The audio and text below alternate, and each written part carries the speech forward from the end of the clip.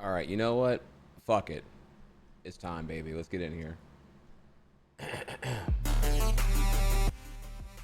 right, good morning, Try Hard Nation. Your boy is here. What up? What up? What up? All right, let's make sure everything is Gucci gang here. Once again, I'm sorry that the webcam looks like shit. The color on it is awful, and the green screen is like, pretty fucking scuffed. I too know it looks gross right now. Don't worry that again. I'm gonna fix that the next day I have off here. I got a lot of things taken care of when I was not streaming Wednesday and Thursday, and I installed, as you can tell here, I don't know if you can see now, I've been making more eye contact with you.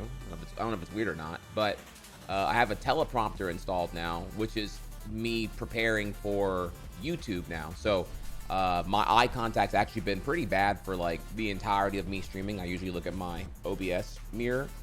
I'm never looking at, the camera. I find it unnatural to do, but with the teleprompter now it's pretty easy. So I still gotta figure out how to place it better. I don't know if me looking up a little bit is making it kind of awkward or not, but we'll see in time. We'll see in time. You can tell me whether it's try stare or is it just like natural looking or whatever. So but yeah, let's get into it, y'all. John Foxfire, great to see you here. All the boys are here right now. Let's first start with what's popping here. So there will be gameplay today. This is going to be a nice long stream. I'm here to redeem the deficits of gameplay yesterday or lately, as yesterday included here as well. So we have we're gonna do some try hard talk. There's a couple things I want to talk to you all about today. There's a big thing about Twitch, relevant to Twitch. I'm pretty invested in Twitch here. I think you all are too. So Twitch ads, game preservation, and I admit, in a similar way that the Ocean Gate implosion I found fascinating here, there's also another recent thing where a walk-in oven in the deli section of a Walmart in Canada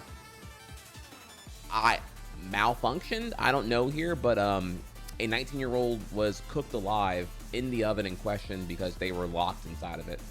Don't know if you heard about that, but it's a story that went pretty viral in the last 2 days, and there's now more details, and I kind of wanted to talk about it. I find it's unfortunate, but also fascinating, because I feel like right now it's one of those like actually juicy conspiratorial things.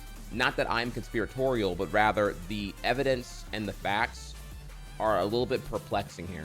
And I think the story so far is just really going to expose some incompetence on managerial levels and to the Walmart in question. So wanted to like kind of do a Trihex certified deeper dive into it here a little bit. I got a little bit more insight to dive into with you here. So we wanted to look at that a little bit. And what else here? So yeah, game preservation. I'm sad to report here we have another L for the archival of gaming, and this seems to be pretty deliberately a capitalism fault here. It's just it's gross, and I want to expose it for what it is, so we'll talk about that. Then after that, you can hop on the schedule here. You'll see that we have Sonic Rush 3D. I did get the demo downloaded, and I have the game operational. No frame drops or anything like that here. It's pretty banger.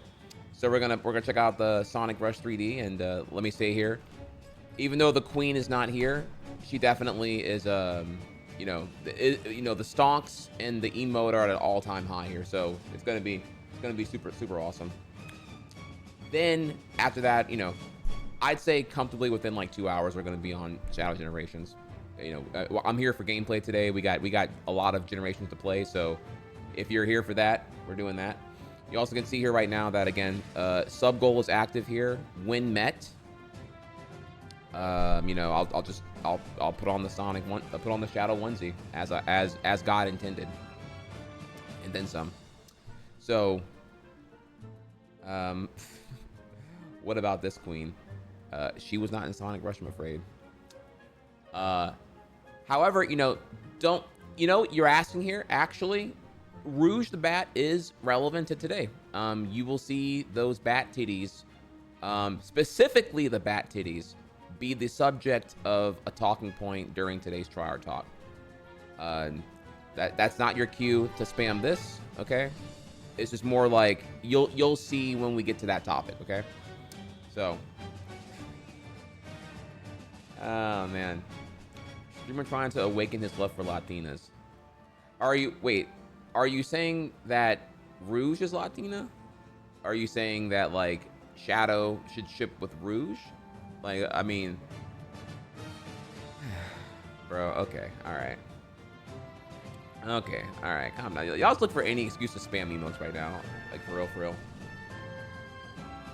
Want to give a big thank you to Etsy9. Thank you for the resub. Appreciate you. You're wonderful. Play it, please. Play it.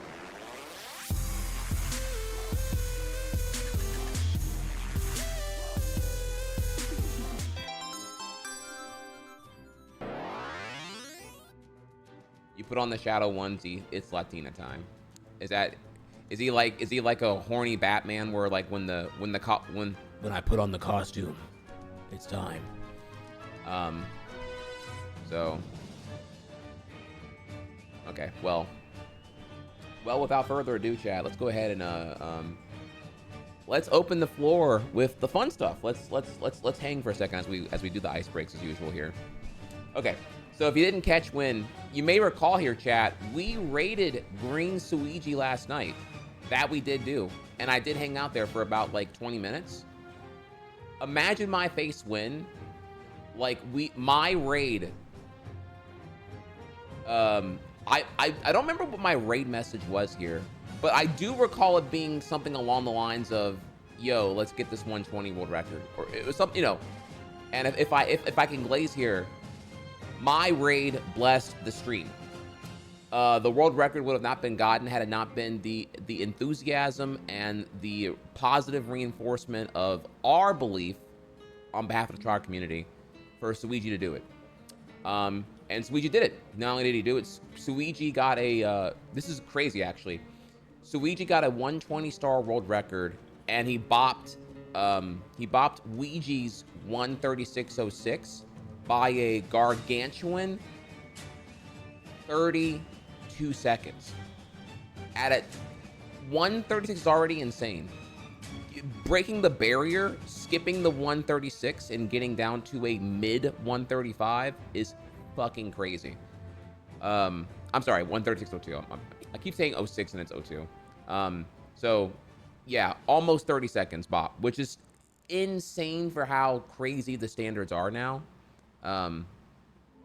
Super nuts. Super fucking nuts here. So I will drop here the link for you, and you can go. I mean, he's actually live right now. He's still doing some post stream stuff. He's currently watching all of his previous PBs here, but I'll go ahead and drop here the link to this in case you want to see it. I'm gonna give that a like real quick here. Yeah. So here's both of those things for you. Proud of him, bro. Proud of him because one, dropping the YouTube VOD ASAP. Smart idea. Definitely love that we're doing that. And then farm it for the after party. Again, hey, you know, if you weren't here, if you missed it and you're like, oh man, I missed it live. Well, you know, he's still live, still getting farmed on the whole thing here. So I think it's he is doing the good stuff there. I love it. I love it. And so feeling pretty good about that. That's our breaking news for today in speedrunning. That happened, and that's fucking crazy. I don't know the specifics. I haven't actually caught the run in question. You know, you may remember here I had to go walk my dog and then go to bed, so I can be here for today for tomorrow. But just kind of want to let you know here that Suigi did it. A bit more about Suigi though. I'm not surprised that he would get world record. I actually have low-key had faith in him for a very long time because he's a grind monkey at heart. And I probably shouldn't say grind monkey sounds kind of derogatory, but like he's a grind junkie, affectionate term here, term of endearment at heart. He's been pushing on, like, you know, single star records for a very long time. And what that means is like single star records are effectively like ILs, individual level speedruns. And let me tell you, man, that is the sauce there. I love IL speedrunning. It's just really bad stream content, unfortunately. Just nobody really cares to see like you know, the human limit pushed on just like being scathingly uncompromising on strategies that require a lot more grind. People love seeing the runs more, but the ILs are definitely what build confidence. And I think the difference you'll definitely see when you watch Suigi play is that when Suigi's on pace or doing runs, the composure is immaculate. I mean, he has very high standards, so he's like very eager to reset. But more so that even when he's on record, like he's so like jaded off of the pressure that like it's not even a big deal. You'll notice this in his run.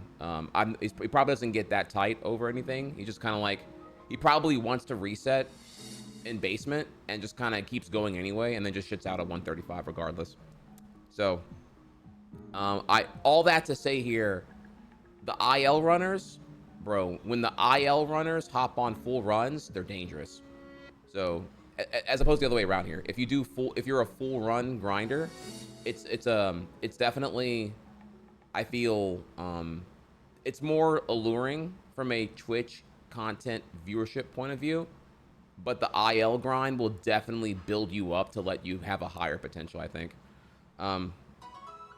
So yeah, super awesome stuff here. Big congrats here to Luigi. If you haven't already, you can go over here and give a green Suigi. Go ahead and give our boy a follow if you haven't.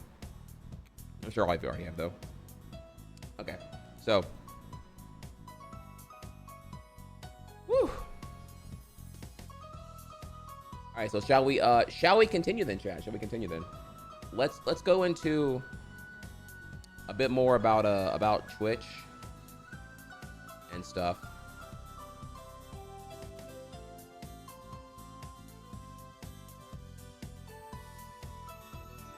So we will now move on to this here. So starting with the good news, Shadow Generations has already passed 1 million units sold on pre-orders alone. That is really good. So again, as I've not made an official impression yet, Command, but I have played 4 hours of Shadow Generations, and it is really good. I'm really happy with what I'm playing so far. It's definitely got the sauce. It's easily the best Sonic game since Sonic Mania, not even close. And if you are a Sonic fan, yeah, I can tell you confidently, hop on it. It's looking good. It's looking really good. Can't wait to actually play more today, and we're gonna do a lot more of that as well. And we're gonna go back one tweet here. So behind this, so here is of course the announcement that 1 million units sold, and then behind this here is just one of those reactionary, like, whatever here, just going crazy about like the downfall of games that have gone woke because of spin the wheel here. DEI, censorship, I don't know what the fuck, dude. It's just this like gamer culture war shit is so fucking exhausting, but whatever, right? So here's like your long ass giga post pasta about how mad they are unironically about rouge titties. Not even like bat titties here. Not even capping here. You asked when this was relevant. It's relevant right now.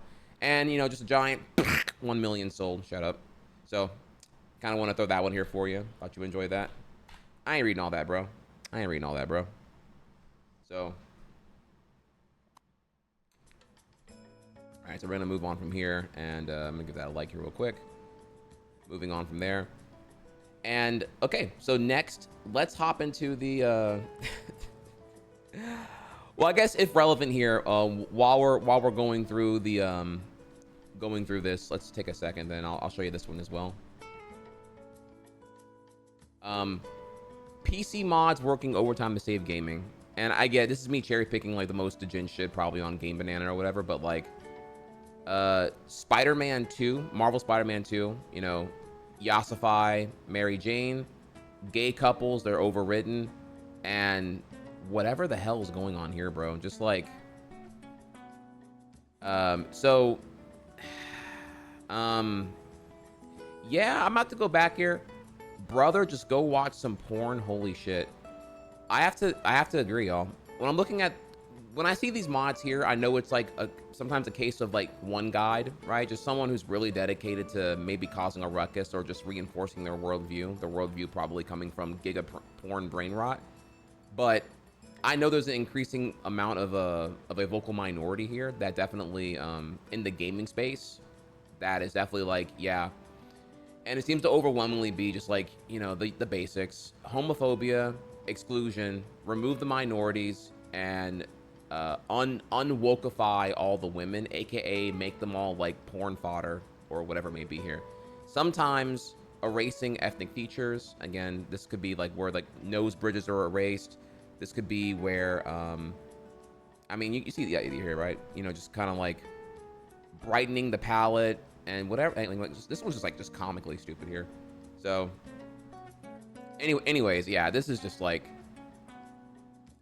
I want to say it reveals more about the whole that porn hyper reality thing I'm talking about here, where like the consumption of porn in itself is not the problem, but it's more that the values derived from rampant porn consumption during adolescence is definitely reinforcing some values that are rewiring and rewriting the basics of perceived reality for people. And we're kind of seeing that manifestation come hardcore now, 10 to 15 years later. I don't know if this is like ultimately stemming from like a lack of like parental consultation on how to process what you're consuming in porn, or just parents not having porn conversations with their teenagers on to understand better here. You know, there's a lack of male father figures in lives. I don't know, really, it's kind of a complicated social thing to get into there. But I mean, whatever it is, this is definitely a symptom from that for sure. Yeah. So no, this is an actual mod. Yeah, no, this is not uncommon, by the way. This is like, there's definitely a bridge where it's like, you know, the fantastical and ship posting, but then there's also like, you know, because I've seen where, you know, like, you know, Ashley wearing like a maid outfit, or Ashley wearing lingerie in Resident Evil 4 remake. You know, we've seen some pretty bigoted stuff, some pretty bigoted mods that were all over Street Fighter 6 when that first came out, etc., etc. But like, I feel like maybe somebody made the mod as a shitpost, but then there are people who unironically endorse the shitpost, and it's hard to say where the intent falls between, like, you know, I'm not anti-mod. I want to clarify here. I'm not anti-mod. I'm not anti-porn. But when I see this and I see it celebrated and I see how comical the whole thing is, I feel like there's something going on here for sure. Something noteworthy psychologically and culturally. So, all right. Well, just kind of want to throw you that one there here, but yeah, I just, ooh, bro, ooh, Lord have mercy. So I wanted to throw that one there while we were talking about,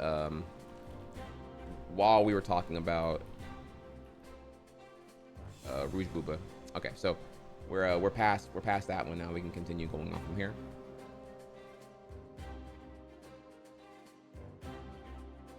Let me see here.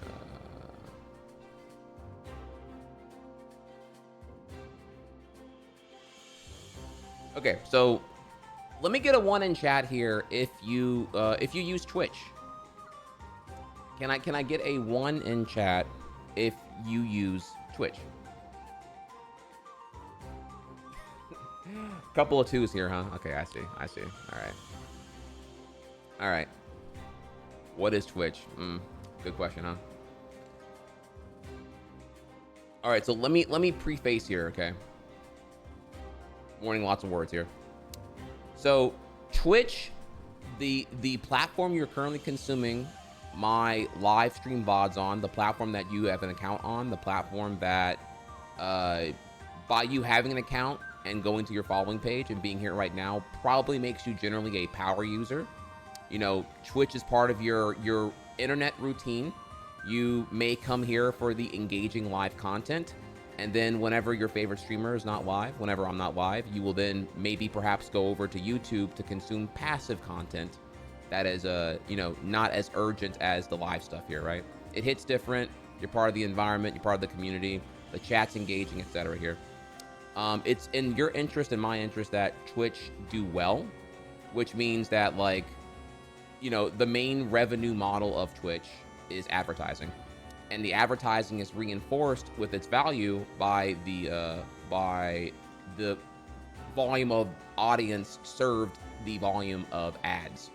So you, like, you know, because Twitch has, like, I think like 60 million monthly users, of which 9.3 million of them are active broadcasters that stream more than 3 times a month, of which 75,000 are partnered, of which the top 1,200 are currently making above minimum wage relevant to their revenues and whatnot, of which any that have more than 400 viewers are comfortably in the top 0.1%, of which, okay, you get the idea, right? So, okay, so all these numbers I'm throwing at you right now here to kind of give you an idea of, like, the size of Twitch, what's important to Twitch, and that their main revenue of generation is advertising.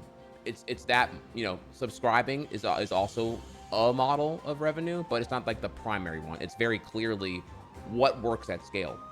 And subscribing is not like really a scalable thing. It's more of a volume thing. Advertising is scalable proportional to the audience it's being served to. So therefore, advertising is really, really important to Twitch in the same way that it's really, really important to YouTube. Okay. With all that, I haven't really taken a second to discuss Twitch advertising in a while.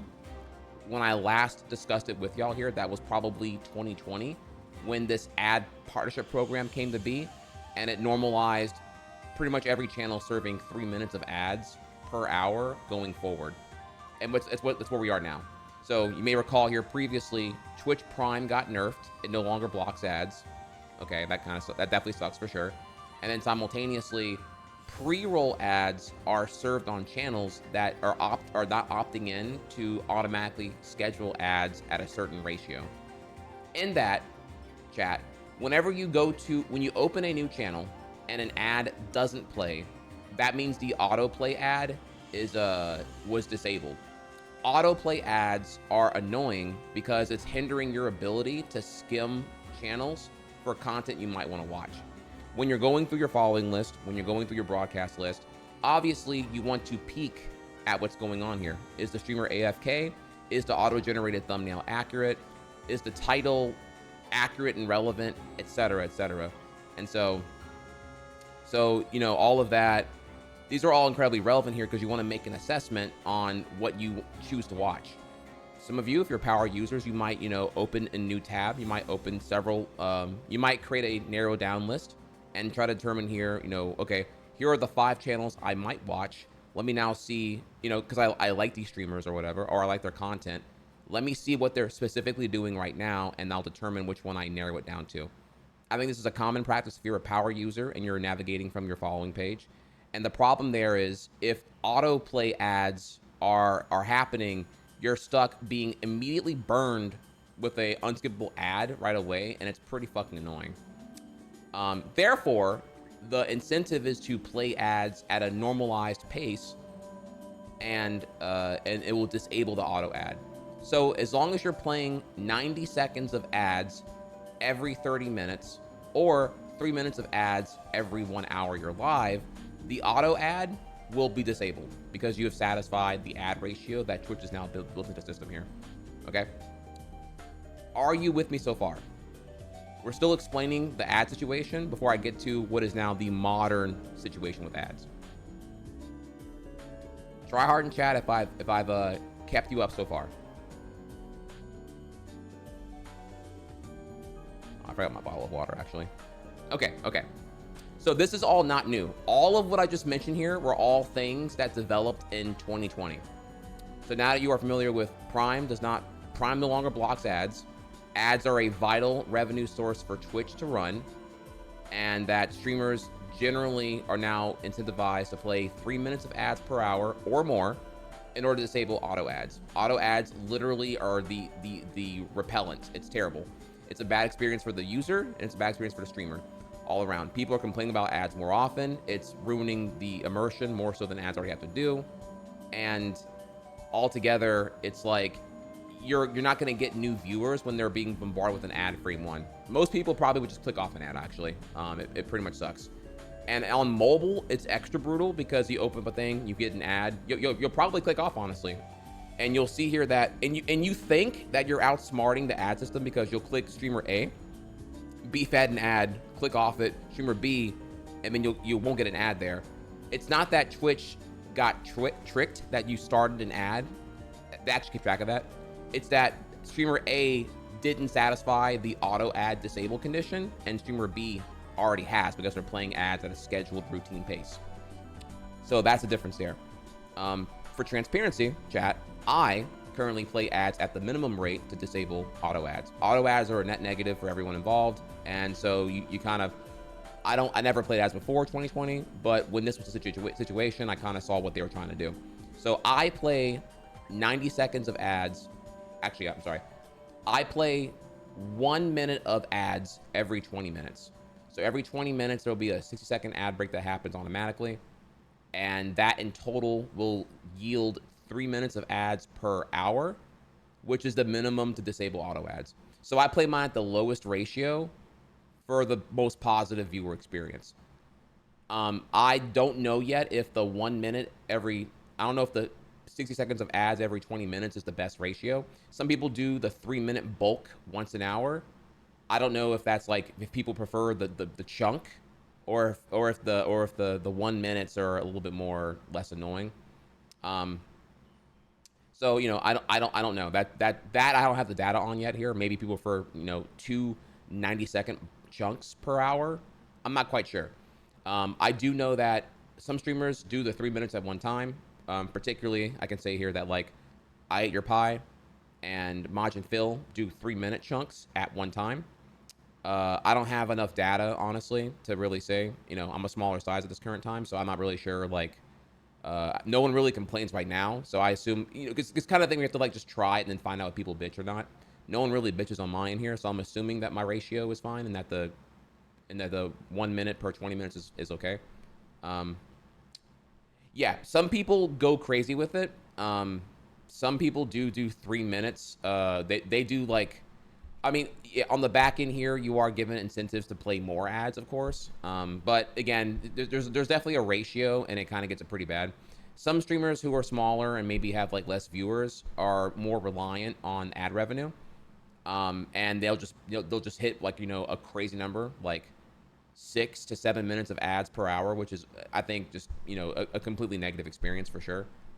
But in the end, they're trying to like make enough money to survive here. So I'm not gonna hate on it, but I do think here it will hit your view count pretty bad. You will gain viewers, and then when the ads come, they will leave. So okay, all right. So yeah, that's all that there. So part one of this is me explaining how ads have worked into the most relevant update, which was in 2020. Part two now is me kind of also going back here and re-explaining why ads are important.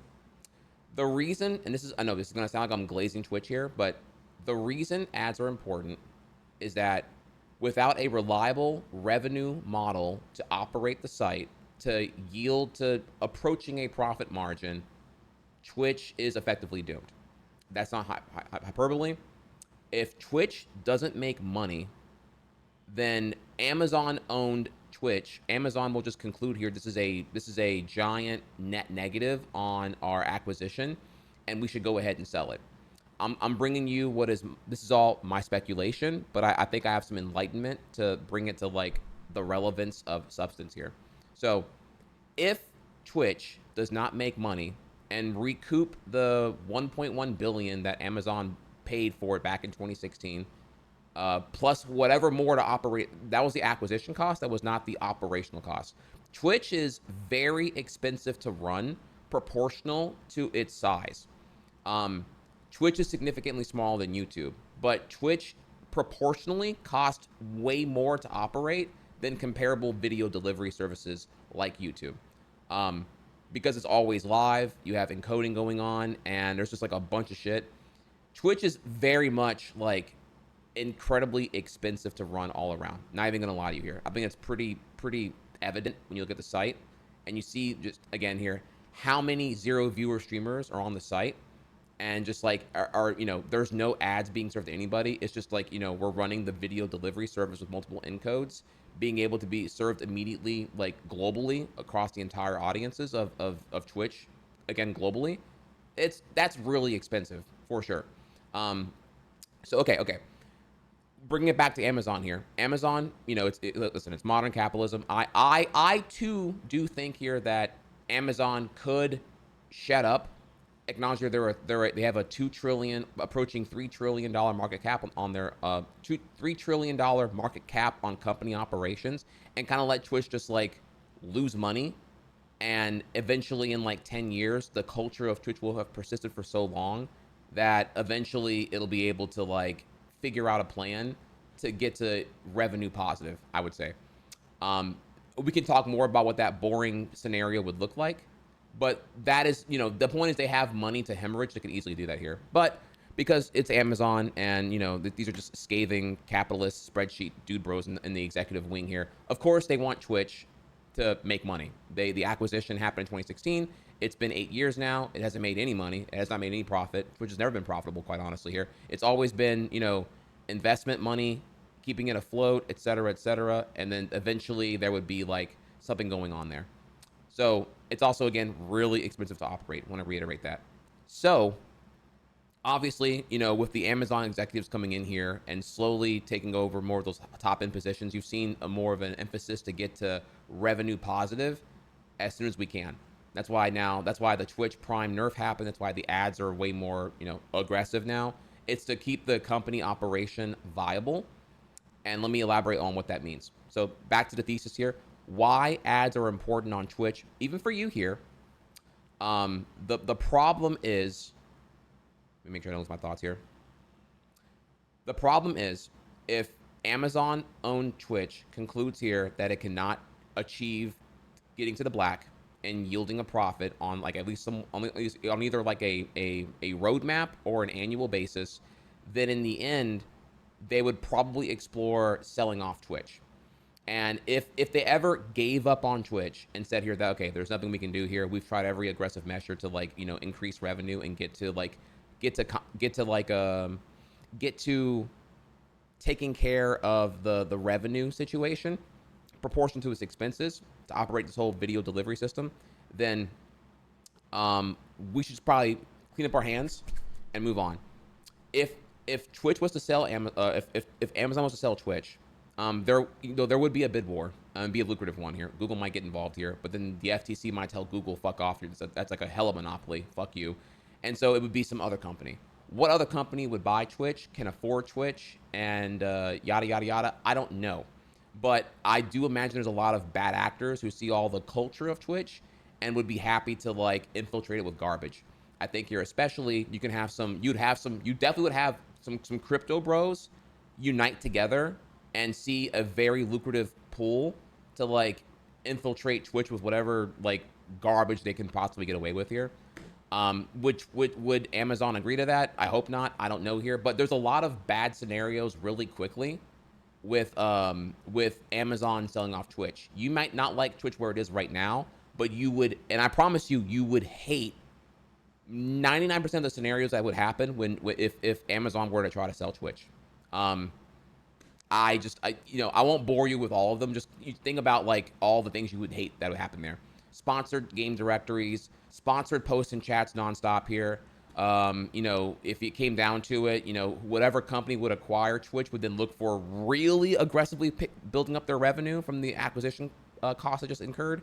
And then I would think here you would see way more of like, think of like Twitter. You would see I presumably here some combination of crypto, sex toys, and a bunch of other just garbage all the way through here and whatnot, into that kind of way. And your experience would definitely be negatively impacted, all in the hopes of like being able to trick advertisers into thinking that they're being served ads to the target demographics, et cetera, et cetera. So advertising and the ad revenue model working well for Twitch is really important to not have Twitch collapse on itself in general. So that's how ads work. This is why ads are important. Okay. So now if we're past this point, then we can move on now to modern iteration, which is like how ads work on Twitch in 2024, which Devin Nash made a great write-up here, and I have more insight into if you care to hear it. Try hard in chat, and then we'll read this little thing here. I'll break it down for you in like more common verbiage, and then you'll feel all the smarter. So, shall we continue now? Are we try hard in chat, or are there any questions so far? I know I'm kind of throwing a lot right now, but I'm hoping that was like you were able to like keep up with me here, I guess. All right, I got 3 tryhards. Can I get like another 7, please? Just give me 10 tryhards. Make sure that we're there. If you have a question, I suppose ask it. So I want to make sure before we go on, because it'll seem like I'm gonna throw in a lot of opinion here, but I made sure to open with like the needed context so that we can skip the part where you're like confused over like why I'm saying X is a fact or whatever. So let me get 7 real quick here.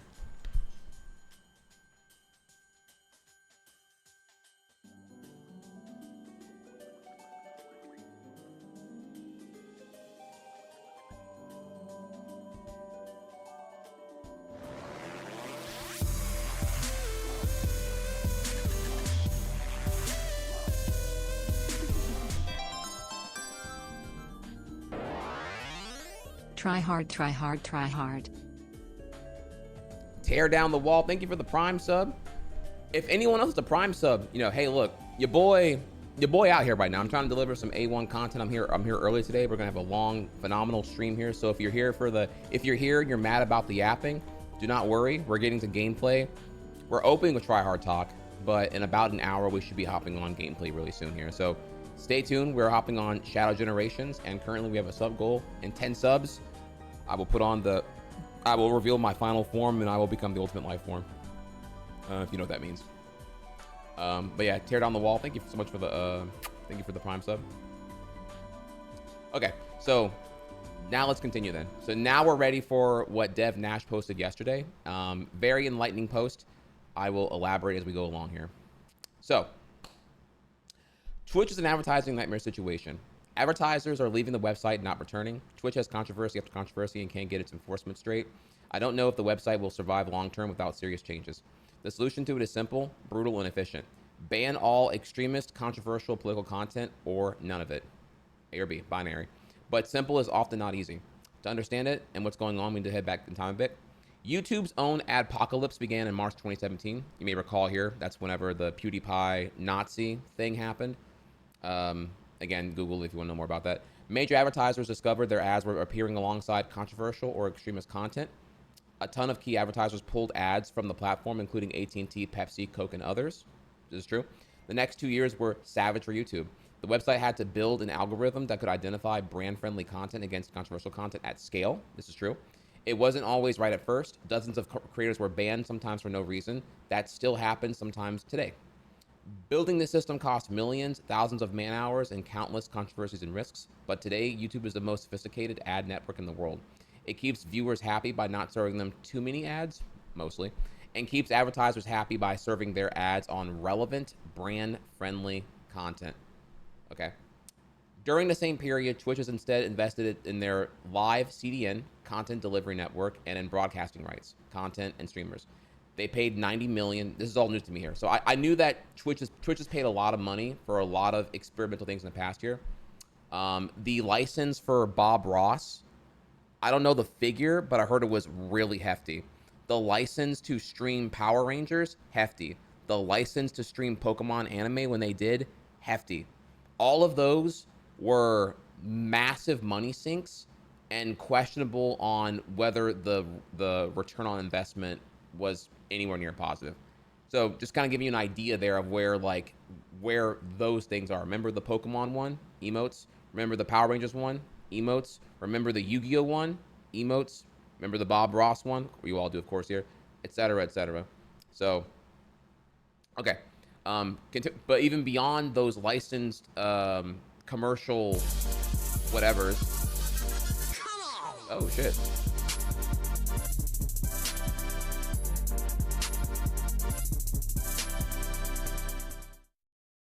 Rebron changed. I'm sorry, Rebron charged. Oh, I'm sorry, I kind of over here. Rebron recharged. Hey, what's up? What's up? Thank you for the 5 gifted. Almost a hype train here, y'all. Is it possible? Is there anyone else a Prime sub? Is there anyone who has bits? Is there anyone who would just bless me with a gigantified emote? Man, I'm such a slut for these gigantic emotes. I love seeing your favorite emote spammed in chat, and I love you reinforcing how much more important it is by making it bigger. And you know, if deep in your heart here, try furry is really the most important emote, then so be it. I mean, I will continue to say here, you know, I love well-written characters. I love women. You know, if a feminist in me is cringe, then so be it. I will die on that cringe hill. But Blaze the cat, she's a queen. You know what I'm saying? Well, thank you so much, Quetzal. Appreciate you, and thank you again. We're gonna play Rivals soon. Why isn't Blaze in this demo? bruh, bruh, bruh. I mean, yeah, I mean, yeah. That definitely, the demo would be better. I mean, it's supposed to be Sonic and Blaze here, so I mean, yeah, you're. I am thinking that. That doesn't make me a furry, but you're not wrong. I am thinking that though. All right. Anyways, continuing on here. Bait aside, the bait that you put up, by the way, I didn't bait anyone here. So Twitch paid $90 million to broadcast Overwatch League. They signed multi-year partnerships with Riot Games to broadcast League of Legends. They pay streamers like Ninja and Shroud also on contracts worth millions of dollars. None of this amounted to much. It's safe to say that most of this money was wasted. Meanwhile, their ad system, the primary way for Twitch to make money, languished. If you want to buy ads on Twitch, you need to pay a high minimum, 100K. Talk to somebody physically at Twitch headquarters. The ads have limited/no targeting. Ads get served everywhere across the entire website and often to irrelevant or controversial streamers. Because ads are served everywhere, Twitch is only as good as its worst streamer. And this is true. Consider how, if you don't know, on the back end of YouTube here, YouTube is very particular now on, you have to answer. Okay, let me go back here. Take a second here. Let's reinforce this with examples, all right? So on YouTube, the reason why everyone doesn't curse, you know, you don't want, you censor your cursing, right? You either bleep it or use sound effects here, is because if you have excessive amounts of cursing, that was one of the specified things on your content, on what your content contains for being suitable for advertising. There's like 9 questions asked every video you upload on, does it contain physical harm, controversial topics, excessive and deliberate cursing, any use of racial or ethnic slurs. There's a whole checklist. If you lie and just say, yeah, my video's fine, and then ads are enabled, and then it gets reported for anything, you are gonna get fucked. There's usually, if you get reported, it's usually a very automated system. You have to kind of like escalate the ticket to get a human to review it, because there's so much crap on YouTube now, content-wise. So if you fuck up there, you're gonna be eating the consequences for a little bit. If you're the target of a hate raid or any kind of mass reporting or any reports at all here, it's usually like acceleration to consequence rather than like, you know, halting for vetting, I would say. So you're kind of given that monetization is what will really make even the biggest bigot kind of calm down and not want to get their channel demonetized or suspended. Yeah, everyone's kind of pretty particular about following those rules, and it's all outlined when you're uploading a video to YouTube in question here. So it's specific. Yes, if you have cursing, if you check off that you have excessive cursing, then you'll see that your video is now marked for limited advertising, and that only the companies that are okay with their ads being served next to, again, whether it be whatever thing you check off here, excessive cursing, controversial topics, political discussions, whatever it may be here. All of these things, I mean, you're pretty much saying goodbye to, like, you know, all the big wigs, you know, Pepsi, Nestle, Coke, you know, all the big corporations that just want completely nothing to do with any of that controversial shit. They don't want to be conflated with anything like that here. They want a sanitized brand image altogether here. Doesn't matter whatever you're saying or doing, the companies don't want to have the PewDiePie Nazi thing ever happen again. So you're just going to be served no ads effectively here. being minimally advertised, because most companies now kind of fall in line, and they on the back end, they're going to say here, what content are you okay with your ads being served next to? And this is because the whole like conflation that like ad served next to user generated content therefore means that the advertisement is endorsing the content that it's being served with, which is obviously not true. Let's really important here. It's very clear that obviously Coke does not endorse Nazism because there was Nazi imagery in a PewDiePie video in 2017. That doesn't matter though, because again, the modern iteration of U.S. journalism just kind of leads to clickbaiting really fucking hard anyway here. So forgive there's no brain cells. It's just kind of like, oh well, huh, do you support this? Right? So okay. I don't know. There's definitely been a massive neutering to like the perception safety protocols behind safe harboring, which is that like a platform is not responsible for the user generated content on the platform. So you can't really blame Dropbox for, or in theory, you're supposed to not be able to like really blame YouTube or say Dropbox for hosting harmful content because they didn't upload the content. They're just a platform hosting it. That goes squarely on the responsibility of the person with agency who deliberately uploaded the content there. Again, there's a bit more about that whole thing here, but just work with me here. The concept of safe harbor is like what we're getting at here, and the conflation that just ads automatically endorse content served next to it is, we have to kind of skip that part here because it'd be a long thing here, but this is where we get into like fair use, safe harbor, and going into a deeper dive on apocalypse. But for the sake of this not being like an hour-long segment, I'm just kind of, you just work with me here. Understand that we're already past that point now, and that generally the perceptive brand damage is already there now. We're at a point now where we're in a dumber society because there is a perception that ads served next to controversial content are thus endorsing that content. So because of that, Google had to overhaul their YouTube ad delivery system, and they had to like refine controversial versus more brand-friendly content, and therefore ads are served more intelligently next to the things that advertisers want to be not conflated erroneously with. Okay, cool. That didn't exist before 2017. That now exists hardcore on YouTube, and it's a better site all the more for because of it. Okay, so now that we're there, back to Twitch. Comparatively, there is no limited in targeting here. This is why Twitch historically has been serving you really irrelevant ads. When you're getting baby accessories like baby wipes and like, I don't know, like pregnant women shit on ads on Twitch, and you're like, you know, a 22-year-old male, you're like, why am I getting this? When you're being served like life insurance stuff, and again, you're like a 16-year-old Zoomer playing Fortnite, and you're like, why the fuck am I getting Aflac ads? Yeah, it's because it's Twitch is serving this on like one blanket across no target demos. When you're being served just generally irrelevant, uninteresting ads, that's a symptom of the antiquated delivery system of ads on Twitch. That is a problem, but we'll get to that more in a second here, okay? All right, so ads getting served everywhere across the website and often to irrelevant or controversial streamers. Because ads are served everywhere, Twitch is only as good as its worst streamer. And this is very, very true. Given that adpocalypse happened 7 years ago, this is definitely the case right now. Twitch is only as good as whatever would be the modern iteration of the current problems of, like, you know, your current Ice Poseidons or your current, I don't know, whatever, like kick adjacent losers who are not banned on this platform yet.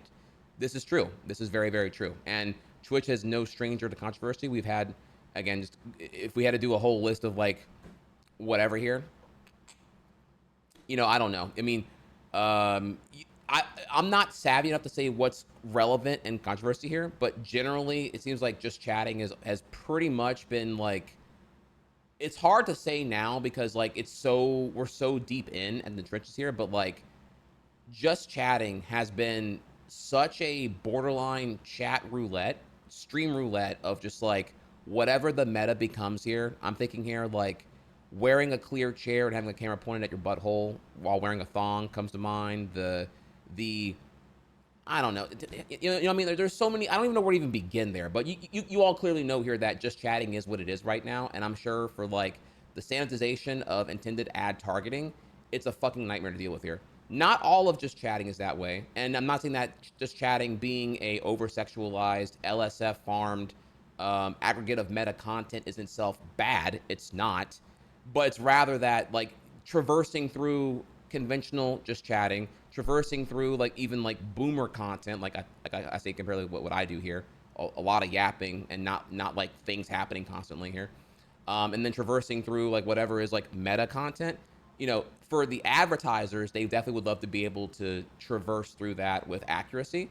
But you know, at this point now, just chatting is what it is, and navigating through that is kind of a problem right now because one, the ads are delivered flat and blank, but also two, here Twitch is very analog to a painful degree. So like, you know, all you really have is like when you have just chatting and people don't use the tags on their streams correctly here, and people just meme it up and put ADHD, autism, gay, whatever, right? People don't even use the tags correctly because it's another extension of just like being farmed for content and making meme fodder out of it. As you've seen a lot of the big streamers clearly do, and they just literally would just put autism, ADHD, gay, whatever, etc. Therefore, when you're trying to navigate through just chatting, it's still a problem. They've tried to weed it out where like, you know, okay, the sex content can now go to like beaches, pools, etc. or whatever. They're trying to like siphon away more from the bulk of just chatting, but unfortunately it's so analog and top heavy here that again, staying in just chatting is lucrative for viewership, which is also something that's annoying for Twitch because they cannot properly divide. And in the context here, now we're gonna take a small second. I'm just gonna pause here and do a monologue here about this. The problem here still stems from the fact that mostly Twitch itself, the primary aggregate of viewership right now on Twitch is still coming from a third-party unaffiliated subreddit. Live stream fails being the primary aggregate of influencing where a lot of the traffic goes in the site is a tremendous failure on Twitch's end. That is pathetic. That has been the case now for what's going to soon approach a decade. And the fact that they have not figured out how to solve that problem is really, really sad. And the longer it goes on, I feel like the worse it becomes here. You have users who have been on the site now for nearly a decade, who have been on the site for over a decade, who have seen approaching a decade soon here that LSF is just where you go when you want to know what's actually happening. That to me is a tremendous failure on Twitch's end. That's not me making an anti-LSF argument. That is like I should not have to be going to a third party, which can honestly sway its own narrative at the behest of whoever's moderating the shit to figure out what's happening and then be told what is happening from an overly biased perspective of whatever random Redditor wants Reddit karma that fucking day. And they all love to clickbait each other hardcore with out of context sarcasm quips as headlines. And I feel like that driving primarily where like the perception on what's happening on Twitch is in itself really, really bad. So, yeah, Twitch needs to definitely fix that. That is very cringe on their end here, and I don't know what the fuck they're doing not fixing that all the way through here. There should definitely be. That doesn't mean ban LSF. It means like out innovate here. This to me is a Valve Steam problem. You need to like out service the competition, and like people are resorting to Reddit effectively as like a surrogate piracy thing because there's no capability and function on the Twitch website to actually know what's happening on Twitch. This is why all the power users stay on their following page. They don't go to the fucking directories at all here. This is why all the power users remain with their overly familiar streamers and they're not really seeking or sought after new content or other creators or whatever here. It's a very top heavy problem. There's very little diversification. Growing on Twitch kind of sucks ass, which is leading to people like me going to YouTube to try to find growth and stability, I guess I would say. So, oh man. Okay. So yeah, that, and now what does that mean? That's a great question. This rant now would go a lot longer if we go into like that whole thing. It's a fun conversation, but it would be a longer one. So let me just go ahead and tack that. If you want to hear like, you know, what would be my proposal or ideas to fix the LSF codependency, that we can come back to. But I just kind of want to throw that in there real quick so that we can then get back to this here. I thought that was important to disclose with the fact that, like, you know, Twitch is only as good as their worst streamer, and their worst streamer, I feel like, is just, in the end, I mean, there's definitely a culture thing going on along with just having the just unrelated bad actors, and I feel like the culture, I mean, it is what it is. If the path to growth on Twitch these days, one of the paths or one of the most like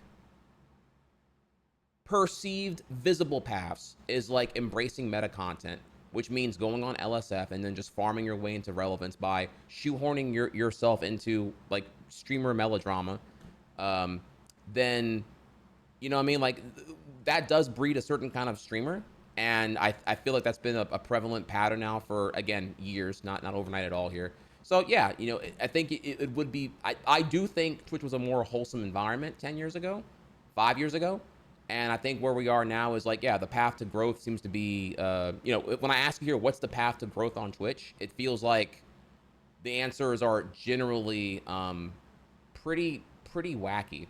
Like good content is not like necessarily like if I say it's good content, right? What does that mean? And that's kind of where we have to like go into, well, when you say good, do you mean like objectively good or like lucrative and clickbaity? You know, I don't know. Maybe I'm overly negative there in that regard, but I feel like what is spewed because of the LSF codependence is just generally not healthy for the platform as a whole here. So, you know, I don't know. I don't know. There's definitely a lot more. So, streamer shitting on minority streamer. Yeah, okay, yeah. See, I don't. The thing is here is I can't give you the data because I don't. Generally, I'm genuinely not interested in that content. I'm a very much a Twitch boomer in this regard. I watch primarily speedruns and competitive Smash content. So, you know, me even saying here I watch mostly gameplay is like already kind of revealing here how out of touch I am with what is like in touch with like the younger demographic that is maybe the primary consumer of content on Twitch at this time. I don't know. I really couldn't say. So I'm not the one that's gonna be able to give you that data or that insight, but I can say here that definitely yes, Twitch is only as good as a worst streamer, and there's a lot of worst streamers on the platform right now, for sure, based off of where we are currently with like the whole situation here. Okay, all right. Oh yeah, the goat farmer. Yeah, Mary's Milk Monsters. If you if a mom wants to shout out her channel, it's actually really awesome too. Love it, love it. Okay, continuing on here. Maybe Twitch figured out that these problems would work themselves out if the content was good, but they didn't. And the content is now on the decline. Extremists on all sides run huge communities on the platform. Major and notable advertisers, ADL, big six agencies here, are telling Twitch that the current state of advertising isn't okay. And they're right, because Twitch didn't invest in ad targeting and good systems when they should have. They're now on the back foot compared to every other platform. Their ad inventory is getting cheaper because the quality of their website is declining, forcing them to run more cheap ads to appease Amazon. The increased ad inventory means viewers are sometimes getting served 8 ads at once when joining a stream, causing viewers to leave the platform. This is news to me here. This wouldn't shock me. Again, I'm not quite sure. But you know, I'm also going to bring up here that there are 9.3 million broadcasters per month, and only 75,000 of them are partnered. I'm assuming here that partners have control over their ad density, and that if you're anything less than that, if you're an affiliate or a pleb, you probably don't have control of your ads. And you're just gonna, because one, if you're affiliate or pleb, you have lower view count, so you already cost the platform a lot of money to even broadcast your 30 viewer or less stream on their system, right? So of course they're gonna like fist fuck you with ads because how they have to like recoup that loss. Like you're not netting subs, you're not netting viewership, so therefore you're not netting revenue for the platform. So you're a net loss, but your involvement is the healthy component of building the mass audience that makes the scalability of ads worthwhile. So yeah, them shoving ads down fucking all the throats there is probably not surprising here. It's not good, certainly, but it's also clearly they're hemorrhaging money right now, so that wouldn't really shock me. I'm an affiliate and I can control how many ads happen. Okay, cool. Again, I didn't have the insight here, so okay. So then in that case, I don't know what this statement is stemming from. Forgive me then. I'd have to look further into this here. I don't know what in this case here, if you can control the ads, I don't know what this means. Maybe more so that like the ads or the ad rate is auto reset each time you stream. I don't know. Maybe just I don't know even really what this means actually then. So yeah, I'm not quite sure there. Okay. Well, anyways, let's go ahead and keep on here. This could be incorrect. or false. I'm not quite sure. I mean, I don't know. Like, this is a lot of information to kind of take at one time from dev here.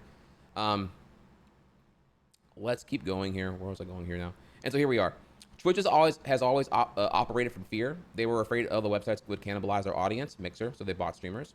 They thought YouTube would take their viewers, so they brought broadcasting rights, LCS, Overwatch League. They thought big music would come for them, so they spent millions building libraries and licensing rights, which of course nobody uses anyway here. Is that even still a thing right now? The Twitch royalty-free library? Because man, talk about missed the mark here. No one uses that shit. So there's definitely like a bigger issue at play with the whole thing. Meanwhile, YouTube built systems to address these problems long term, and instead was willing to fail for years knowing a better future was possible. Twitch is now in an unenviable situation. They're allowing high brand risk streamers to be a significant percentage of their audience. True. The team responsible for enforcement, trust and safety can't determine who should and shouldn't be on the platform. They can't do this because they're humans and have inconsistent policy coming from the top, and by some opinions, malicious. They insert their opinions and pick favorites because that's what humans do. Okay, there's a lot going on here. I'm just gonna read this for now, and then we'll come back to it, okay? Twitch communities are outraged, justifiably, that certain streamers get chosen to stay on Twitch and others are permanently banned. Twitch is shoehorned into the position of picking favorites. It can never work. The website quality will continue to go down, and advertisers will continue to leave. Okay, this is a fuckload to dissect here. I feel like I'm gonna be here forever trying to even keep what's going here. I don't necessarily endorse what Dev is saying here, but let's just go ahead and, if I can, and again, I don't represent Twitch. I represent someone who is like, I represent someone who's been on the platform for a very long time, and I love Twitch on a culture standpoint, and I wish the best for the platform. I like streaming here. I do think that, obviously being here and having the Twitch chat is a very different thing than like reading a YouTube chat, et cetera, right? I think we can all agree on that here. There's a reason why, Chad, that y'all didn't eagerly go over to Mixer whenever like Shroud and Ninja and et cetera were there. There's a reason you don't go over to Kick. Well, there's plenty of reasons you don't go over to Kick, but you get the idea. Like, platform migration is definitely a point of friction. And by extension, even the streamers now who simulcast to like YouTube and Twitch, I think most people will stick on Twitch. If it's me on both platforms, you would probably stick on Twitch. Well, one, familiarity bias, but also like there needs to be like a compelling reason to consume live content elsewhere, given it's going to lack the cultural value that you currently have associated with Twitch. So, okay, so now with that, let's go ahead and just wanted to reaffirm that here. I'm not. It's not me playing Twitch PR here. Just kind of like it's just a lot to get into. Okay, so it is true that obviously there's a fuckload of streamers that say some really sussy, questionable shit in the platform, and it's kind of a full-time hassle to keep up here with all the garbage. I mean, I don't even know. Like I feel like I feel like I saw a little bit of this when I was way more politically engaged, when I was like on my tour of like debunking anti-vax dumbasses, and no cap, I was invited to like debate panels every fucking night. It was kind of insane, and just the constant spewing of misinformation like a rhino shitting at a zoo was kind of crazy, just spewing out everywhere. And it's like it takes you 5x the effort to like debunk like conspiracy dumbasses, then they were able to like spew their next conspiracy going forward. So yeah, anyway, I digress there. Anyways, like with all that though, yeah, the trust safety team having to like determine here who should be on the platform, who's problematic, what's driving away advertisers, what's a net negative here, is definitely going to be exhausting, because it has to be like human effort enforced, and that definitely has been a pain point for a while now. I think you can all recall here the infamous tweet where Twitch support said here, we promise to be more transparent and do better on TOS enforcement. TOS enforcement, double standards, hypocrisy, exceptions, and everything else here have been a massive pain point for a lot of, particularly LSF attendees for years, comfortably half a decade now. This is like not an overnight thing at all here. And so this has been a massive pain point, and you kind of just, in the end here, given that now it's hitting the point where advertisers are just seeing here like the writing is on the walls with how antiquated their ad delivery system is, which it is, then yeah, you kind of need to figure out here for the ultimatum of the health of the website in terms of like being able to generate revenue by scalable things like advertising. You need to really figure out here, like, what are you going to do? Are you going to just like, are you going to invest in having like, you know, are you going to hire a fuck ton more people and just have a very voluminous human team of trust and safety? I mean, you can do that, but it doesn't really scale compared to like, you know, figuring out here to have a more, have a way stronger automated system that can decipher the content more intelligently.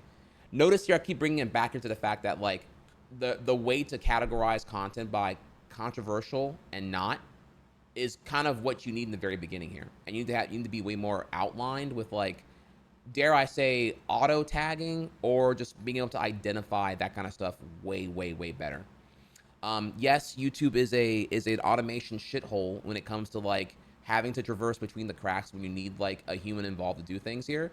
But again, also the volume of content they have to moderate here is like dwarfing whatever Twitch deals with.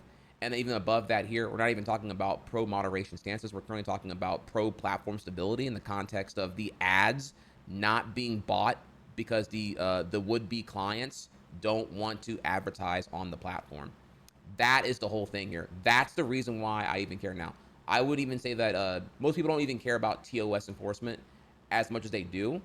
But I promise you, whenever the economic consequences of what is the symptoms of sloppy TOS enforcement, you would care then. When you start seeing all the negative shit that would come because they need money really, really bad, it's going to be really, really bad. Again, like I said here, sponsored directories, sponsored posts and chats, unironic, you know, first party Twitch bots farting up, you know, Mountain Dew plugs or whatever else here.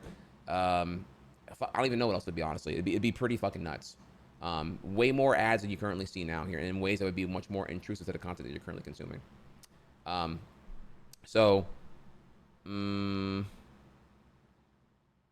Continuing on here.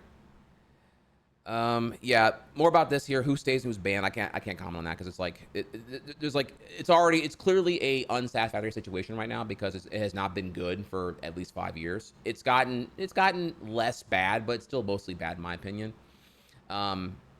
So yeah, I do agree in the end here though. What I say from this here, I don't want to comment on specifics, but I'll say here that the TOS enforcement, the protocols of it, the capability and the scalability of the trust and safety team, all of these are definitely not solutions to the long-term problems of the site, which are stemming from the capability to properly identify the content as brand safe, advertiser safe, or I guess in a way here, controversial by association of whatever the content pertains to.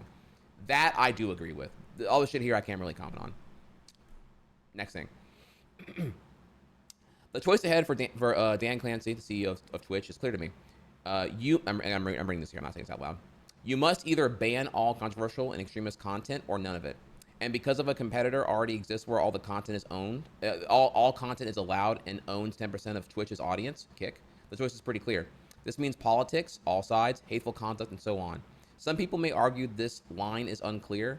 That was true in 2015, before just chatting, before IRL existed, when game directories were the only thing and game-focused content was the Twitch motto at that time, when we were figuring out advertising. But today it's very clear, and these categories are all well understood. You can see each level of what's controversial or not on YouTube's pages or when you upload a YouTube video. This is true. This is very, very true. Do I agree with this ultimatum? Let's finish reading this first. We're almost done, and then we'll come back. This is kind of like another big thing I have to kind of like yap about a little bit there. You can try forcing this content into categories and then demonetizing the content, but it's too far gone, and the Twitch Kingmaker system still throws that content to the top of the discovery.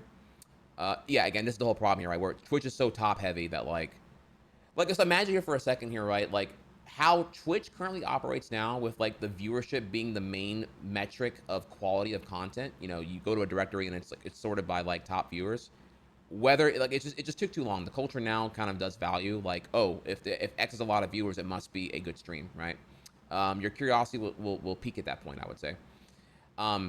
That in the end, like if you were to compare this, like what if like YouTube did the same thing here? What if like the daily top viewed thing was how your recommended was powered? Your recommended feed is powered by like what you're consuming and whatever's being micro-sampled and returning viewer subscriber inboxes of content that's adjacent to your interests. Yes, there is a trending tab, but the trending tab is like not like the default feed. You have to seek out the trending tab, I would say, which is a very different thing than how Twitch is currently how Twitch's traffic migration operates here. And all that to say here that like quantity of viewership, views, or clicks is obviously not indicative of the quality of the content or your interest in the content. But that seems to definitely be how the top heavy components of Twitch currently operate now. They're trying to like fix that by having, the recommended, sorting by recommended. When you go to a particular directory, you go to Luigi's Mansion and it's sorted by recommended, not like just blatantly views, top to bottom.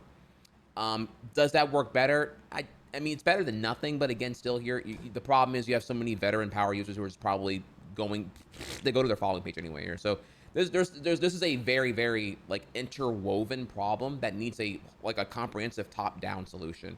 It won't be one implementation of a thing to really fix this whole problem, I would say. But yeah, again, I'm gonna get back to this whole thing with the highlight here when we're done reading the whole thing. You can try forcing this content into categories and demonetizing the content, but it's too far gone. Twitch Kingmaker system will still allow the content to top directly. You can't fool advertisers, but this is a stopgap that might at least help temporarily. The worst place to sit through is in the middle, and that's the problem here, the waffling. By being half in on every decision, Twitch has managed to anger everyone, advertisers, viewers, and streamers. I don't care if it's a super villain level take, but Twitch was a much better as a gaming-focused website. It could have been the live streaming platform for everything, but again, the systems weren't built, and that ship has sailed to YouTube and TikTok. By removing all controversial content and bringing back to gaming, music, crafts, etc., you pull back in advertisers and your core audience. Your CPMs go back up and you can serve less ads for more money. You appease Amazon and also completely end the debacle that is selective enforcement of policies. Damn, okay. Let me just keep reading because I feel like to me to talk about this, I gotta talk about talk about this too here. I just want to get through this and then we can kind of like talk about it more. You heal. I don't know if Twitch is willing to make the tough decisions. Along with the above, you probably need to massively cut staff. 500 last year was a start, but it's still bloated. Then you need to rebuild the trust safety team, apply policy evenly to every broadcaster, and start work on true ad filtering. But it starts with banning all extremist and political content. Twitch has proven it's incapable of handling the responsibility of moderating their website. The line has to be drawn here. When you make extreme mistakes, you have to enact extreme solutions. I used to love people having good vibes and sharing epic moments together in gaming. I used to love the community. Fixing this will require ruthless executive oversight, but without it, we'll continue to see the slow and sad decline of the platform so many people fell in love with in the past. Whew. Okay. All right, y'all. We did it, and effectively, for me to respond to this upward, we have to kind of like hit it all in one interwoven chunk of yapping here. So give me a second.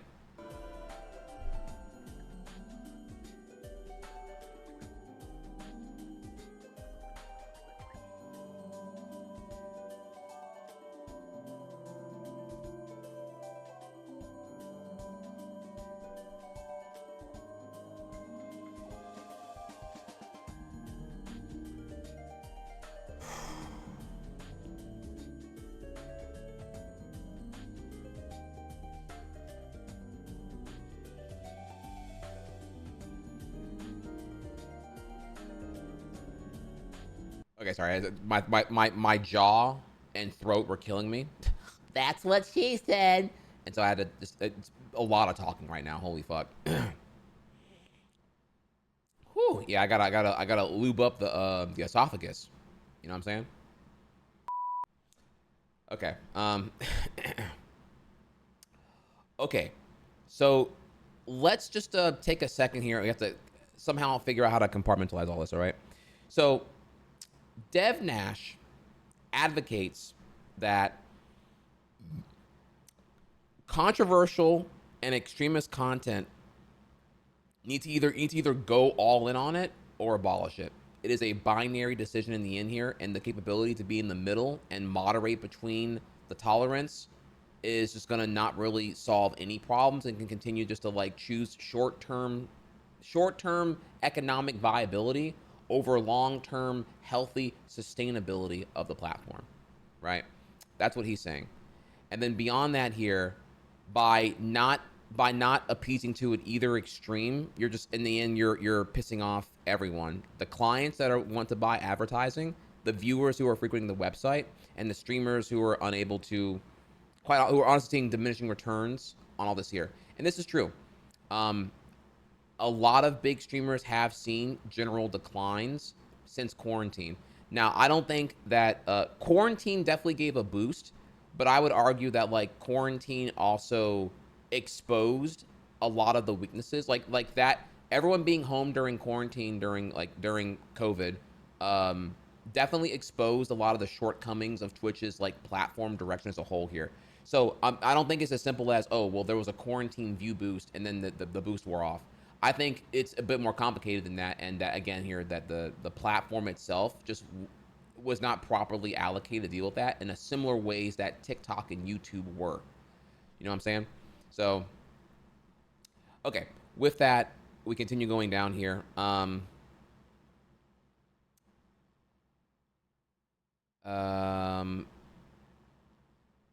He then goes on to say here that it should go back to being a gaming focused website, which would be how it was before 2016, before IRL, before just chatting, and before just expanding upon that here. This is a big one to get into here. What I will say, let me just take a second to reiterate kind of how that happened. If you recall here in 2015, okay, first off, one in chat if you were here this long ago. I mean, this is a mega throwback here, okay? Who here was around in 2015? Who was here for Twitch Plays Pokemon? You've been here now. Okay, if you've been here since 2015, you are undeniably a power user. You are like when they're figuring out here how to like categorize users on the platform. Sure, there is like this thing with like, you know, do you use Twitch more than 10 hours a week, 20 hours a week, 30 hours a week? There is like the usage per hours ratio. But also at the same time here, if you've been here for 10 years, I mean, you are a power user. You're like it's definitely built into your internet routine to come visit here and like see what's happening and whatnot. Something has kept you here for 10 years, obviously. And so with that, in 2015, that was the last year Twitch was undeniably a gaming focused website. You may recall here that chatting in a directory was kind of a stigma, and that was even enforced by like janitors on the website. If you were like not doing gaming, it would be, well, why are you live? You're diluting the mission and focus of the website. It's to have gaming focused content. And so this is a super boomer thing here, but Hearthstone was the directory to go to just hang out and Yapp. Like people would just go there and just be talking on the game screen, because it was like that was like your technicality. Be like, hey, look, I'm playing Hearthstone, fuck you. And people would just yap and whatnot. They would be try yapping all fucking day. And then from there, that was a meta for a while, because there was obviously a more and more demand for like personalized content and being able to connect and build and foster communities, which would happen naturally from communication because we're humans and whatnot. Then June 2016, fast forward about half a year, Pokemon Go pops up. And this was the real first time where there was a direct gaming excuse to go touch grass. This is when like clearly people found out real quickly here how inadequate like the Twitch app was for broadcasting, how inadequate like cellular service was for like delivering the content constantly. And being in all these like cell phone saturated areas where like people were just going viral and running from like spot to spot, gym to gym, yada yada yada. And Pokemon Go was intertwined as like being an outdoor experience, obviously by necessity. And this is what was just stampeding into the momentum of like, okay, well, clearly we're gonna need to evolve the directories now, and we need an IRL directory. Because then obviously people were just like hanging out, and they were doing the thing. They were belittling the whole gaming derivative, because they were just, naturally you're playing Pokemon Go, so you're outside, you're talking, and there's downtime between that. You have to like charge your phone, charge your charge your stomach, whatever here, right? Yeah, Pokemon Go will be vibing by the essential nature of you being outside and like, running around with your phone and whatnot. So that evolved in a very organic way. Then IRL stemmed. And now the necessity of a gaming focused content immediately eradicated, and it quickly became the dominant director that was very, very popular. Period. You know what I mean? So that is kind of what's important to know about how IRL happened. I don't think IRL happened in like a very like, oh, let me just devolve the value of Twitch kind of thing. It was instead like a natural evolution of the gaming focus because Pokemon Go happened. I think anyway. That's how I recall it anyway. So just kind of want to reiterate here. There wasn't like it wasn't the cringe thing like where Discord did during quarantine, where Discord was like, oh well, we're gonna invade the education sector and we're gonna be everything. We're a comms base for online gaming, but we're also gonna try to infiltrate schools and education in the work from home environment. We're gonna take on Slack. We're gonna take on Zoom. We're gonna take on whatever the education needs are from work from home schooling or school from home schooling, etc. Discord tried to be everywhere at one time, and I'd argue it kind of flopped pretty fucking hard. Discord tried to be a gaming store. Maybe remember Discord tried to have like you could actually buy games on a Discord like game front very briefly, and it flopped really fucking hard there too. Good luck trying to take down Steam here. You know, kiss the ring, bend the knee to the king. Gabe it in chat. You know, Discord tried really hard to be everywhere at one time, and it was too much, too fast, and it didn't really go anywhere. And they got humbled, and they went back to their corner and whatnot. Their corner is still pretty big, obviously, but you know they got humbled in a way there. I would say, if you don't even know what I'm talking about, it tells you how bad it really went because you don't even know that happened. So it's not like Twitch saw infinite growth by expanding everywhere. It started, I think, humbly with IRL off of Pokemon Go's momentum as a natural evolution of like, you know, just not having the Pokemon Go directory bloated up with like non-Pokemon Go people in there and whatnot. Okay, so yeah, should Twitch go back to being a game-focused website and remove all controversial content and go back to being a more of a creative-driven endeavor? Blah blah blah blah here. And should Twitch do layoffs and get rid of the bloated bureaucracy of their current operation and do all the stuff here? Ah, man, this is like, it's so tough to say. This is just Dev Nash saying his take on it, and it is just that. It's just a take here, I'd say. Sorry, take a second. I'm gonna drop something real quick for y'all again. That's a lot to get into here. Yeah, I don't really co-sign any of that. I'm trying to think, how do I break this down here?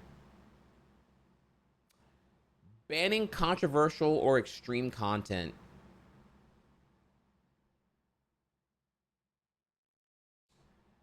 I guess we'll start first here. Okay. Do I agree with the policy? I'd say no, but also I don't know if I even agree with the execution of the policy.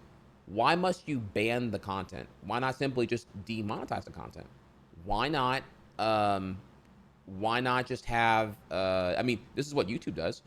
You know, do you have to like go into like this thing that we're talking about, like safe harbor, free speech, etc. here? Could you not just have if it's not causing, you know, obviously if it's not TOS infringing and that it's not like blatantly like Nazi rhetoric, hate speech, problematic, dehumanizing, slur, you know, all the obviously bad things that cause harm to others, including yourself, clearly shouldn't be tolerated regardless on a moral compass basis. But if it's controversial by the virtue of like what ads don't want to be served next to, then could we not simply just demonetize the content? You know, if you wanna spew your crazy shit, okay, you just won't get ads served next to your shit. And I guess, I guess the problem there though is that, and I'm thinking about it out loud here. The problem there is that if you can just demonetize your stream by somehow, then you're still costing Twitch a lot of money delivering your content to the world. But now you're not having ads served next to it here. So it's effectively recreating the scenario beforehand, before Twitch Prime was nerfed. So I guess you kind of can't do that because Twitch is really expensive to run in a unique way that YouTube doesn't have to worry about as much. Okay. I kind of see where this is going now a little bit. I'm going to be real here. I don't really know if I have the answer. I can agree, though, that there are a lot of problems currently with Twitch's revenue model for sure. And I'll admit here, at a surface level, I'm really biased, but I admit a gaming-focused website, I am biased in that this is what I enjoy more, and I do miss that simpler time of a decade ago. Simultaneously, I'm personally invested in that because that does seem like what would effectively neuter the LSF dominance.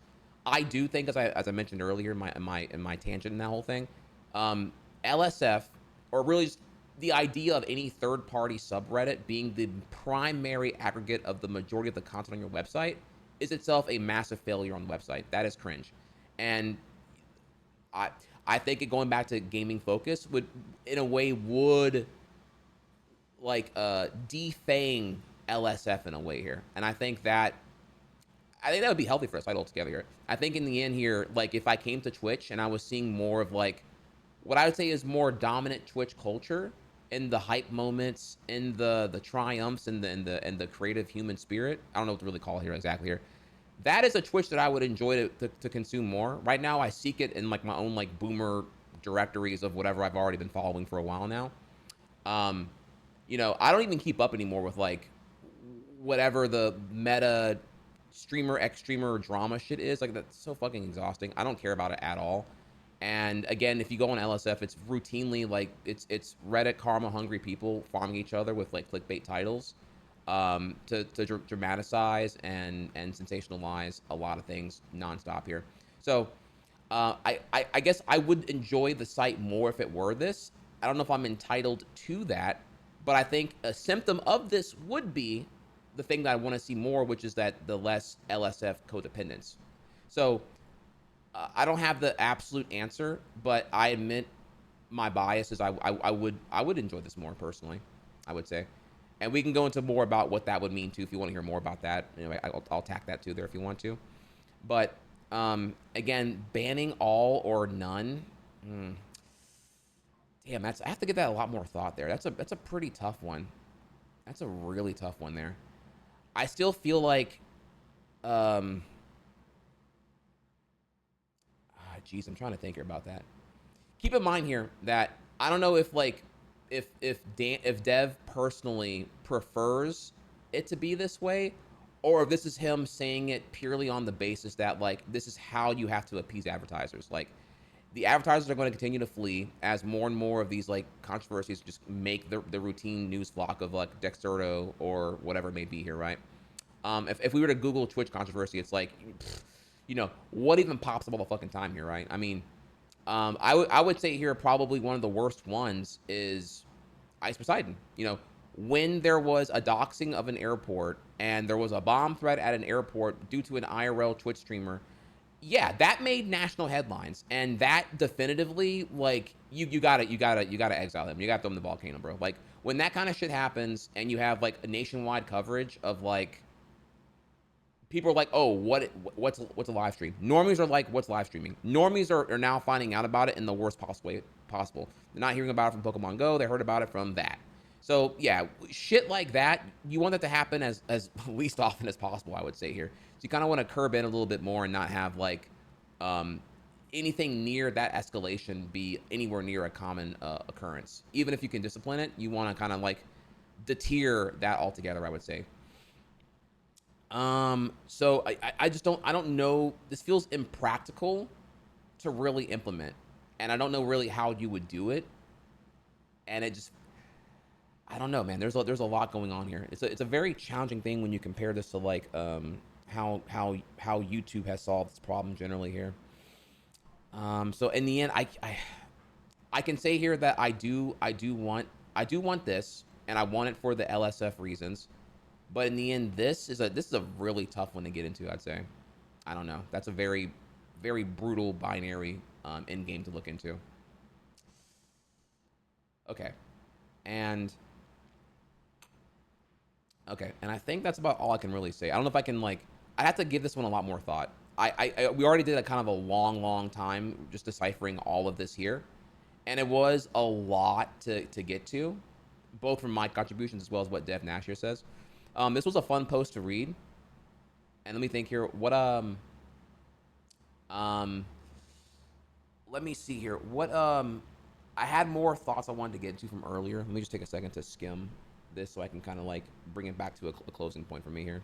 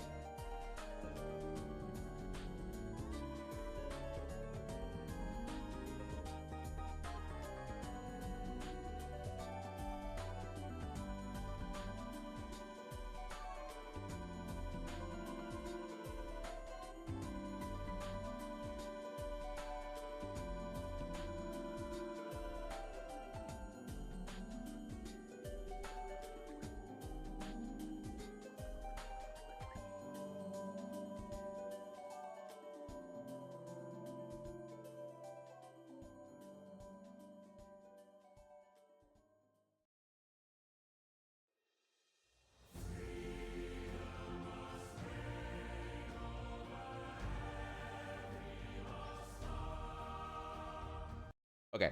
So then let's take a second here. Okay.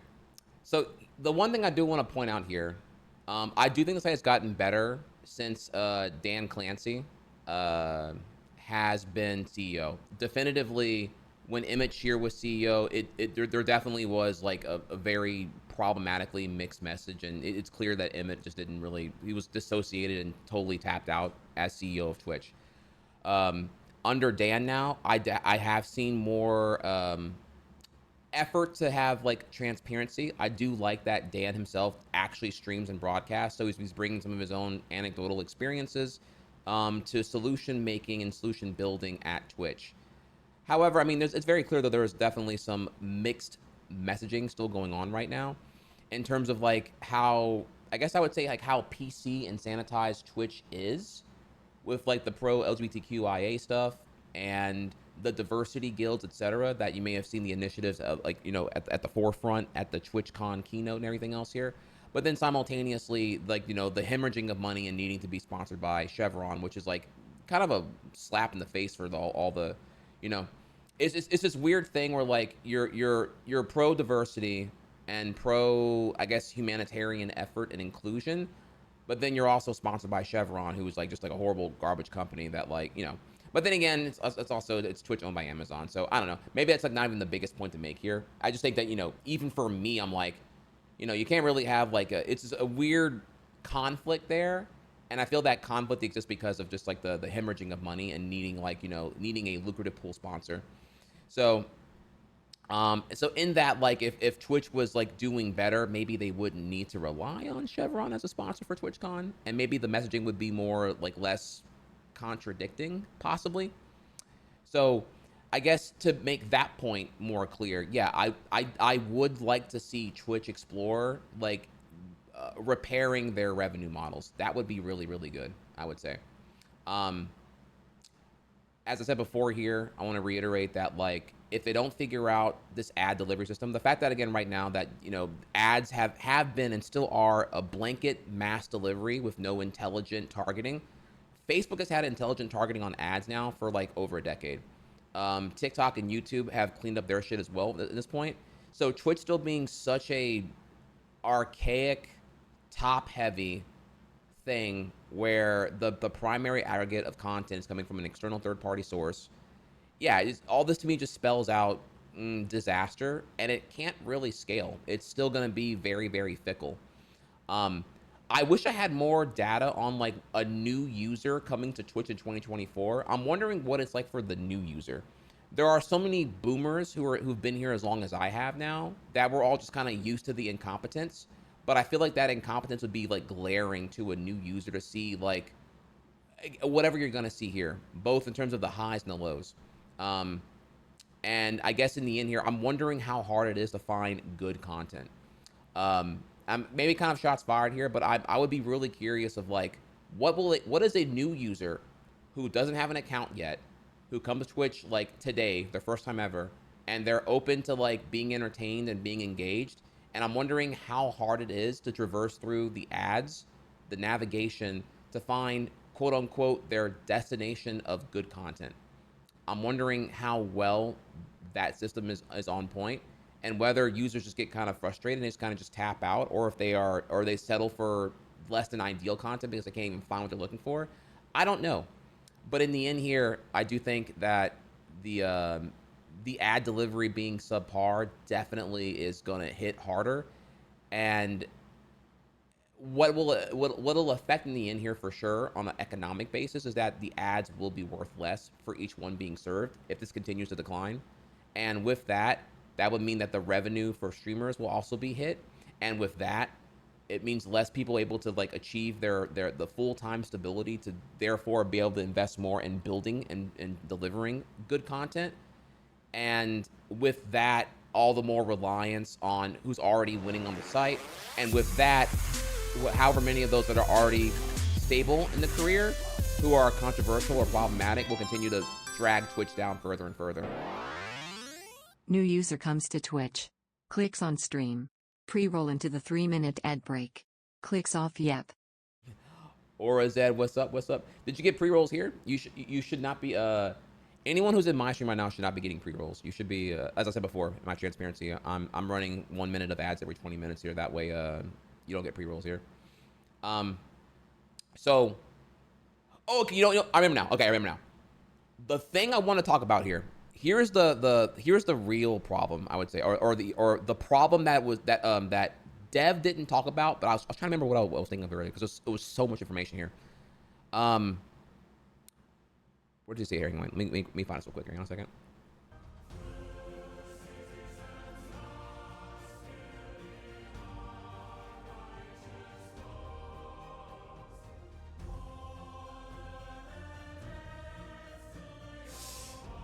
I don't remember where he says it here, but let's just pretend this is the line here, okay? All right. Because ads are served everywhere, Twitch is only as good as its worst streamer. Okay.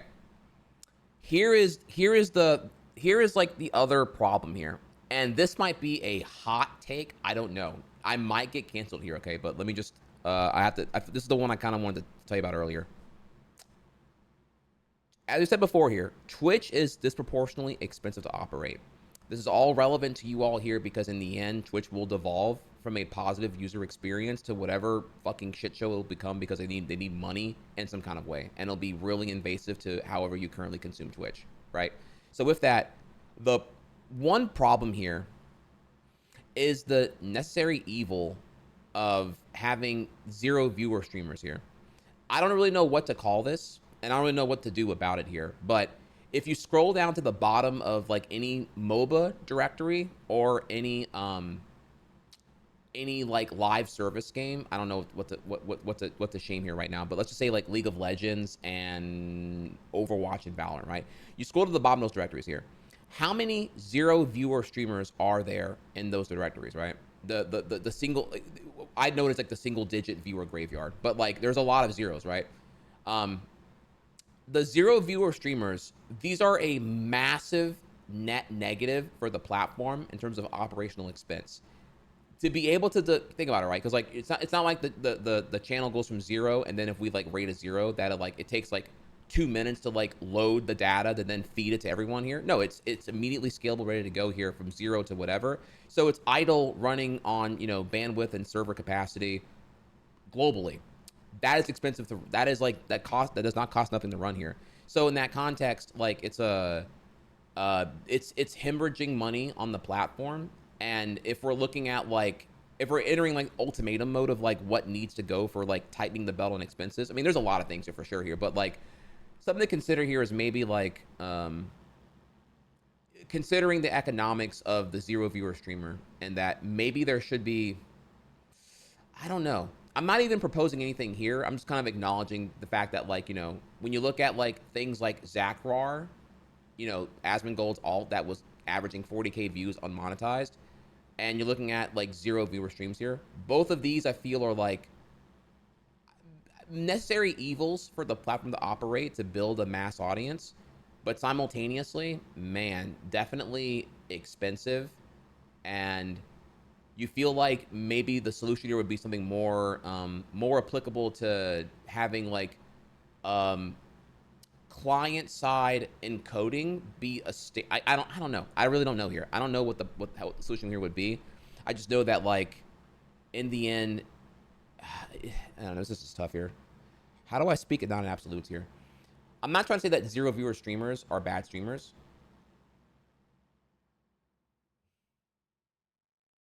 I don't know. This is a tough one. I want to say a thing, but I realize that if I say it, it indirectly will infer unintended things. And I'm trying to think of how do I word this without like coming off like a snob or exclusionary. No, it's tough, man. It's tough. Yeah, I think you get where I'm coming from. I'm not trying to say that 0 viewer streamers are bad streamers because obviously discoverability on Twitch is terrible. But at the same time here, like, I don't know what the stats are, but I feel like the 0 viewer streamers definitely, there's definitely a cost consequence going on there. Let me put it like that, for sure. Because, like, right now, anything that's costing Twitch money is going to accelerate towards the end game of the bad scenario. So it's not the first thing I would attack here. Obviously, fix your ad delivery, fix your content identification, and figure out what do you want to do in the end here. Okay, that's a minor thing actually. I mean, I'm not gonna focus anymore. Instead here, my call to action here is Twitch. Figure out what you want to do. What is Twitch meant to be?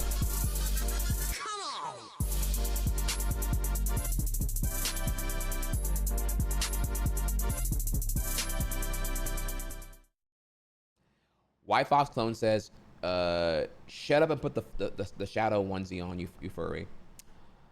Okay, well, hang on, chat. Let me unlock my true form here. Reminder again that we are playing Shadow in a bit here.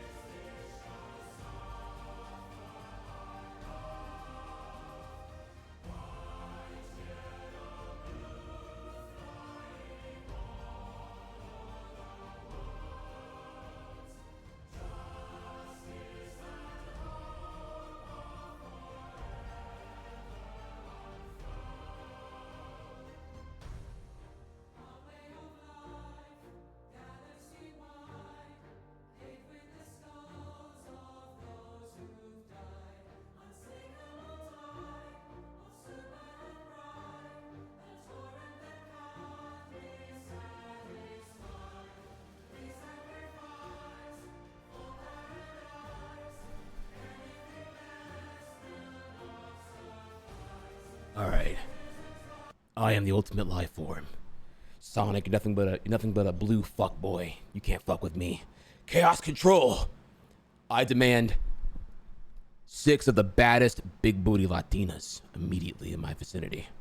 For I am Shadow, and I am horny. All right. Anyways, back to where we were here. Very serious stream right now. Twitch needs to figure out what they want to be. Do they yearn to be the gaming-focused culture website of the past and its founding, or are they trying to figure out this like encompassing all-around community fostering culture bomb that has to traverse through all of the shortcomings and sludge of their incompetence over the last like 7 to 8 years? So, you know what I mean? Like, I do think is a problem that Twitch needs to really like figure out sooner rather than later. Because it's definitely, I can tell because I used to watch more of Twitch 10 years ago. And now I'm very much watching like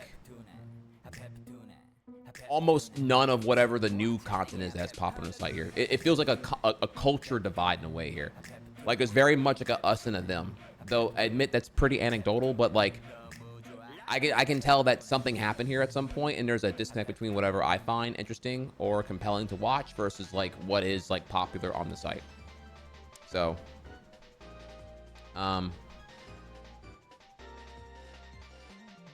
question marks here. So,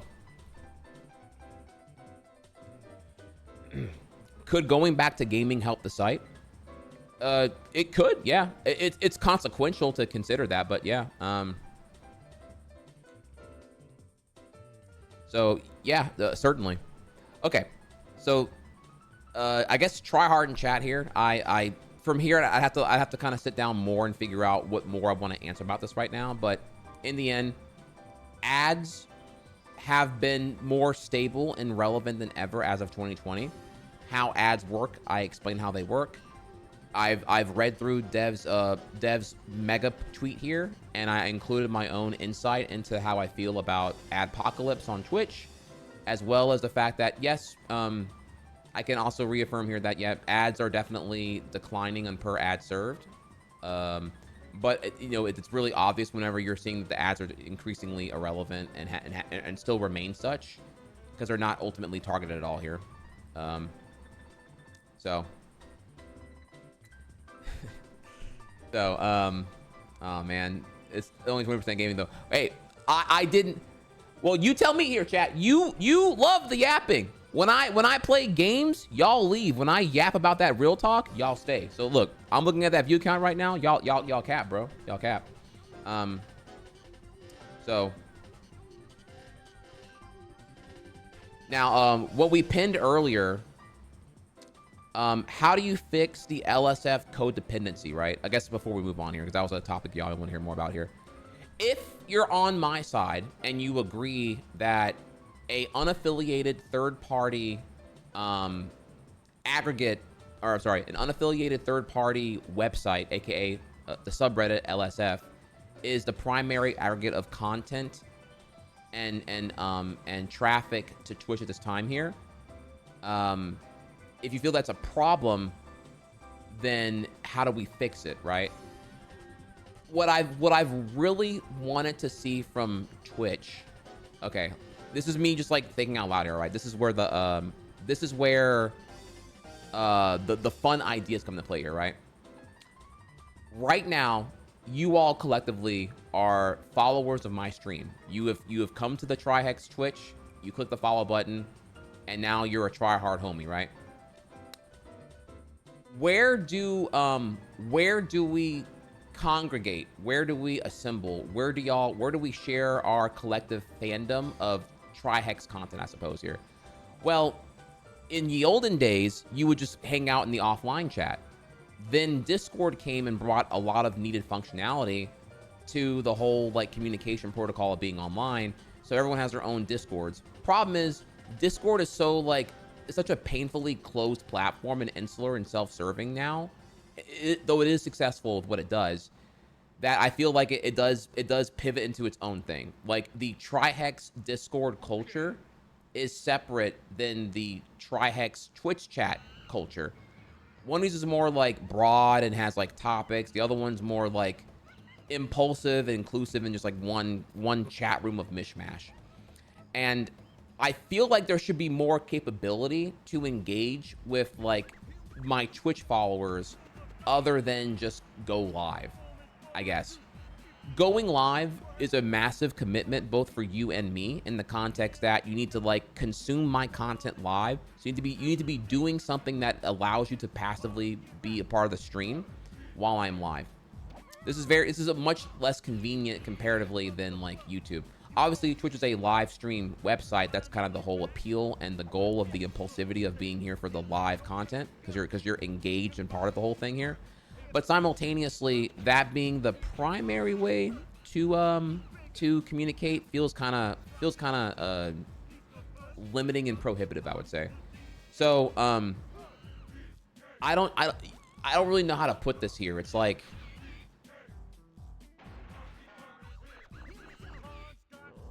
I don't know how do I say this right now? There needs to be like a macro view of Twitch. Like it needs to be more, I guess, like tools to make traversing through directories more fun. There needs to be maybe like algorithmically generated videos of like summaries of what's happened in the last like 12 hours on Twitch, or the last 12 hours of whatever, like, or the last like 1 week of like your favorite streamer, right?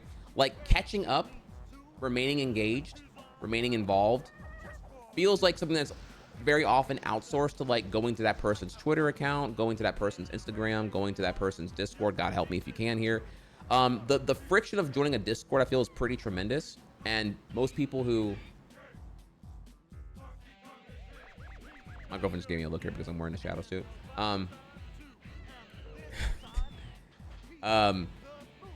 Twitch stories, dude, those suck. Twitch stories is like not. Twitch stories totally suck ass. I like where you're going though. I'm happy to shit on everything that's attempted to fix this so far because none of it's worked. Notice how staying engaged is kind of the problem, and traversing through like a macro picture of the traffic on the site is also a problem. Therefore, LSF is probably more appealing. you need to like match what features are coming from browsing LSF and then pull a Steam and out innovate them and out convenience them. This should be a Twitch native thing, not LSF that is, but like just the whole idea of like traversing through the content to find more of the good stuff, I would say. So okay, let's now talk about that. Then I'll answer questions as I go along here now. So this is still illustrating here the positive that could be if we were not like tethered to external aggregates for content. So with that, I would say here, the problem with stories is that going live on Twitch and streaming on Twitch is already like a pretty, you know, exhausting thing here. To do it well, you got to ping on all your social medias. You got to have a go live notification. You got to have an accurate title for your stream and whatnot. You know, I think all of that's already, there's a lot of friction going into that. Stories is like another thing that you're asking a streamer to already do on their very time-strapped day in the context of just going live. And I would say here that stories only really work in the same way that going live notifications only work when they are organic and personal. Doing an auto-scripted, hey, Trihex is live now, gets no engagement and no one cares. A generic going live tweet, no engagement, etc., etc. I'm live on Twitch right now on my Discord ping, no engagement, right? And so it has to be organic, and you can't really scale organic engagement. That's the problem there. And stories are asking, hey, do more for the platform, I would say. It's putting more onus on the streamers to just do more. And most people are not going to bother because Twitch has not done a good job convincing really any streamer, I would say, that like stories are going to net you engagement on the platform. It's another new product that's fickle, and I'd argue is just kind of playing catch up from like some combination of TikTok and IGTV. And I don't bother with stories because no one's telling me that stories are what they're looking for right now. It just feels like a copycat product that's like hoping to like fix the problem, but it's really not. So you need a better thing here. You need a I think it's a product side issue that needs to do a much better job of like swooning the user.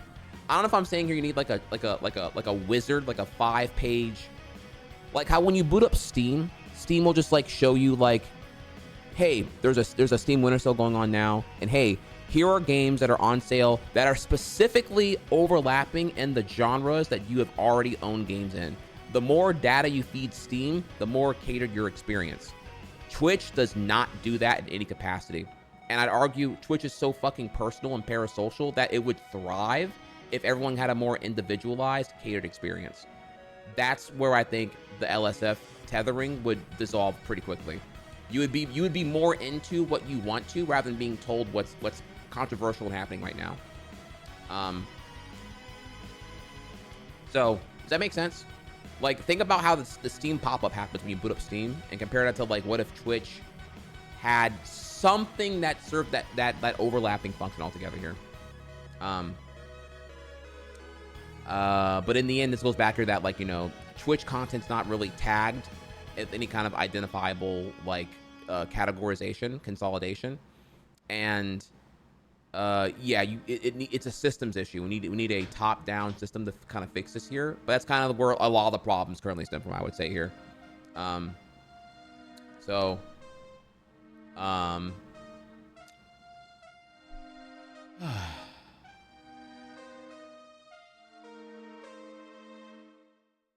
Okay. Would the system update be user generated? I don't know. The whole thing here is I'm bringing up a very vague component of a proposed ideal scenario. How it would be implemented, I really don't have a clue. I think, because I don't want to say like, you know,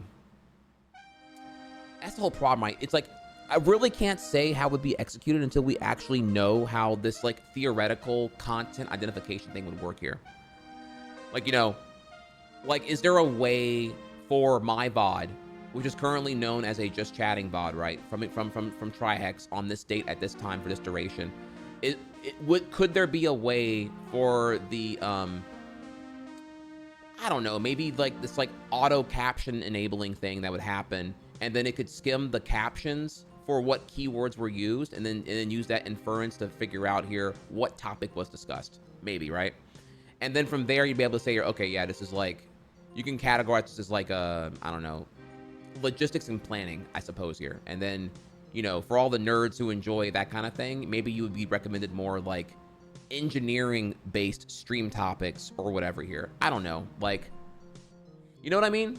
And then from there, like, perhaps there would be like a real-time ticker, and you'd be able to see here like, oh, hey, based off your interest in logistics, engineering, and like, I don't know here, fuck, what else was because we identified as here? I don't know, whatever else here, right? You could see other streams that are like tagged in that similar tags of interest and whatnot. You know, I think like you would just see more interest driven content brought to the front here, rather than just like metrics driven comparative like this right now on Twitch. That would be really, really cool to see. Just in general here, like there's really no tools to like drive you to like use the site in a way that brings you to the actual content you want to consume here. I would say you're traversing through a lot of sludge and doing a lot of manual vetting, and it's pretty exhausting when you're also getting okay, people are down to do the manual vetting, but then you get with the ads. There's ads everywhere, and you can't even vet really. Like you're just like, okay, fuck, these ads are piss, they're ass, they're shit, and I'm just gonna settle for who I already followed, I guess here. Fuck this, bro. You know, so yeah, it's a massive sour spot here, I would say. So yeah, having some kind of like onboard wizard when you first log in, I think would be a welcome addition of some kind here. Having like interest-driven recommendations and interest-driven trending would also reinforce the spontaneity of the live content. Yeah, you're not missing a VOD, fam. You're missing, there's someone right now who is, I don't know, like whatever, like world record pace, or you know, you see like topic you're into here. I don't know, like you think here, well, like make us feel record, right?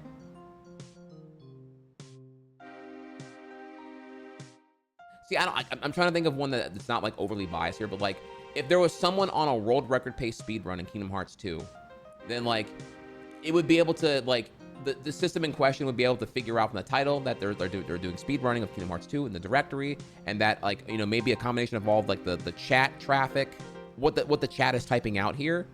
You'd be able to see here pop up, boop, traffic spike 9,000% in a current interested directory of yours here. You know, it would be like, you know, it obviously it's a world record pace run on Kingdom Hearts 2, and you'd be like, oh shit, okay, cool.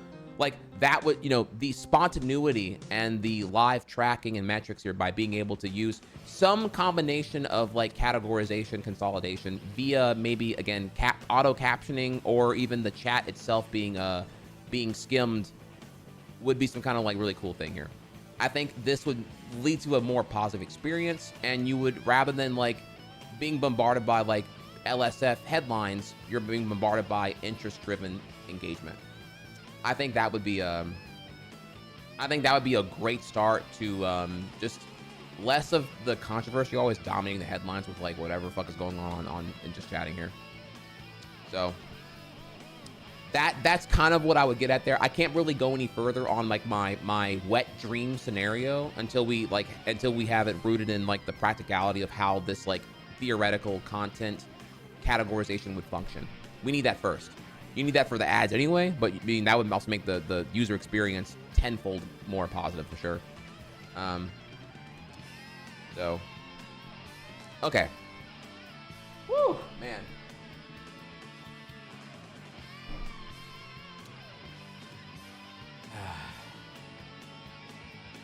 Try hard in chat if you enjoyed that one, y'all. I think I'm kind of, I need to actually, let's take a second and go eat now. I want to eat because my brain, my jaw is like so sore. So holy fuck, bro. Appreciate y'all being here right now. We're not done yet. There's still more I want to talk about today, but this went on a lot longer than I thought here. So forgive me. I yap. What can I say, y'all? I fucking yap. But you know, y'all are here, so I assume here that my yapping was of value as a Twitch veteran of a very long time here. Perhaps I was spitting. Soulmate. Do you think banning personalities like Ice Poseidon hurt Twitch in the long run? No, not at all. No, like, actually, I specifically name dropped Ice. No, when Ice's stream, his content, the community fucking threw a bomb threat for when they were able to dox the airport and they bomb threaded an airport, bro. That, like, do you understand how fucking terrible that was? No, yeah, like that. You need to like annihilate and exile any content like that.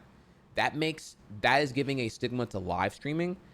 Think about how many normies, their first time ever knowing what live streams were, they didn't hear about Twitch, they didn't hear about Twitch-based Pokemon, they didn't hear about Bob Ross wholesomeness. No, their first time ever hearing about Twitch was a fucking bomb threat at an airport where like where the whole fleet of flights were canceled and everyone unassociated got fucked over there. You know what I mean? Like, yeah, that is a 100% unacceptable. Yeah, like you that is the easiest like perma ban I've ever seen. Like, holy shit. So exactly. Okay, let's yeah, let's I'm gonna play let's play a video quick here because I need to eat. I'm hungry as fuck and I gotta eat and everything else here. Let's y'all met the sub goal, right? So we're here now. Who here are y'all really a fan of Sonic? Are y'all though? Like, for real though? Like am I the only Sonic fan in this chat right now? Or where are the real ones at here? You know what I'm saying? Like, because I'm gonna be real, y'all. We got some haters, okay? I'm in a good ass mood right now. I'm feeling y'all currently. I'm wondering who are the real ones, bro? Where are the real ones at here? Okay. Chat, I'm sorry to say here, there are haters. And every time we play a Sonic game, I need to remember to come back here and play the Sonic anthem. Are you ready? The GOAT, Sammy Sonic fan, dropped a banger long time ago called "Stop Hating on Sonic." I'm gonna eat real quick here while we enjoy this essential viewing here. This is like, if you're a Sonic fan and you don't know this video, then I'm sorry to say here that you're not a Sonic fan. You need to know this video before you can officially say that you're a fan. So join me here right now. I'm gonna eat real quick here. And if you don't know this video, God fucking bless. For the real ones who know, Pepe Law in chat. Let's do it. And then we'll continue. No, I won't take 15 minutes here. Don't worry. And don't worry. If you hate the video, post Dan's game and we'll bail. But I promise you,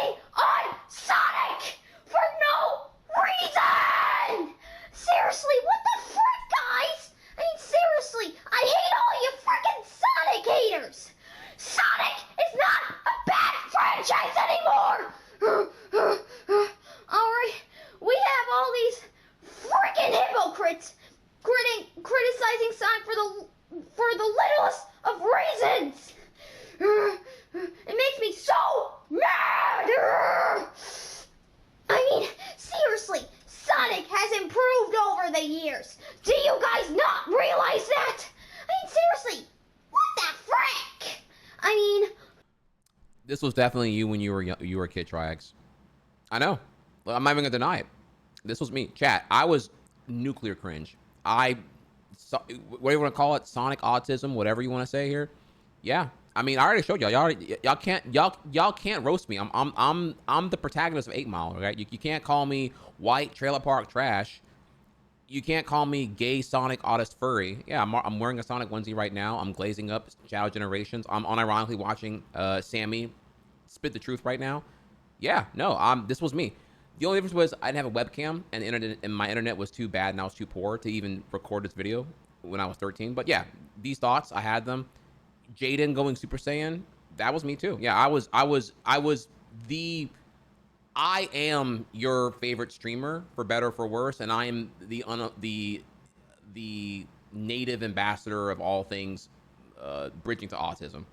Dragon Ball Z, Sonic, hyper obsession, hyper fixation, giga geekdom, all that. I'm just one giant burrito of tism. You know what I'm saying?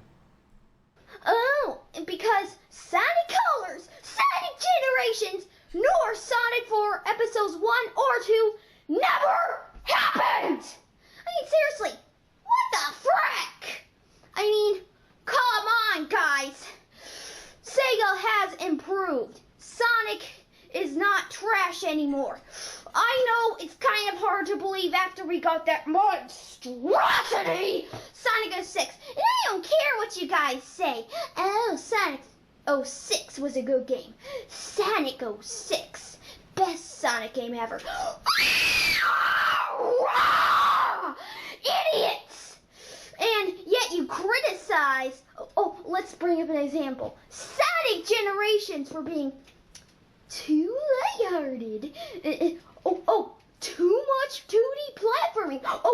And that's not all, guys. When you way I didn't like Sonic Generations, it's because it's too childish. They need to bring Sonic back to the darker plots, and they need to make him fall in a pile of garbage again.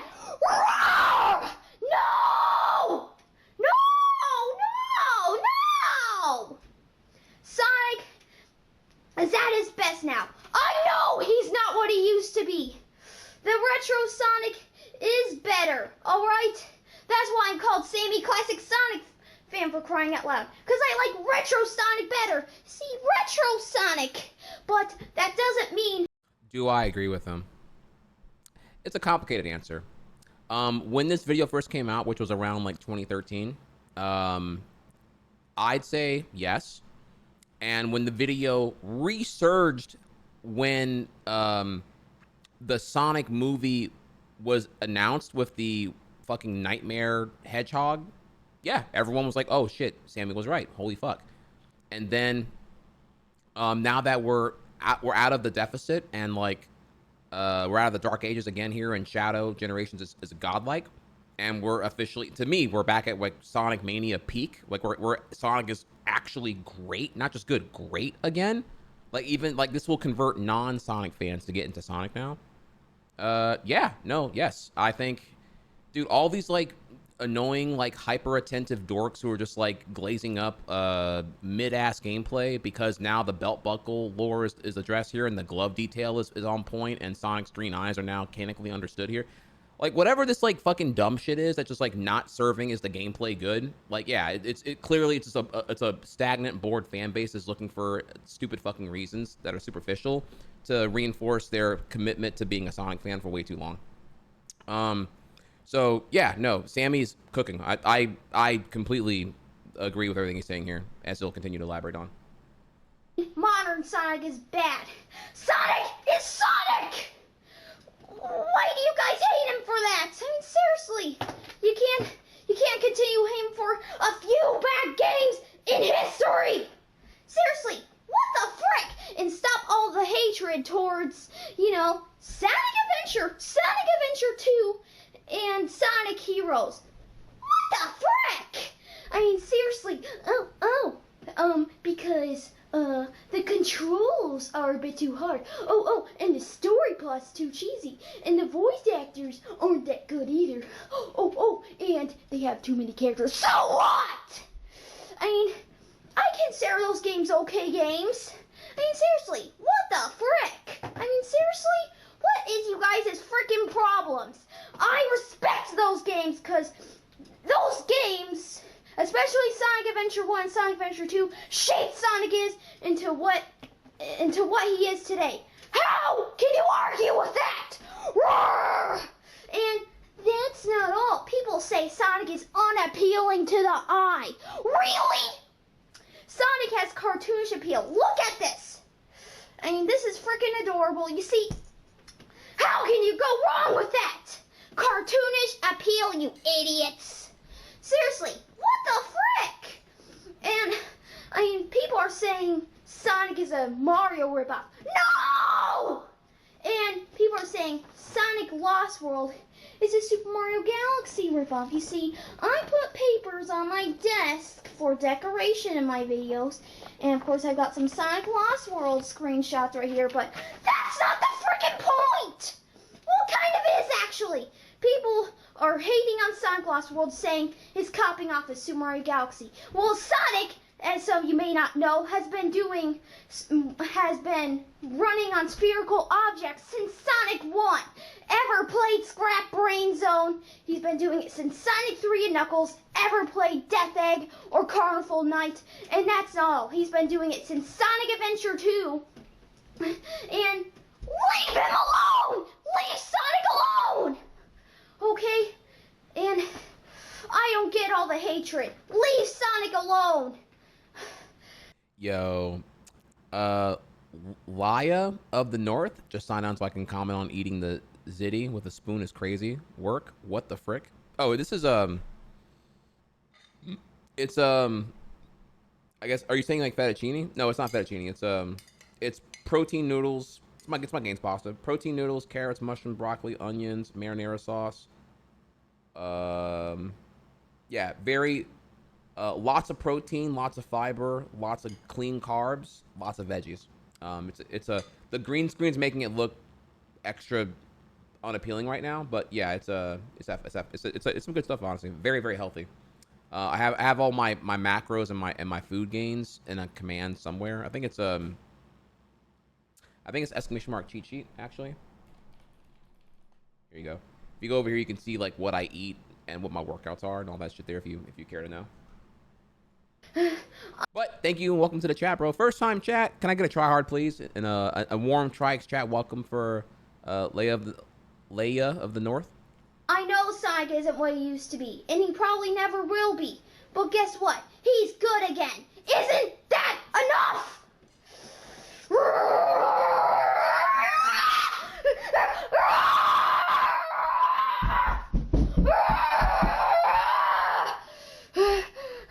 Leave Sonic alone!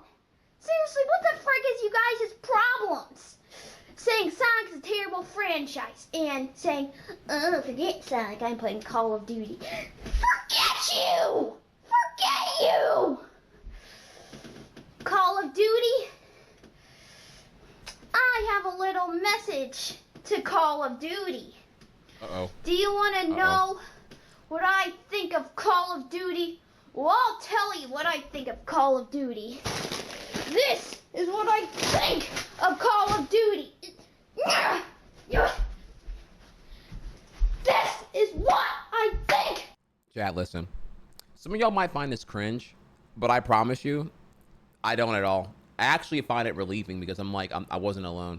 This is what happens when you're an only child and your parents work a job and you're home alone for comfortably 2+ hours a day after school.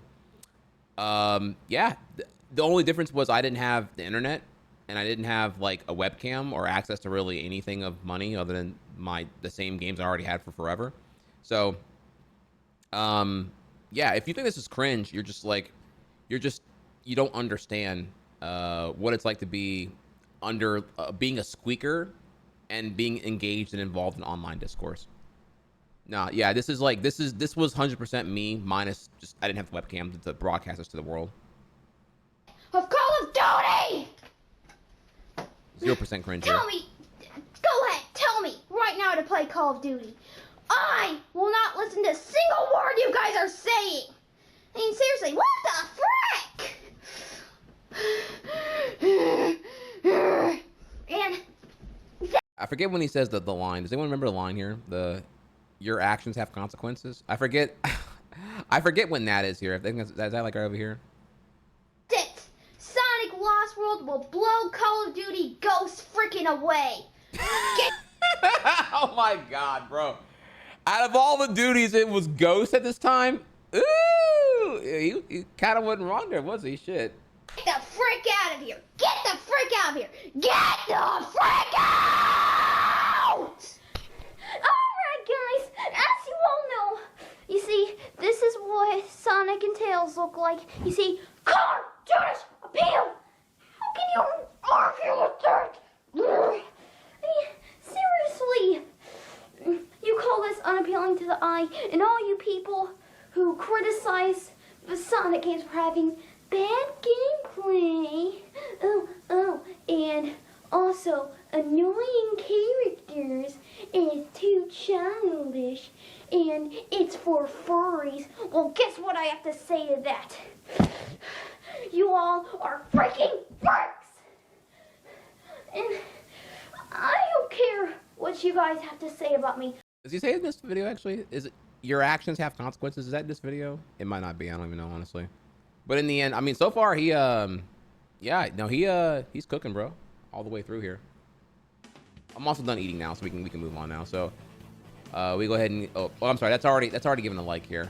And the comments were on forever ago, but I see that they're off now here. But there are some haters, but in the end, I mean, he was spitting, bro. I mean, finish it.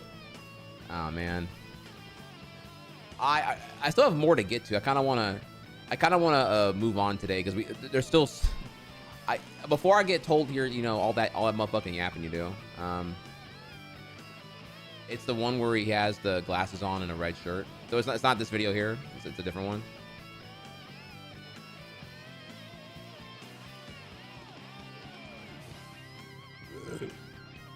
This one, that one. I don't even know which. I don't know which one it is here. Oh my god, the update video. Holy shit. Oh my god, bro. You linked it? When will you learn? Oh my god, bro. Cause you.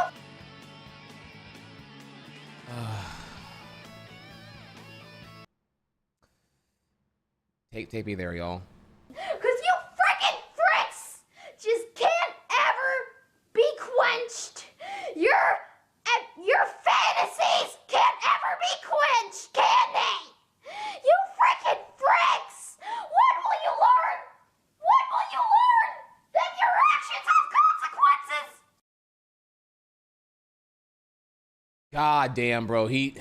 What a prophet. He knew. Spit your truth, king. He fucking knew. Oh my god, bro. That is aged. I can't even use wine. I have to use something even like that aged like Bitcoin, bro. Like, Jesus Christ. All of you.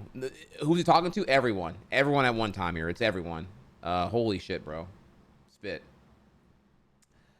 Oh my god. Well, Bitcoin in the context of whenever, you know, from 2012 to whenever it blew up here. I mean, not Bitcoin in the modern sense of just like, I'm not making a pro crypto argument. I'm more making that, like, you know, if you were sitting on it then, where it is now, it's kind of crazy. Every delusional fandom, 100%. On God. Okay. All right, so let's go back here now. So we're back to, so now we are continuing our tryhard talk here. Again, there was more. There was the, I want to talk about the huge blow to game preservation and this Walmart walk-in oven situation here. So we're a little bit behind here. We'll start gameplay in about 10 minutes, but I'm going to do my best here to go as fast as I can on the whole thing. So forgive me here. We're not quite done yet with the Twitch stuff here. Another person, Dylan Liu, I'm saying that right? Had a great post, not as long, but quote tweeted Devin here, and I thought it was very, very insightful. I wanted to read here. Yeah, if I take too long, just you know, tell me to shut up and get to the gameplay already here. So he elaborates here in relevance to the Twitch ad thing and all that. This has been an open secret among former and current Twitch employees and people in certain circles of the gaming industry for years. The Twitch ads are in a bad spot right now. We used to do a ton with Twitch in the student space, and I've heard these concerns even back in like 2018. You may have seen me rant about this in people's Twitch chats, but it's because it's true. I love Twitch and I want to see it succeed, but yeah, its continued existence has been teetering for years now internally. Twitch's ad tech is 10 years behind Meta, Facebook, and Google. Like Devin said, no targeting or conversion. When I run a Facebook ad, I pay per click and I get target based on demographic and interest. Twitch advertisements like old school television ads. Twitch's one internal success is actually decent metrics for user acquisition of Prime subscriptions, but don't think they doubled down on that. Yeah, generally that like presumably here that people like Twitch has a really good subscribing model into Twitch Prime pipeline, or that people who sub once will sub to multiple streamers, something like that, right? One thing Devin didn't mention is the cost to Twitch and Amazon to host small creators. There's a calculator that calculates how much Amazon's stream hosting service is that it's available, forgot where it is. It literally costs thousands of dollars every time a zero viewer streamer decides to stream, and this is only offset by the big creators. I know people who hate this, but Twitch needs to set social media mediums to be allowed to stream on Twitch. Discoverability has also been an internal issue for a while now because you can't grow on Twitch. You grow on other platforms and retain and engage your existing audience on Twitch. This is painfully true. This is also painfully true. So the rest of this here is kind of cooking in that case, I would say. And yes, politics aside, without condoning or condemning, Elon Musk showed the entire tech world the platform can be run with a much smaller team and much less burn rate. So many companies had mass layoffs and then realized this, and then when budgets tightened up, tech has been bloated for ages and there needs to be more mass layoffs. Okay, well, okay, that's a whole thing there. But this also means building a tech company is more possible for these employees to build their own thing. Twitch tolerated embedding fake viewership for way too long because their main KPI was viewership. But once finances became important, then they started addressing it and addressing it caused it competed with their front page product. I'm not going to elaborate further, but if you know where the subject leads. And it doesn't, yeah, this is where the whole like, so you can, you can embed Twitch streams on external websites, and not even like view botting, but like scam viewing was a very lucrative pool. And there wasn't really an eagerness to like fix this problem because like having bloated viewership was like helping overall sell more products or sell more ads to potential clients anyway.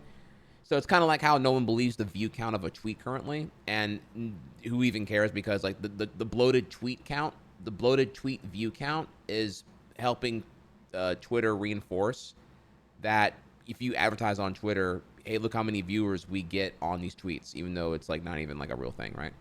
And it didn't help that Twitch basically got raided by grifters back in 2022. They brought in a few new executives from YouTube and Meta, whose game is basically to go from company to company, firing the current leadership and bringing in their friends to promote each other. So many orgs who actually cared about Twitch were kicked out or made so miserable they quit. Again, this goes back here. For example, I would say here, DJ Wheat. For DJ Wheat to leave Twitch tells me that it was definitely going in a really, really, really bad direction. Brain deaded current staff, then froze their budget so they couldn't do anything, and then wasted huge amounts of company money on expensing certain things I won't specify. Ooh, NDA shit now. They were removed eventually, but the entire year or so they were there was basically a complete mess. So this is a lot to take at face value here for sure. I mean, I don't have citation obviously, but I mean, you can kind of like follow the leads over how like Twitch's direction, while better with under Dan Clancy's lead, certainly is like not the massive pivot it needed to be to deter from the iceberg as the metaphorical Titanic. Okay, so we go back here, and the one thing I wanted to say about this was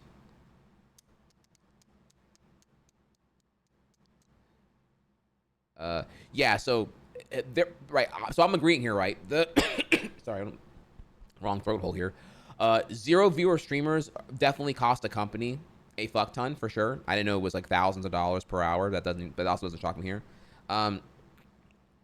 Social media minimums to be able to stream on Twitch comes to mind. I would also think here that like in theory, if there were, this is me just saying out loud. I'm not saying I endorse this, okay? But like if there were some kind of like minimum criteria to be able to broadcast on Twitch, that would also make traversing through all of the live streams easier, and there's just like less. Again, the number is 9.3 million active broadcasters. Okay, so let's just assume here, based off of like, you know, humans sleeping and whatnot, that probably at most 1/3 of that is ever active on the site at one time here. So let's just say, you know, 3 million active streams on Twitch at any given time, on any given day, right? Just hypothetically here.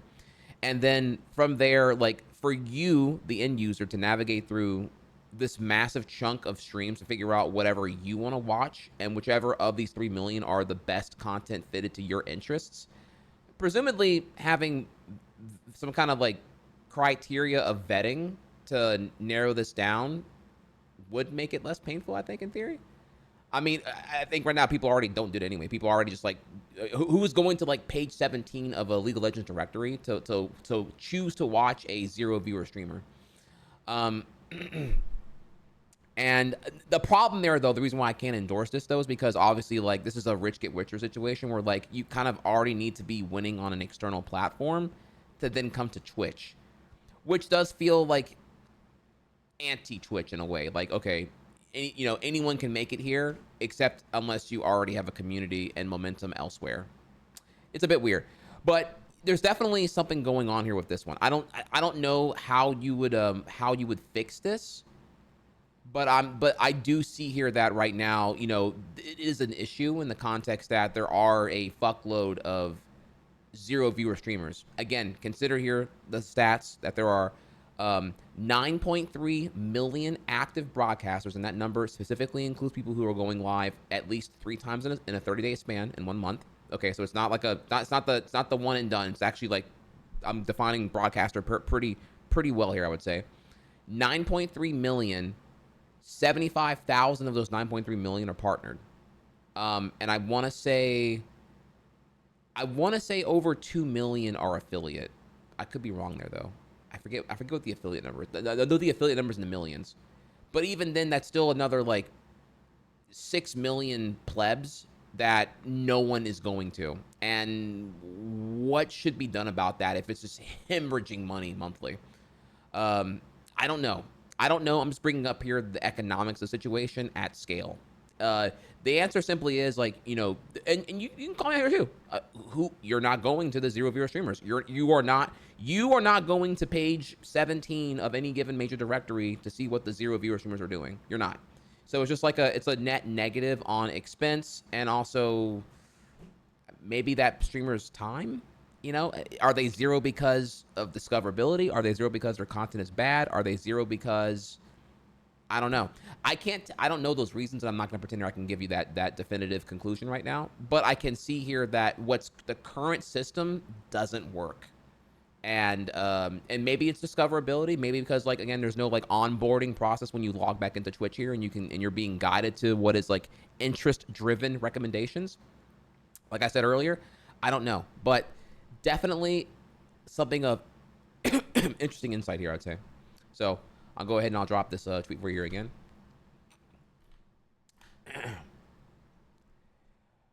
Okay, all right. So, and that's for real the ending of that there. We're gonna move on now. So, all right, much more lighthearted topics now if we can here, chat. So Sega on these W's here, y'all. Like a Dragon, 1 million units sold. Persona 3 Reload, 1 million units. I'm brain farting here. What team is this again? I'm sorry. Whatever it is here, 1 million units. And now, it's Metaphor. I'm sorry. What am I? Metaphor, 1 million units, which by the way I hear is amazing. By the way, and then now Shadow Generations, as I said earlier here, 1 million units on pre-orders alone. Yo, Sonic fans, we're out here, and Sega having a good year. Happy to hear it. Happy to hear it. Maybe, I don't know. Do recall here that we covered that Sega was investing hardcore in themselves. They had rekindled their confidence here. As of right now, Sega has they have a $870 million budget allocated to their mega game project, which included like giving a lot of teams internal to Sega, like effectively a pseudo blank check to kind of make the games they need to see done now. So this is where the $860 million injection into themselves was disclosed to shareholders, and I covered that briefing last year. And it includes that we're going to get a new Golden Axe, the Jet Set Radio reboot, crap, what were the other 3 games? A Crazy Taxi reboot / sequel, and 2 other IPs coming back here as well. So they're cooking up a lot of games right now. And keep in mind here that the Crazy Taxi game is also getting a live service free-to-play rendition on core gaming console hardware, if I recall correctly. And also that Jet Set Radio's sequel reboot is also getting an equivalent live service free-to-play version as well, or whatever here. So there's really like 7 games total, but 2 of them are going to be live service iterations, separate from the core gaming experiences that we're already familiar with right now, and more. Yeah, if you Google like Sega mega game budget, it pops up there. You can see it from there here. So yeah, that is so yeah, fat W here. Glad to hear it. Once again here, as I brought up yesterday, Disney will have a huge AI initiative that they're going to announce soon here, where it will transform creative output and focus on post-production visual effects. They're also going to take AI and incorporate it into their Disney parks and experiences in some way. I hate it. I hate it so fucking much here, and I wanted to share with you a very good summary of what we're talking about here. The Disney magic. Yeah, now it's just this.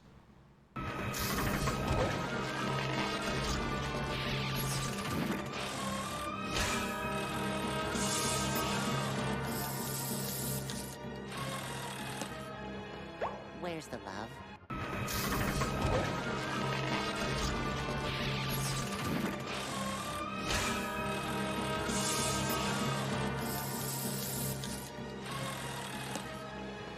Where's the love?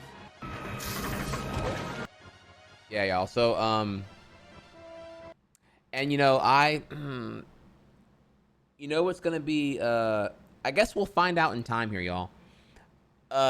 Keep in mind here that, I guess relevant to this here, where am I on the Disney AI as a gamer? You may be asking here, and I would say, based off of CEO Bob Iger mentioning here that, you know, if y'all recall here, I covered this previously. He was like, holy shit, the average gamer is spending like, they're spending 50 to 200 hours on a game when they're playing it. Like their average hour spent on one media property in gaming is like, it's dwarfing conventional media property attachment.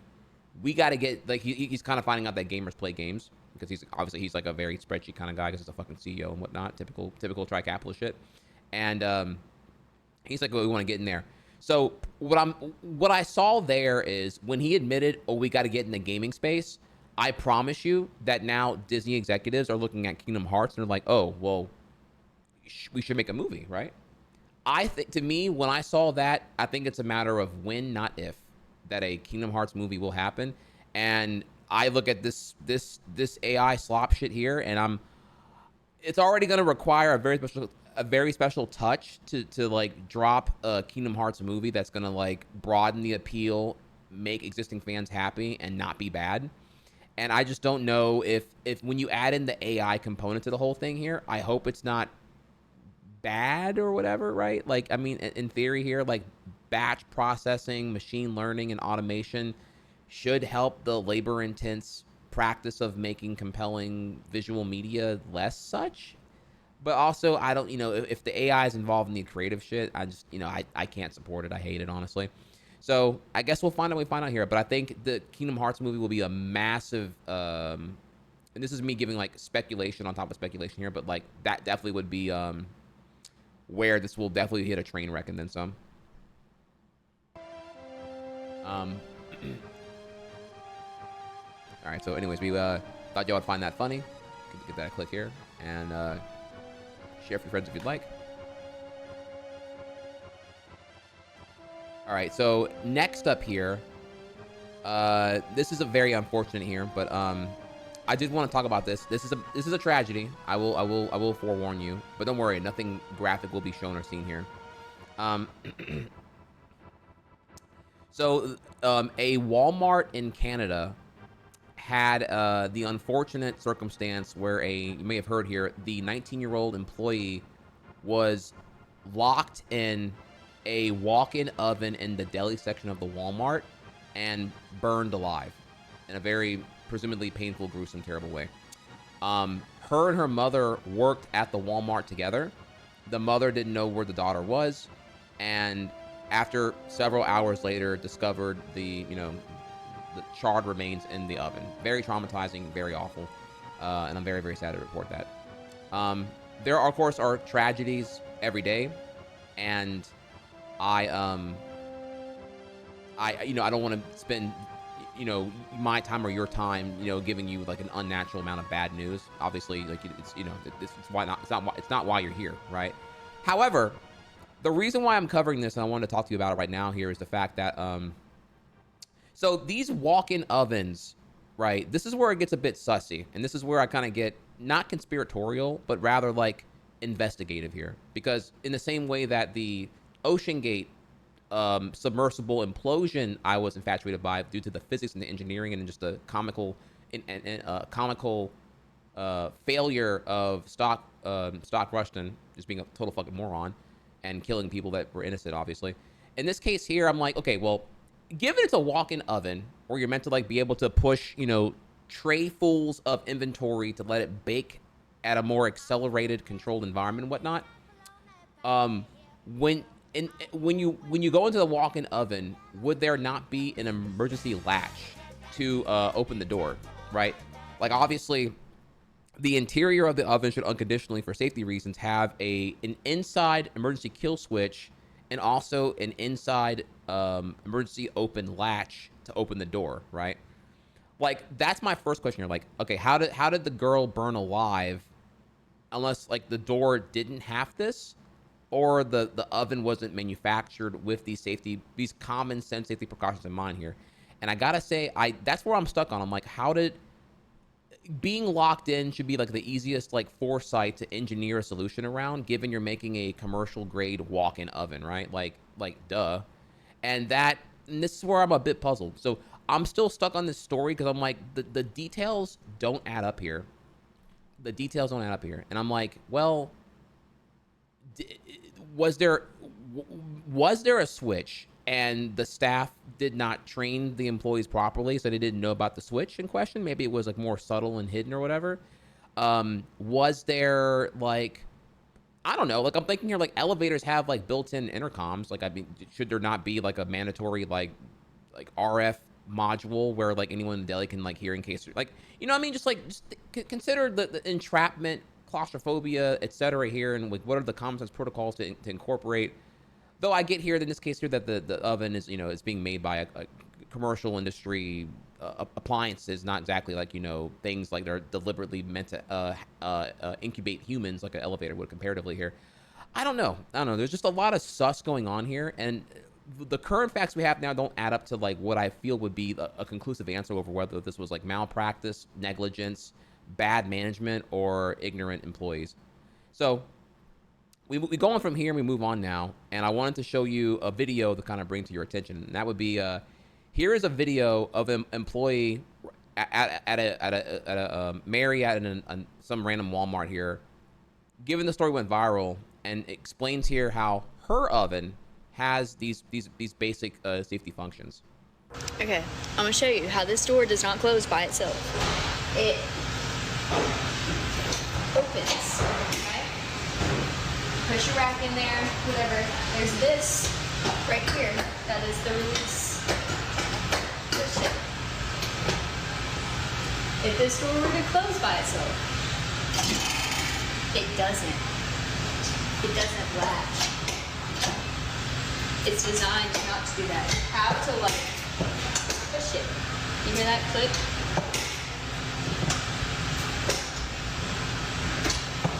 One more time.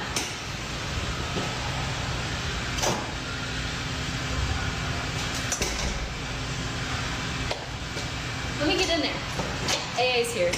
Now, keep in mind here, there's not just like one model of this. So very obviously where this falls apart here is like perhaps newer generations of the walk-in oven are going to have more enhanced safety protocols.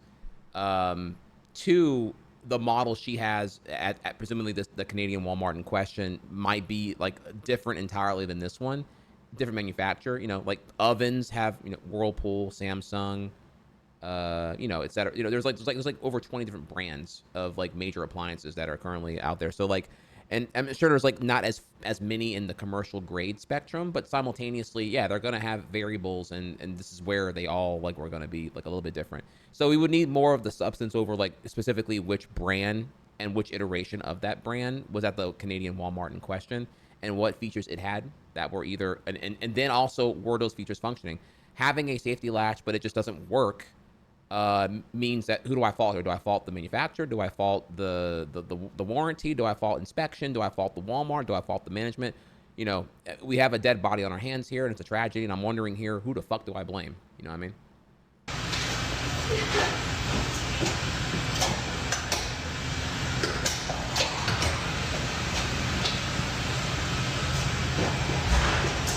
And the buttons to turn it on are out here. So it doesn't make any sense.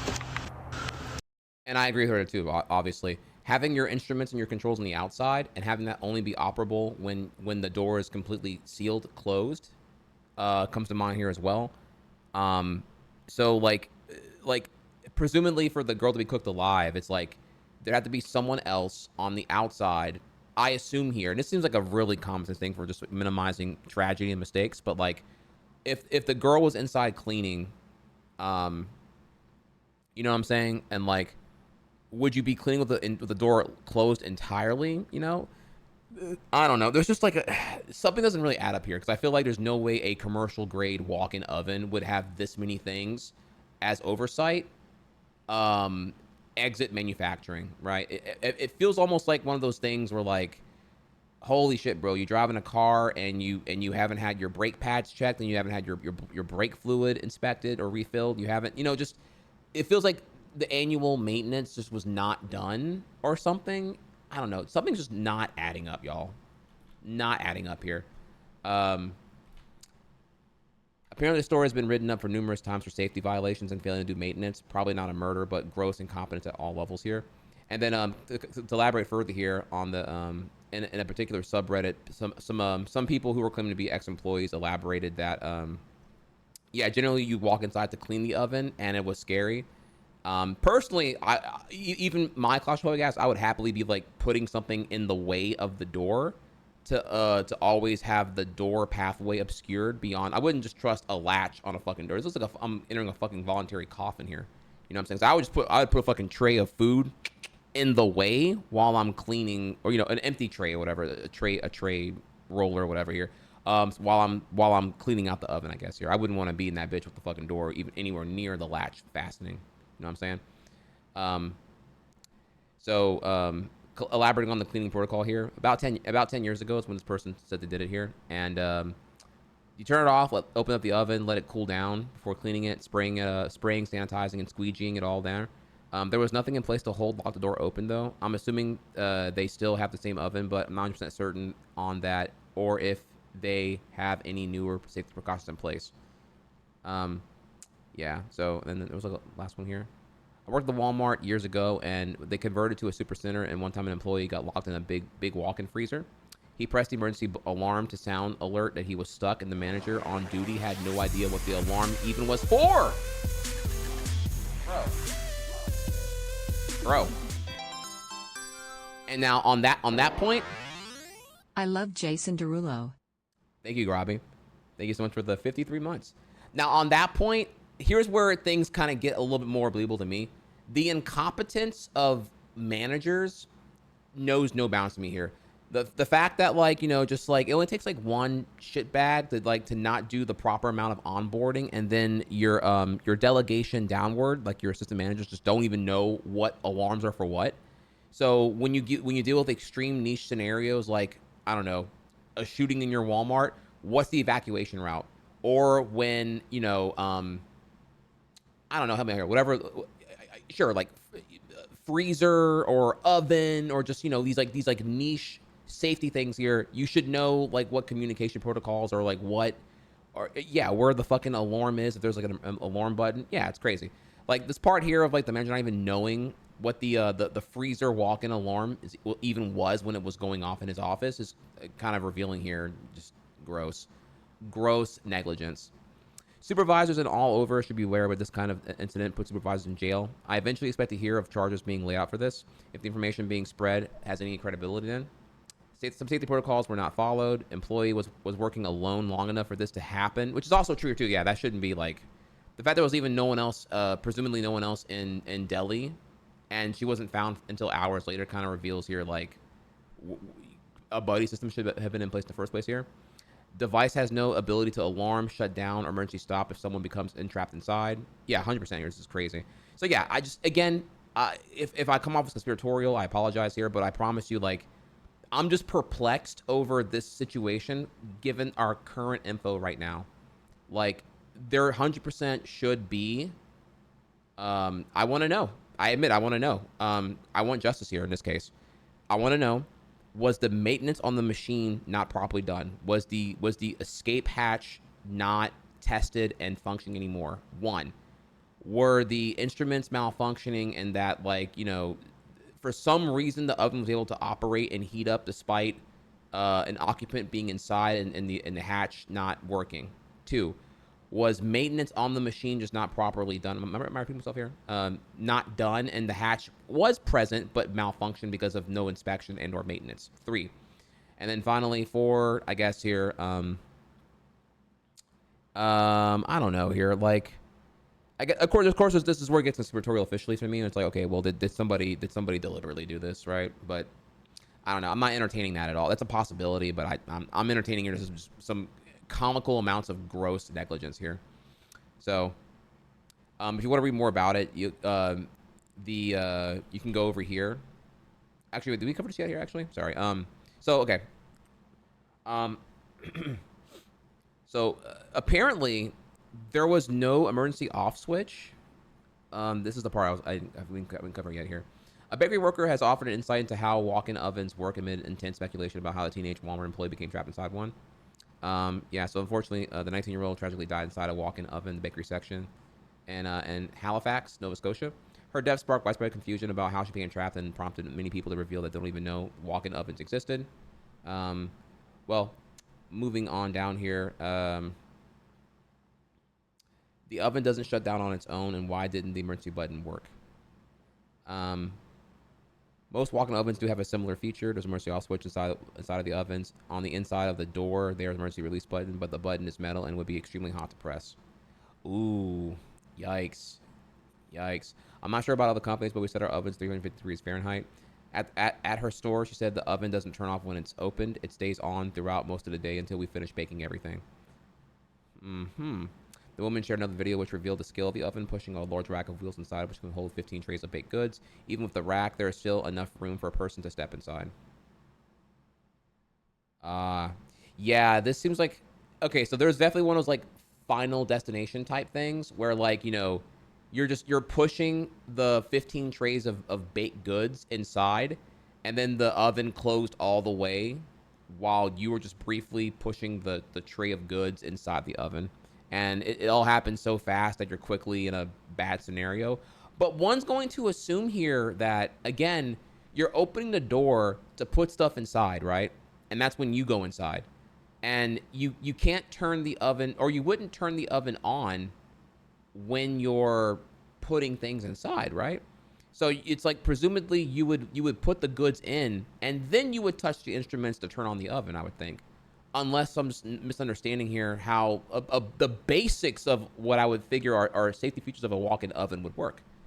Unless the oven's always on, presumably I guess if you're like just baking shit all day long and the oven is always on, and you just like, you're opening a hot oven and you put it in with presumably wearing oven mitts or whatever here, and then you're just like, you know, I guess there could be that. It feels like a fucking like a Final Destination scenario there, but yeah, that does seem pretty dangerous. And the button itself being metal on the inside, Jesus Christ.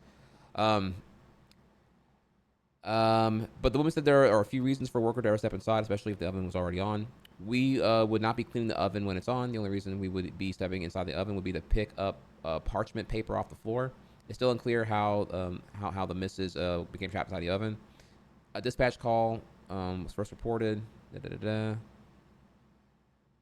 Oven is on. Unsure if staff are able to turn it off. Oh my God, her mother worked in the Walmart alongside her daughter, made a distressing discovery after conducting a frantic search around the store for her. Oh man.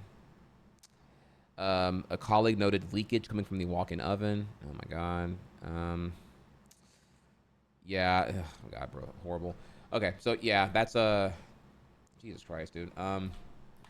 Yeah, really not good here. Wanted to make sure that we took a second and kind of like brought attention here. If you want to look into more about it here, here's the as far as I can tell, this is the official GoFundMe. May want to double check here, but the GoFundMe for the funeral for the missus. Very sad to hear about this. Just fuck, bro. That's rough. Really rough there.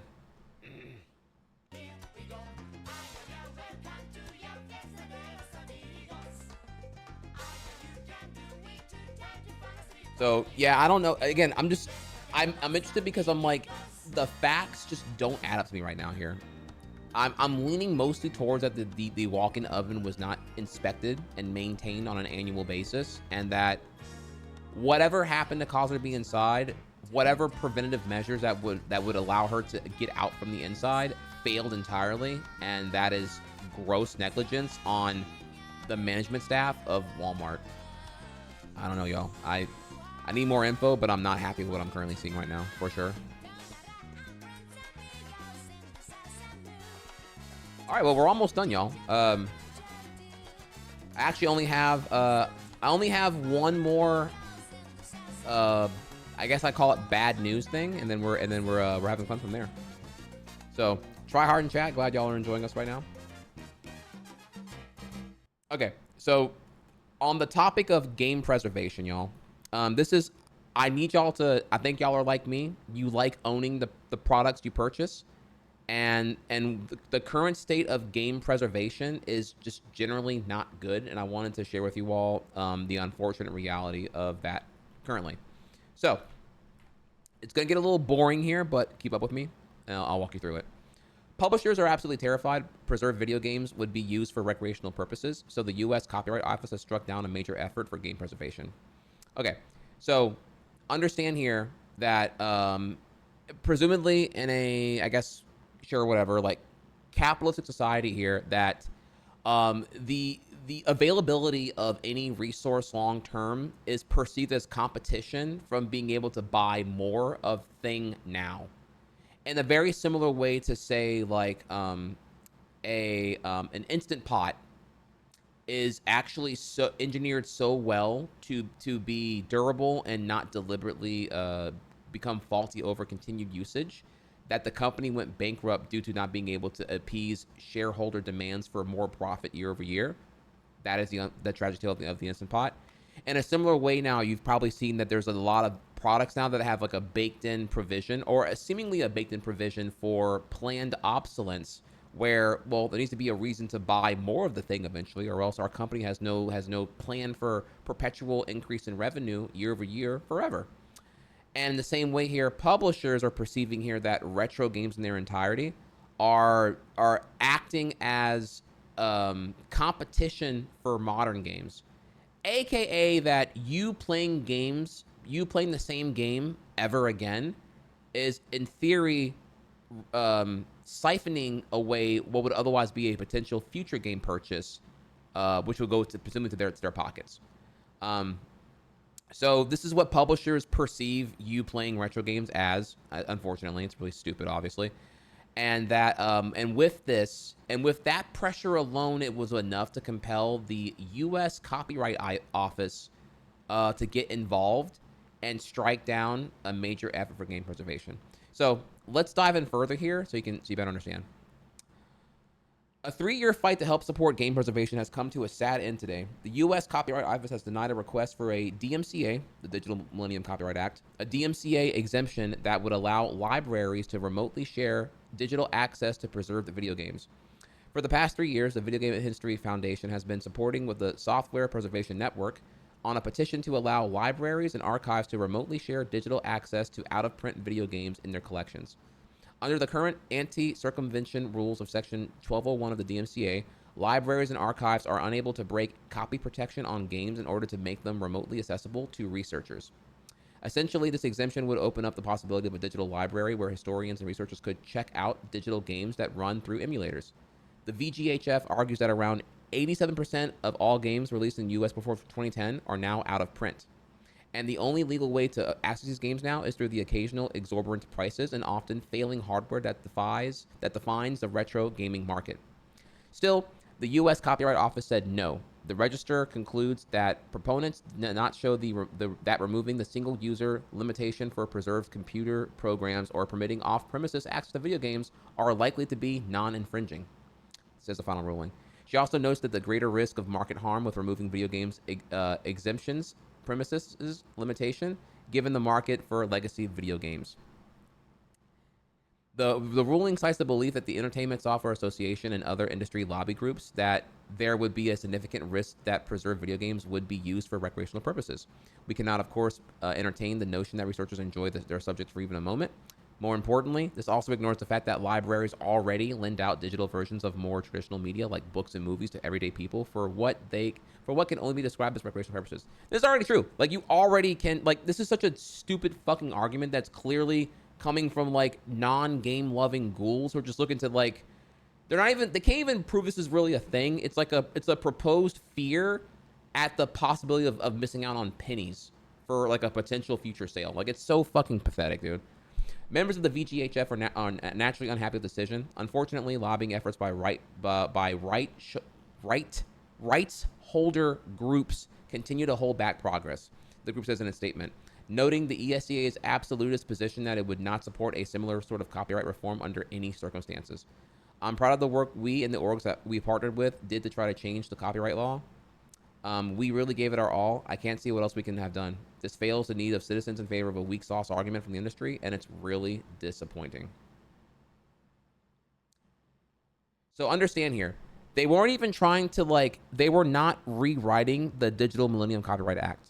That is still a very antiquated, like, 1999, 2000 thing that still rules the world of copyright to this day. The Napster X Metallica thing is still painfully outdated for modern implementation of copyright protection at this current time. Overwhelmingly gives way too much lobbying power and capacity to the corporate interest to be able to exert their force over fuck anything involving copyright, honestly, to the point where, like, you can't even really fight fairies unless you're ready to fight a multi-billion-dollar corporation. And even then, it was not rewriting the law. It was purely looking to have video games be granted an exception to this purely in the context of library capability to let archive and researchers be able to use them and whatnot. So, yeah, this is definitely that one of those, like, blah, blah, blah capitalism things here, because, like, they are totally happy. Understand here, these ghouls, they are happy with lost art media being exiled at a rate we've never seen before here. They're happy with games, like, being completely inaccessible 10 years out because it means they have all the more things to sell you in the modern time. They love the revolving door of stuff because the hierarchy, the archival, and the preservation of what was in the past is perceived as a hindrance from consuming more now. So this is just like, it's a very weak argument. And unfortunately here, we go back to the whole thing here. This is coming, the U.S. Copyright Office, I have to go into further this one here, but, like, they don't generally operate from, like, I'm going to presume here, and I would need to do more research here to speak from truth, but, like, I'm going to assume here that U.S. copyright, well, the facts are right now, copyright, trademark, and patents are overwhelmingly, like, corporate ran, maybe not patents, but, like, copyright and trademark are corporate ran stuff here. We notice currently with the fact that, like, particularly Disney is the ones who rewrote the estate rules on that, and, like, now copyright is granted to whatever company or entity files it, and now it's officially, like, it's lifetime plus 125 years. Whereas, you know, because what was going to happen was the previous, I forget when this was here, but like this was done, I think in the 90s at the best of Disney here. And it's because like there were some things that were going to exit into public domain pretty soon. I think it was literally like Disney's own shit here.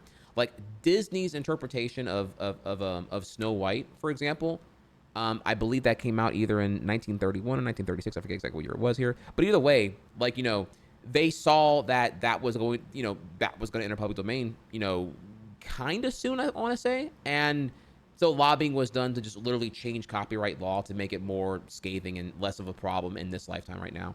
So all that to say here, like that plus other reasons if I bothered to research it here, is that like copyright is overwhelmingly like corporate lobby driven. And so copyrights or U.S. copyright offices are not really interested in like serving consumers or even like, you know, the virtues of preservation. It's all like corporate interest here. And corporate is so happy with games just being exiled out of access because it conveniently leaves the absence of competition for the modern product they're going to try to serve you now here. So yeah, man, this is really fucking, this sucks. So I'm sorry, it's like a horrible thing to read right now, but I had to let y'all know here. If you're angry, I'm angry too. But you know, welcome to the modern world, I guess.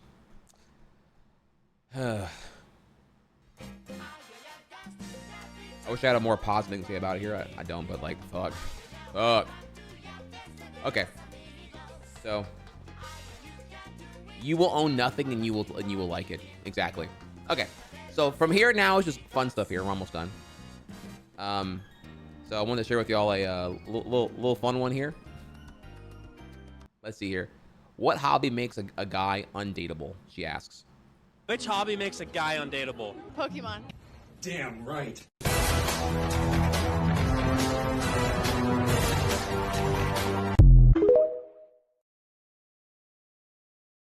Which hobby makes a guy undateable? Pokemon. Damn right. Is she cooking, y'all? So she at 9, but she hates Pokemon. How you feel about that? Anyways, all right, so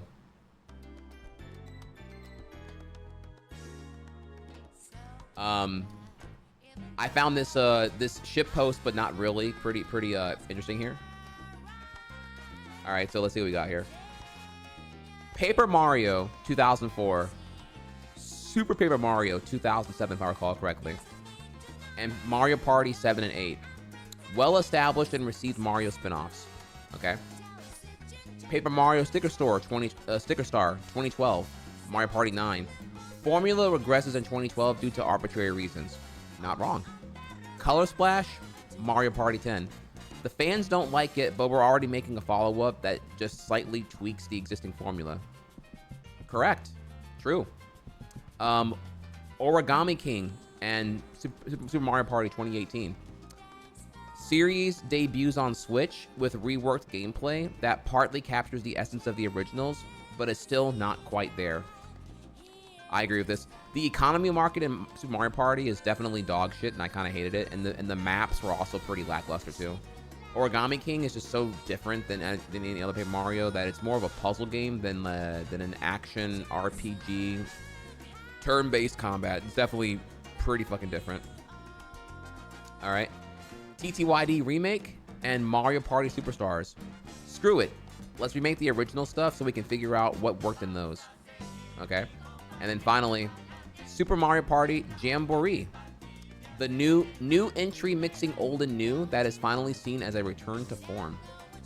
I have heard that Jamboree is a banger. I haven't played personally here. But what does the future hold for Paper Mario at this point? Seems to be some convenient overlaps here between patterns of recognition between Paper Mario and Mario Party. So I guess we'll see when we see, won't we? Thought y'all would find that pretty interesting, actually. I never thought about it that deep here, but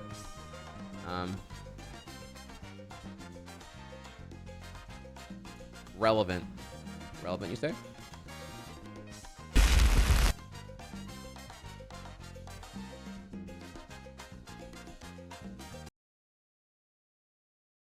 Sonic fans versus Sonic games.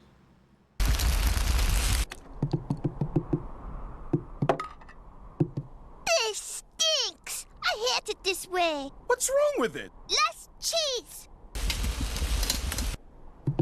This episode, though. More macaroni. Less macaroni. More cheese.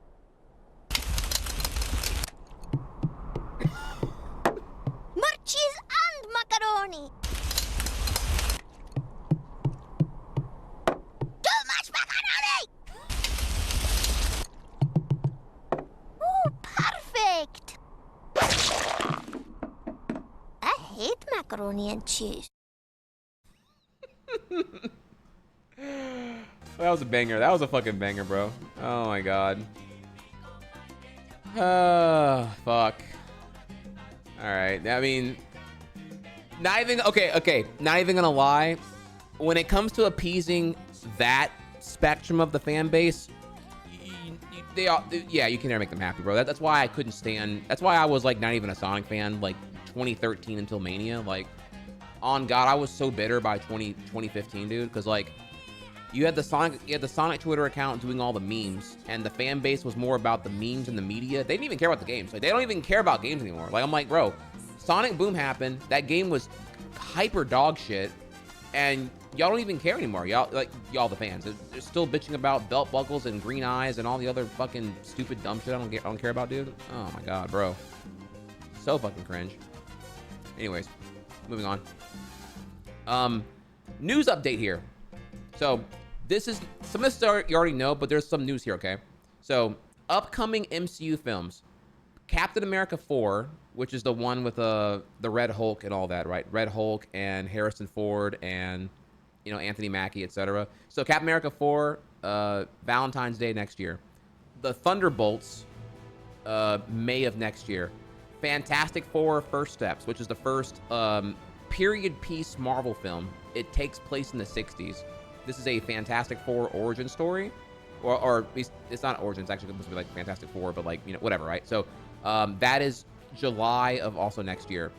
Then in 2026, you have the Robert Downey Jr. as Doctor Doom alternative reality Avengers Doomsday, which I kind of don't really care about, but whatever here. That's next May of 2026. Spider-Man 4 now given a date here, July 24th, 2026. And then Avengers Secret Wars, which is the second, this is a two-parter here. That's the conclusion of the Robert Downey Jr. Doomsday, happening May 2027. So the news here, we already knew all this stuff here, but now it's that the Spider-Man 4 is officially underway and gonna happen between the Avengers Doomsday films. We already know here that Tom Holland I think is currently filming Spider-Man 4 right now. It has a director, yeah, it's the Shang-Chi director, and I'm going to assume here that like shit happens between Avengers Doomsday 1 and Secret Wars.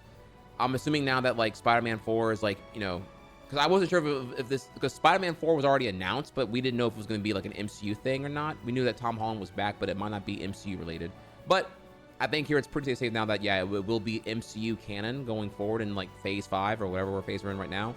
And that whatever happens in Doomsday may carry over into Spider-Man 4 and then wrap up with Secret Wars here. I'm assuming these are intertwined now. I could be wrong, but I would presume these dates are that for a reason, and we'll see. So yeah, we will see what happens here. And yeah, that's pretty much the new thing. The big detail is now that this is dated here. Also relevant reminder again here that Tom Holland is going to be starring in Christopher Nolan's next film, which is also starring fuck, what's his name here? Remind me again, chat. Not Brad Pitt, but God damn, I forgot his name here. Matt Damon. Thank you. I could not remember his name. Holy shit. Yeah. So the next Nolan film is starring Matt Damon along with Tom Holland, and that film is coming out that film comes out within 2 months of Spider-Man 4 releasing as well. So Tom Holland's kind of everywhere right now, which is kind of crazy. So we will see more, but there's a little bit of some deets for you right there. Let's keep going. Reminder again here that Suiji got the 120-star world record here and is now the only person in the 135 realm. He skipped the 136. He's at the mid 135, which is crazy here.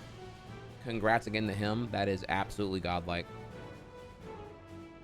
And let's go another here yet. So there's Moho Animation Software had revealed recently here that there was it does some pretty nifty stuff here, some advanced tweens where you can it can recognize your 2D drawing and then be able to recognize movable appendages, and you're able to just kind of like move things around here and create keyframes and then have the tweening happen, which will make the labor intense part of animating a lot more tangible here. I'll let it play real quick here and show you here, but like this looks no, it's actually not, it's not AI art. This is not I think you're conflating here. No, this is like not, this is actually empowering like human effort to work smarter, not harder. Yeah, no, this is actually a really, really good thing here. Check it out.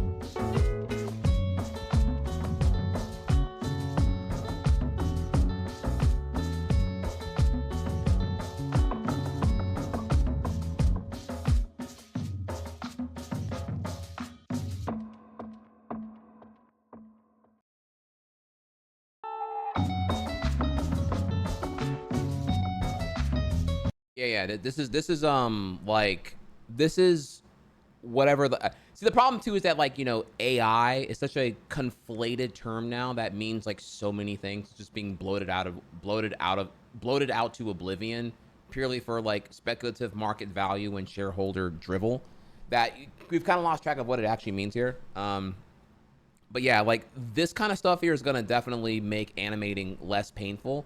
And I'd argue previously, like what you would do before this was a much more painful process of producing keyframes. You gotta think back here that, you know, even as far back as like, as far back as the early 90s, animation was a very painstaking process of manually drawing the between the keyframes. Versus now, when like you could actually have like the software recognize, again metaphorically here, the bones of your asset, and being able to manipulate those and just kind of like this if it makes sense here, being able to just like identify and manually with human effort calibrate your keyframes and then just have the software fill in is a godsend. It's still you in the driver's seat. It's just helping you do what you were going to do anyway, but do it like way faster. So AKA, you can maybe apply more effort to the detail, or you could apply, you know, you can make more. It's like you're hacking time.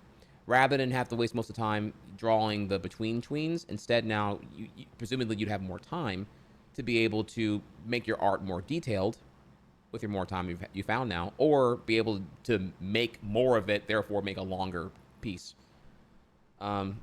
So yeah, this is like a really, really good thing here. I'll drop a link for you here. I thought this was actually amazing to see here. And I'm sure there's competitors that are either already doing this or doing this here, but I thought it was cool to share my excitement as an animation nerd myself. So, right on. Okay, and guess what, chat? We did it. We did it. I did not mean to take that long here. I do apologize, but I'm happy that we did all that. So, let's take a second then. I'm gonna real quick go tinkle. I'm gonna unzip my shadow suit here and go take a TT, and we'll come back here and we're going to we will next move on to gameplay now. So we have the Sonic Rush 3D. If you haven't seen here, it looks like this. Sonic Rush 3D is a Sonic fan game that simply converts the 2005 Nintendo DS original into 3D. And there's a 1-level demo. It's not very long at all. And I will show y'all, and we will play it firsthand here. And it's going to blow your fucking mind. This looks really, really cool. So I'll drop a link here if you want to look at the demo yourself. And we're going to play that for a few minutes. And then we're going to move on to Shadow, baby. So don't go anywhere.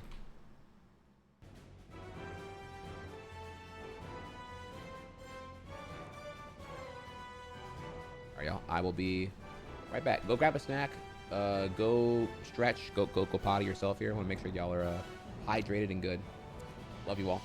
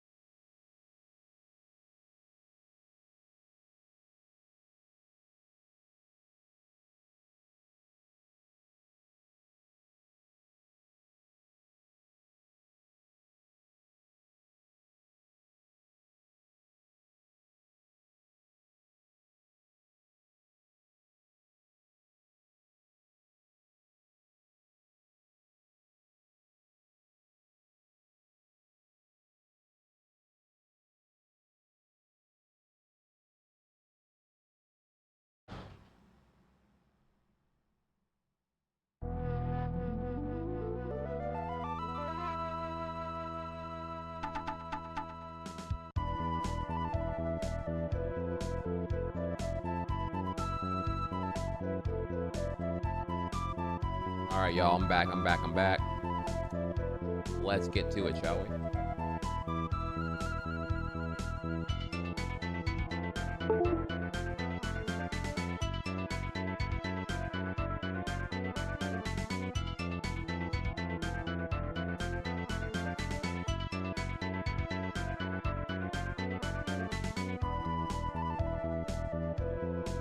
All right, one second, I'm just gonna...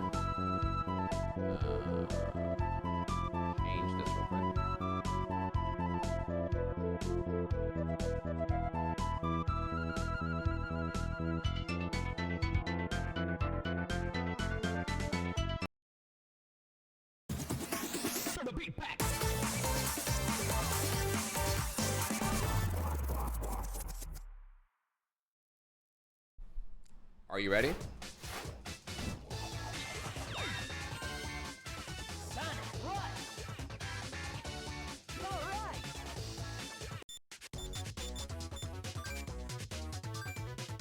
Oh, chat, we are eating so good right now.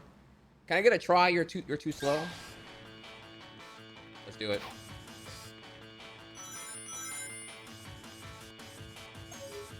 X to boost.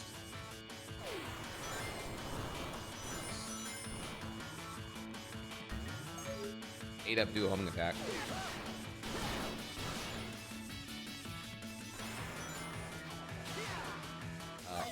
Okay.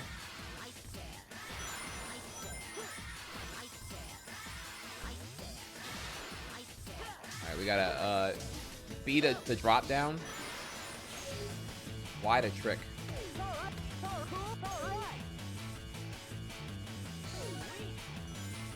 Alright. Rift. Like Unleashed.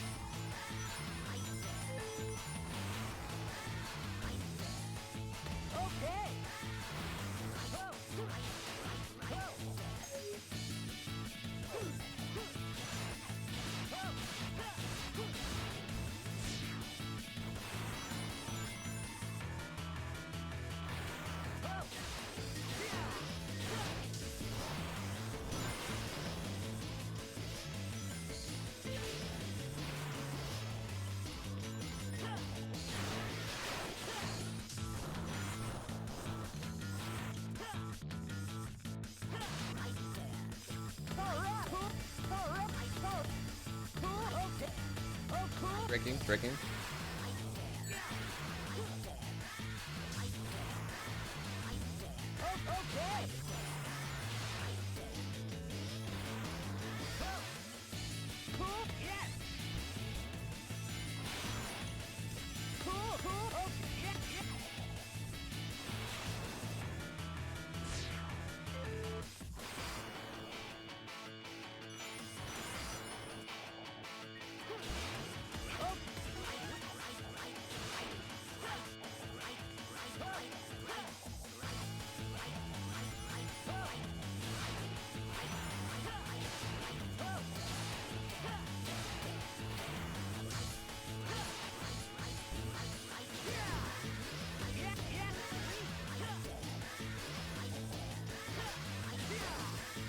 Wow, that's a really generous hitbox there.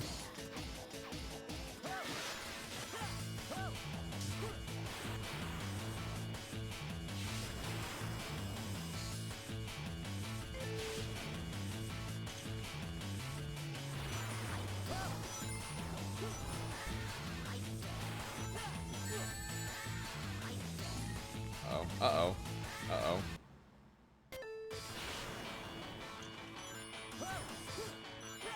Oh, I'm out of boost. Okay, I see that. I gotta build my boost meter up higher first.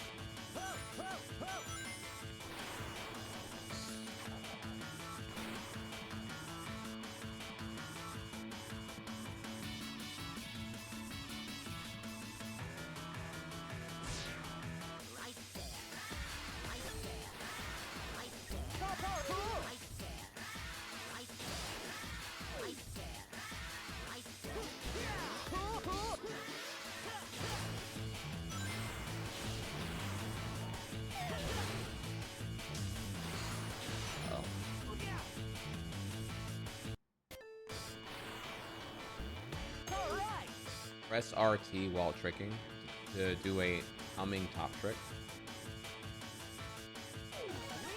Oh, okay. Oh, okay, that thing. Okay.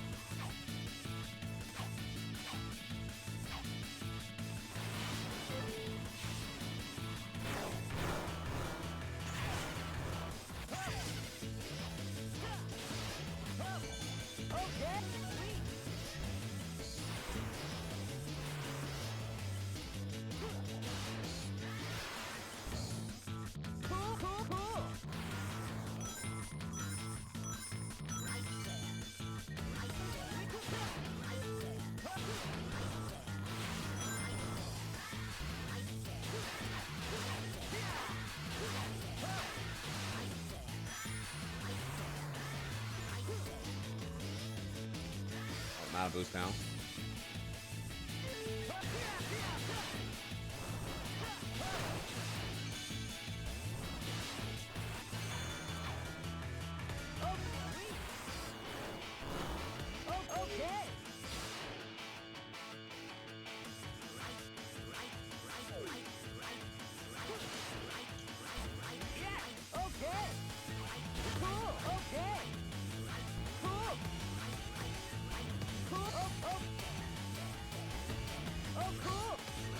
Is this wrong? Second.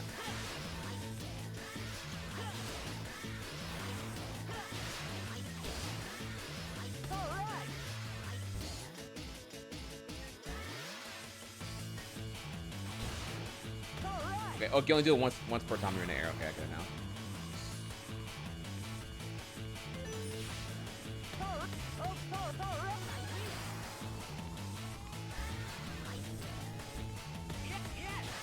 I did that wrong.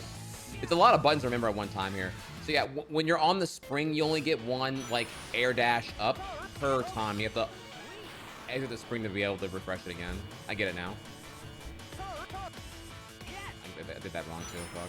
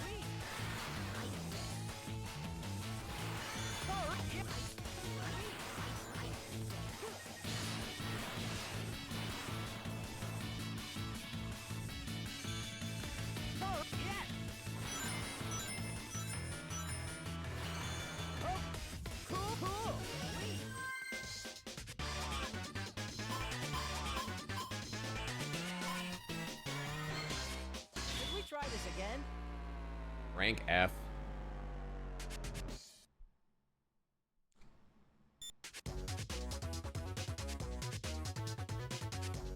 So, what are my thoughts after we played it through here now? So there's a couple of things for sure. It's a demo. It's also a one level build, so it's very early in here. So I'm not gonna like critique things like sound design. Very obviously, there's like a million things to work on, and I presumably sound design would come way later when your gameplay fundamentals are well defined.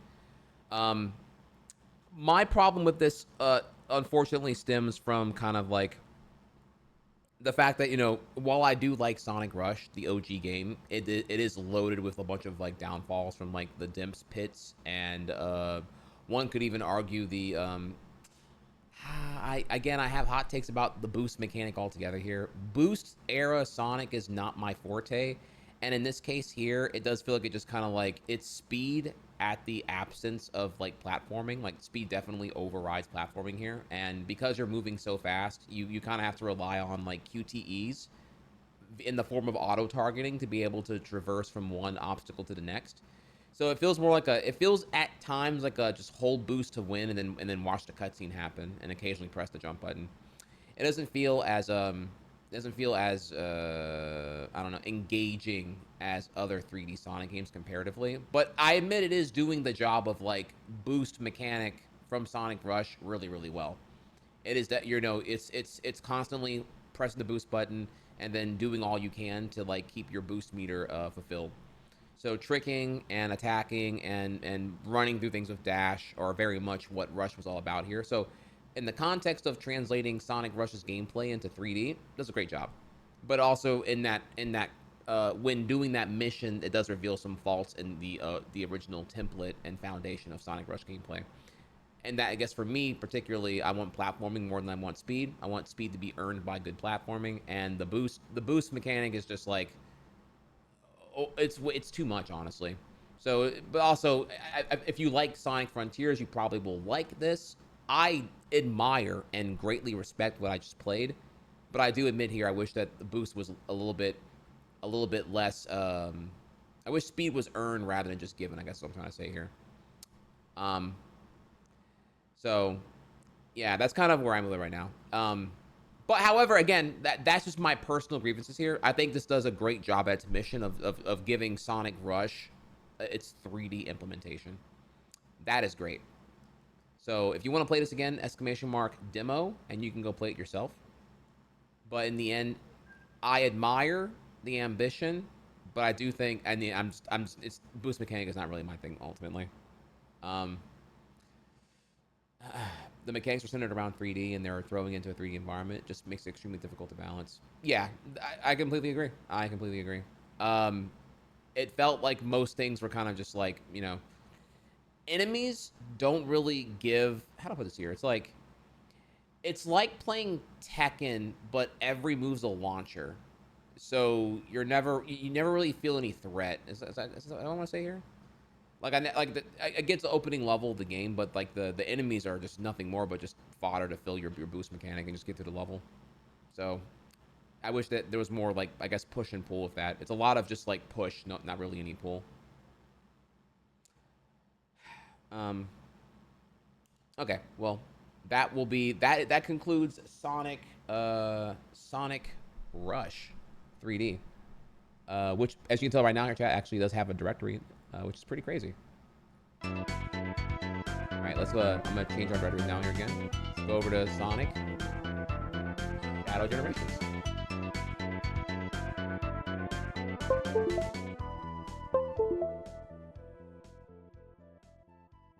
Hell yeah, baby, I'm ready. I'm ready.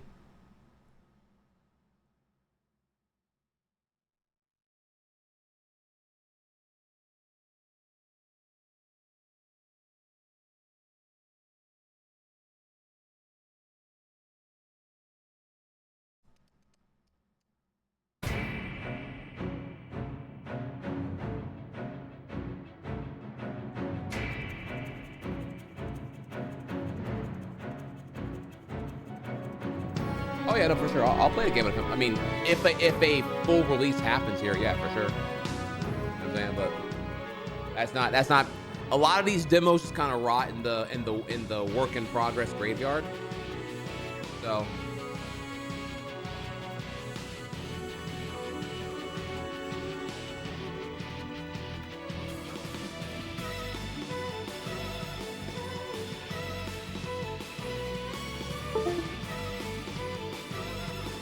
Banger alert.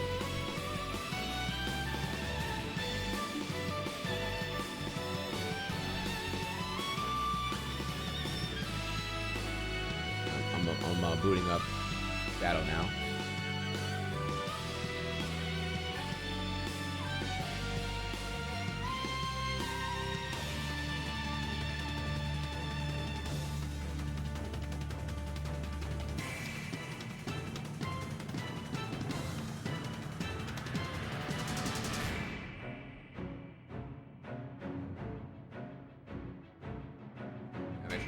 Make sure my drip right, you feel me?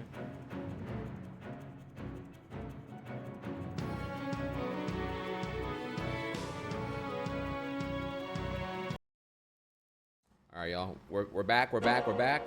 Soldier, you started something new.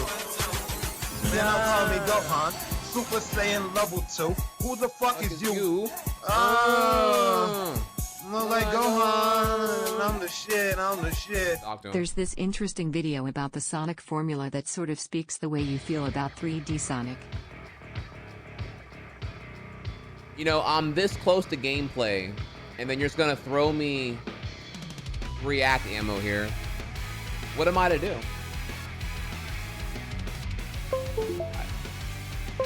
I have a mob here ready to attack me if I do one more react here. So I think I'm gonna hold this into the queue. 3D Sonic. Oh, then you gave me a timestamp and everything here. Holy moly. Okay. Well, we'll come back here. Hey, thank you, Kat.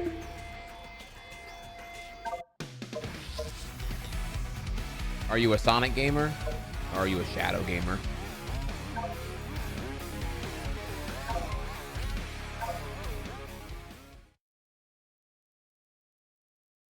the timestamp accurate, or is that completely irrelevant? I gotta remember the controls again.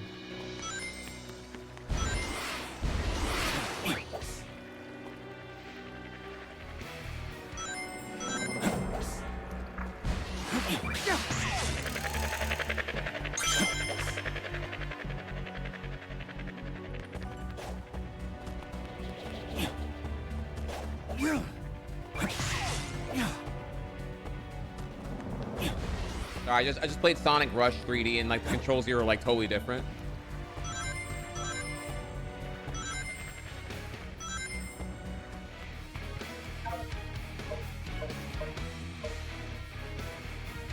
Alright.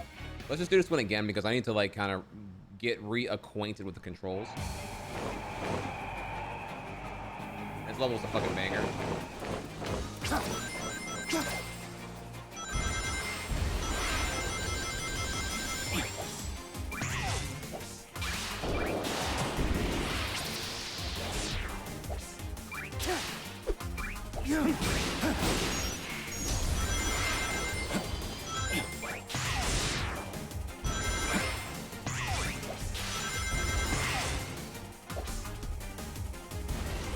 Keep pressing the wrong button. It's a fucking Sonic Rush. Oh my god.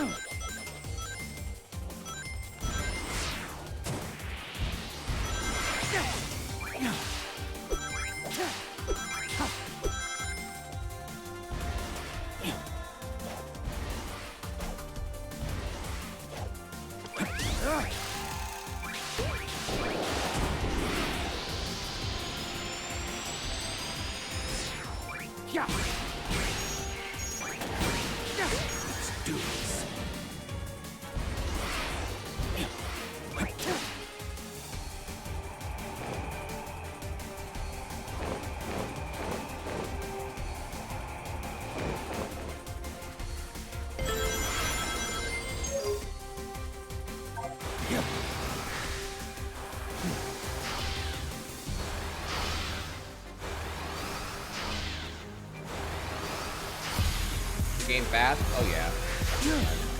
Ignore me though. Ignore me being cringe right now. Oh my god, please. Oh my god. Wait. Is this game fast? Try or too slow? Oh my god, bro. What was that? Kevlar, what's up?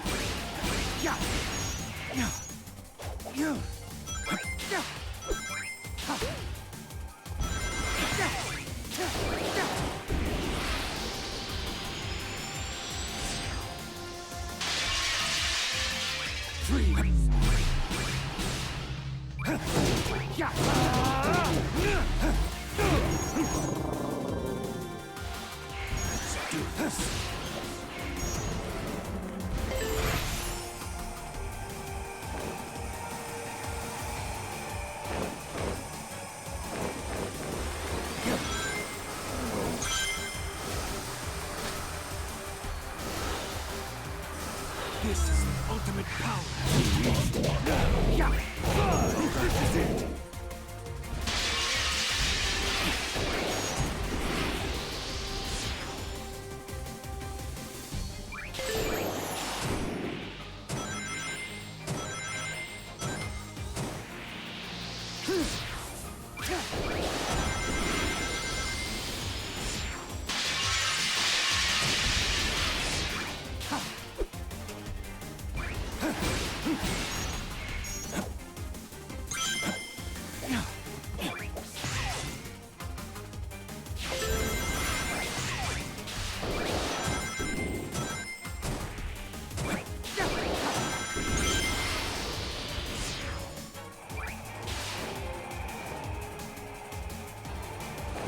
No guns, better.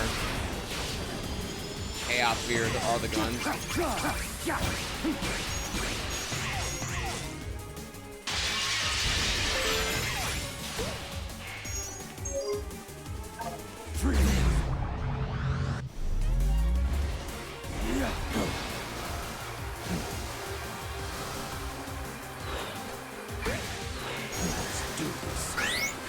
Chaos control!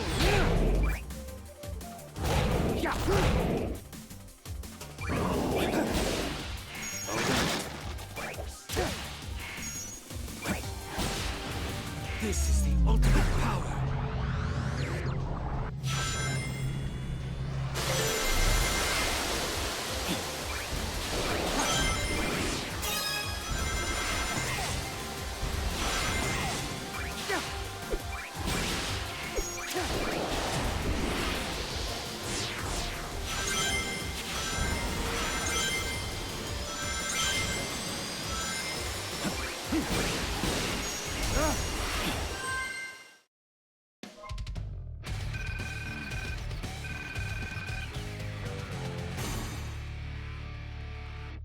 Rank up, bitch.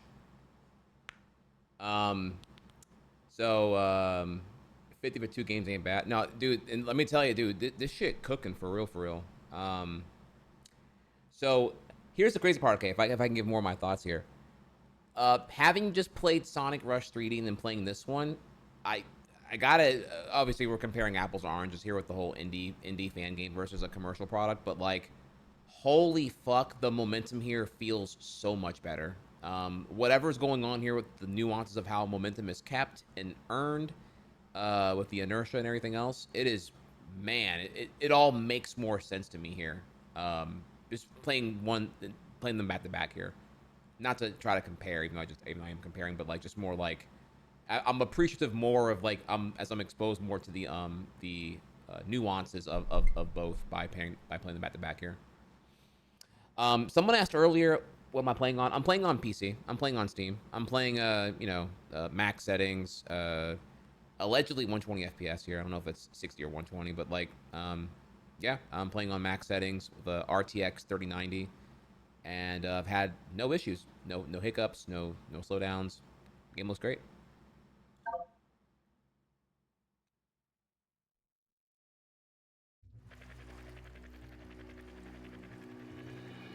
Should you get it on Switch? I wouldn't. That game, I would not really recommend any Sonic game on subpar hardware. Like, it's definitely going to be a downgrade for you.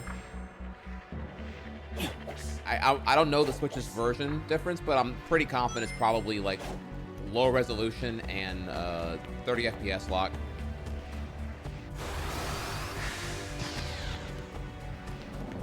Hey there.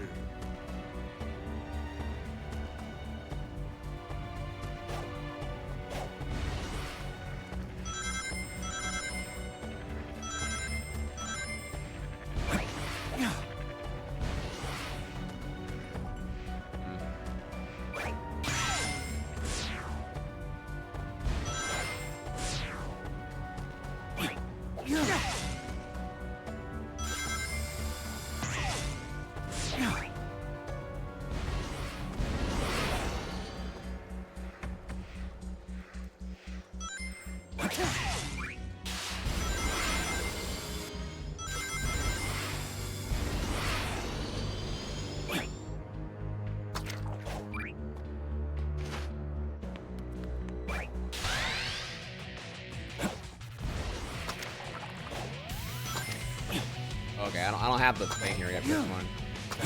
I don't know if you get an upgrade or not, but like,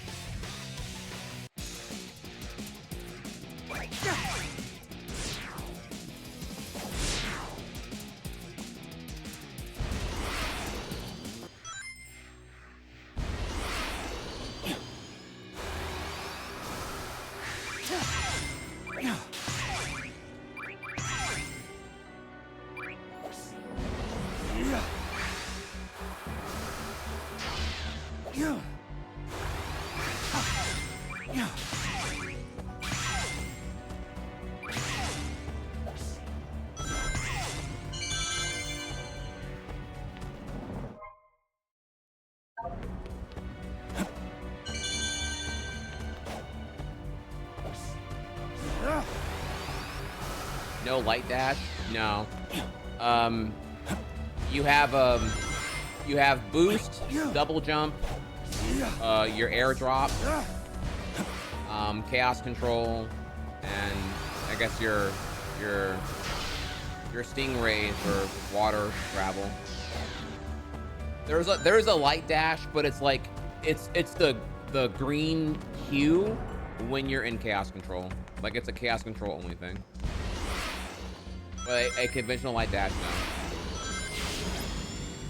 Yeah, I kind of like how things work now here. The light dash is definitely a painfully, sometimes accidental activation, and that being a bit more controlled is definitely welcome for me.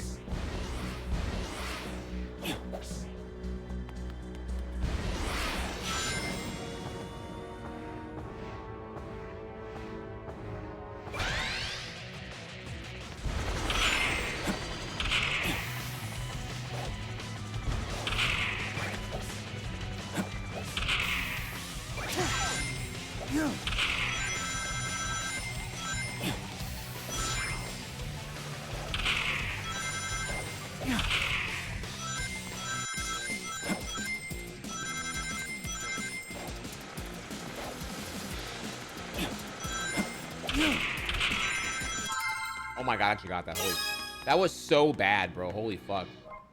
Clutch it up, bro.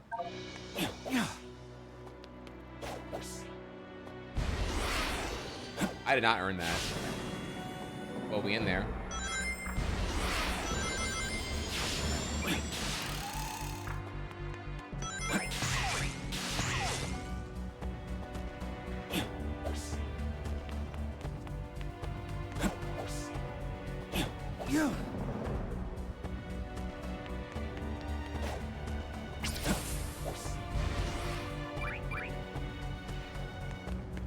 Almost do this actually.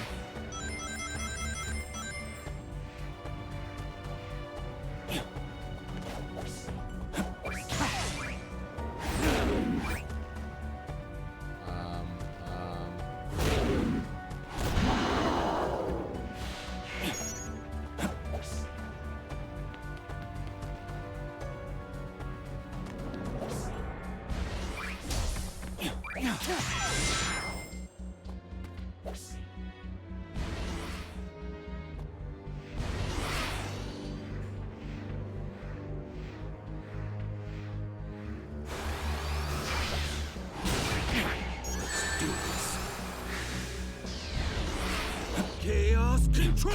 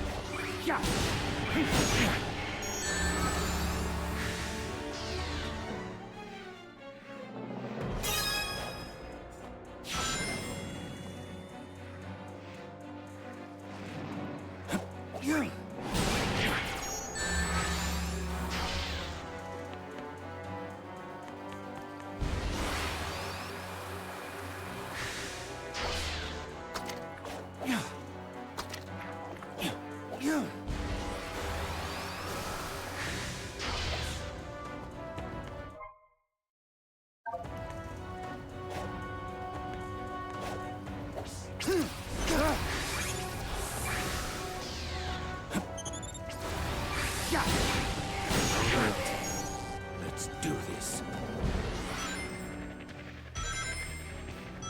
Yeah, we stopped at a kind of weird point yesterday because I definitely I know where I gotta go, right? I gotta go. The next point of interest is, you know, the way marker over here, but like freeze.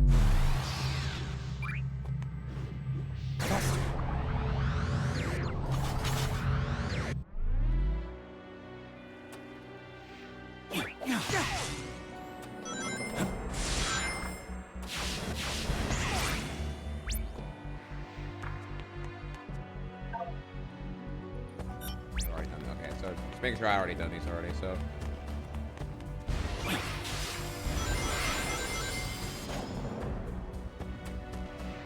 Does Shadow get a gun in this? No. Yeah, we've moved on past that now. Chaos Spears. The producer, I forget his name here, but like he already said like Shadow's already cool. He doesn't need a gun. And I completely agree with that. Yeah.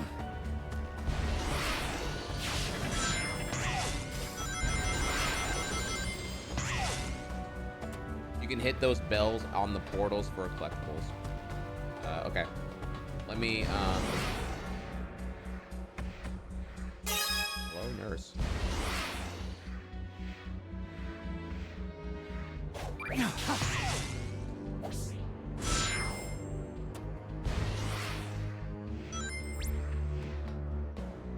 Wow!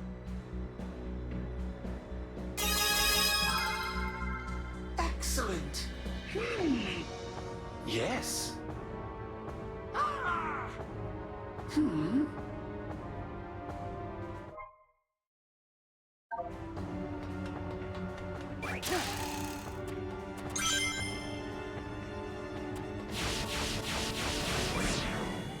Yeah. All right. Yeah.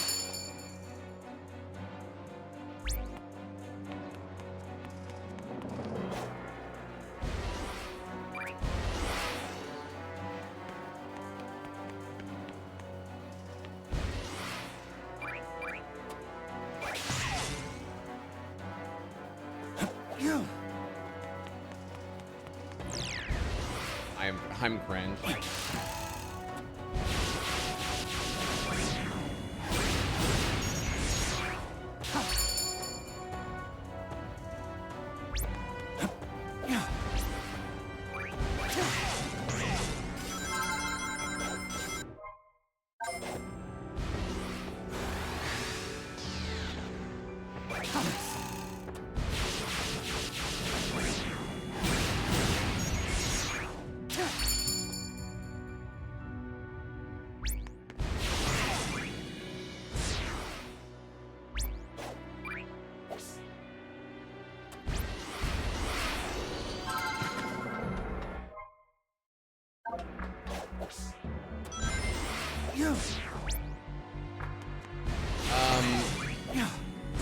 How do you quick travel again? I actually forgot you did that.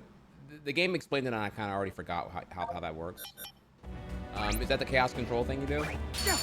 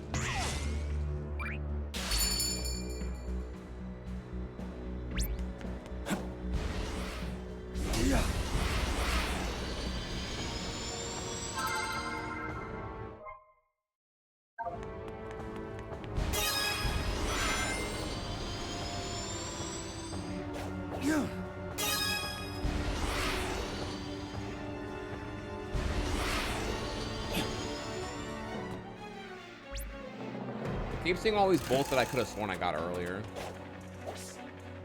Do you not keep bolts that you collected after you die? Is that what happened here?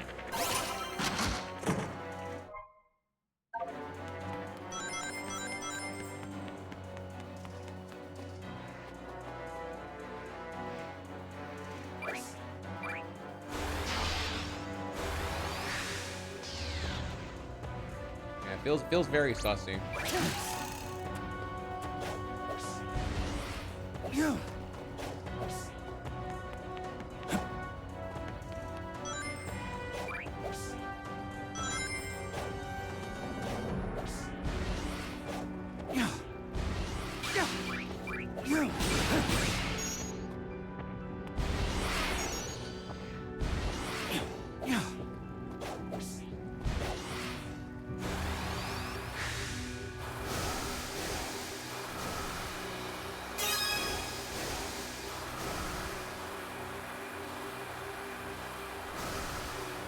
Alright, so let's try to figure out how the fuck I'm supposed to climb this shit.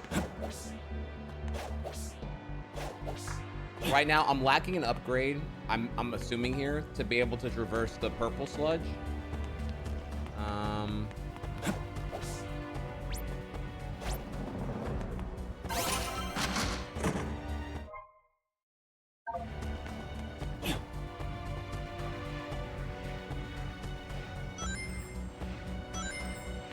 Yeah, the game was just remastered Generations with some Shadow Flare.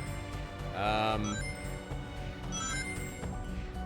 mean, that's not inaccurate. It does a lot more than I mean, if you're a Sonic fan, it does a lot, really. It's like for me, this is like, okay, we're doing a mass course correction on all things Shadow. Shadow really hasn't really had any like development since Sonic 06. I mean, when's he last really done anything, I would say. So this has been like nearly 20 years of awakening for Shadow to be like relevant again, which is really good given that you're getting the Sonic 3 movie, which is mostly a Adventure 2 adaptation. So it's a lot of things at one time here. It's Sega for the first time since 2006 officially acknowledging Sonic 06 with the fact that you have like you know, 06 levels being remade here for Generations, which is cool. One. Two, it's like a rekindling and a refinement of Shadow lore with the Dark Beginnings promo animation into all the flashbacks now, which are going to just like further refine and develop Shadow's backstory and Shadow's entire arc, which is great.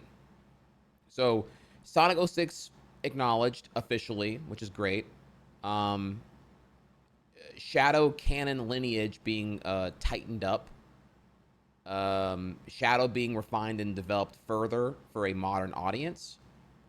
And it's also got Generations QOL galore. Like, it's Generations gameplay, but better. Like, just all around. So, it's, you know, for a Sonic fan, it's like all of those things, plus a remaster of Generations from 2011. So, which I haven't played yet. I can't really comment on what changed in Generations Vanilla, but I mean, Shadow Generations is definitely already like cooking because the hub world's interactive and all the other cool shit here.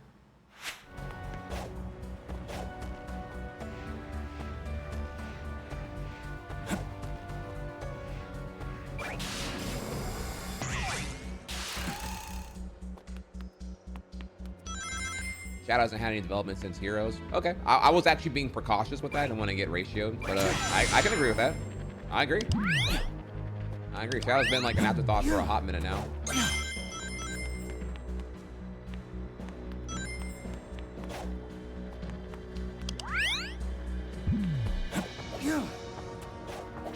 Most times when I give my opinion, I'm usually already like kind of holding back for the sake of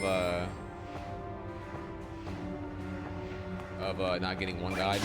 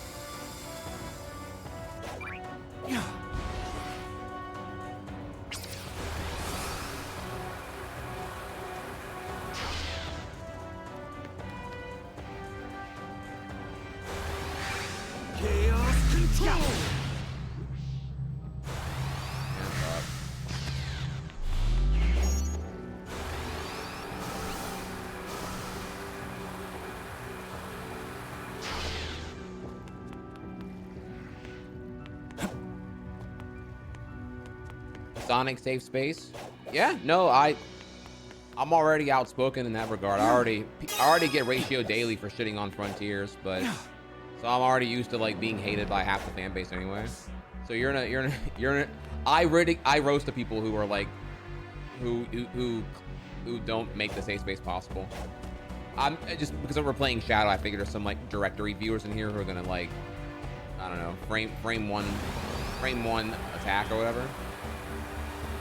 But then again, maybe me wearing the shadow onesie is like vibes, and like, you know, they see the autism is too strong and they're gonna go ahead and just dip out anyway.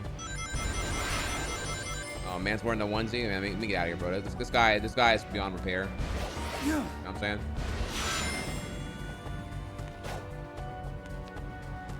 Bro, how the fuck do I... Is the front door open here? Like, how the fuck do you do this shit?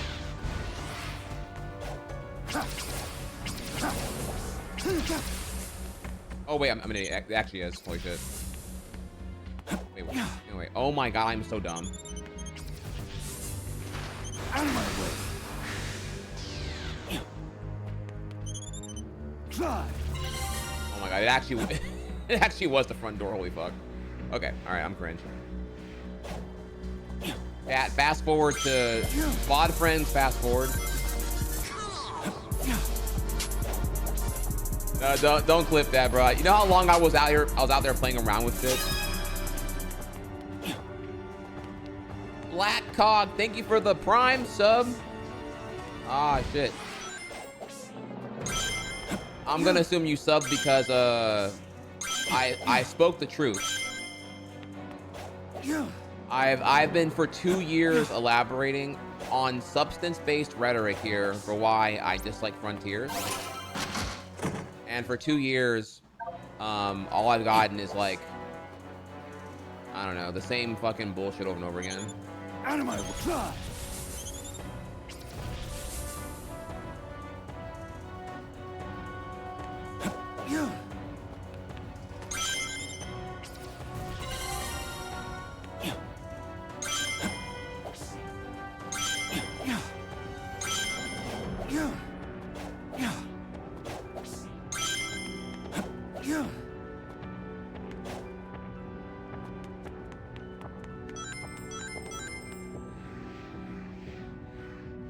Haven't heard your Frontiers opinion. Do you think it's bad or that it has pros and cons? I would say, I mean, this is tough. It's tough because it's complicated. It's not that it's bad. It's, in the end, it's mid. It does some things well, but due to being misguided, and in my opinion, it's bad at a concept level that the execution was inevitably going to be botched. Again, it's complicated. I haven't really done like a review of it per se, where I could just like go watch this video. So my thoughts are not exactly concise here because I'm recalling from 2 years ago. But if I do I do this right now here? I don't know. You give me a. I've said this so often. I just don't know if I'm repeating myself and people are bored of hearing me talk about it. So I don't know. I need like 10 tryhards in chat to like make sure that this is like something you want to hear for 5 minutes or not. I don't want to feel like I'm farting my opinion, you know, nonstop or whatever here. Like, I just need like validation that this is like something you actually want to hear or whatever.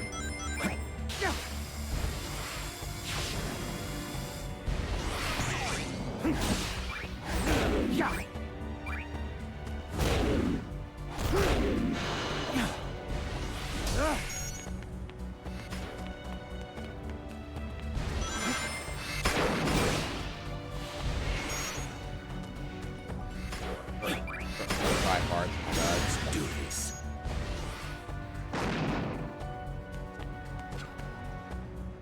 Okay, all right. So, Sonic Frontiers, the issue with it, to me, are several. What it does poorly is that, well, inherently, I think that the boost mechanic in 3D Sonic games are inherently problematic. To me, the substance of Sonic gameplay has always been that it's a platformer at heart. At some point, there became a conflation with, like, you know, playing Sonic games was fulfilling because you're going fast. I'd argue that playing Sonic games, platforming well, rewarded you with speed. Speed with Sonic was earned and not a given. With boost mechanic, speed is now just given, and because you're moving so fast, you're unable to properly like react to and engage with the environment on a platforming basis. So because you're boosting, you're going fast, and because you're boosting and going fast, you can't really platform. So you have to now rely on, you know, the LR, the L1 and the R1, you know, what's it called here? The sidestepping. You have to reduce the platforming to more like on rail mechanics, like sidestepping when boosting, and QTEs, because again things are coming at you so fast you can't properly react to or engage in your own creative methodology. And Adventure 1 and 2, you know, you were able to, like, you know, traverse a 3D environment and then, you know, travel to it, homing attack or spin dash, up to you, whatever here, and then, you know, get around obstacles by utilizing homing attack in your own way and whatnot. In Boost era, you're just going to go fast, and you have to be kind of on predetermined rails mechanically to engage with the environment and not immediately fly into a death pit.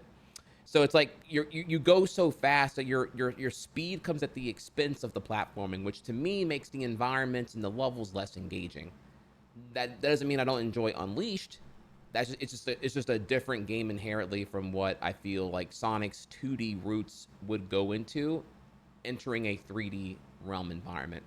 So ultimately, you have to already pre-subscribe here to my notion that boost mechanic is just not really, it's not fundamentally what 3D Sonic should be. Okay, so if I already lost you there, then you're gonna hate the rest of my opinion at this point, but as to start with the basis of that there. Okay, and it's not to say that 3D platforming in Adventure 1 and 2 is inherently good. I think it has a ton of problems there, honestly. I'd argue this is why, like, Mario 64 has aged quite better than Adventure 1 and 2. Sorry to say, but it is what it is on the gameplay front. More about that another time. Not even worried about debating that opinion right now here. So because boost just kind of gives speed, doesn't reward it for good platforming, we now go into Frontiers, which I think does an even worse job at using boost mechanic, because the game at the start menu and the pause menu give you, the player, options for how to dictate how Sonic engages. You know, things like acceleration, drifting speed, and steering are all sliders that you can modify. So what the game feel should be is up to you, which is kind of a problem because the levels are certainly built around a certain expectation of how Sonic should be drifting, accelerating, and braking. And these are all things that you can control. Again, if this feels like Sega didn't really know what to do and just kind of like, I don't know, fuck it, let the player figure it out, I guess. So I didn't know what to do either, honestly. I'm like, I don't even know, like, if I don't like how the game is playing, is it the settings I'm choosing right now? Because there's not really any guidance there. So I think the settings are problematic. I think the game feel has no defined target. I think that the skill tree in Sonic Frontiers is an afterthought and completely unneeded and feels like a really lopsided execution altogether here. I think the boss fight is one of the worst boss fights I've ever seen in a modern game. I would comfortably say that the final boss fight in Frontiers is the worst shit I've seen in the last comfortably a decade in modern gaming. I'm not even joking. It's really that fucking bad. More on that if you care about that other time here. And then when you're traversing the overworld in Frontiers, it doesn't really feel engaging because it's all a bunch of floating rails that ultimately go nowhere. Your yapping has been approved. I've been a professor on Sonic yapping since the first Yapp, and I will approve your Yapp as a good Sonic Yapp. BTW, everything peaked at S3 and K. Yeah, thank you, Sonic. Cuz welcome back. So yeah, you know, so engaging with the rail subsections in the overworld feels really, I don't know, unengaging, uninvolving, kind of pointless in the end.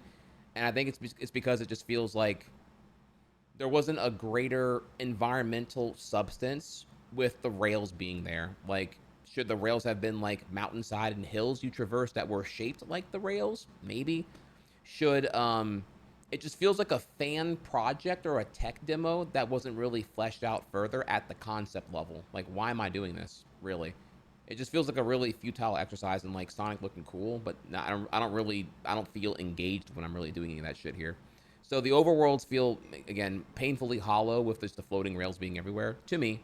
The game feel is, like, inaccurate and lacks a target, to me. Boost is coming at the expense of platforming, to me. And the final fight is just objectively, like, abhorrent and terrible, and everyone should agree on that all the way, no cap. So, yeah, that's kind of where those are like my top 5 things I have problems with in Sonic Frontiers. Frontiers does some things good, certainly. I don't know, like cyber levels are cool, I guess, or whatever here. But again, it's like the problems I have are so like dominant and prevalent throughout everything that it's kind of hard for me to really glaze up what works well when what is bad is so overwhelming to me in my experience. So with that, that's why I don't say Frontiers is terrible. It's just like mid. It's remarkably mid. I have no interest in playing it again. And to me, it's just on a gameplay direction and concept, it's a misstep. And I'm happy to see that Shadow Generations just does a lot of shit better comparatively. Okay, so there you go. That's my take on Frontiers. As a huge Sonic fan and just a person who's just like stuck in like 3D Sonic has had just a painful amount of missed potential. It can work well and it could be great, but it seems to always be just like never comprehensively refined at the concept level for the execution to match. Like I generally have problems with like the concepts in these games at that level. And then when we're focusing on execution, it's like, well, really, it's the concept at play here, I would say. So there we go. There is, I guess, a starting point for where I would what I can recall from playing Frontiers 2 years ago. All right, so try hard in chat if you enjoyed that Yapp. That's pretty much it. I mean, I'm throwing at you like a nonstop buffet of substance over why I feel how I feel, and none of it involves belt buckles or eye color. So.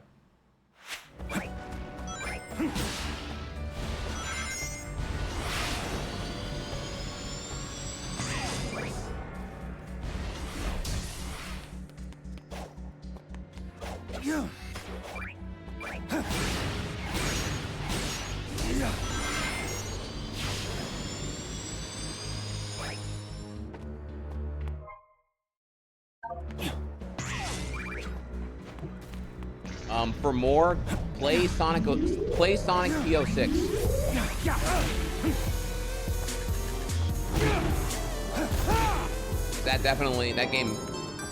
That game is cooking. That's what :D. 3D Sonic should be for sure. Oh my God, Saguri, thank you so much for the resub. Did I S rank 1 too on Frontiers? Yes, actually, I grinded the fuck out of that. That was really, really fun.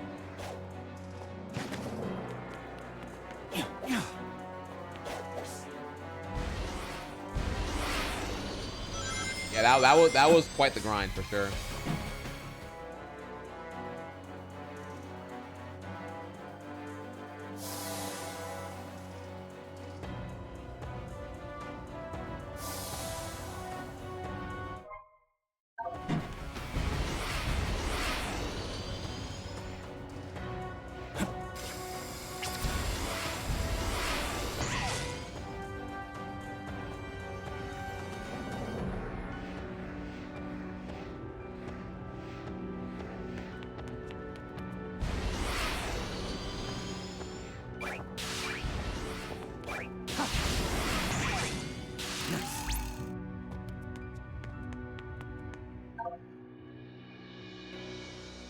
While dodging a large number of spike iron balls.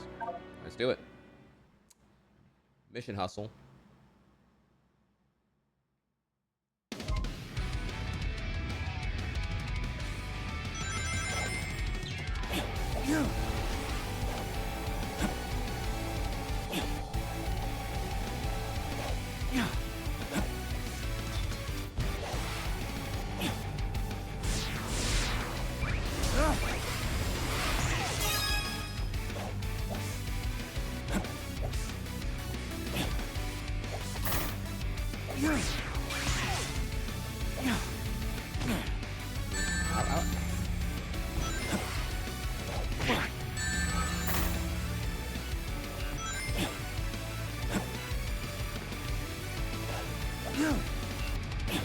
How you doing again? So I bounce like this.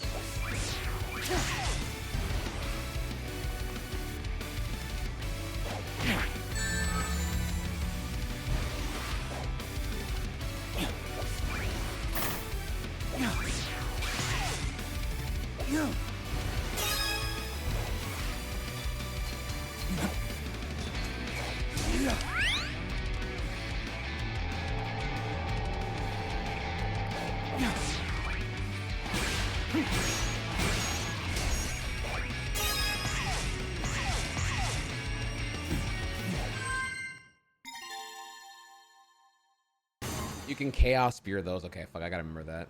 Okay. Let me see here.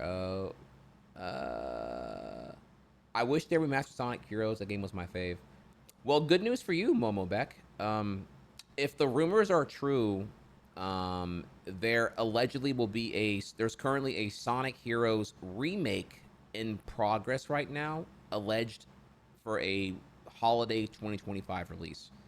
Sega did announce at a shareholder briefing last year that because Sonic Frontiers exceeded sales expectations, that they now think that Sonic is back and that they're going to try to ramp up Sonic properties and presence with annual releases being supplemented by remakes, remasters, ports, and new games. So TLDR, they intend to have a Sonic out every year. They want to drop something every year. So Frontiers was 2022, Superstars was 2023, Shadow Generations is 2024, and this alleged Sonic Heroes remake is 2025, and then Sonic Frontiers 2 would presumably be the 2026 game. So we'll keep tabs here as the Sega does more of their shareholder briefings. We'll be able to learn more about what's really going on, but that's currently what is the tentative release at this time, which is pretty rad. So hopefully that helps there for you right there. And then Saguri, how's it so far? Musty, the map design looks cool. Oh, the game's awesome. I'm really, really enjoying it.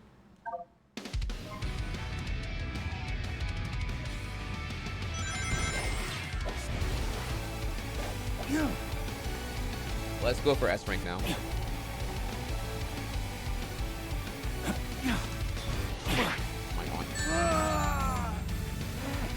All right, let's try now. I was looking at chat.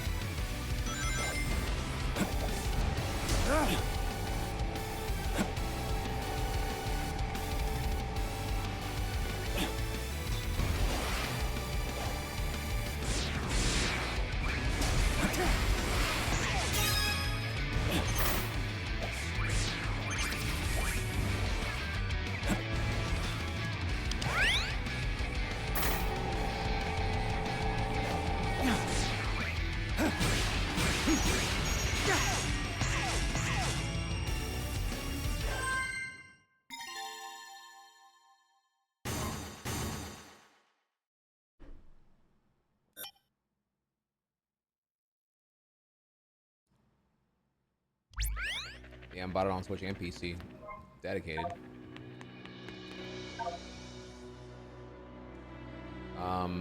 One ring challenge.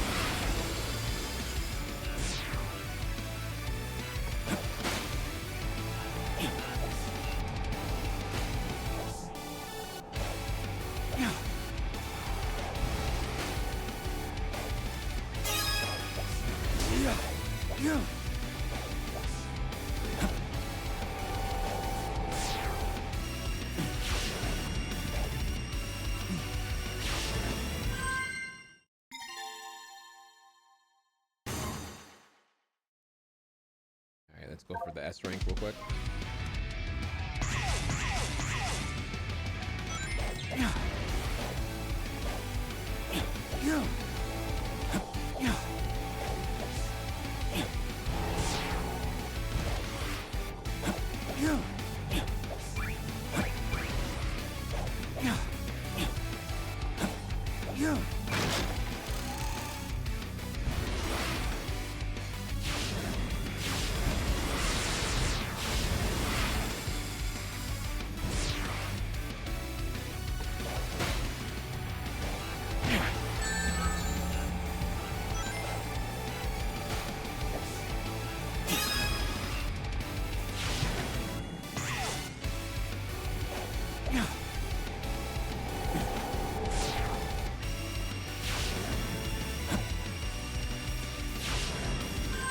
Oh boy, close. Fuck. All right, in there.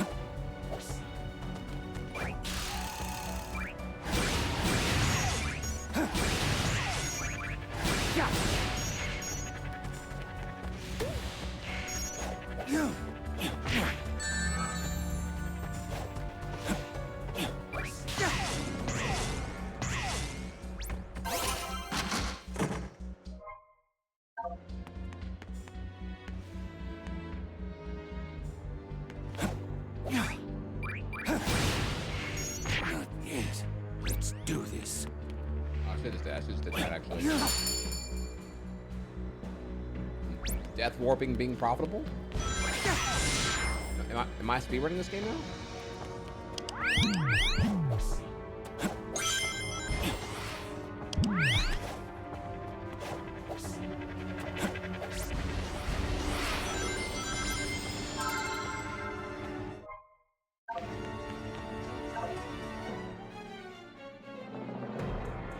The challenge menu to fast travel. Okay, nice. I have to remember that too.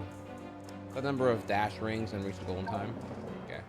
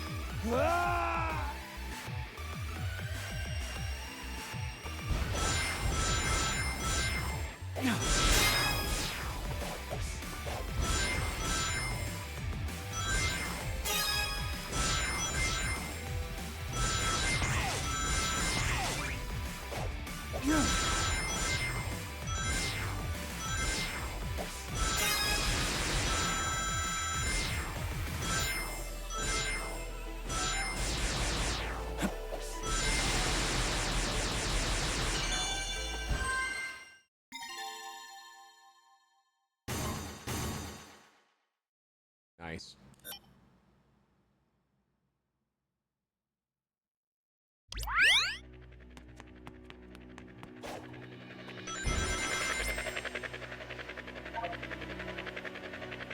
Death Egg Robot Panic.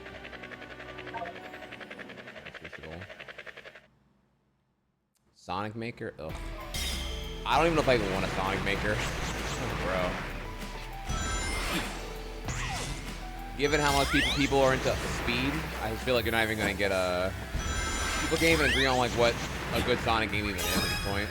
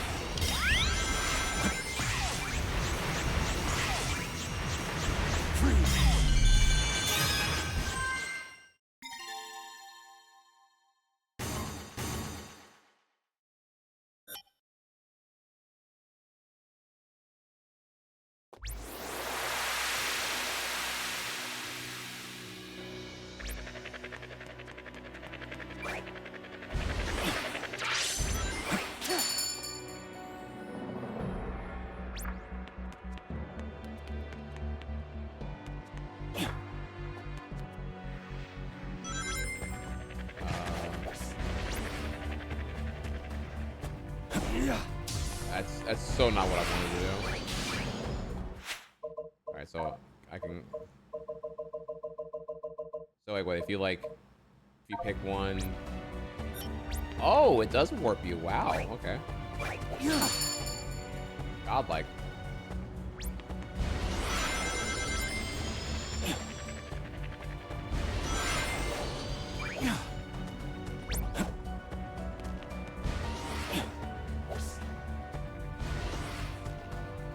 I don't know how the fuck I'm gonna get that.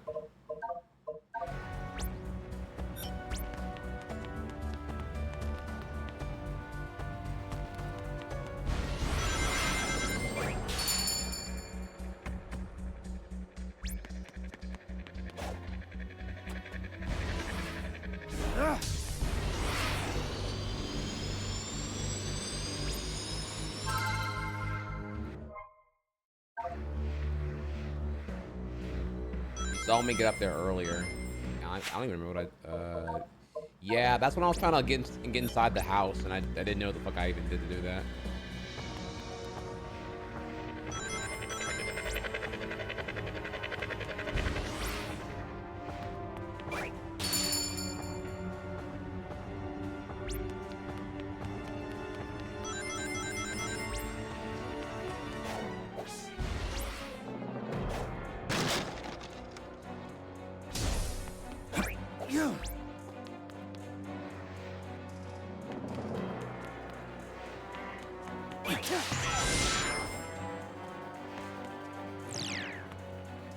Yeah, how did I do that before? I actually don't remember what I did.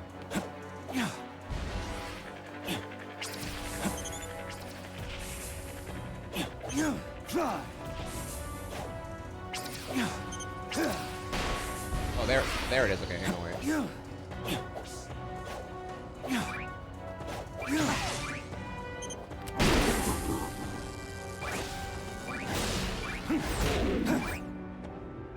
Yeah, that's how you do it, okay. This is it!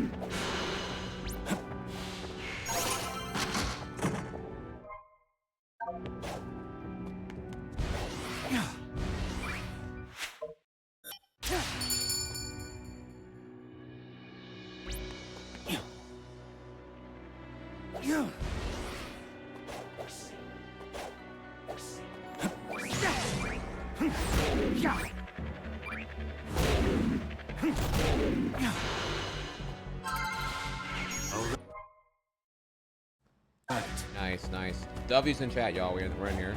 Yeah.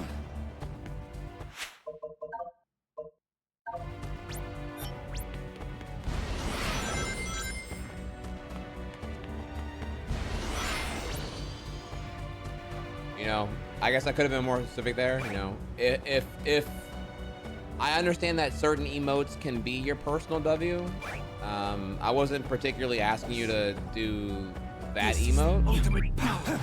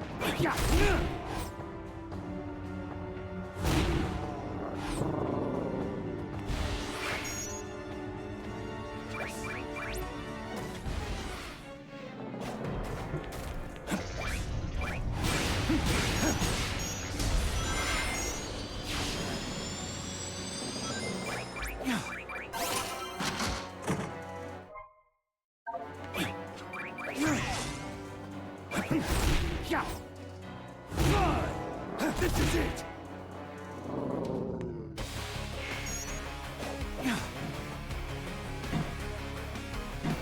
So badass, bro.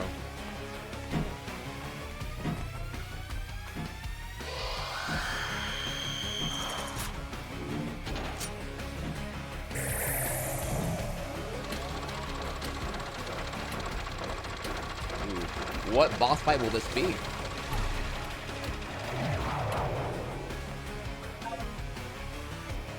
Like it doesn't tell you. You have to find out. My memories are like a labyrinth. I don't know. Something. Do it. What fight will it be?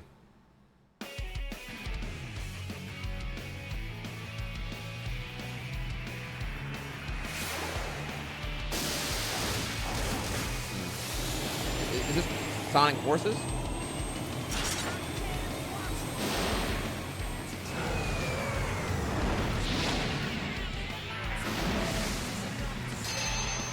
No, Sonic Heroes, right?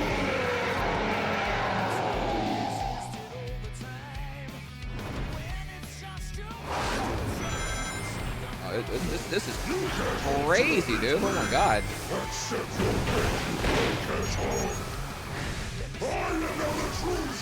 Oh, you sound a fuckboy, bro. Ultimate life form, don't make me laugh. Yeah. You'll be joining the rubble in the water soon enough.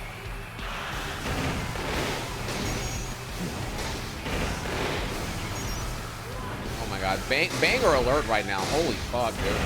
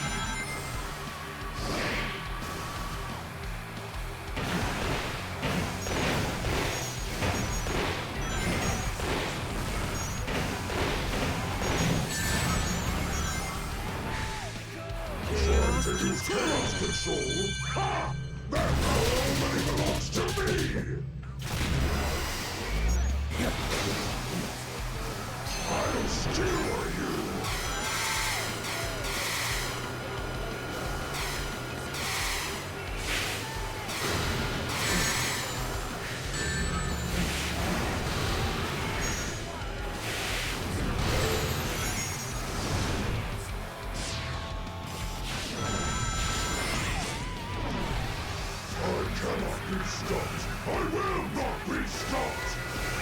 I'm not letting you catch. Too easy.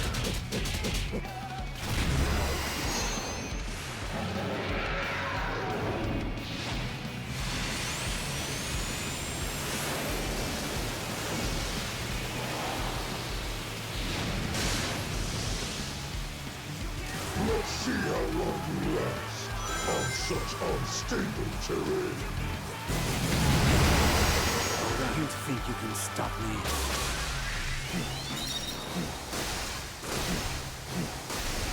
What's to show you such big talk?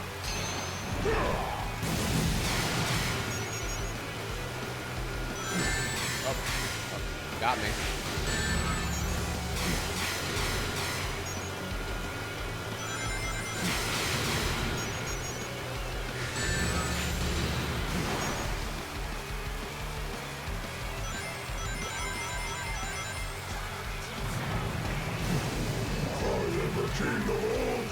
God, what the fuck is this? Bro. Not you! Not Sonic! Not anyone!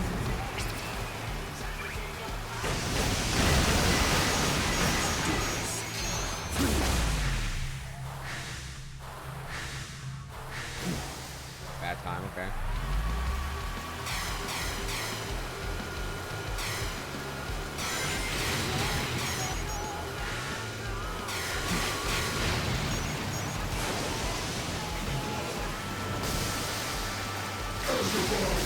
Challenged by an imposter like you!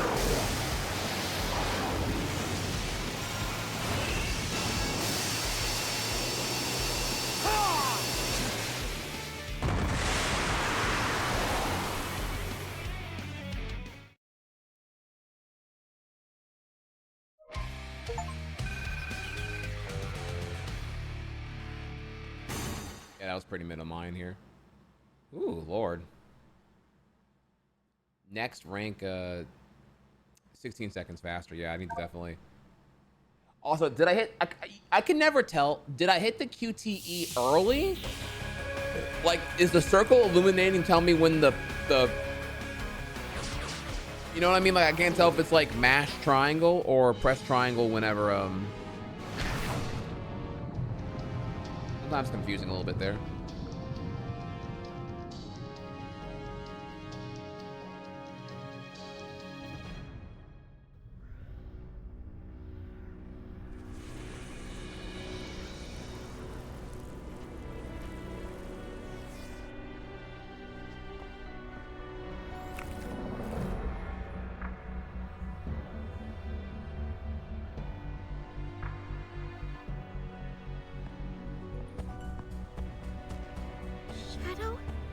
Are you in pain? No. I feel a connection to the symbol in the sky. It's the same tingle as my new abilities. It is the power of Black Doom. Grandfather? I made a Faustian deal with that monster to create Shadow. Now it seems that we all have to pay for my sins. So my powers, that symbol, they're all connected. Maria's illness couldn't be treated on Earth. I could better manage her condition on the Ark, even if her family didn't like the idea. I attempted to develop the ultimate life form as a means to find a cure for Maria. My own experiments reached their frustrating limits.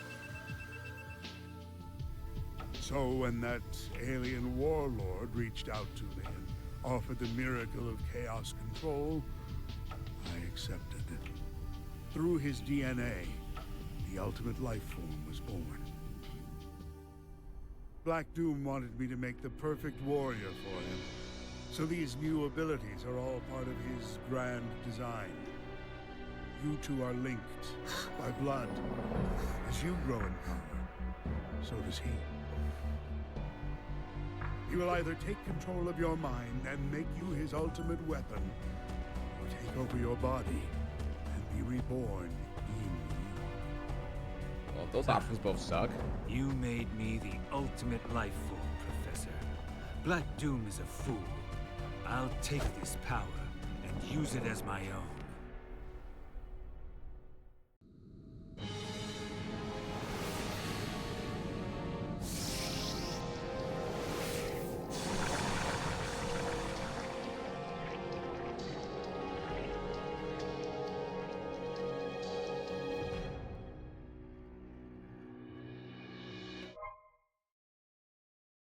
Oh my God, Robert Downey Jr. as Doom.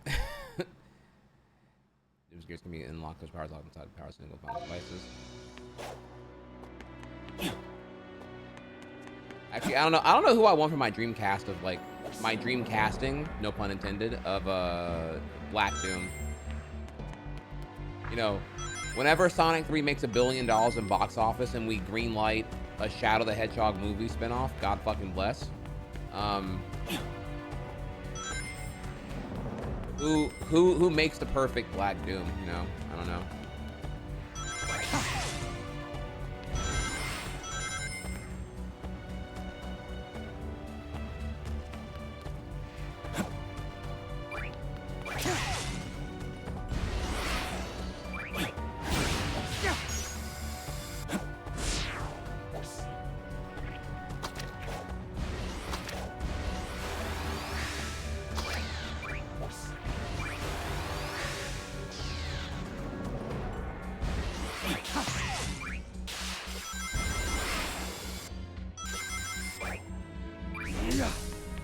Something calls to me.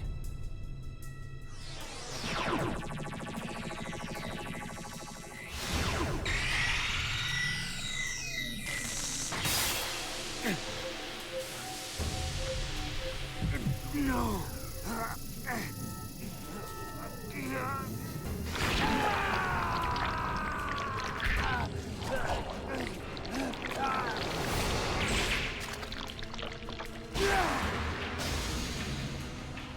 Doom.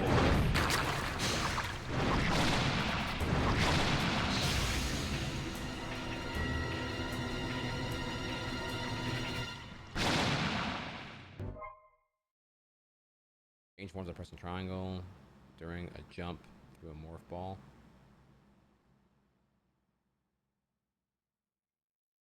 I see.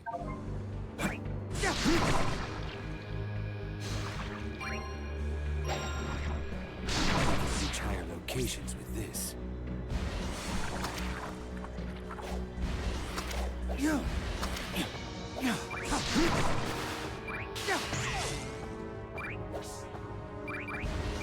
You know, actually, okay, all right. My impulsive, like, Sonic fandom thoughts here are, they keep saying Shadow's a monster, right? Like, he's a monster, he's an alien. But you never really, I never really felt that, because there's just like a recognizable, you know, derivative of Sonic the Hedgehog.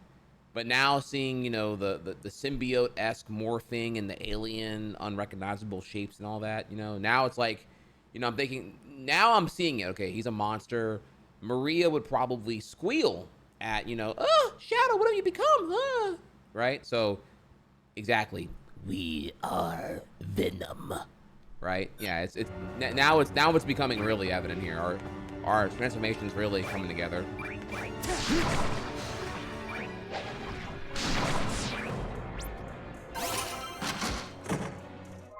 Yeah, we're cooking up here. I'm liking what I'm seeing so far. Oh my God, wasting Unleashed on Sonic. I mean, hey, shit.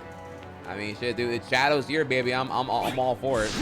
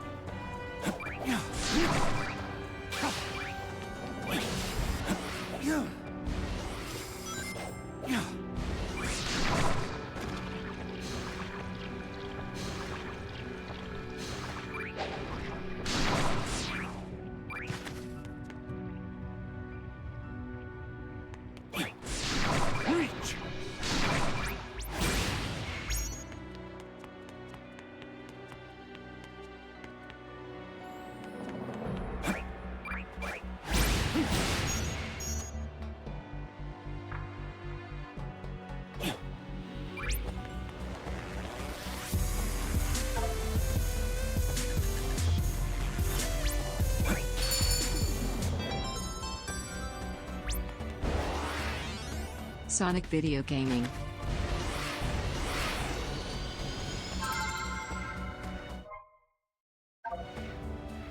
Cryptic Jackknife. What's up, homie? 34 months straight. God damn. Yeah, you missed it. I was, man, we were yapping about a bunch of shit earlier here. Good to see you. You know, we eating good right now. We eating good right now. You know, I can wear this shadow onesie, and the haters, man, they working full time right now, but they got nothing. They got nothing.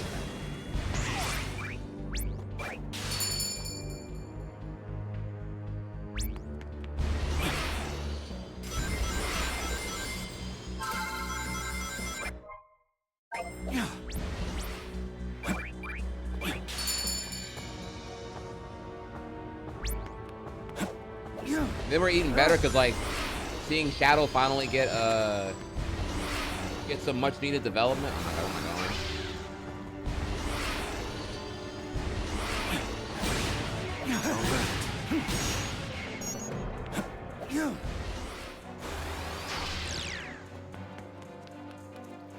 you know, for the Shadow fans, you know, we've been waiting for, like, I don't know. I mean, damn, when you really think about it here, like, we said it earlier, I had safely said that Shadow has been kind of stagnant in terms of lore, narrative development, and such since, like, Sonic 06. You know, but some fans are even saying here Sonic Heroes from 03, you know, Shadow the Hedgehog in 05. Either way, I mean, we can comfortably say it's been unironically 20 years since, like, Shadow's been really getting some much needed advanced development, refinement, modern implementation. You know, do Sonic fans even know or care about Shadow? I mean, Sonic the Movie 3 is going to make everyone care by then, but, like, goddamn, I'm happy to see this happening now. It's been a while. It's been a long ass time. Weird to say 20 years ago, but goddamn, I mean, that's the math ain't mathing if I say otherwise.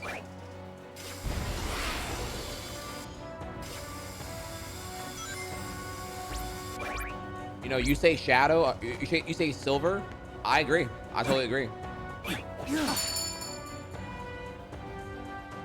I could agree with that. I'm coming out. Look over there, bro.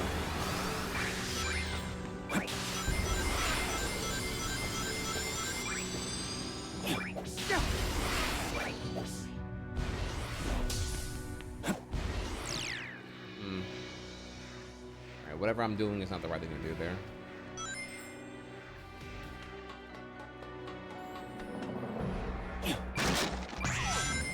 Silver's kind of a hot take though, because, like, I feel like for Silver to happen, I don't know, like, it's like, so because Sega's acknowledging that Sonic 06 exists now because they're taking levels and they're redoing them for generations, that does show some implication here that they're, like, you know, 06's events are canon in some alternate reality within the Sonic multiverse, which means that Silver's fuck awful ending with Queen Blaze dying for no fucking reason is canon. So the more we give attention to Silver, the more that I have to just be equally angry at whatever that fucking terrible ending is. Narrative blunders aside here, though, I do think Silver's gameplay is really, really cool, and I wish there was, like, more excuses to see that gameplay style explored. But, you know, we'll see. We'll see. Man, White Fox, shut up, bro. He has to bring... my God. The one time I never farmed that emote. But, of course, I gotta go on a passion-fueled rant, and then, like, this is all you get out of that. All right, bro. All right.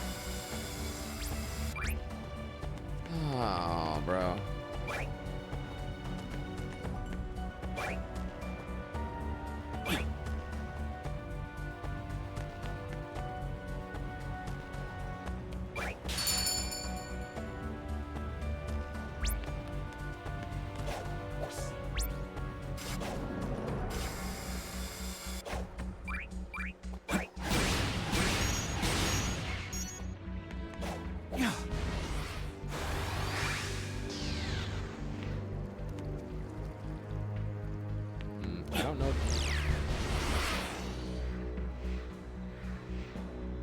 Oh, well, hello. What are you doing here? Okay, maybe that.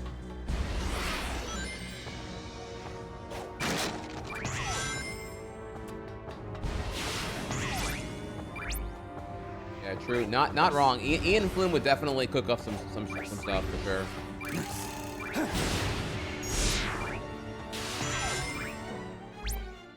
Definitely. Okay, let's do this. I'm gonna go over and use some chaos control and do that little warp there.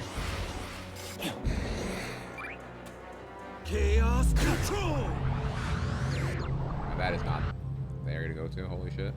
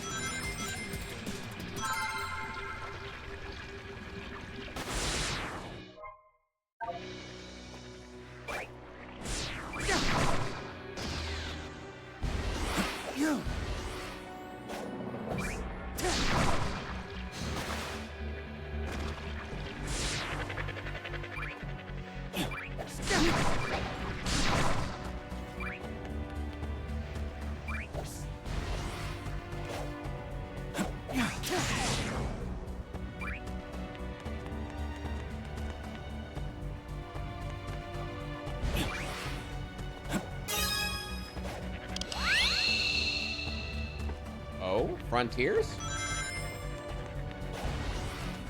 Was Shadow even in Frontiers? Something calls to me. Yes, big booty Latinos. Something calls to me.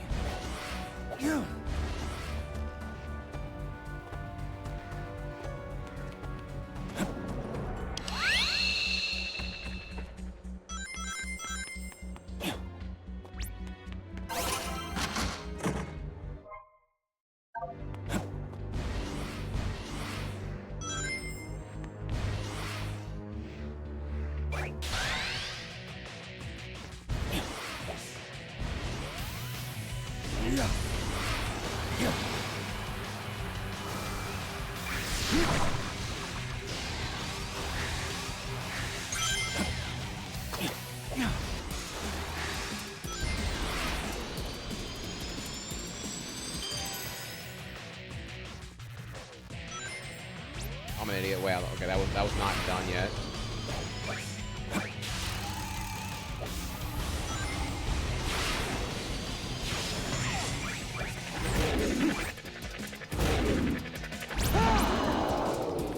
Oh my god, where am I at? Oh my fucking god, I don't know where I am right now.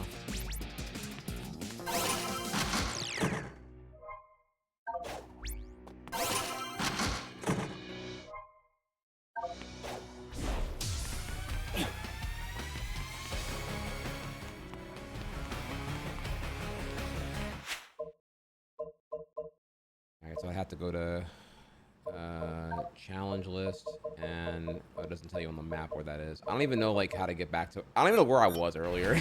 Fuck. Let's do this.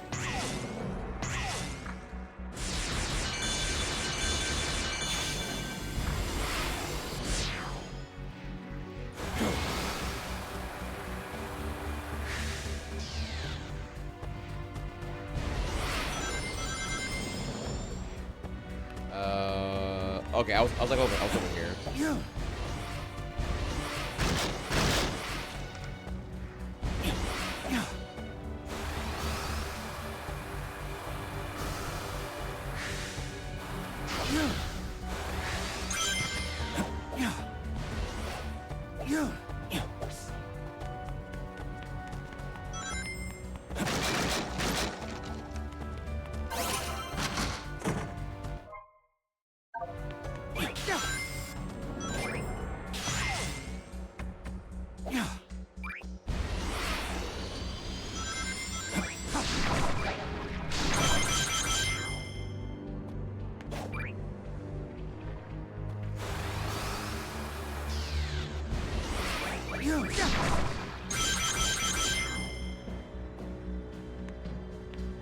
I saw something.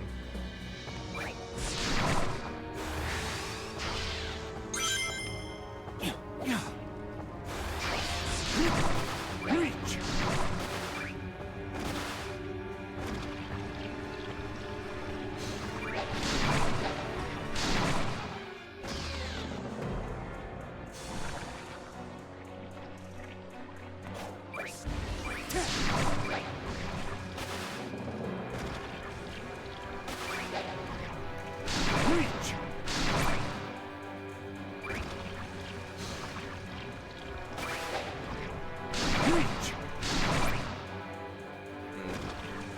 Camera goes crazy whenever I do that.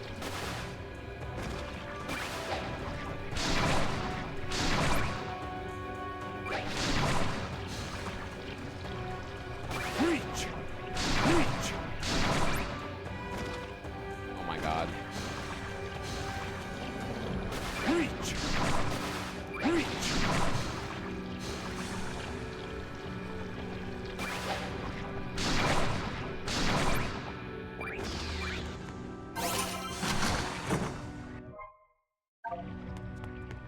Now, go back over here.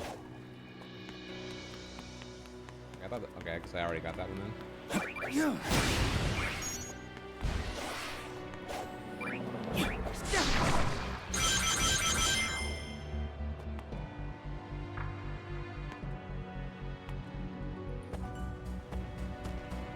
Okay, all right. So now I guess we'll just go to the way marker and go to back to where we were earlier then, for real, for real.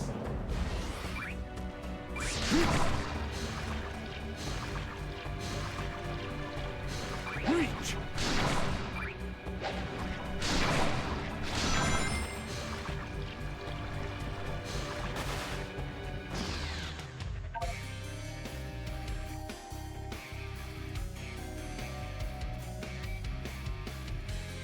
All right, chat. We'll take a small second here. Let's take a quick break. I'm gonna go grab lunch because I only had breakfast so far, and it's already 3 in the afternoon. So don't go anywhere. We're gonna come back here. We're gonna eat. I'm gonna give y'all a poll for what we're gonna what YouTube vid we're gonna hop on here, and we go from there. So let me see here. There are a couple of things that come to mind. Oh, I don't know what that's from here.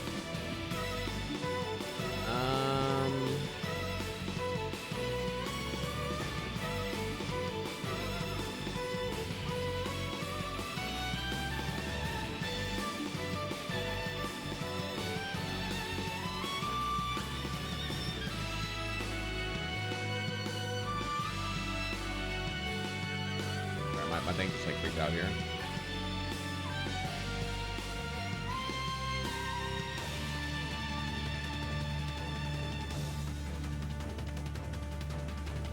I get all crazy right now. Hang on.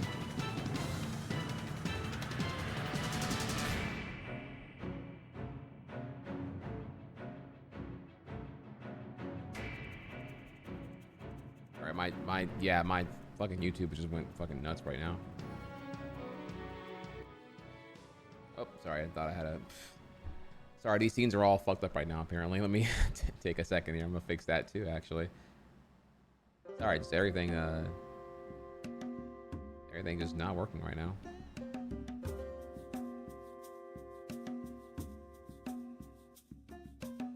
All right, so let's see here. We have I'll go grab food here. Let's get a little poll going. What vid during lunch? So, I heard this video's been making rounds. Morrowind doesn't have rivers. And apparently this is like, people are mad because this YouTuber is taking a immersive deep dive into the functionality and maybe like, I don't know the word here, like oceanology, like the environment aspects of why certain game environments are the way they are. So apparently he has a video on like how rivers work in Hyrule and how it actually makes sense, and how rivers should be working in Morrowind and how environmentally it makes no sense.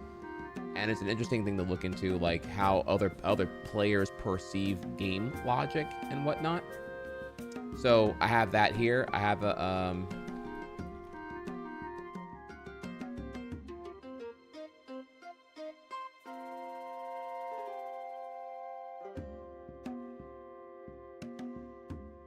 we have the Shadow voice actor does an interview this year. I want to hear his thoughts on that there, actually. And then make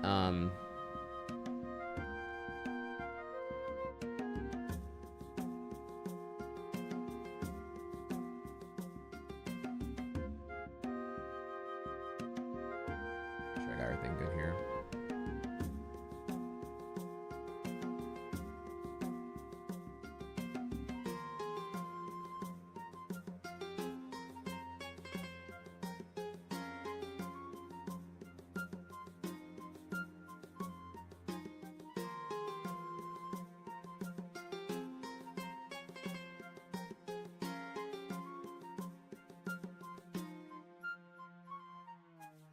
All right, so poll will be activated now.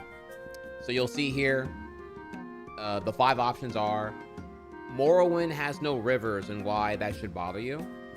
The Shadow voice actor doing an interview, it's a short interview, breaking down like how he embraces the role and whatnot. Be cool to see, topical for Shadow content.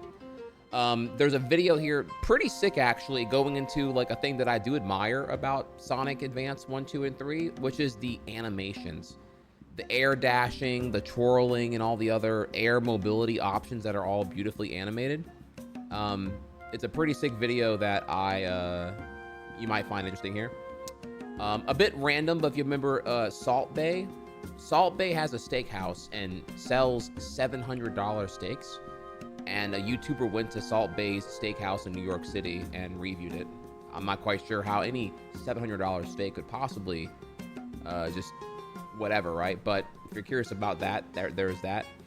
And then finally, sort of a soft documentary on how Sonic fans saved the Sonic movie from being terrible for obvious reasons. So get in there and vote. Chat, I'll be right back.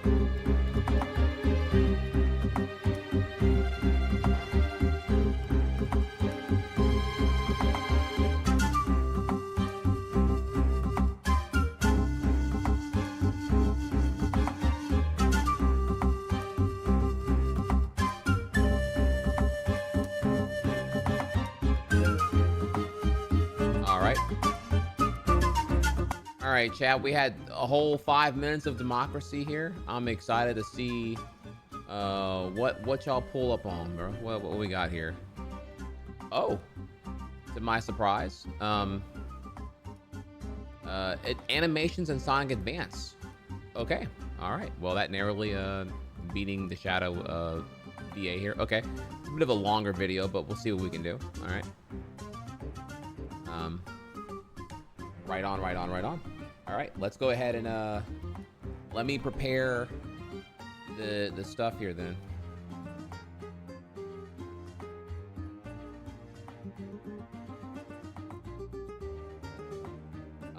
One second while I grab this here.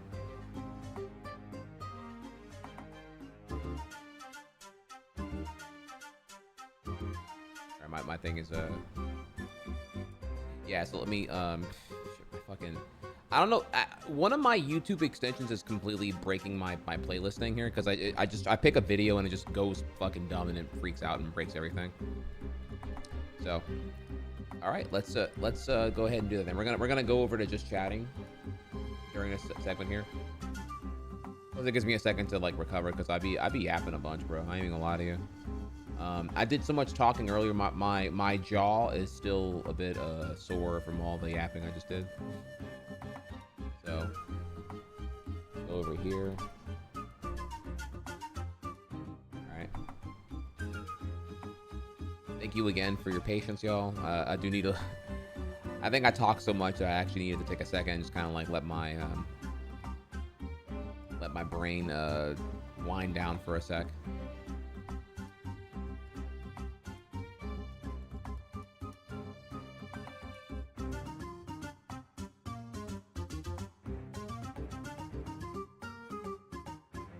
Pro yapper for sure. Okay, so we are gonna get to that video, but before we do, there were a couple of things I intended to show you the other day that we never got around to. So before we get to the animations in Sonic Advance, first, some things I find pretty important here. There were some changes announced from the new YouTube CEO. I know you all consume YouTube as well here, and I'm pretty interested to hear about this here. If you're familiar with Discord Nitro and how you can like boost servers in Discord, there's going to be a similar system coming soon to YouTube now to help smaller channels build visibility. I myself am curious of what this change would be here. Pretty big for YouTube to announce. So let's go ahead and take a very short video and look at what is at play here. If your channel has anywhere from 1 to 500,000 subscribers, well, YouTube just rolled out a brand new feature specifically designed to help you grow. Because with all the competition from bigger, more established YouTube channels, your content can easily get buried, even if it's amazing. Many of you are like this guy. He made one of the best videos I've ever seen on YouTube. Even top creators like Colin and Samir and Zach Alsop left comments raving about it. But despite all that praise, the video remains relatively unknown while larger channels rack up millions of views. This new update is designed to fix the issue where good content from smaller channels struggles to get seen. It's called Hype. They just announced it at Made on YouTube where I got to see it live, and here's how it works. If you have a YouTube channel under 500,000 subscribers, then for the first 7 days after you upload a video, your viewers can take a brand new action called Hype, which is way more powerful than simply liking your video. every viewer only gets 3 hypes per week to boost videos from their favorite smaller channels. The more hypes that a video receives, the higher it climbs on a brand new leaderboard, giving it a better shot of being discovered by new audiences. Just like the trending tab, hyped videos will have its own dedicated tab. They beta tested this in Turkey, Taiwan, and Brazil, and during the first 4 weeks, users hyped over 5 million times across 50,000 unique channels. Now I know what you might be thinking. Let's say you have a much smaller following, say 30 subscribers. How do you compete against channels with 300,000 subscribers? YouTube added a small creator bonus, which is a point multiplier to channels with fewer subscribers. This way, everyone has a more even chance, even those who don't have the most subscribers at the start. And once your channel hits 500,000 subs, you no longer can be on the leaderboard, which keeps this pretty exclusive. Alright, so let me know what you think about this feature in the comments below, and YouTube thinks you'll like this video next. I don't know what it's showing for you, but whatever it's showing is a video YouTube really thinks you'll enjoy. So I recommend you watch that, and I'll see you over there. Okay, so obviously, chat, the idea that a small channel is anywhere near the cap of the 500K is absurd. I would even argue if you're at like 6 digits, you probably are not a small channel. But I guess there's also supposed to be the idea that like smaller channels are not generating as much good content, quote unquote. So therefore, the proportionality would equalize the bad content that's not getting views because it's bad versus good content that is not getting views because it's like buried in the algorithm and being buried by the stiff competition. I don't know exactly, but this is what's coming early next year, and you're gonna see it everywhere. And I'm telling you and letting you and showing you it early now. So hype will be a thing. You will get 3 hypes per week for free, and you'll be able to hype up videos, you know, again 3 times per week. Like, comment, subscribe will become like, comment, hype, and subscribe. And I guess we'll see how this works here. I guess the secret sauce here is whether or not this small creator bonus ratio will actually be economically like proportional enough to be able to incur the wrath of, you know, bot spam, gamified campaigns. I don't know here. You know, I'm thinking here, like, once you have leverage in the algorithm in this context here, like, what wouldn't people do, right? I'm giving away a PS5. I'm giving away my girlfriend. I'm giving away like 300 OnlyFans diamond tier subscriber codes if you hype my video up. You know, throw me a hype and then screen cap it, and then I'll you know, you can 1v1 my girlfriend. You know what I mean? Just like, it's gonna be 100% here. People are gonna look for any way to leverage being able to pay to win on hype gamification. I think YouTube's not stupid though. I'm sure that they are aware of that, and there's going to be some way to combat that in the small detail terms when this is closer to launch. But I don't know, y'all. I just I don't know. The idea that a small channel is like fucking 450K is kind of like, you know, every 450K channel is gonna be abusing this shit so fucking hard. That small creator payout bonus needs to be like really aggro, because this otherwise it just feels like the rich get richer kind of thing here in this case. And I don't really mind that if they're delivering good content, but at the same time here, it's like, if your intention was to like give small creators an actual feasible chance to break through, this needs to feel way more like, you know, I need to instill faith in the populace that this actually does its job. So I guess we'll see. I guess we'll see when it comes out here. All right, let's move on then. So there's that. Up next, recently, Adobe had their Adobe Max conference. This is also really, really short here. 4 videos, so it's about 9 minutes total here. But I'm curious of what new things were announced here, which I guess this is more for me probably. I think I really care about this actually here. I think it's interesting all around, because hearing, what new things are coming from Adobe will effectively in turn change like what content you're going to see on YouTube and eventually and soon. So I guess we'll move on to the next thing then. Let's go ahead and move on to probably more what you care about and what you voted for. Where were you in 2001? Me, I was working at McDonald's and studying film at college. Sega, on the other hand, were getting ready to release a new Sonic game on their rival's hardware. The Dreamcast sold so poorly that not even Sonic Adventure nor Sonic Adventure 2 could save it. SNK just went bankrupt and split off to form a new studio called Dimps. Sega hired Dimps to make this new Sonic game called Sonic Advance. It does well, and causes 2 sequels. Well, 3. Well, 4. Well, the Sonic Advance games are wonderful, aren't they? They look and feel like you're playing an actual cartoon, with vivid colours and appealing character designs. This was the first 2D Sonic game produced for a Nintendo console, and the first proper 2D game since Sonic 3 and Knuckles. Sonic and his friends had undergone some recent cosmetic changes during the Adventure era, so there's now this interesting hybrid of modern Sonic character designs in a pseudo hand-drawn 2D. Is that true? I never thought about that. Wait a minute. This is the first proper 2D Sonic game since S3 and K. So from 94 to 03. Well, Sonic 3D Blast, Sonic Jam,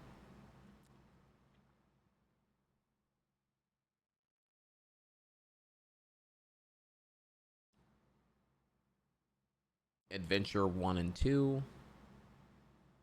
Yeah. Yeah, that was, man, that's a painful limbo there. 95 to 03. Damn. Never thought about that, actually. On Game Gear, I don't know, like Triple Trouble, I believe was the last Game Gear title, and that was, I'm pretty confident that was out by 94. I could be wrong though. Yeah, I think actually, damn, I never thought about that actually. It's weird too because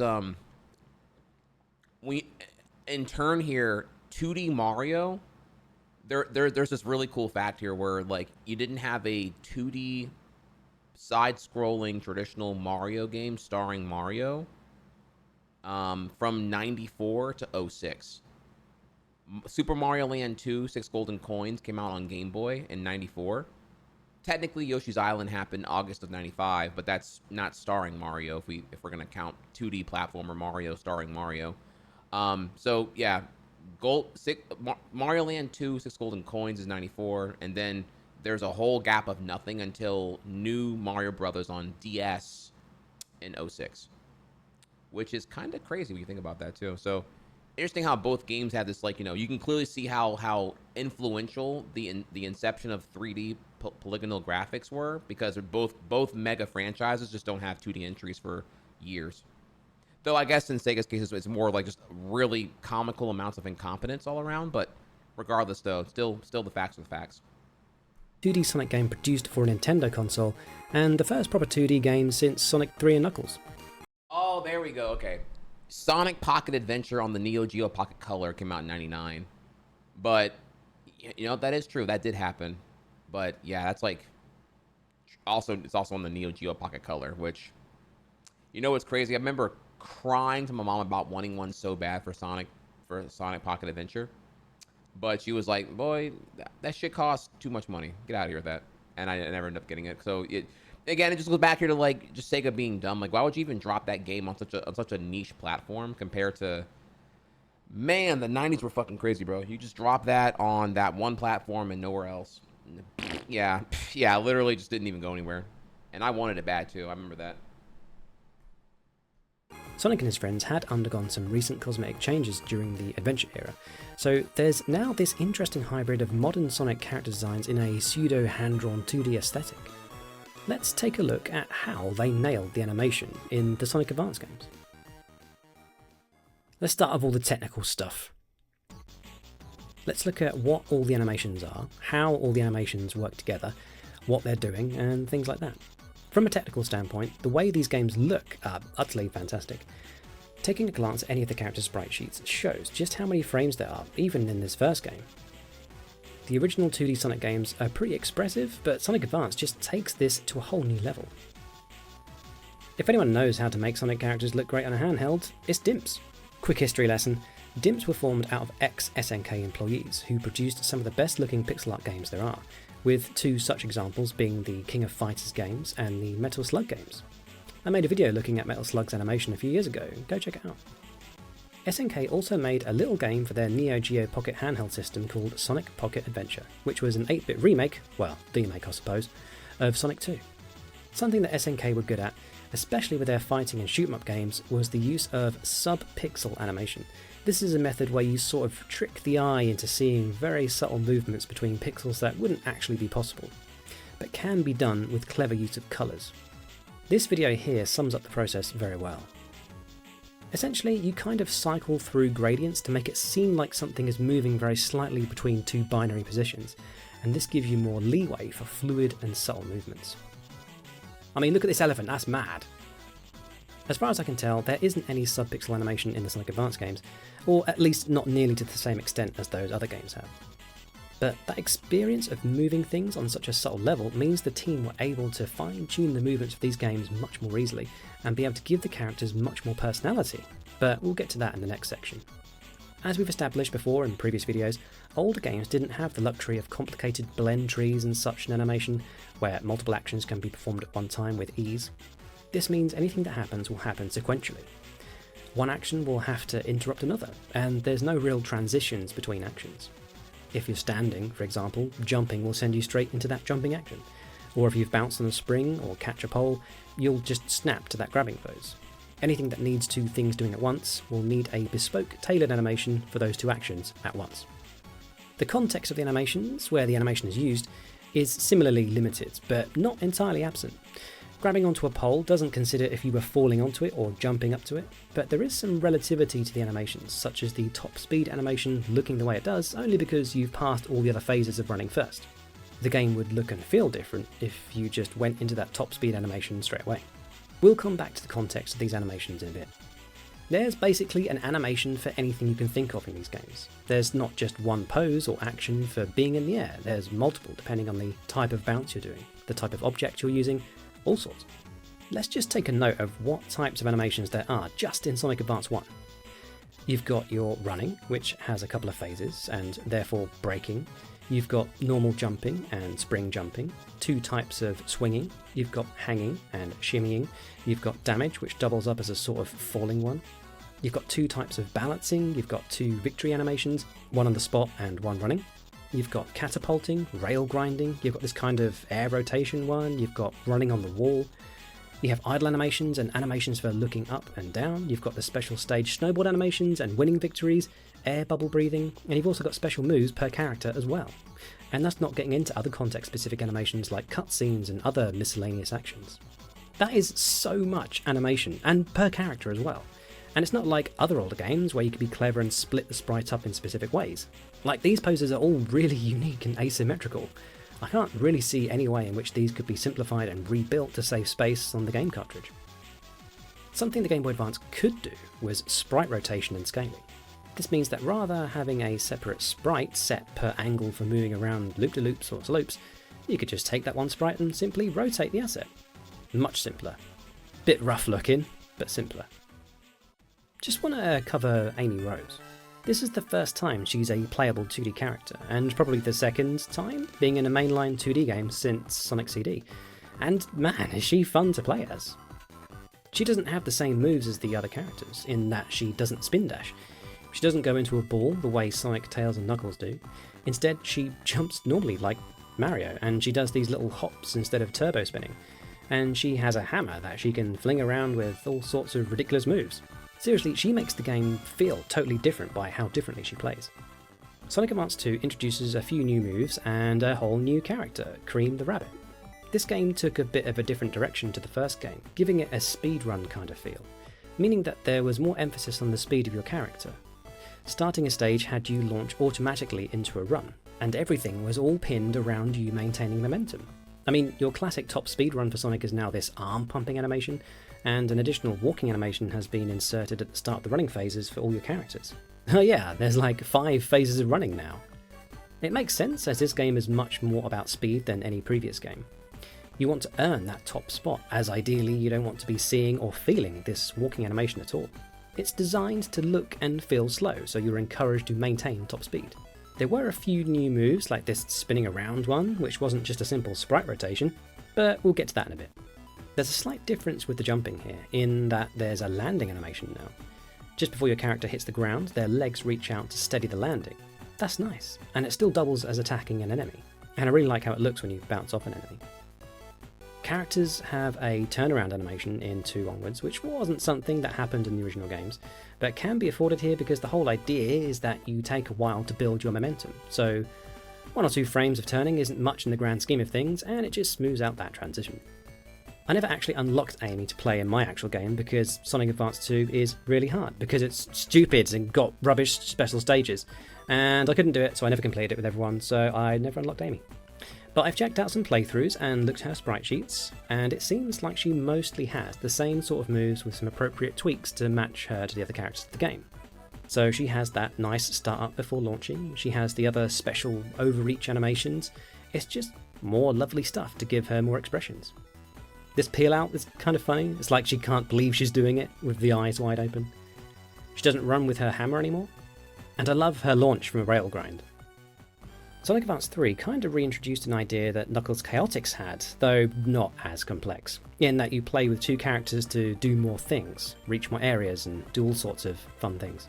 The amount of animation that was already added in Advance 2 has been expanded on even more in Advance 3.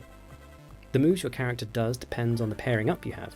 For instance, Sonic will have his insta-shield if with Knuckles, but not with Tails, and characters jump without spinning if paired with Amy. Tails will do a punching glide thing with Knuckles, and each character can be held as well, which means you can run and jump while holding. There's just so many beautiful frames of animation in this game, it's absolutely maddening how much there is. Like, as well as your own character's special actions depending on who their partner is, there's also special actions for both characters together. All characters can wield a hammer, all characters can command cheese, the game is just wonderfully detailed. You've also got various angles for characters within each game's special stages as well. Okay, so let's move on to the fundamental side of things. How are these characters being portrayed? What are their attitudes? What are they actually doing? What are their personalities? Before we actually get into how each character displays their personality, I want to cover some more general stuff across the board. For instance, when I first played Sonic Advance, I was blown away and had this feeling of, oh, this is what a Nintendo-fied Sonic is going to be like. But I think one massive change which set these games apart from Mega Drive games was the spin dash. All the cool stuff was still there, such as this forward-leaning spinning tyre with smooth smoke billowing out behind, but it's when you revved up even more, your shape would squeeze in as though trying to squeeze out some extra revs. Just a small change, but completely changed the appeal of these characters and just elevated the whole experience. I want to quickly come back to this swinging animation. Now, they could have just used the same pose throughout this whole section, kind of like what they did for the big turning wheels in Toy Kingdom, but dimps being dimps want these characters to really feel like they belong in their environment. And hey, that's always been a thing with Sonic games. So you can see as they swing around, their legs will swing as well as their bodies. This is so they can build up the momentum to carry the weight of the swing into the next cycle. It's really cool. The legs are forward as you come down, straight at the bottom, and then they bend back as you rise up again. Kind of like how you swing your legs on a swing, or if you're an acrobat at the Olympics. What I like about this particular action is how it plays forwards or in reverse depending on how you enter the handles. It's just great attention to detail for what could have been a really simple and overlooked thing. All characters have a special set of moves in Advance 2 when they're in boost mode, and it causes a slight pause in the action, which gives the characters a chance to pick a direction as you can launch upwards, forwards, or backwards, or down.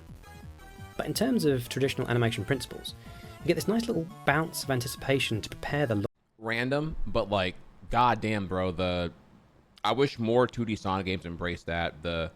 Just expanding your options when you're midair and you're at max speed. Like, again, earning speed should be like, you should be getting blowjobs for achieving this.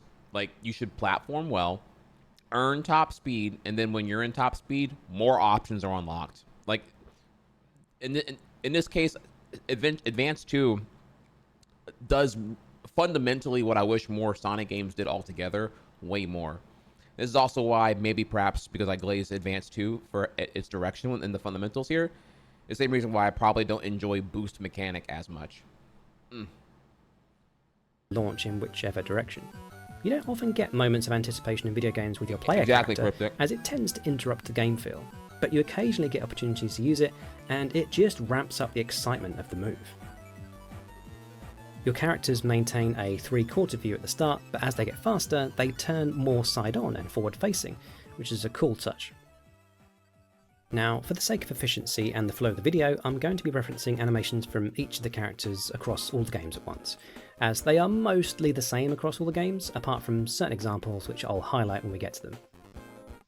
One caveat to that though is that I'm only going to be using Advanced 2 and 3's running phases, because 1's running animations are actually quite basic, like I said earlier, and are included as part of the other game's phases anyway. Majority of the animations in 1 are present, but just built on top of in the sequels.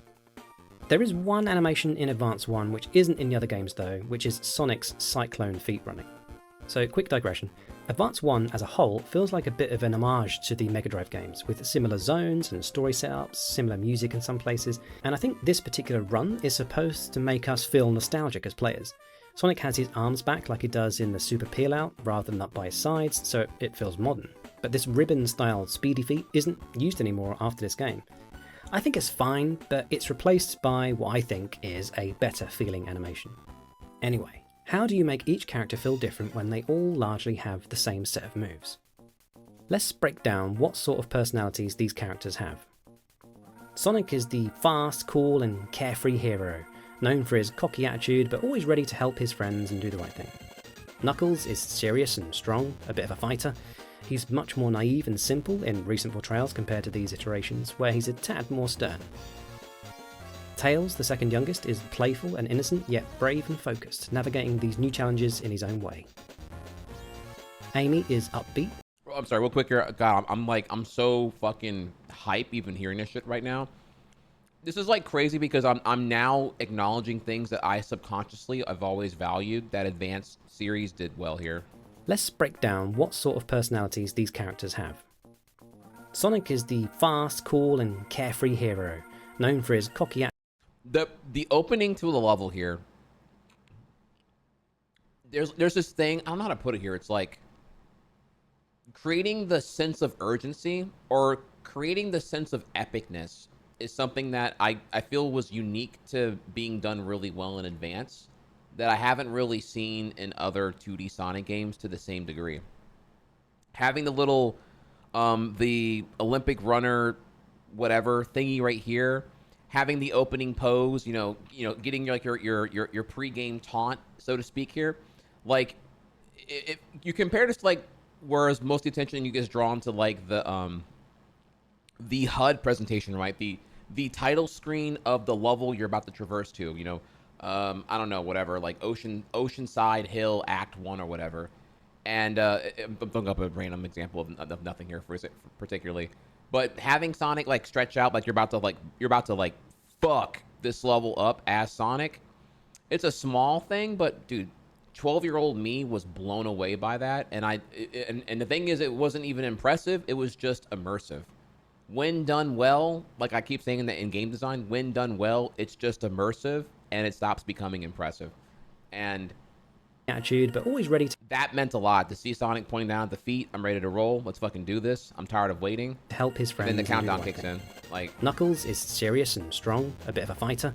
He's much more naive and simple in... If I can here, like another one that does this really fucking well is like Smash Brothers. I don't know really what to compare other games that try to do this in, but the ones that just come to mind really hardcore are like Smash Brothers, the series altogether with the 3, 2, 1, go. And I think the to me the most vivid one of this here are Advanced series with how it tackles the stage clear screen and the opening to a level. Both are done really fucking well. I feel like super hype whenever I smash a 50k max time bonus. I'm like, fuck yeah, I did that, bro. And when those about to start, I'm like, all right, I agree, Sonic, let's fucking go, bro. Just, oh god, so fucking good. Recent portrayals compared to these iterations, where he's a tad more stern. Tails, the second youngest, is playful and innocent, yet brave and focused, navigating these new challenges in his own way. Amy is upbeat, romantic, and occasionally fiery, showing determination and courage while wielding her hammer. Cream, the newest and youngest, is happy, sweet, compassionate, and loyal. Sonic and Knuckles are the most similar of the roster, but have their differences. Cream, Amy and Tails are all cheerful types, but also have their own spin on their attitude. Let's see how their personalities come across in some similar actions. Let's have a look at their idle stances first. They all generally do some sort of bouncing on the spot, but Sonic leans back and forwards, slightly swinging his arms with his ready-to-go sort of energy. It's interrupted occasionally by him tapping the tip of his shoe on the floor, which, without more in-depth research on my part, I assume is him testing the tightness and comfort of his running shoes so he can run without any discomfort and do the best he can.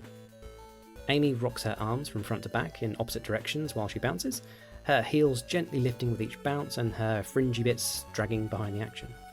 She's got a ready-to-go attitude but maintains her posture. Knuckles' go-to energy is that of a boxer getting ready for a fight, so he holds his fists in front of him, occasionally tapping them together and rocking slightly as though practicing to dodge a punch. Tails is fairly simple, he's just eager to go, keen to do a good job. And Cream, oh Cream, she's swinging her arms back and forward together at the same time, her torso countering the shifting weight. As a dad to a 7-year-old, I can confirm this is very on-point child-waiting energy. Anything but standing still doing nothing. Come on, let's play! If we let characters stand around for too long, they'll have a fidget animation, though not in Advanced 2, you have to press up for that. Sonic has his classic annoyance at you and huffs because he just wants to get going, you know? He seems to speak to you, telling you to let's go.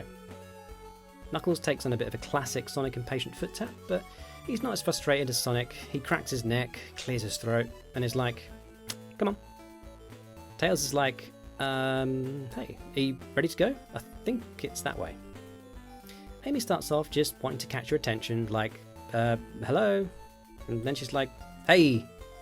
Then gives a huff of irritation and loses her cool a bit and tries to wave you down. Cream's fidget would probably be this one eating ice cream in Advance 2. Very sweet. These waiting animations get even more elaborate in Sonic Advance 3, with different character combos giving different results.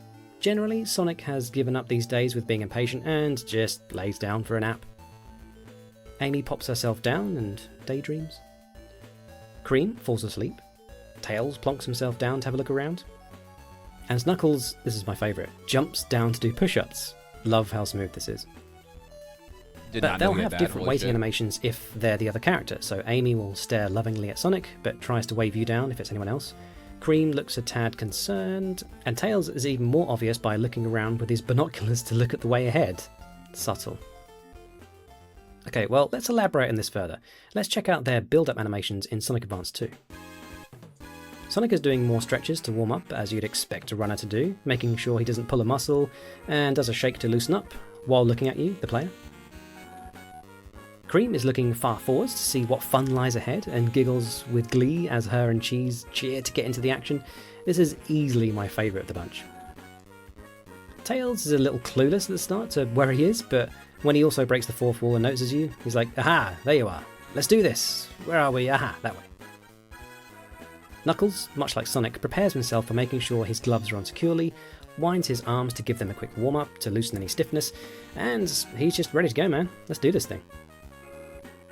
Amy checks her shoes, which is similar to Sonic. She then checks her hair, and then psychs herself up as if to say, you're confident, you can do this, let's go, girl. Also, I really like the pose they all do just before setting off. Like, you can really feel like they're putting energy into pushing off from the starter pad. Just these couple of frames to show them building their energy like professional athletes do is small but effective. Each character grinds on rails in two, whereas I think it's only Sonic and Amy who can do it in one. So how is Sonic staying cool? He keeps his pose steady, arms out keeping balance, head slightly down, focusing, ready for dismounting. Tails has clearly taken inspiration from copying Sonic and holds a similar pose, though rather than having his palms out for extra fine-tuned balance, his fists are clenched. Knuckles seems less experienced at rail grinding. He steadies himself with arms out backwards, as though doing his best not to fall back, but still keeping steady. His little smirk shows he's enjoying this newfound dangerous activity. Amy keeps her confidence and cuteness by holding her knees to keep balance, which doubles as an effort to remain graceful, and it brings to mind that classic Marilyn Monroe photo.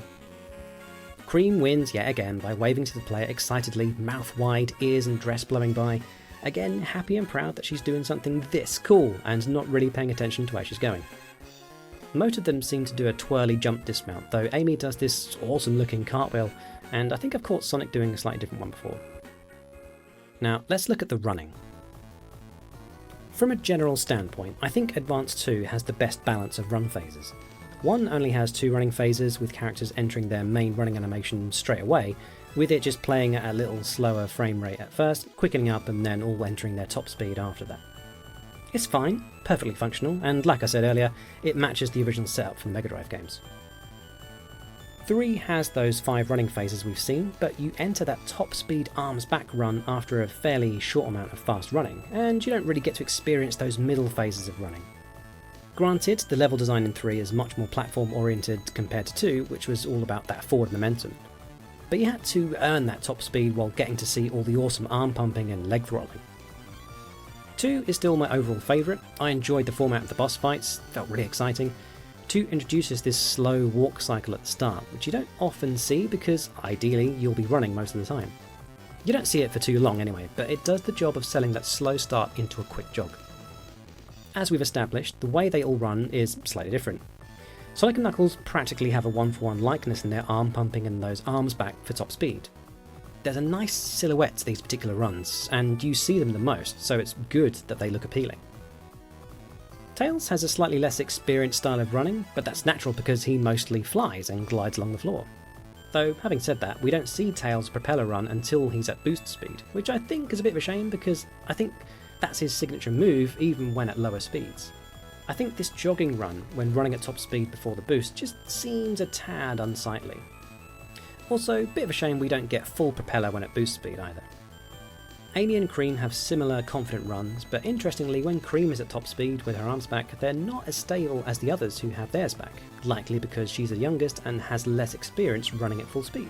I like that. Something interesting I want to point out here is that blinks are baked into the run cycles. They seem to occur every other cycle, and it's a nice way of breaking up the animation loop and keeping the characters feeling alive. I tend to notice it most with Tails. Okay, let's see how each character breaks, as in stops running. They have 2 types, one for standard running and one for top speed, and in Advanced 2 they have a third for stopping at the end of a stage.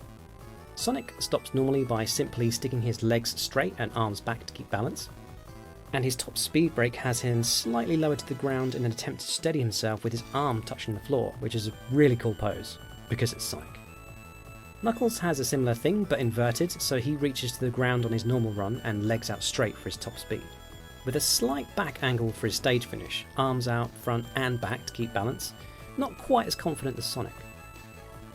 Tails looks a little startled that he's stopping, and even more so at top speed, so much that he's taken on a side angle stance to try and keep balance from falling over. Cream has the standard legs straight and arms back, 3/4 view on a standard run with her ears back, but a straight on version with her ears getting flung forward and spinning around on a top speed break. Really fun. Amy, again, a standard straight legs with arms back and a look of surprise, and her top speed break is her whole body back with a slightly more shocked look that she might actually fall backwards. So we won't have time to go through absolutely every animation for each character, but there's clearly a pattern of how each personality is being portrayed with varying moves. The special directional moves in Advanced 2, for example, are great. Sonic always seems to maintain his sense of determination. Tails, Cream and Amy always have a cheerful, playful action, and Knuckles is serious, like Sonic, and uses his strength, obviously. And man, the tag team animations in 3 are just fantastic. Each character tends to have a special move depending on the team up, like Amy floating with a balloon when with Tails, and Cream with her umbrella, or Tails having a punching glide when with Knuckles, and similarly, Knuckles having a one-handed glide when with Tails. I do enjoy each character's descent from Tails' super jump. Very fun. So I was saying earlier about older games not having the luxury of combined animations, but here's a rare example where 2 actions had to be combined. So I'm talking about when you hold another character and run or jump them. Essentially, the motion has been retained when running at slower pace, but with the character's hands held out. Also, it's subtle, but each character slightly leans back to allow for the additional weight and the space they'll take up.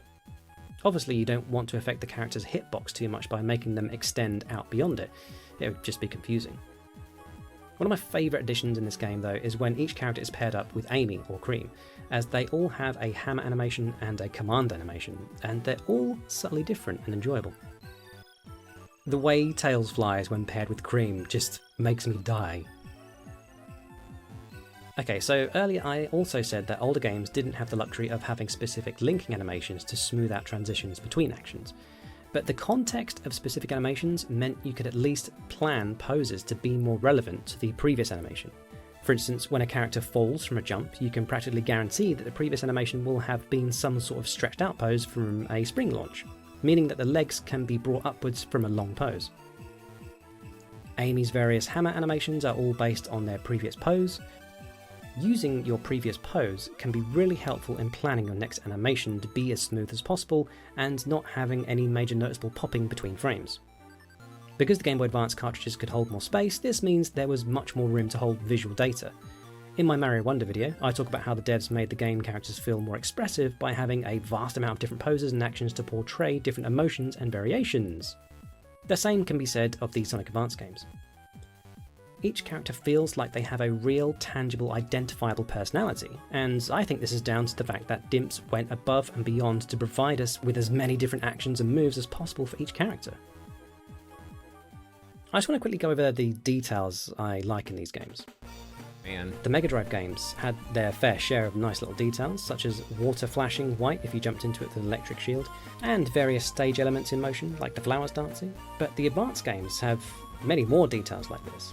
You've still got the dancing flowers, but you've also got environmental reactions, such as water splashing over characters' heads if there's a waterfall, the fact that the sprites were smaller than on the Mega Drive but had way more detail. Boom.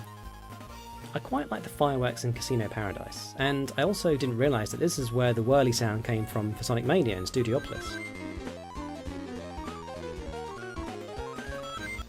I love this detail in Advance 3, Route 99. If you pay attention to the buildings, you can see some reflections in the windows which are reflecting back parts of the stage the player can't see in front of the stage platform. Not sure if I'm describing it properly, but hopefully you can see what I mean. It's just a great detail which adds an extra layer of depth to the graphics, which was also replicated in Sonic Mania in Studiopolis Zone. I could spend hours and hours picking over the various animations, like how they all balance differently and how they all crouch differently, but I think I've driven home the main point of how they made them different while making the game feel good. So, a conclusion? What have we learnt from this? What was this for? Well, I've recently played Sonic Superstars and I was sort of shocked. Well, not shocked. Whatever like 15% of shocked is. Mildly stunned. I was mildly stunned at the relative lack of polish and expression the game had, for the price it was. One such thing being the lack of water splash over your character's head. Another thing I noticed was most characters barely blinked throughout anything they did. The way characters moved felt like a stale, bland version of what's already been done before. There wasn't anything particularly special or expressive about what they were doing. For instance, Knuckles getting thrown around by the water here doesn't look like he's that concerned. His eyebrows, or the tops of his eyes I suppose, don't furrow or widen. His eyes don't look forward or around. His mouth is just an O rather than a shouting or screaming sort of shape, and he's not flailing around all that much. I mean, it's not bad, it's just a bit bland is all. Sonic has a couple of phases for his running. There's this extra one between that classic startup and the classic top speed, where he leaned a little more forward, which is nice. And he has a new top speed run, which, funnily enough, reminds me of the odd mashup we had for Sonic Advance, where it's a combination of classic running and modern running with the hands pushed back. It's kind of cool. You've got that fun ribbon style peel out animation from Sonic CD. I really like Tails' spinning tails animation. It's got this nice, flat, smeary aesthetic. Though I'm not a fan of his solid ball style jump form. It looks a bit odd. Amy is probably the best of the bunch for me, but honestly, I think it's all in the eyes. These characters don't do much with their eyes and their poses don't feel pushed enough. And I think this is why it was good to go back through the Sonic Advance animations. There's so much in there. Characters have so much range in their expression. Knuckles here still looks sort of serious with his furrowed brow, but they've pushed it just a little more, exaggerated it, and it reads better. Combined with his serious mouth, it plays much more like he's overthinking and being deep and serious. Whereas in Superstars, he's got this smirk and his eyes just sort of shaped like they're down rather than actually being furrowed, and it doesn't really read as anything, to me.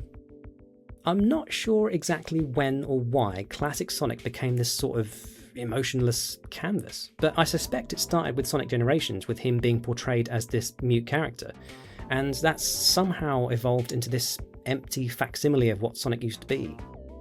And Generations wasn't bad either. I mean, just check out New Frame Plus's nearly 2-hour video on Sonic games, because it's, as you would expect, marvellous.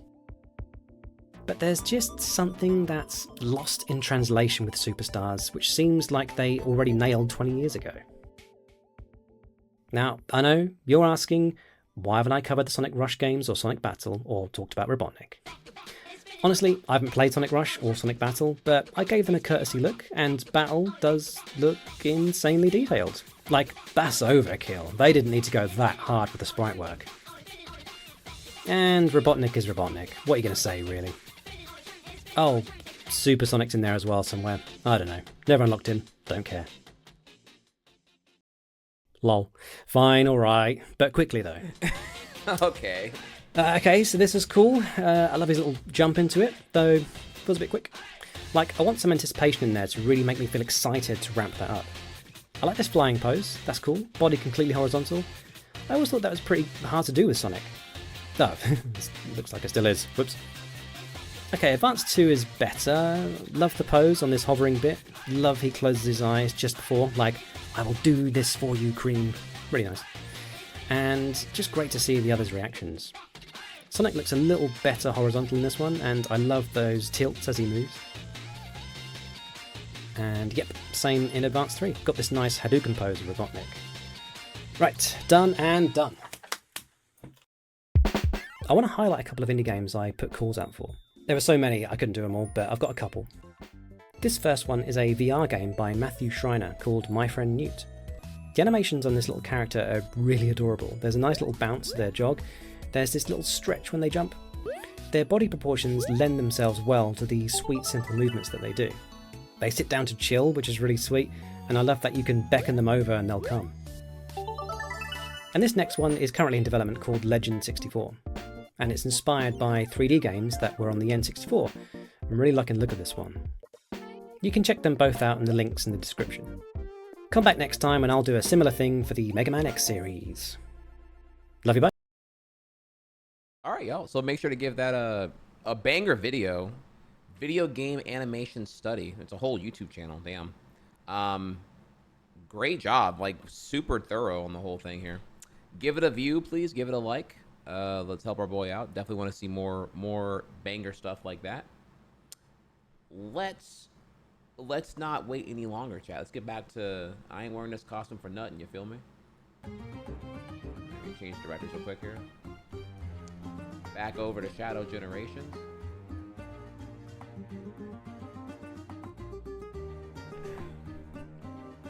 Appreciate the good media. I try. My YouTube watch later is pretty based. I got nothing but bangers on that bitch. Only got so many hours in a day, you know. So try to watch what I can with the boys. All right, so let's go ahead and get back in here. What level is this?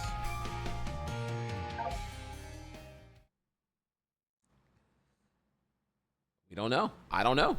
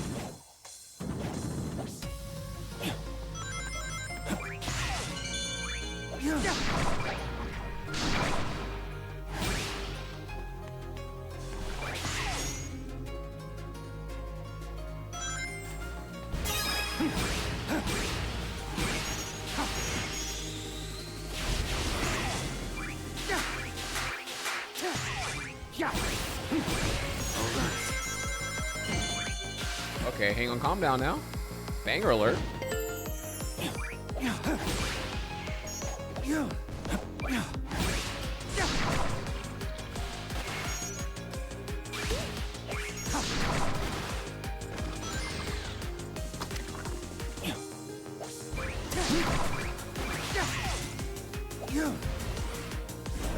Let's do this.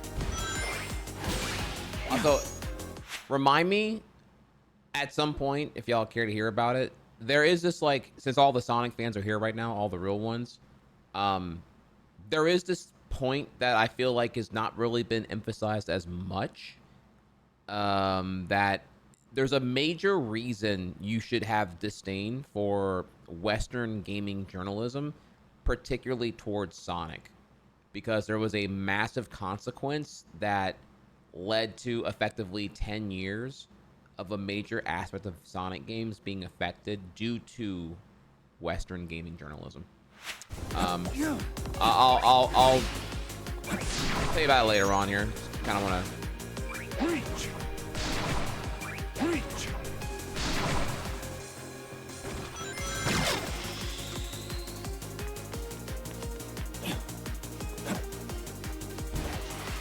Yeah, you should be mad. Very mad.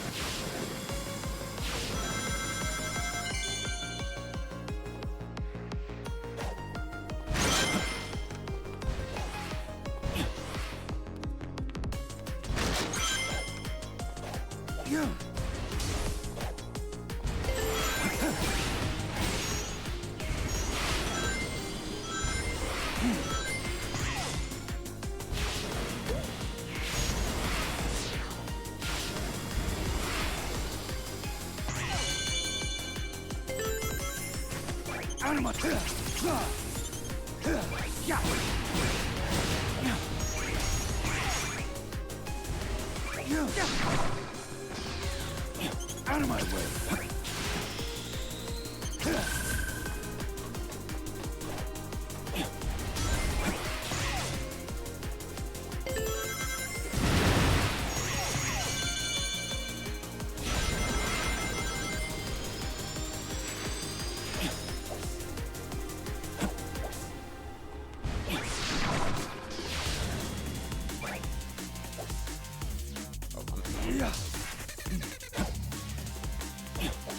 I'm out of boost.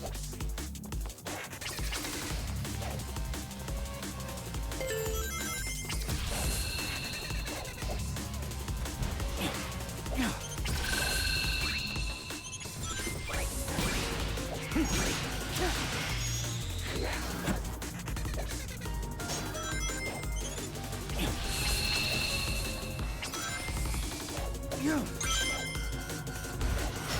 Out of my way. Out of my way.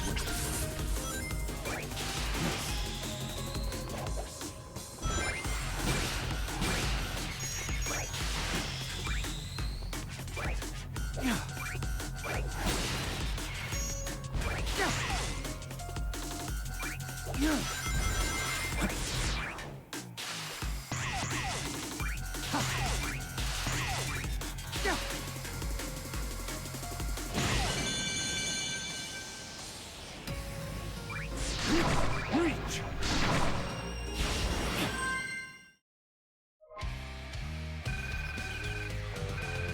Okay.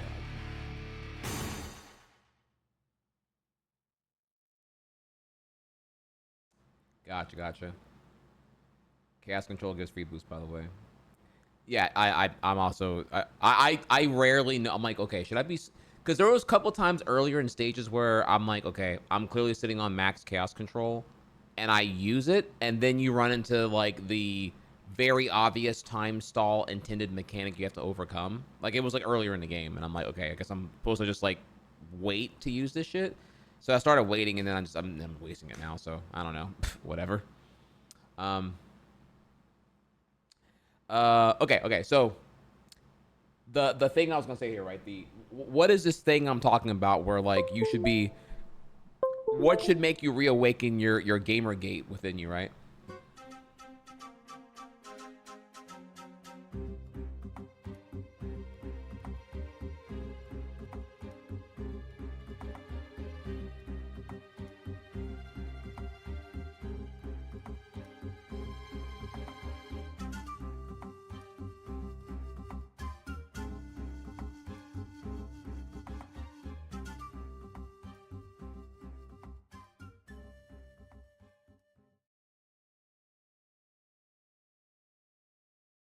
I'm grabbing it for you now. Here, hang on. You're gonna be blown away when I reveal to you.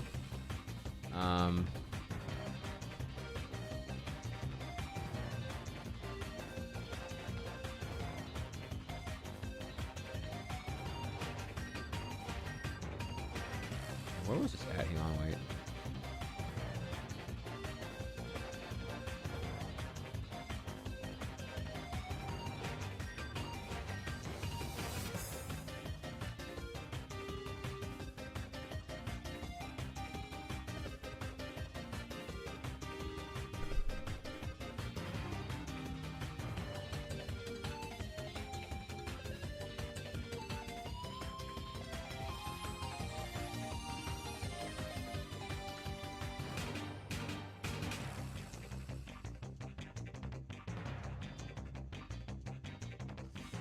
I can't find it here. Okay, I don't want to misspeak here about it, but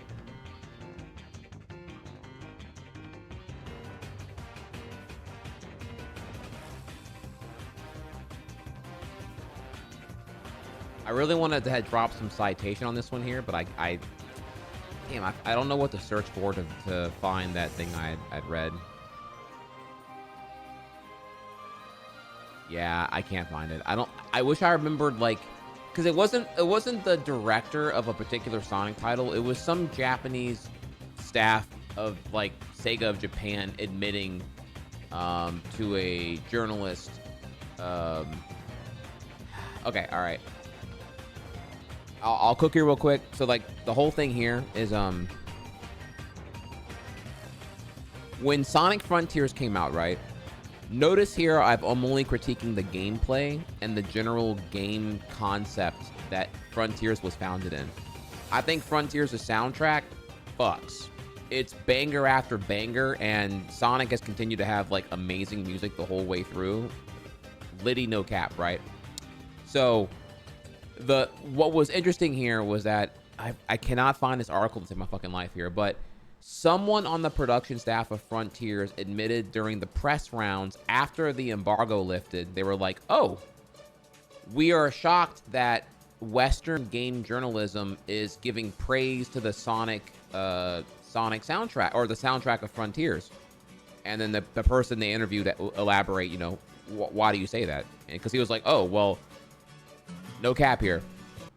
The reason why we ventured away from vocal-oriented songs, aka what you may recall hearing throughout like Adventure 1, 2, Heroes, and Shadow the Hedgehog, etc., was because the Western game journalism kept ridiculing the vocal song selections in Sonic 06, Shadow the Hedgehog, Colors, that by the time you get to Generations, you'll notice there's an absence of the vocal-based songs because they got beat over the head over and over again, like, oh, these songs are goofy and not good. Clearly only coming from the journalism, not from the fans, right? And that reaction, though they were puzzled by it, they confided and kind of moved on and just didn't try again for a very long time. You got a slither of this in Sonic Forces, but largely they didn't go back all in on vocal swag until Frontiers. So I kid you not, once you recognize this fact, that I don't remember which person did the interview here. I wish I can't find it here. Googling for 2 minutes. But once you see it, you can't unsee it.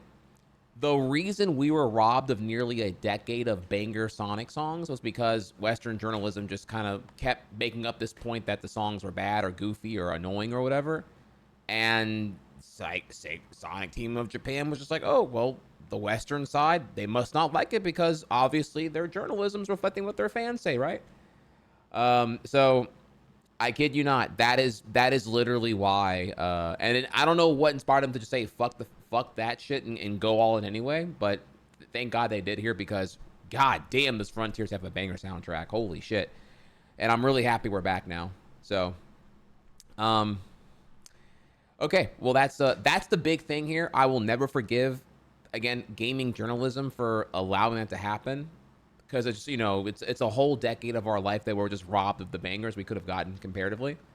And here we are now. So if you can find the article in question, I don't know what to Google here. Like, I tried Googling, like, no vocals in Sonic because of Western game journalism. I don't know what to search here, honestly. I'm searching this, like, giant word salad. I can't find shit.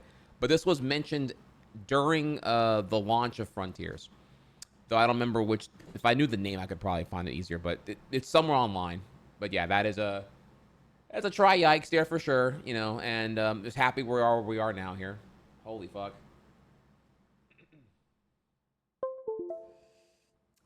Yeah, you know, just another fun fact there for you. All right, let's continue.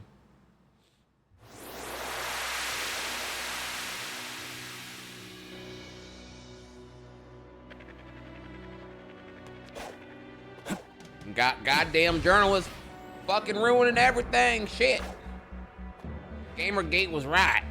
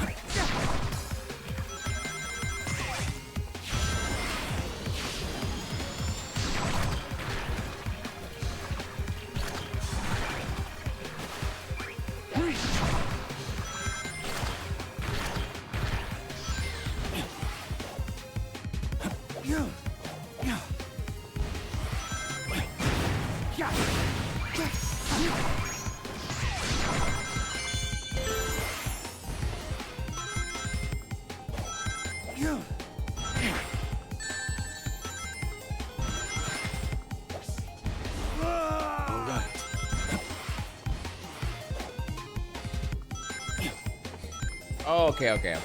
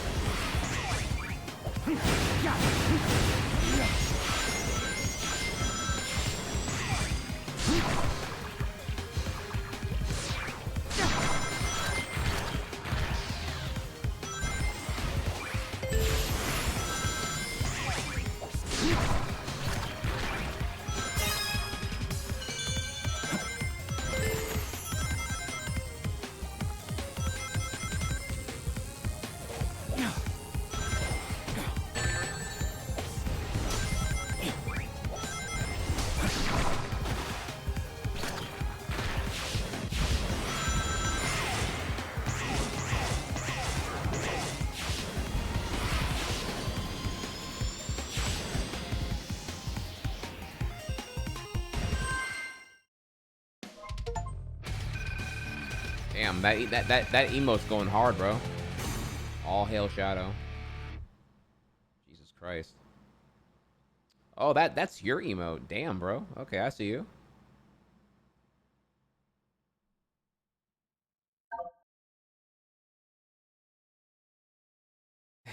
Dude, yeah, that okay.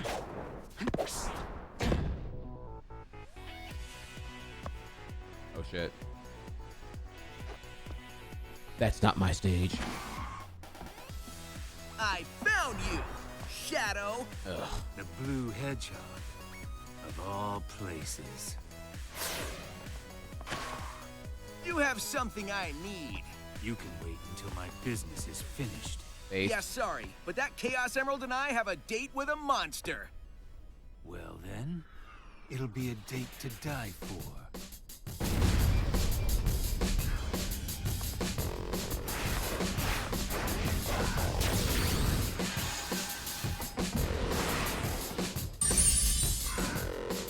Oh my god, just make out already. Holy fuck.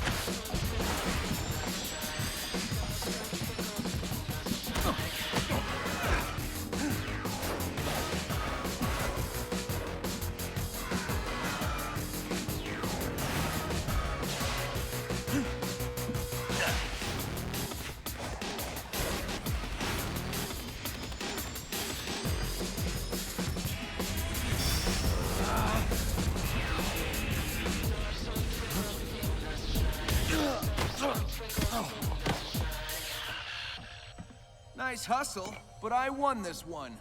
So I'm taking the emerald. See ya! Damn.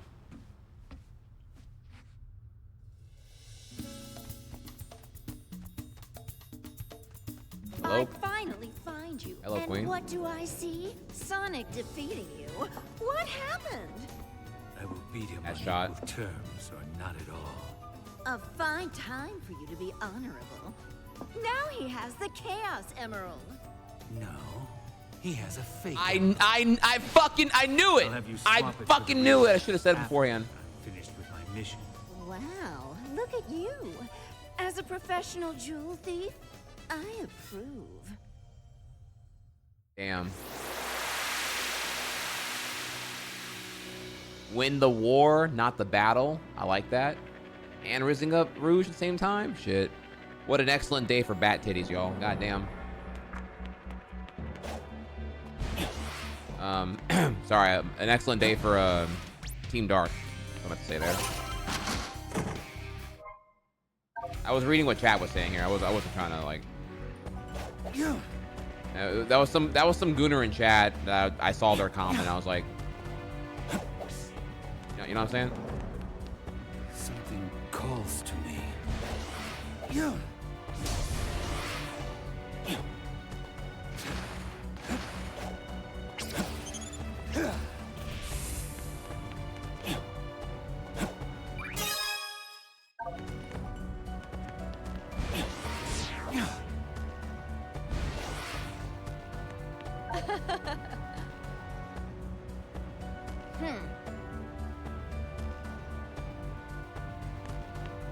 So yeah, so apparently Rouge was quote unquote censored here because there's a her chest piece was raised up and now there's like 0 cleavage. But again, if you love her, you love her for the personality. You don't necessarily need the bat titties to reinforce the character. You know, but y'all already know that. I ain't gotta tell y'all that. You already know that's for the haters, bro.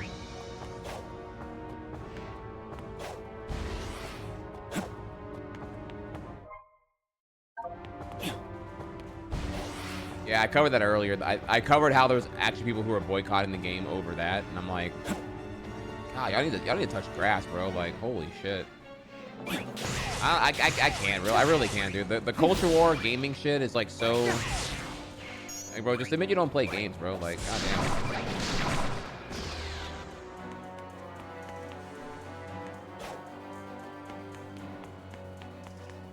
Like, holy shit. I'm not gonna play Gooner Blade because this one costume's modified.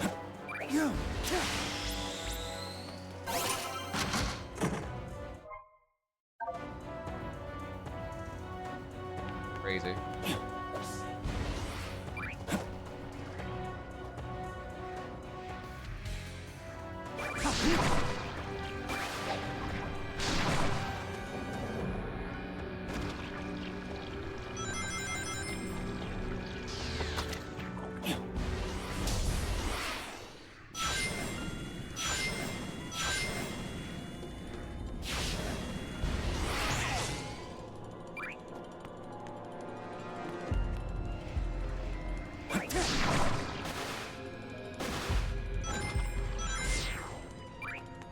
Also, I'm really curious where this is going now because Shadow doing shit in Frontiers levels is now a very interesting twist that I'm not sure where that's actually gonna go now because like it wasn't even in Frontiers, so I'm wondering how is Frontiers related to all this now.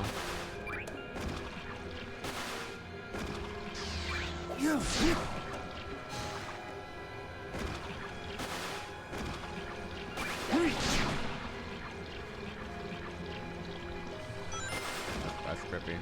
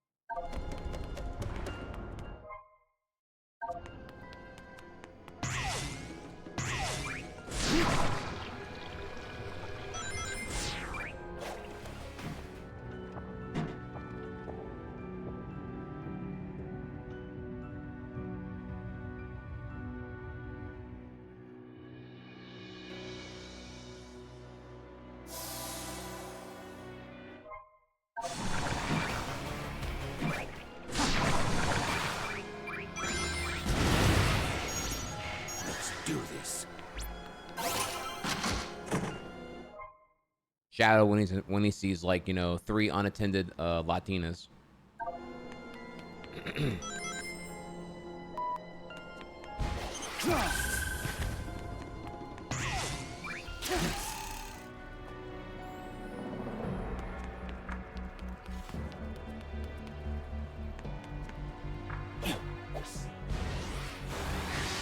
Chat will say I'm farming.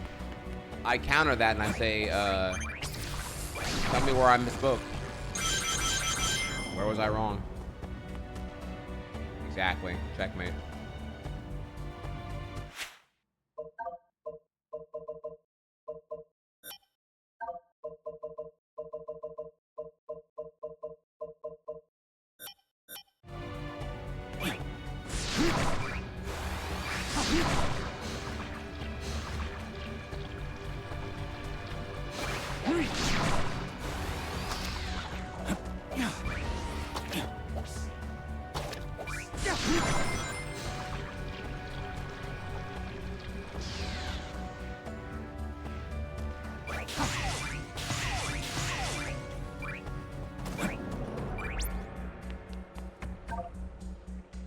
ride the floating and sinking gondolas to reach the goal in time.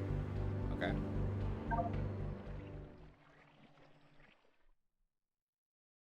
Yep, can't fast travel when you haven't been to yet. I was just checking that, make sure.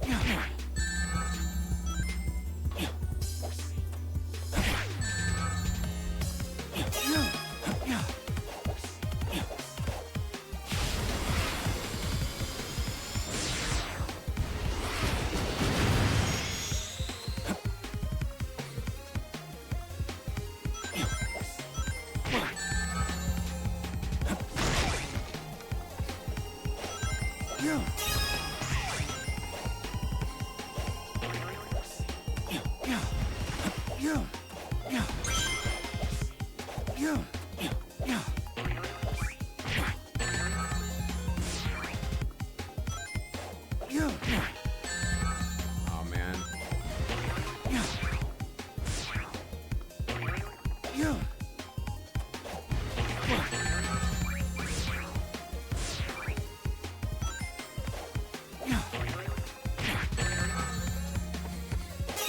There we go. Okay. Oh my! And I died anyway. Fuck.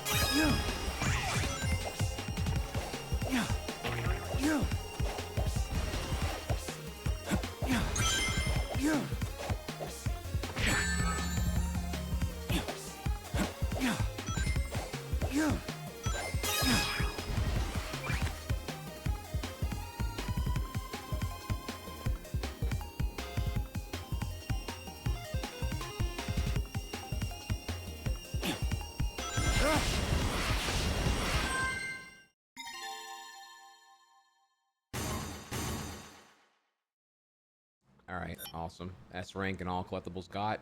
We out.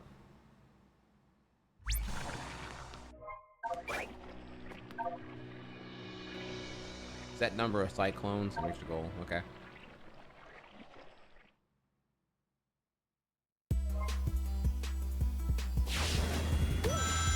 All right. Out of my way. Freeze. Yeah.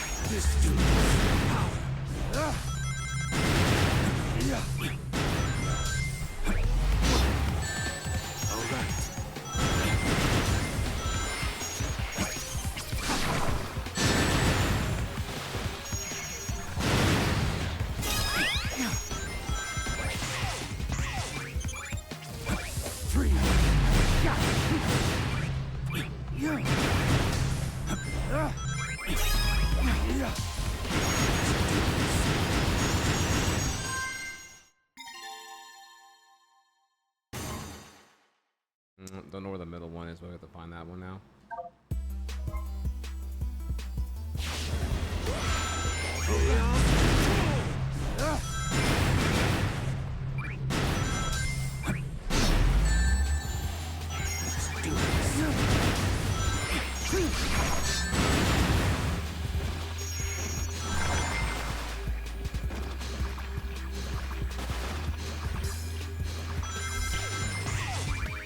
This is the ultimate power.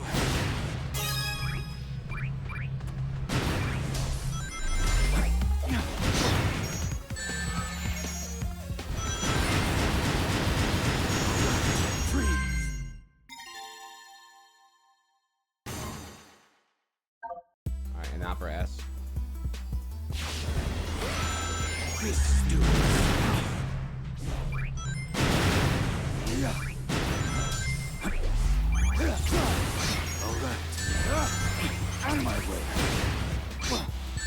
Oh my god, dude. I keep pressing the wrong button.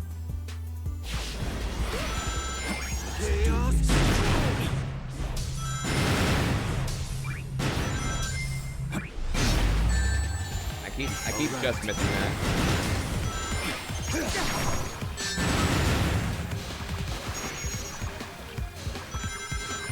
This is the ultimate power.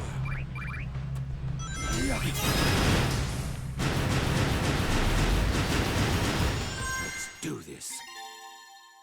Ugh, that was rough. That was really rough.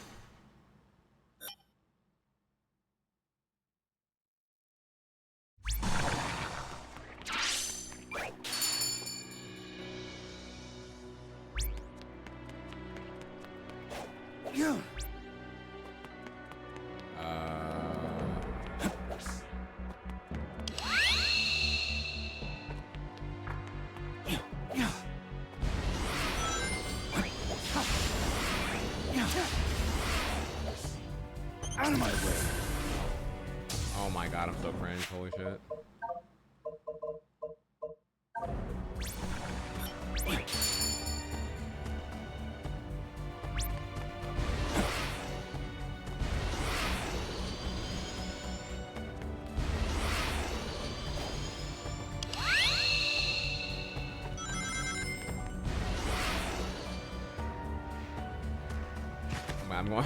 I'm going in the wrong direction. Holy shit. Oh my.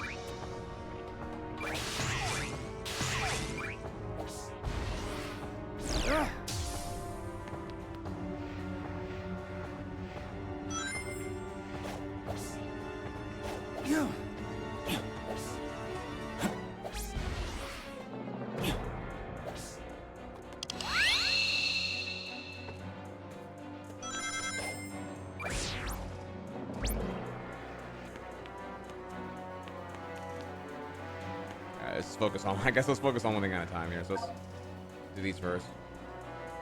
Do more through super one time. Okay.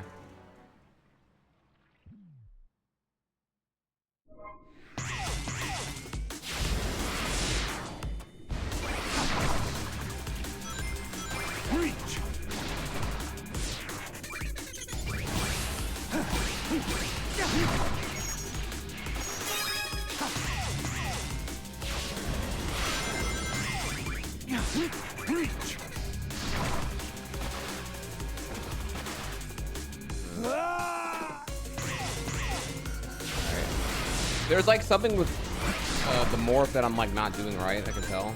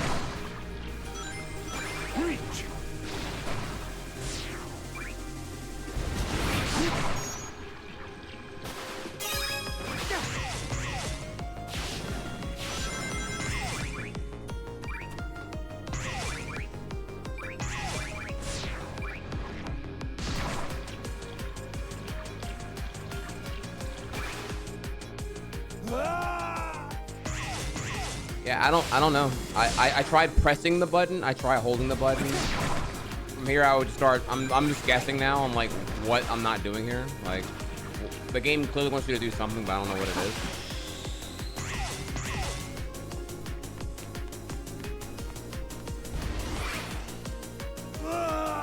Like I'm ahead. I'm like, okay, well, if it's not press the action button, it's not hold the action button, and I swing, is it like the direction I'm holding swinging correctly?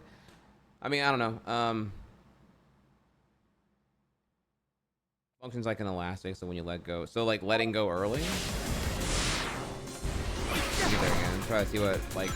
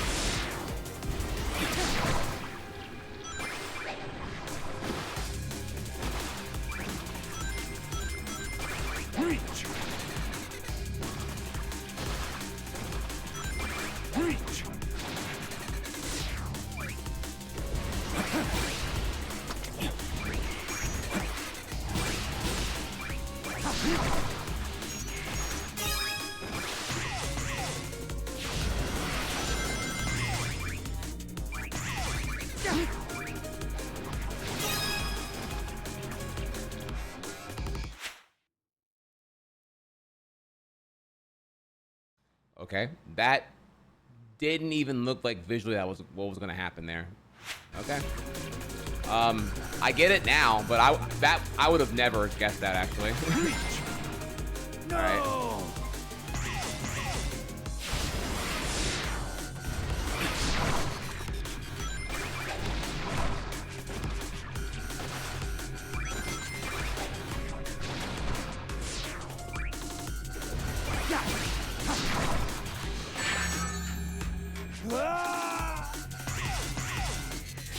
I mean, I get it now, but perhaps I missed the tutorial on that one there.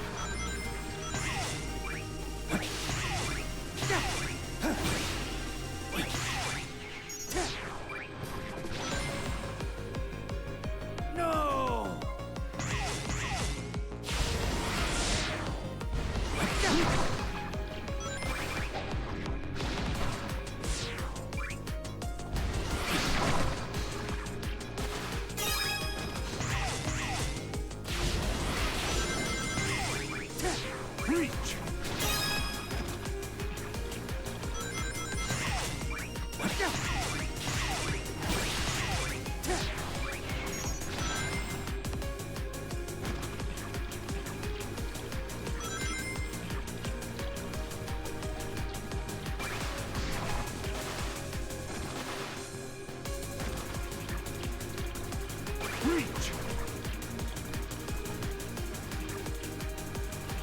Reach.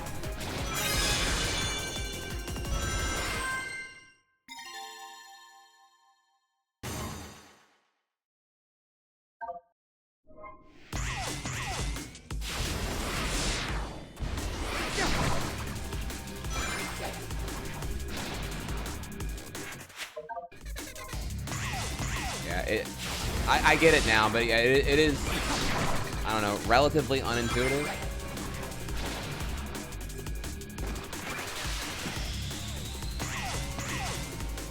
I suppose because, like, you don't really, I don't know. Maybe because it doesn't visually give that feedback, but I expect out of that.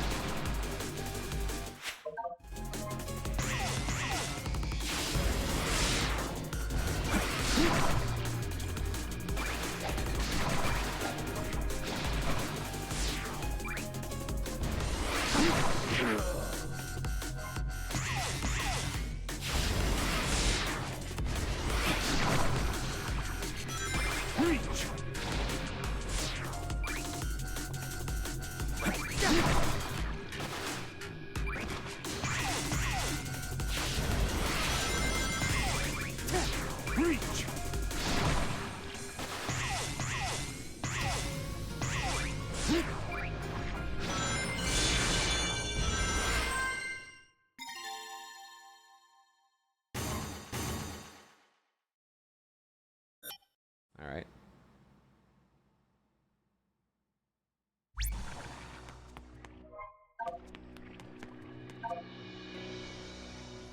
All right, time challenge with 3 collectibles here. Okay, see what we can do.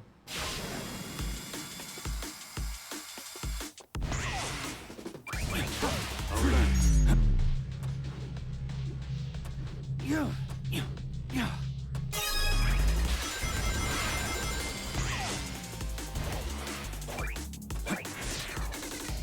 Chaos control.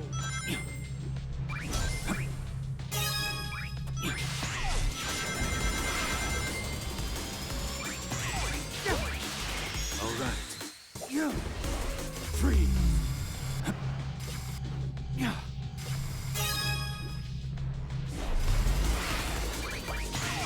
Yeah.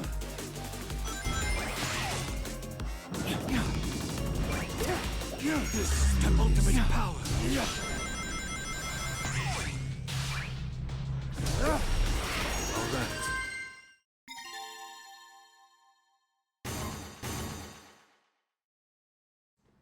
Excellent question. First time chat. Why are you so bad at that part? Well, given you're watching, therefore not playing, and you're asking, you know, a question that feels pretty unflattering, sure.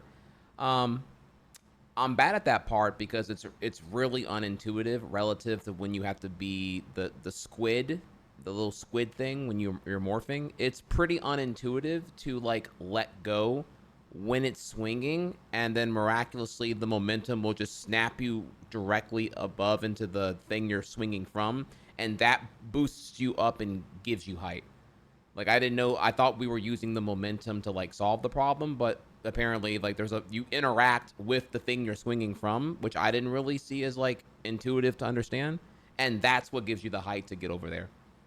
So no, I mean, no, I'm not getting one guy. He asked a question. I mean, I'm gonna assume he's asking from a good faith answer, because if you're just watching visually, you're like, why didn't you just do that? And the answer is presumably the vine you're swinging from, in terms of vanilla logic, you wouldn't be able to miraculously gain height from colliding into the vine you're swinging from. That just doesn't really make sense to me personally, but also it's relatively unintuitive because you don't really interact with the thing you're swinging from up until this one point in that one trial at this point in the game.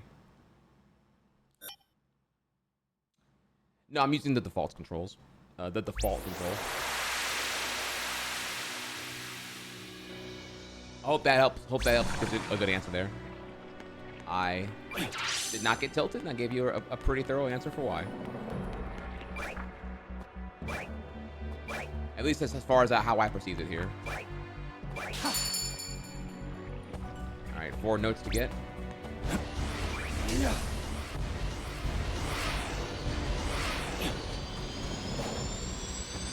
Come here, bitch. 3. Oh my god. Am I just too slow? Damn, I just got school just down that one, bro.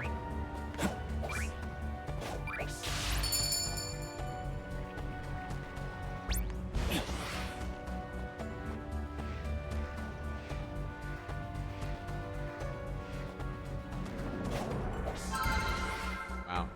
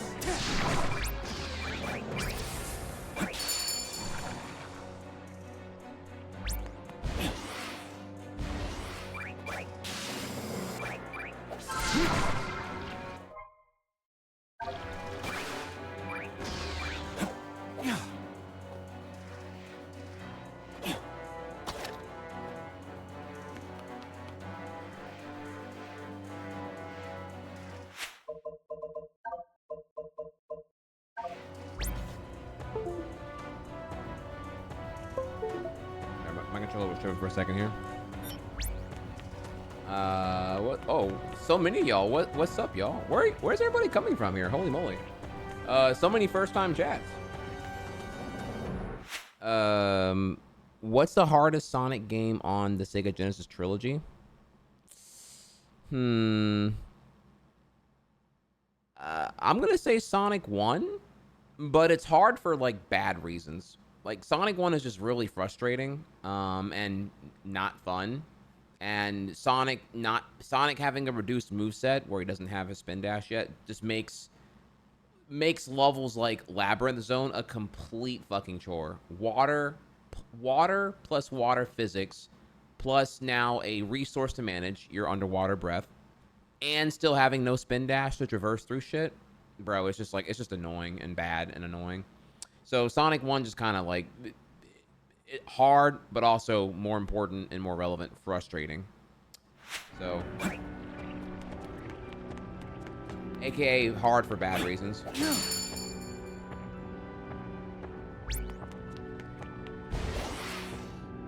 and then this one over here is going to be the...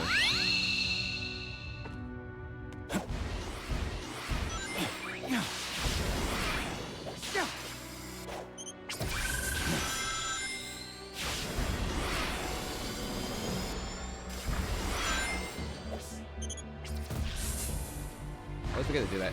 I forget the Chaos Sphere fast enough. Fuck.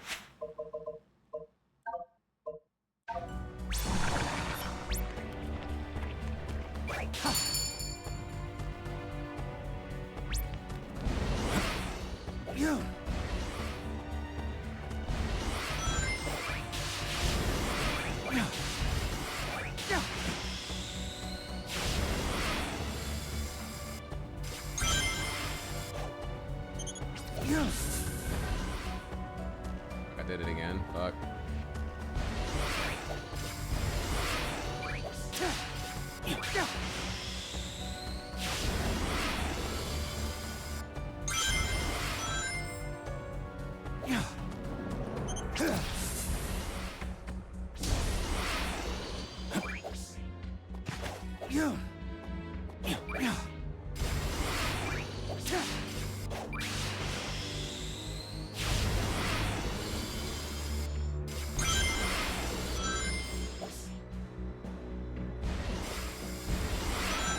Out of my way.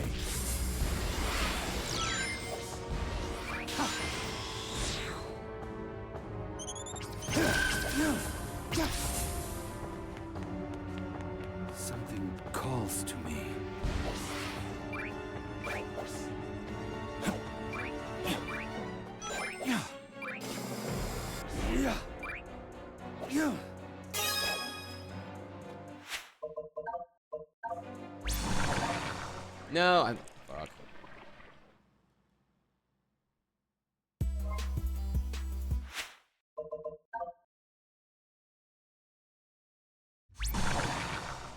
Alright, yeah, now I'm a full-on werehog. Oh my god, okay. What's up, Pommy up? Mr. Wolf, how are you doing? Again, where are y'all coming from? I've never seen so many first-time chats, like, sequentially back-to-back like this. Am I the future stream on Fur Affinity now? Out of my way.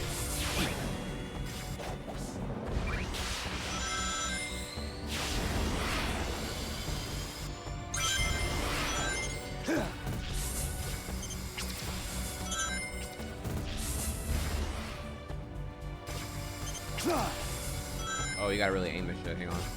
Out of my way.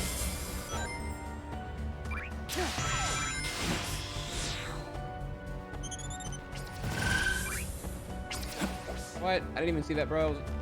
Fuck.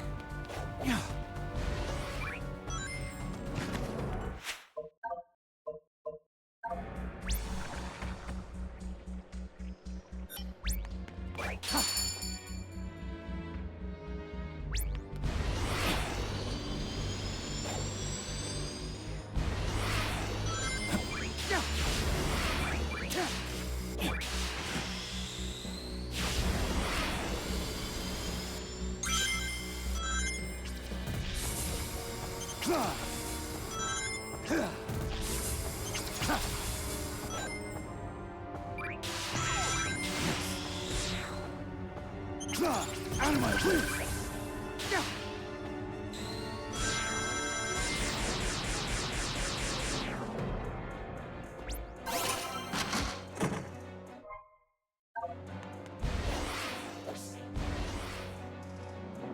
How you do that? What?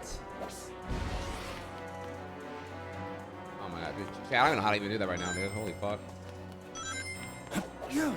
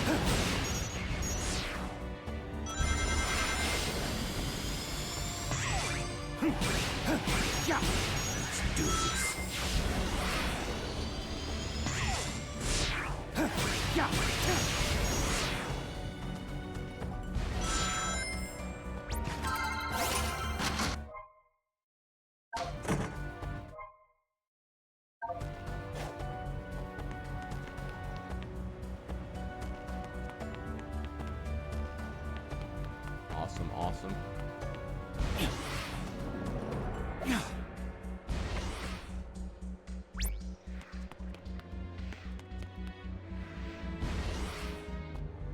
Alright. A great stopping point to head over to the collection room. I haven't been here in like at all today, so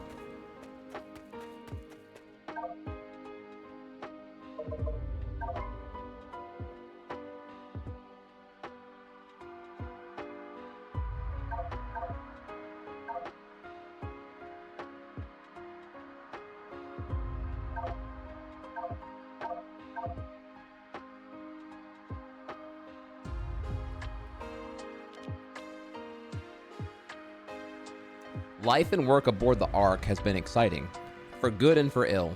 As a positive, we've acquired one of the legendary redacted for our research. They're said to hold unlimited power, and preliminary tests suggest some effect on space-time, bending reality to one's will. Imagine the possibilities. Sadly, is doing just that, but in all the wrong ways.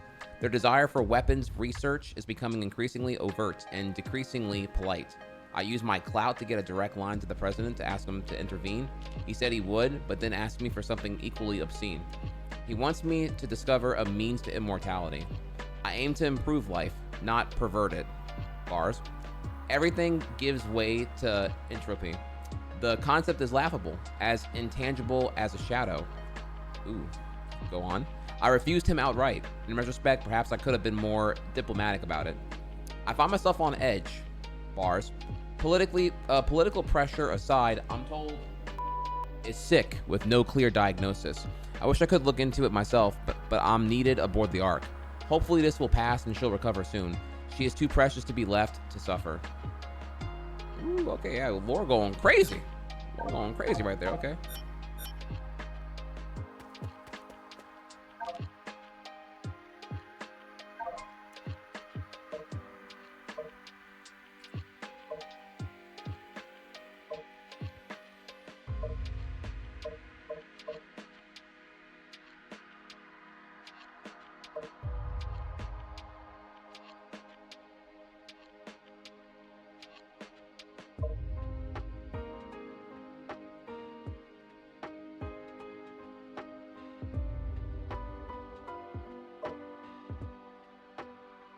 Yeah, I'm gonna say it.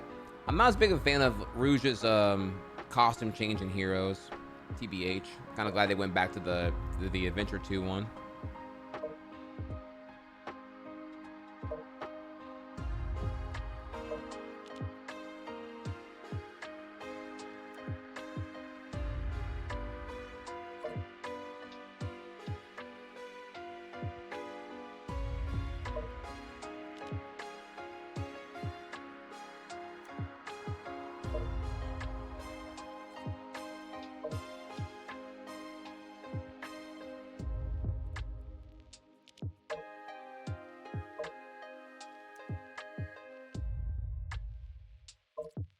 Oh, no, having no genitals looking ass.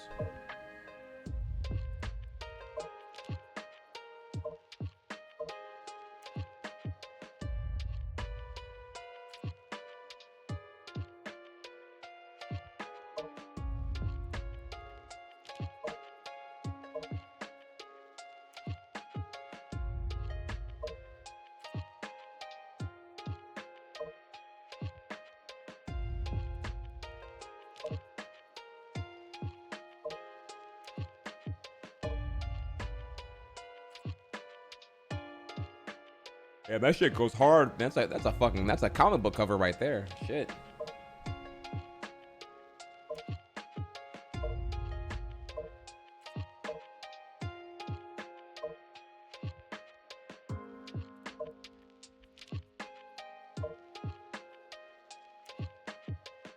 That's tight.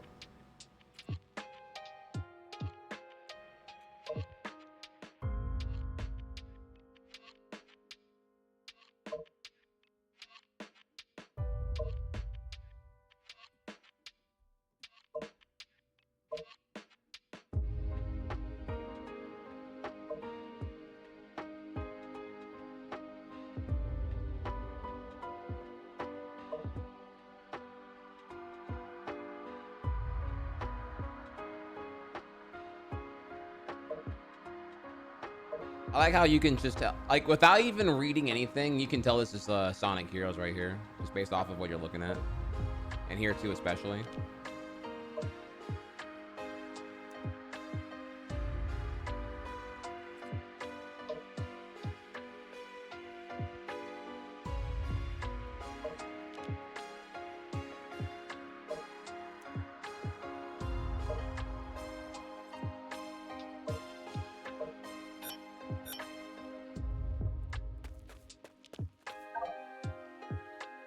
I haven't been here in a while, so what we got here?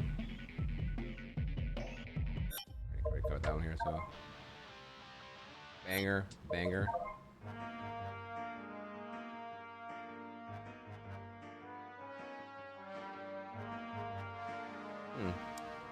I'm not gonna lie, I didn't recognize that one right away, to be honest.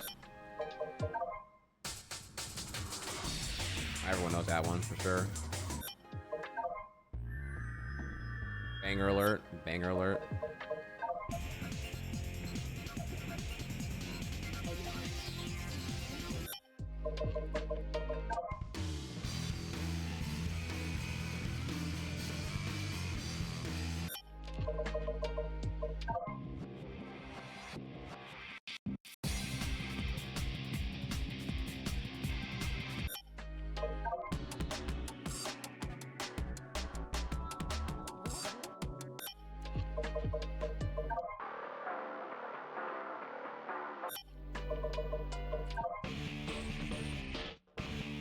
Yeah, I don't know. I don't really know the OST of Shadow as much, honestly.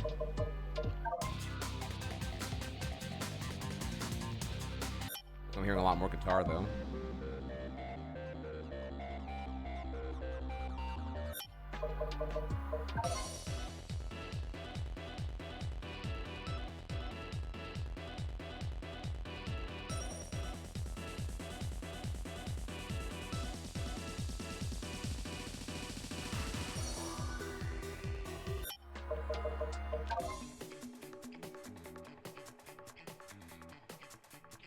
Will say once again here, hate 06 all you want. That OST fucks, bro.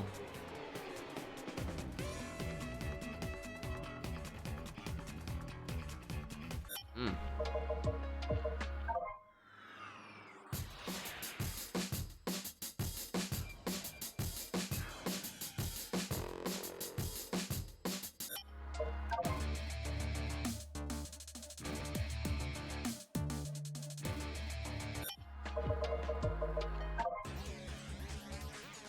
Oh man, hyper banger alert here, y'all. Just goddamn, bro. Probably my favorite song that relevant to Shadow. Oh my god.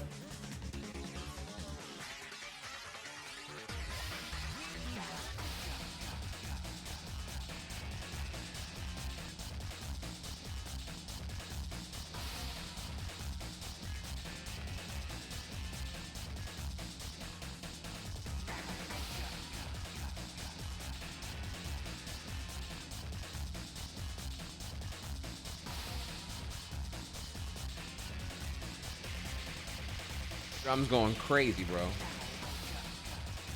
Whew. I could be here all day though with that one.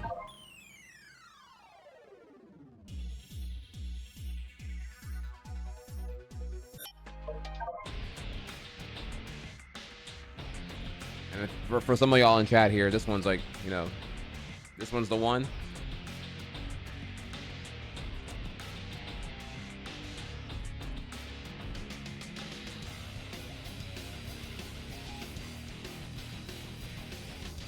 Imagine you don't get more of this because Western gaming journalism was just like, nah, it's not cooking, bro. It's not cooking. I don't like it.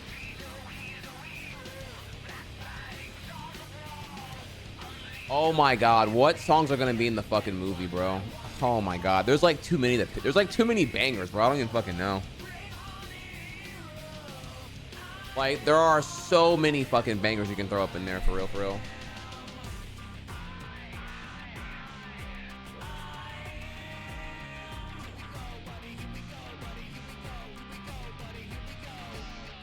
It's all DMCA music. Are you just like doom? Are you doom posting right now, or are you like have insight that that's the case here?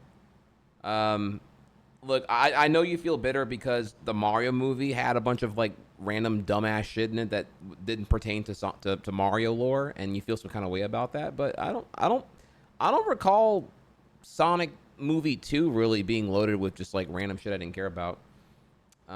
So I hope not. I mean, they're sitting on a gold mine of things here. Like they leaned a lot harder into the Sonic lore on movie 2, so that tells me they're more confident in the source material. Therefore, and then when you're doing Adventure 2, you got like, which is like peak Sonic narrative, peak popularity. So like, you can just hop on, just fucking start dick riding Adventure 2's OST, and you can fucking go crazy. Fans are gonna go nuts on that shit, bro. So I hope not the case actually.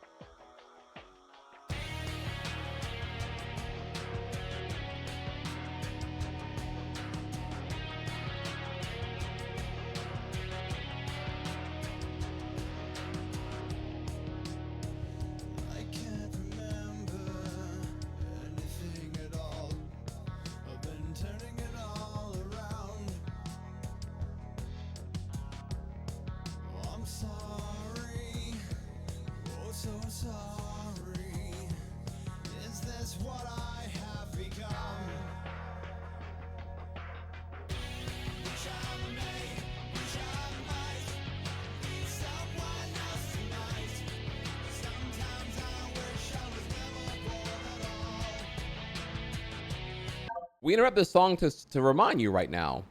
If you look at the shadow insignia on the right, you'll notice that the headphones rest conveniently nowhere near the ears. That the hedgehog's ears are visibly, you know, vacant of headphones. That is all.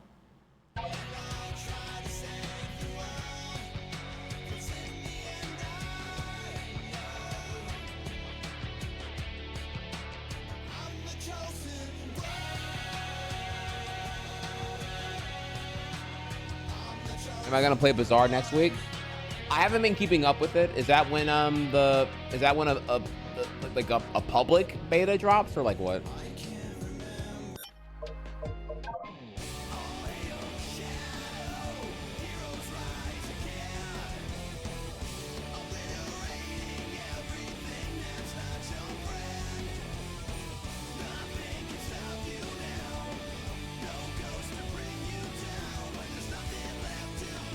Thank Egg in chat, y'all. Hail Shadow.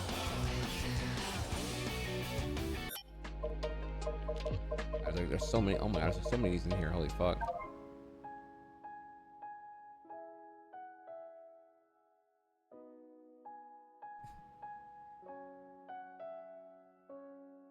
Oh, you didn't know? That's it. What, you thought it was like a miscolored turkey or something? Yeah. Thank Egg is somebody bowing, if you can tell. Oh my god, bro.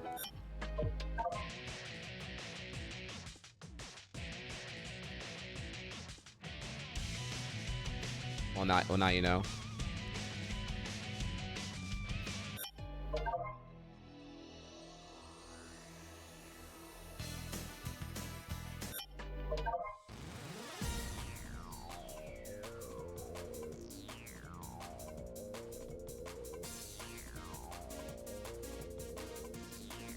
Oh, bro.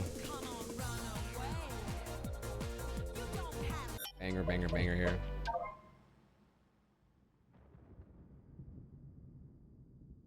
Oh, that slow opening is so good, bro. Holy fuck.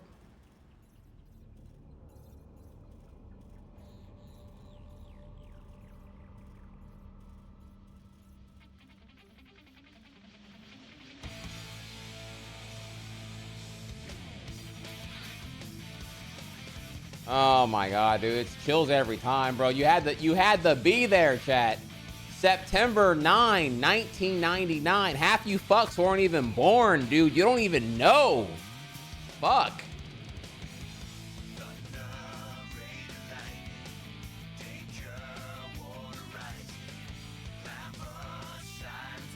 Oh my god, get born, bitches. Fuck.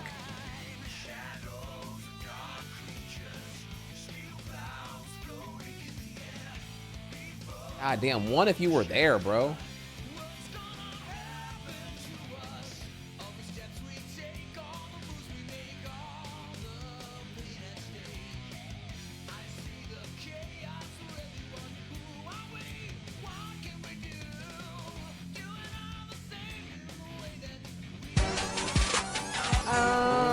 Bro, dude, you like, CC, there's like a million songs to go through, dude. Sonic Boom, bro, right. ma'am, they, them, shit. Like you know what Sonic Boom sounds like, bro.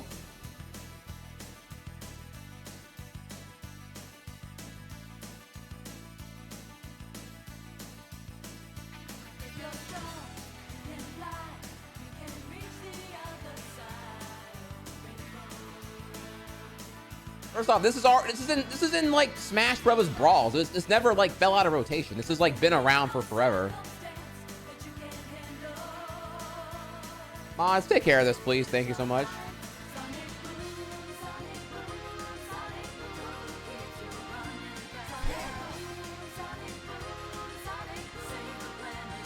Oh my god.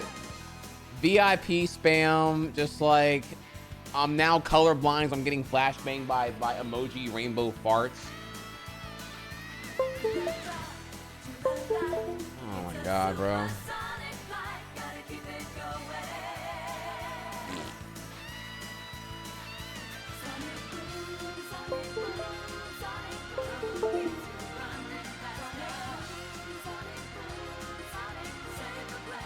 Okay, great. All right, so.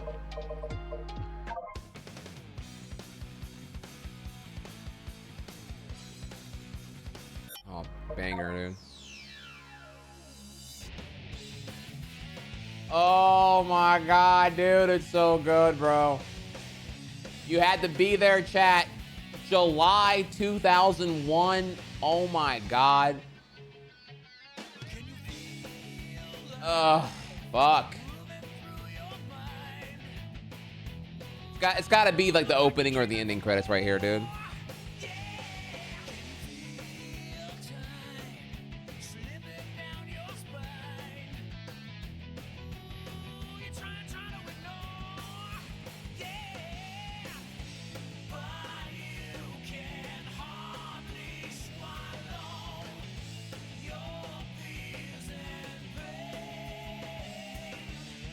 God, it's so good. I could be here all day, y'all. I really could, but like...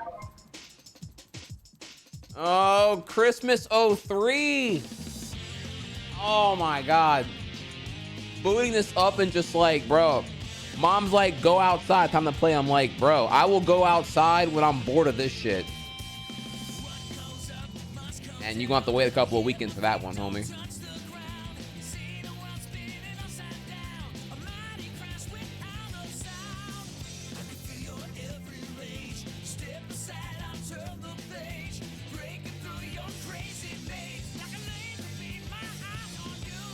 Watch me.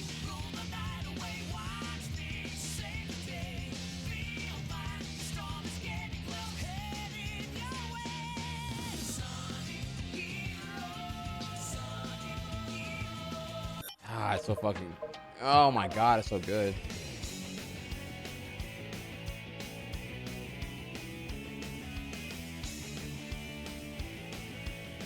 And I could be here all day, obviously. I'm trying to like...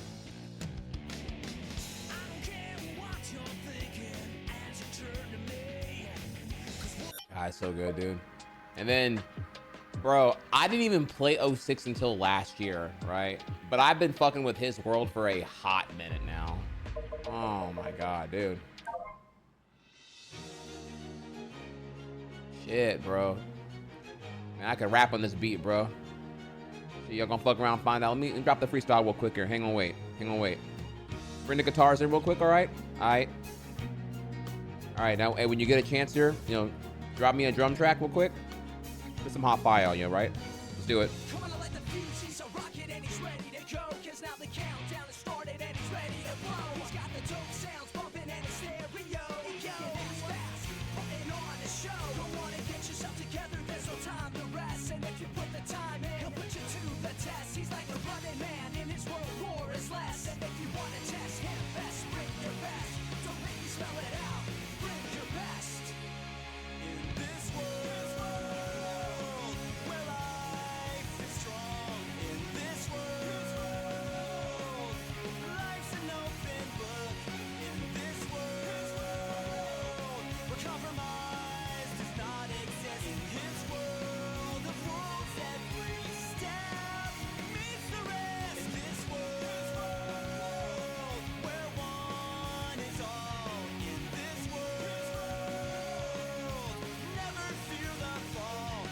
Man, I got chills, y'all. I can't even lie, bro. I got chills right now. Oh, man.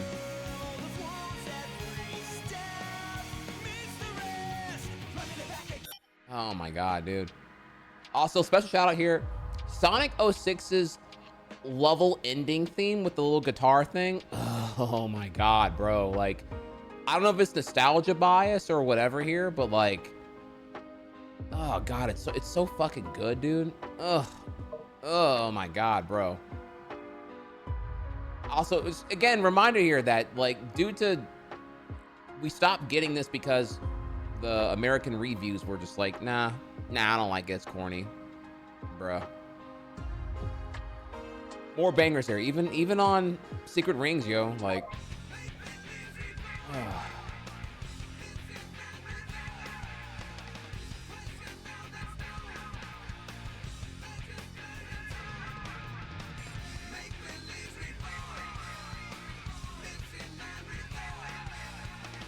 flex from me, Dad. Sub, but my cat was in the way. I mean, I'm wearing the I'm wearing the Sonic onesie. I can't really flex much here, but what's up, Praise the Villain? Did I watch Dark Beginnings? Bro, I watched it twice. It's amazing. I love it.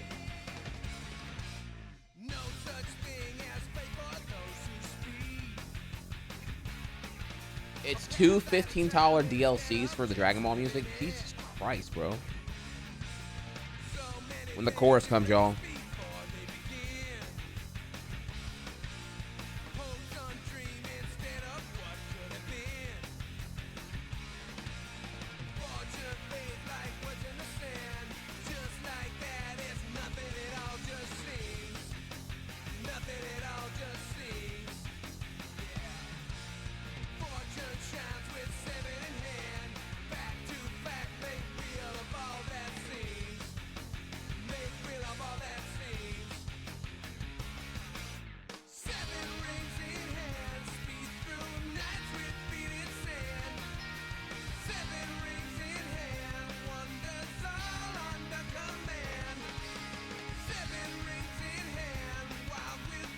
God, it's so fucking good, bro. Like, holy fuck.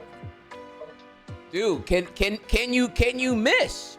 Can Sonic miss, please? Like, you know, don't, but like, I mean, goddamn, bro. Like, dude, unmatched in 2000s, dude. Took another decade to get there, but we get back to get the frontiers in 2022, and it's like, all right, we never left, baby. What's up?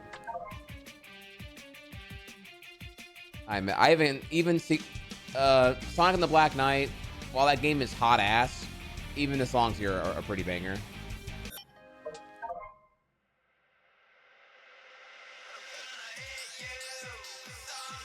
Oh yeah, this one. Yeah, this is pretty cool. So I never played Sonic Riders, but you know, I have seen the opening. It's pretty cool.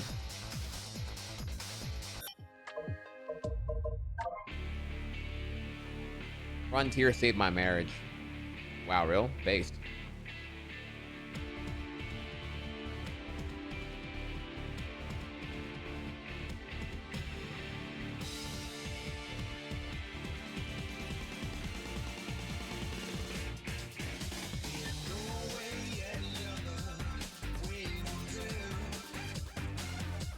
You know what? I'm gonna say it. Where's like the Sonic like nationwide concert series? Like, why have I not? There's like a Sonic Symphony, right? That was like done on YouTube for free or whatever. But like, when like, stop being cowards and just fucking drop the concert like run. You know what I mean? Like, I want to be able to go to Houston and go see a fucking show and be blown away. They do them all the time. Wait, really? Travels across the U.S. every month? Every month, really? Okay, damn. Well, enlighten me then. Oh my god, I can't believe I did not know that. Shit. Cringe. Y'all tell me everything and I don't hear about this when it happened? What?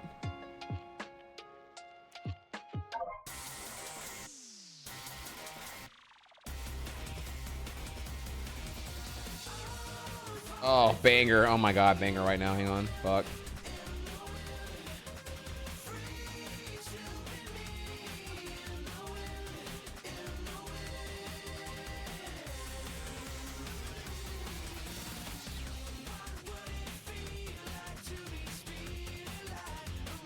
Oh man. Oh my god, fuck. Why would y'all show me that, dude? There's actually a stop in Dallas, December 28th. Fuck, I shouldn't even be clicking this right now, bro. Like, y'all got me fucked up, bro. Oh my god, how much is this shit? Oh my god, I'm gonna come. Holy fuck.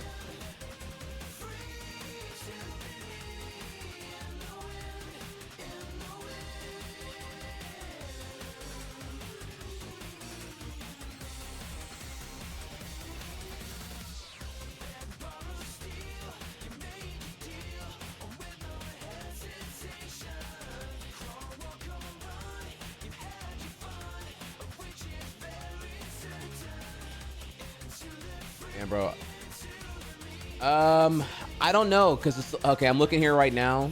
There's only like 7 seats left. Not even gonna lie to y'all.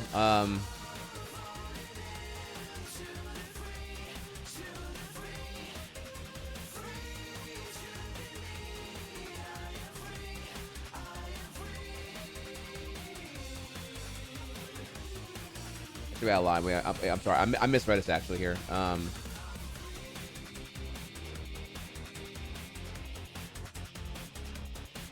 my god, bro.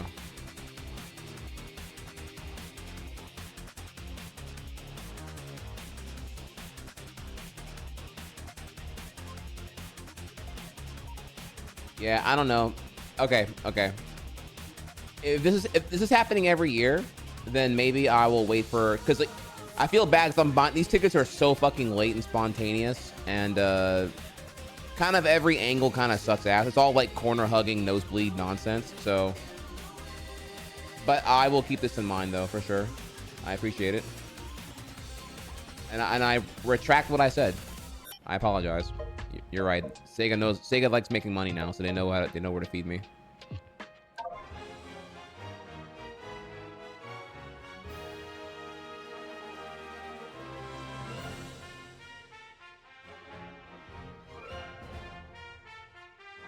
Yeah, dude. Even Unleashed, bro, just bangers.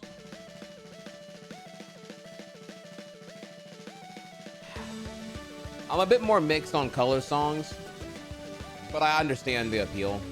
Maybe because I heard it so long ago. I don't know. Yeah, it's like it's good. It's just not like god tier. Which more reveals how stacked the Sonic songs really are.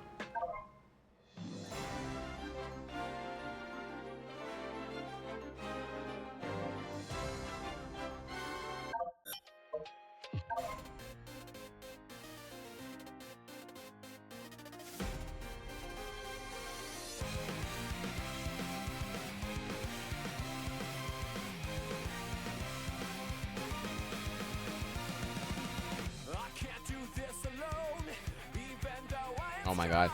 Chat, do not post pound. Do not belittle this song with pound emotes, please.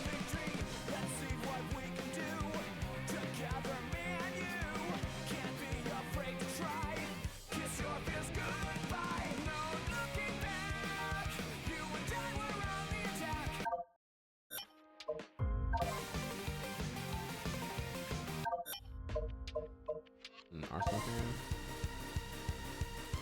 Okay, yeah. Yeah, where's that banger from Sonic Lost Worlds? The really good one.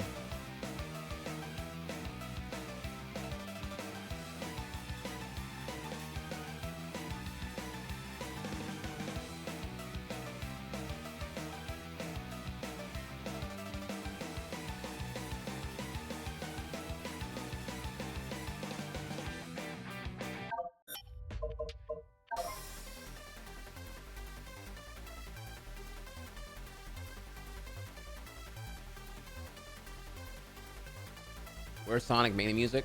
I mean, it's Shadow Generation. It's not gonna. Mania's kind of irrelevant to this whole game. So why would that be in here?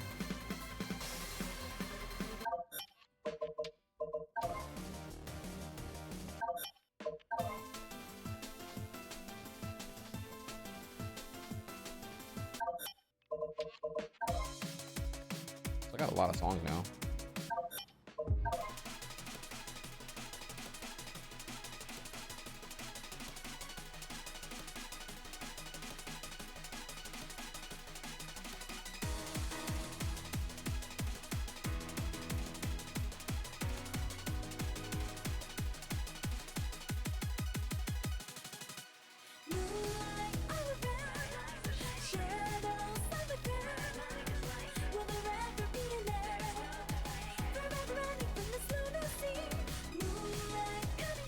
Dude, so many fucking bangers, dude. Oh my god.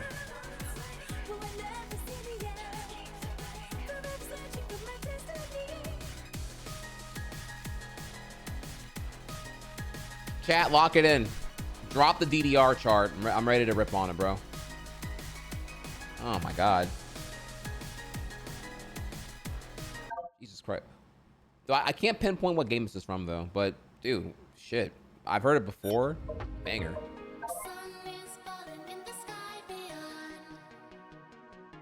And this is Frontiers, right?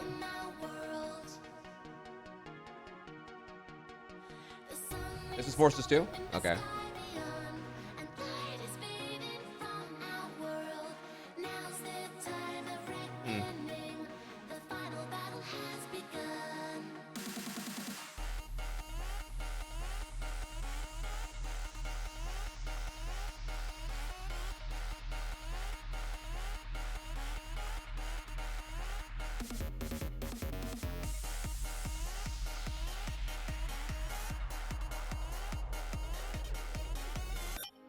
Gotcha.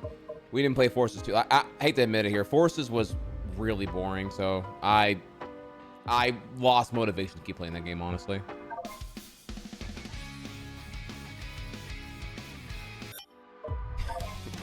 Well, CC said it, so I mean, I guess we can move on from there. Cold take. Sand Road's another banger track. You hear, like, you only hear it one time during the Tails minigame, and then, like, never again.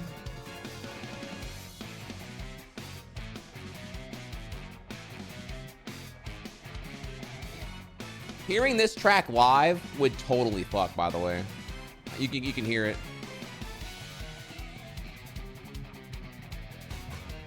Oh, this would be such a banger to hear live.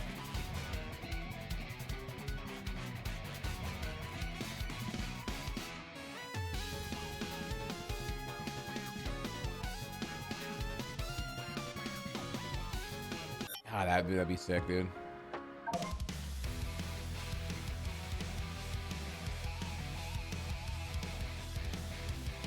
Under deck.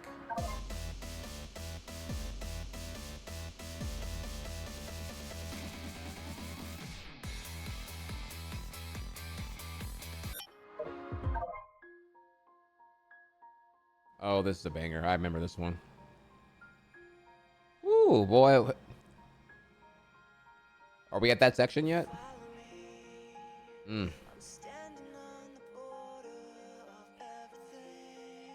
Damn, Frontier's got some motherfucking bangers, bro. Like,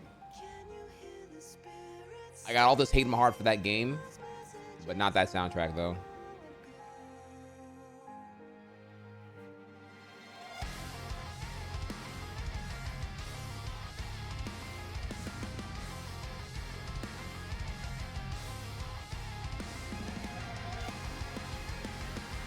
Remember the first trailer for Frontiers was like cut to this song, right?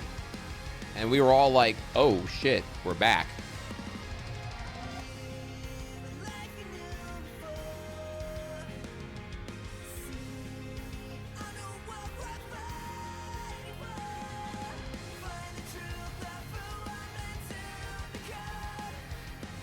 Damn, I'm forgetting everything here.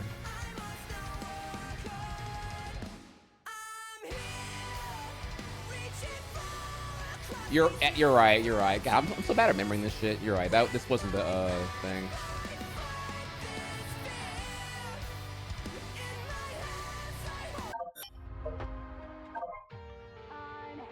Yeah.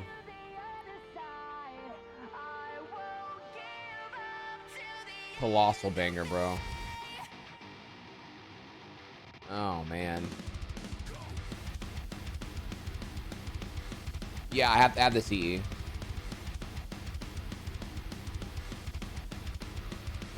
Mom, it's not a phase, all right? This is who I am.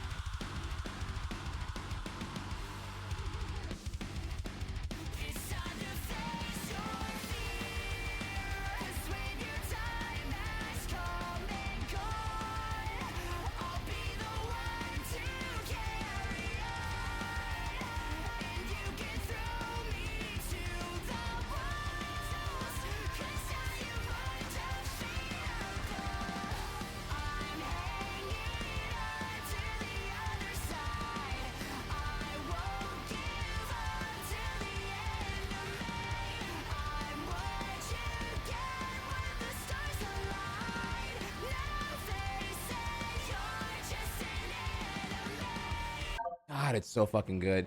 If you get a chance here, I'm sure you've all done it. Just so you know, though, really listen to it when you get a chance and focus on the drums. The drums go fucking crazy. Do it on some good headphones, or if you got like a surround sound with the subwoofer, just crank it up and let it go, y'all. Unleash your inner, your inner edgelord, shadow, life form, furry, whatever here. The drums go crazy, bro.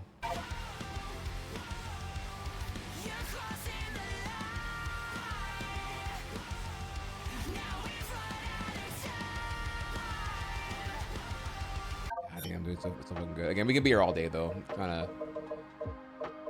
Alright, we're almost. Jesus Christ. I think we're gonna go this hard with it, but like, goddamn, dude.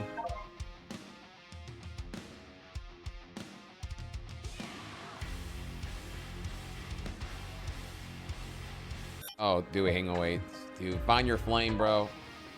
Oh, dude, bro. Bro. Oh, fuck.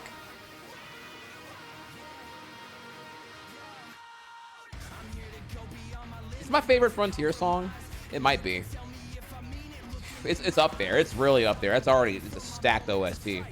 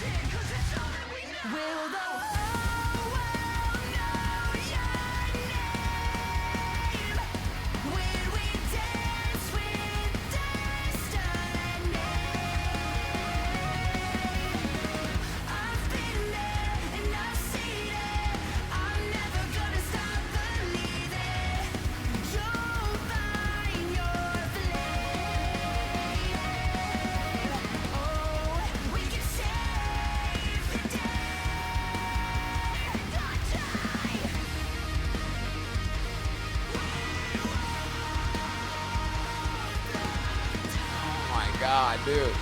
Bro, put it in Rock Band 4. Bro, chart it in DDR. Bro, I'm so here right now. Holy fuck. It's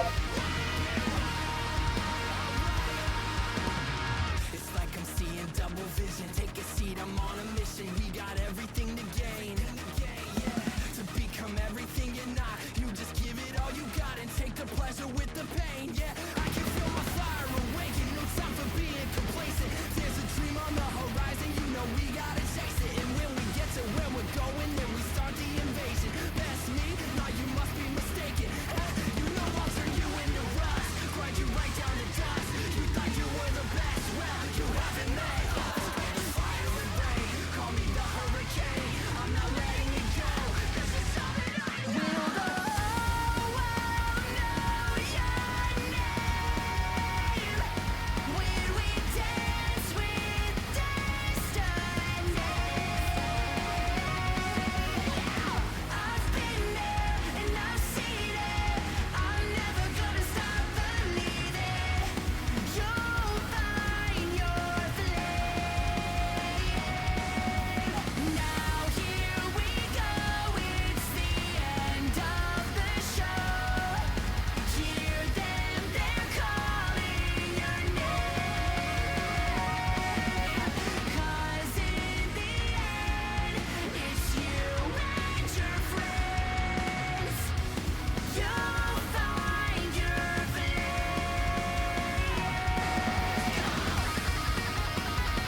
Bro, you can visualize the AMV. Like, the track was built for AMV, y'all. And that's a compliment. Oh my god.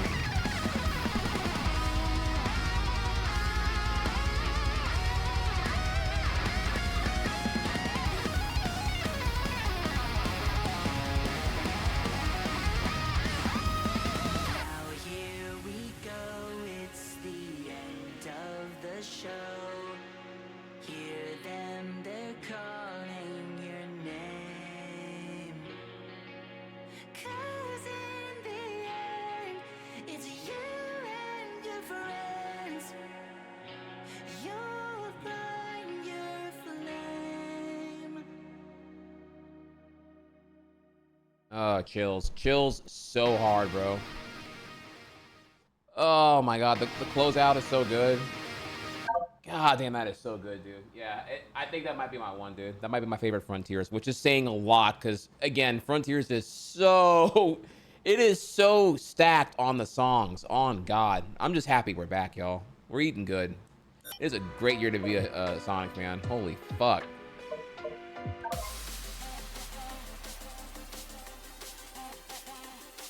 Oh man, it's like picking your favorite child, dude. It's crazy. That soundtrack is just drop it on vinyl. I need that.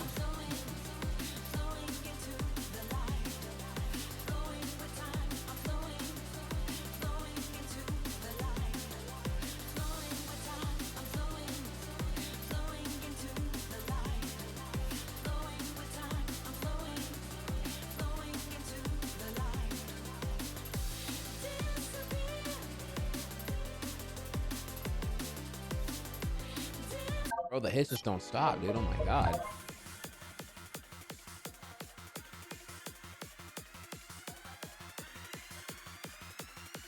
Yeah, I remember grinding a lot of these cyberspace levels.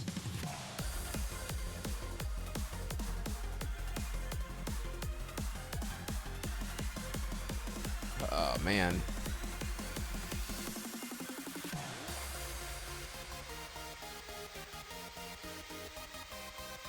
Yeah, I feel like we just how much harder can I glaze, y'all? Like, yeah, I remember this one too.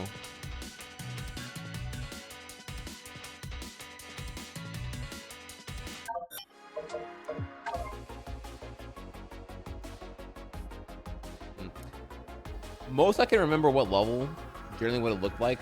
Kind of having trouble with this one right now.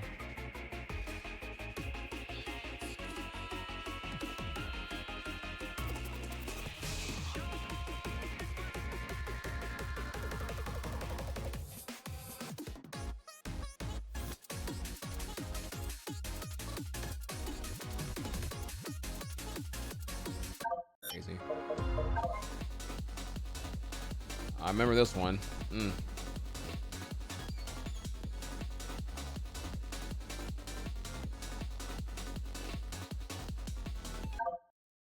Never saw your playthrough of Frontiers. Dude, I actually went pretty ham, believe it or not. Even though I know my opinion is pretty scathing of the game overall, like I went ham on those cyberspace levels.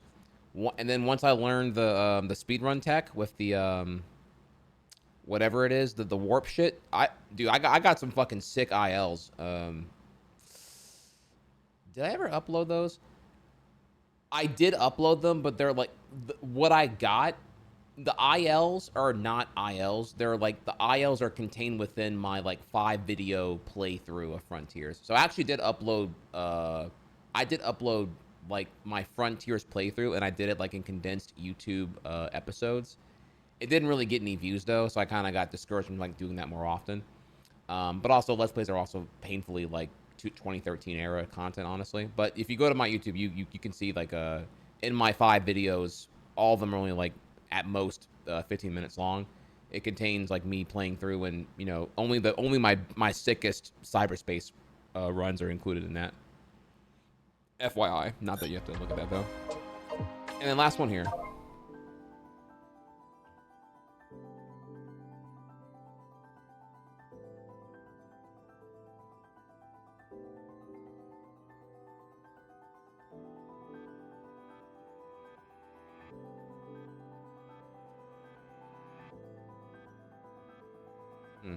What is this? Second Wind Sonic Movement? What is this from?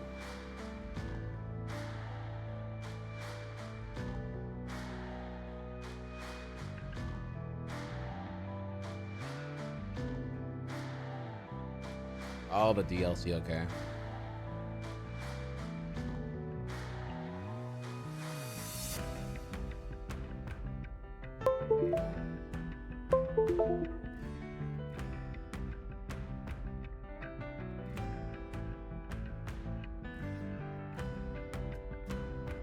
I'm hype, y'all. Let's take a second here. The elephant in the room here. We just sat here and banged this like music room shit for like nearly an hour, right? It's time that we come over here and I prove that I'm based. So let's do this shit. No spoilers, please. Let me cook.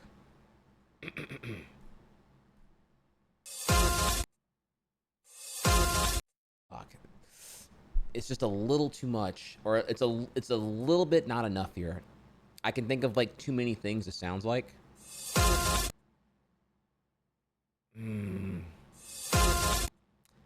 Yeah, I need a little bit more here. I can't. Yeah, I need a little bit more. Okay. Ooh. Okay, so it's modern Sonic. It sounds really modern here. Let's go over to the list. Let's scroll down and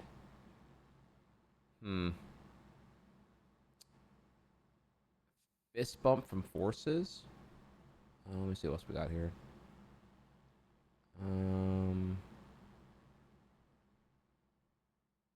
Okay, no, this is a prototype songs. Okay, let's go back up then. All right, so this is a Superstars doesn't have this like sound font, so I'm gonna say no here. Okay, so there are some Frontier songs here. Bloodflow, 4A, 4 and 4, 4-1, 4I.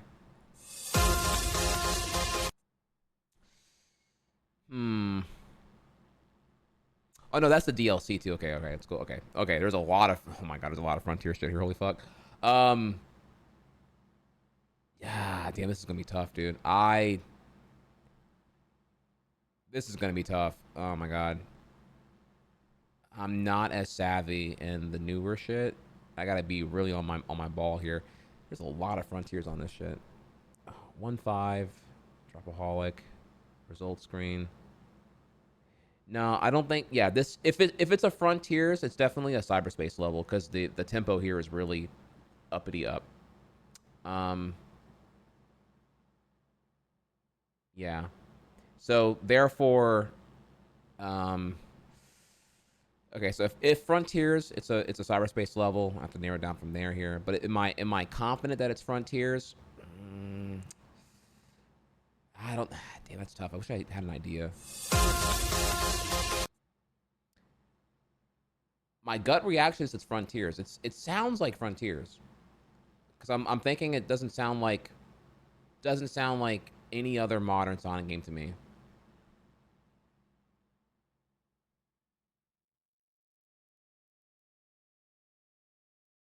Yeah, I'm okay. Okay, I'm feeling pretty comfortable that we're in Frontiers. Yeah, okay. Yeah, the more I'm looking at this, the more I'm okay. All right, so we're in Frontiers now. The problem is it if I'm cooking here, is it Frontiers? Yeah, in the prototype section here, I'm not really seeing anything that pops out to me. Like, I don't think it's Forces. All right, so I'm feeling pretty good that we're in here. Okay. Now with that, given we just heard Dropaholic, I think we can confidently say it's not that. It's not the results screen. The island sections are much more down tempo and chill. They're almost like Breath of the Wild, so I'm gonna go with no on that.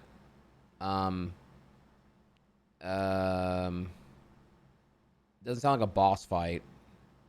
So cyberspace 3-1 or 3-2 would be good guesses. Let's go with those then. Let's see what we get here. Okay.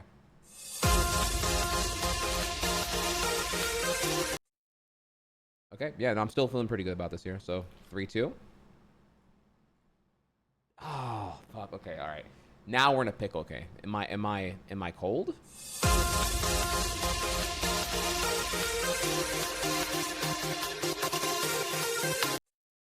Dude, it sounds like it's a fucking banger. I mean, you know where I go whenever there's like an up tempo and I have doubt. I think here, man, fuck. Is this Sonic Riders? I don't know Riders at all, and that's gonna be my downfall here.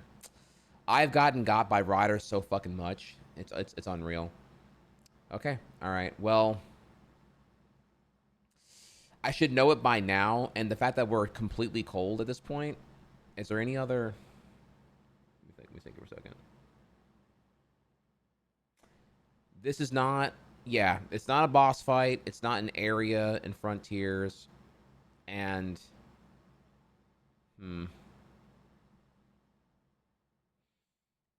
yeah, based off of this, yeah, I'm gonna have to. Oh, it could be another story, maybe. I mean, I think the sound font is Frontiers here, so I think there's 2 more guesses of cyberspace levels. I didn't play the DLC, so I don't fucking know. Now I'm just kind of like, I feel like just YOLOing into the DLC is a better call than me extra YOLOing into runners. Because I don't know what it doesn't sound like runners though to me though. I'm sorry. Yeah, Sonic Riders. I'm sorry. It doesn't sound like riders to me at all. Ooh, this is tough.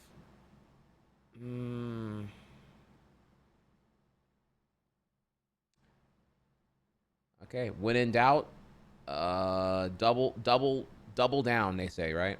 All right, so 4A and 4-1 or whatever. Okay. Oh, I'm so fucking good. Oh my God, I'm good. I'm good. Look at me, bro. Ugh. Ah!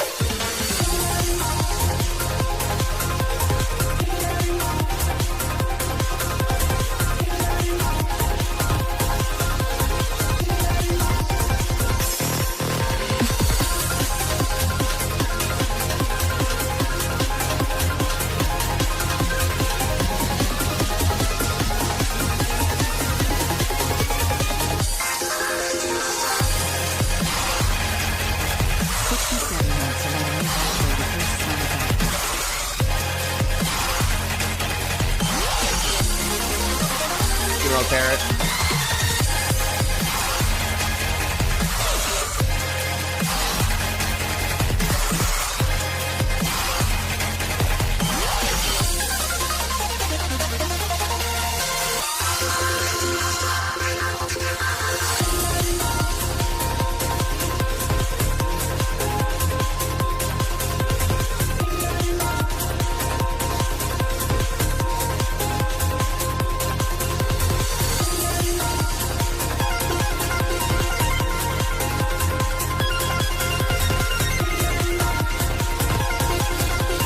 From my headphones right now, yo.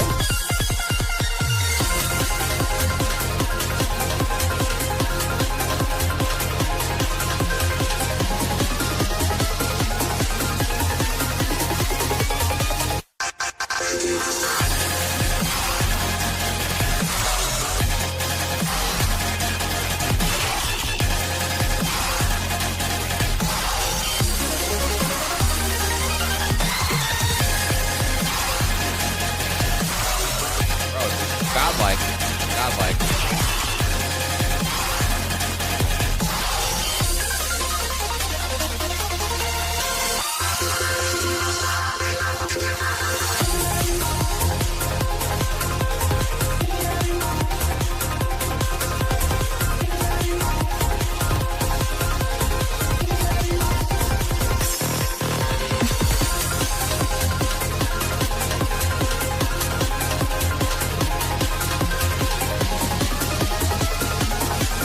I got by some point here. That's a hyper banger there. God damn, dude. Once again, just Frontiers is a stacked ass soundtrack. I will never fault that, bro. You keep that shit coming. You put that in the lab and you just keep making that shit, bro. Keep cooking whatever you're cooking right there. Walter White, keep it up, bro. You're doing a great fucking job. Let's respond here. We have a couple of things here. Milk Parrot, thank you for the 67-month streak. You're amazing. Thank you. I love the resub on the pop off for getting the hurdle today. Question from J Mock Tarma. Isn't having the song list cheating? I'd say no. If serious, no. The song list just helps you in the end. Like if you don't know the song, like, well, either way, it makes it more entertaining. I mean, they give you the list, so it's like it's officially. I didn't like Google the list. This is like a supplement of official resource. So I'd say no.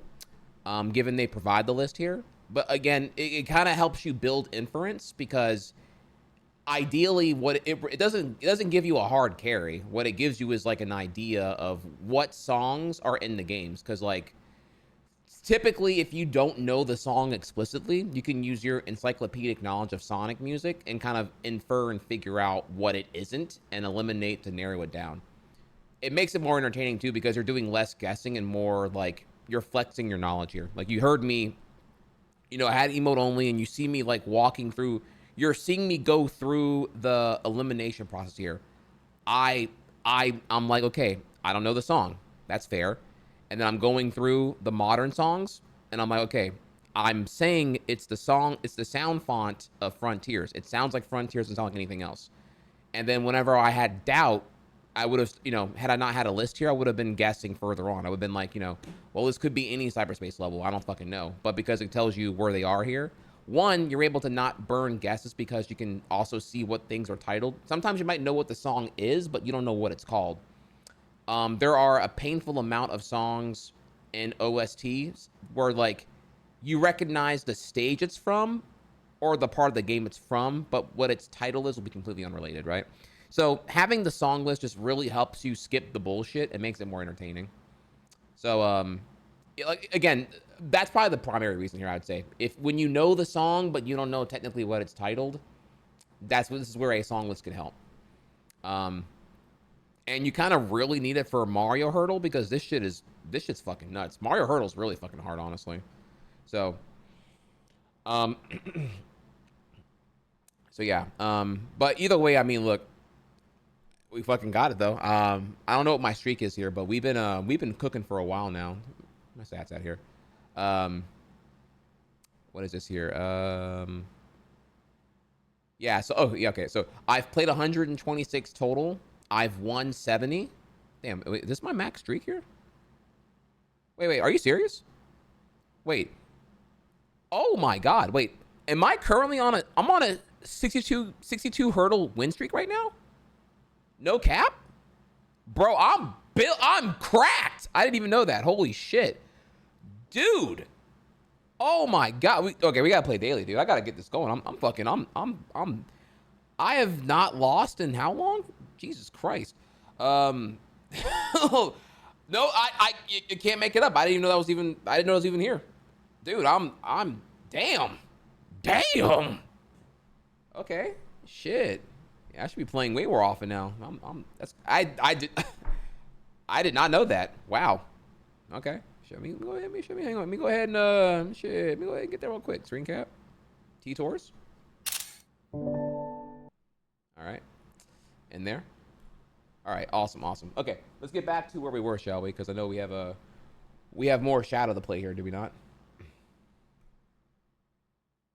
Yeah, actually the irony now is I actually now would feel the pressure to like not lose, which would make me actually play worse now.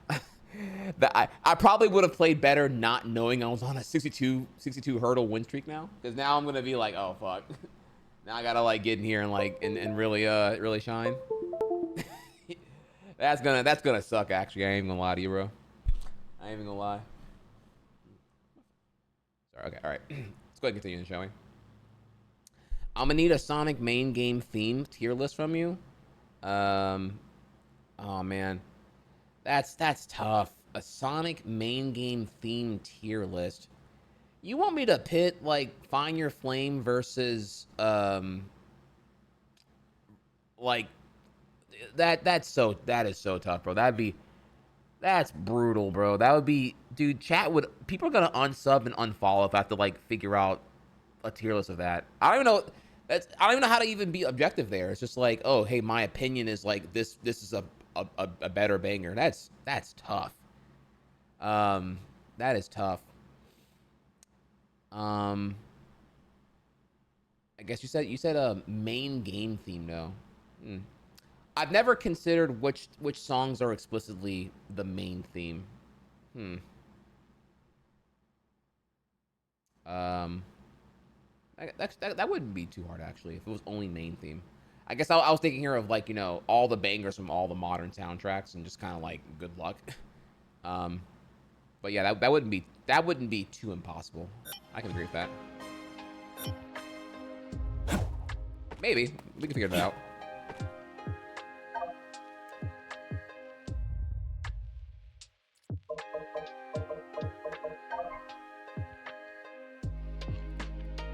I think we already read this one here.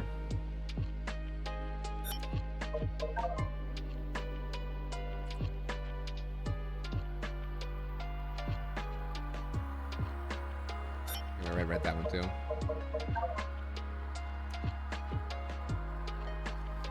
Shadow and Rouge were commissioned by Gunn to steal an artifact, the Scepter of Darkness from Dr. Eggman. During a confrontation, the relic was broken, releasing the time-traveling spirit Mephiles. Mephiles. Entirely. Mephiles took on a new form by inhabiting Shadow's shadow. He then banished Shadow and Rouge to 200 years to the future. Oh boy, I forgot about the time travel part here. Shadow witnessed a burning apocalypse and his own future self sealed away. Mephiles, good lord, Mephiles revealed humanity blamed Shadow for the downfall of Earth and imprisoned him, and then offered Shadow a chance to get revenge on the world, but Shadow rejected him. Yeah, how am I saying? I don't know. Chat, you gotta. We've been live for 8 hours now. I need y'all to, like, you know, shut up. All right. Mods, next person to make fun of me gets banned. Okay. I'm already wearing a Shadow onesie. You can't be posting here. Shadow eventually found a way back to the present day. He planned to reconstruct the Scepter of Darkness and seal Mephiles once more.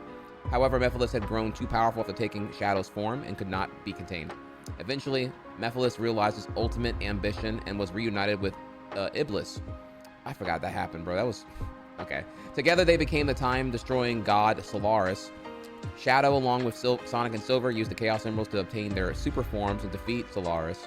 In the end, Solaris was wiped from existence, and Shadow lost all memory of the encounters with Mephiles. Oh, man. Hang on, wait. God, man, I forgot 06's story has all this, like, baffling time travel and, like, these like, this really dumb thing where Mephiles is like, haha, it was my plan all along for you to figure out what I'm doing and then stop me because I planned that. Haha. Yeah, man, yeah, this story, yeah, it's a mess for sure. Bro, okay. Shadow invaded one of Dr. Eggman's bases and to look for suspicious activity. Along the way, he defeated the mercenary team Jackal Squad and their leader, Infinite. Shadow easily defeated Infinite, leaving him feeling weak and humiliated. After being implanted with a copy of the Phantom Ruby, Infinite went on to be Dr. Eggman's elite agent. Together, they set about conquering the world and targeting Shadow's allies.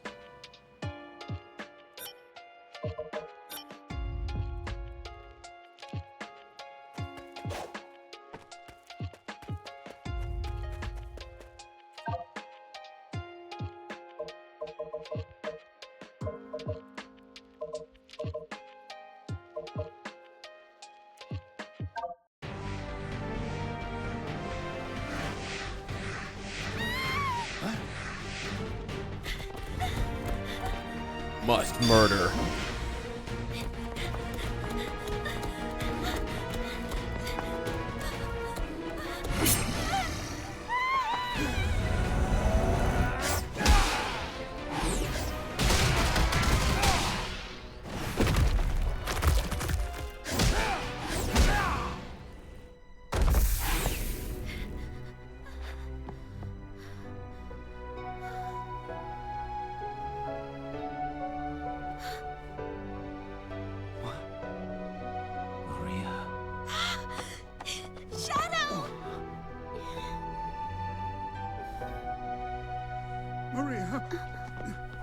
Thank you, Shadow. Where did you learn to fight like that?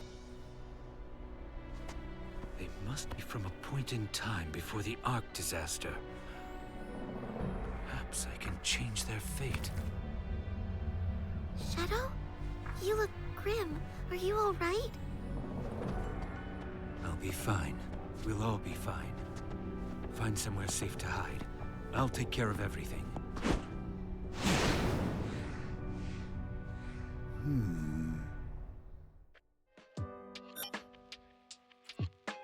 Ooh, damn. Oh, hell yeah, that's sick.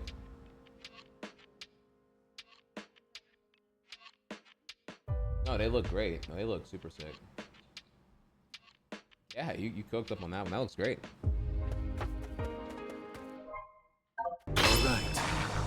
Alright, so... Okay, alright. Whew, that was one hell of a derail. I haven't been in the collection room in like at all today. So you know, we hadn't seen what we hadn't seen what I had. unlocked yet. There's a weird sentence there. All right, well, let's go ahead and move on to whatever's over here.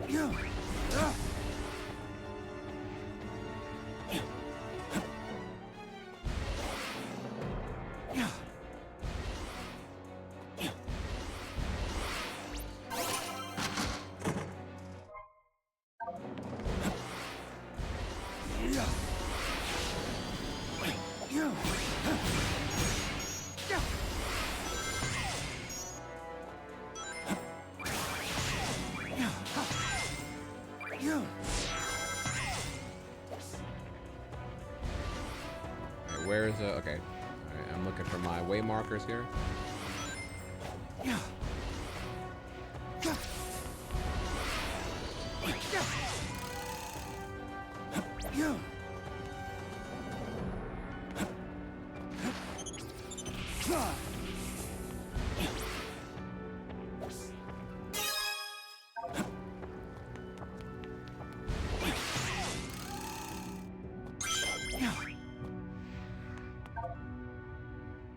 Destroy targets with surf spin. Let's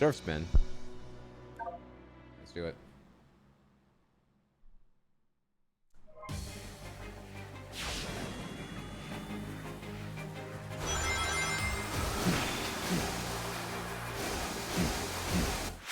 Is this game different from Generations? Yes. This is the entire Shadow campaign I'm playing right now is entirely different from OG 2011 Sonic Generations. However, it's inspired by Generations, and it's really more. It's kind of confusing here. I would more say this is like a remaster into plus expansion. It takes the Generations concept and applies it to Shadow as Generations initially was applied to Sonic. So now this is like Shadow traversing through a distorted dimension where all of his memories he's reliving through and trying to find answers over what's happening and what's going on here. So, expansion's probably a pretty good way to look at it, that kind of thing.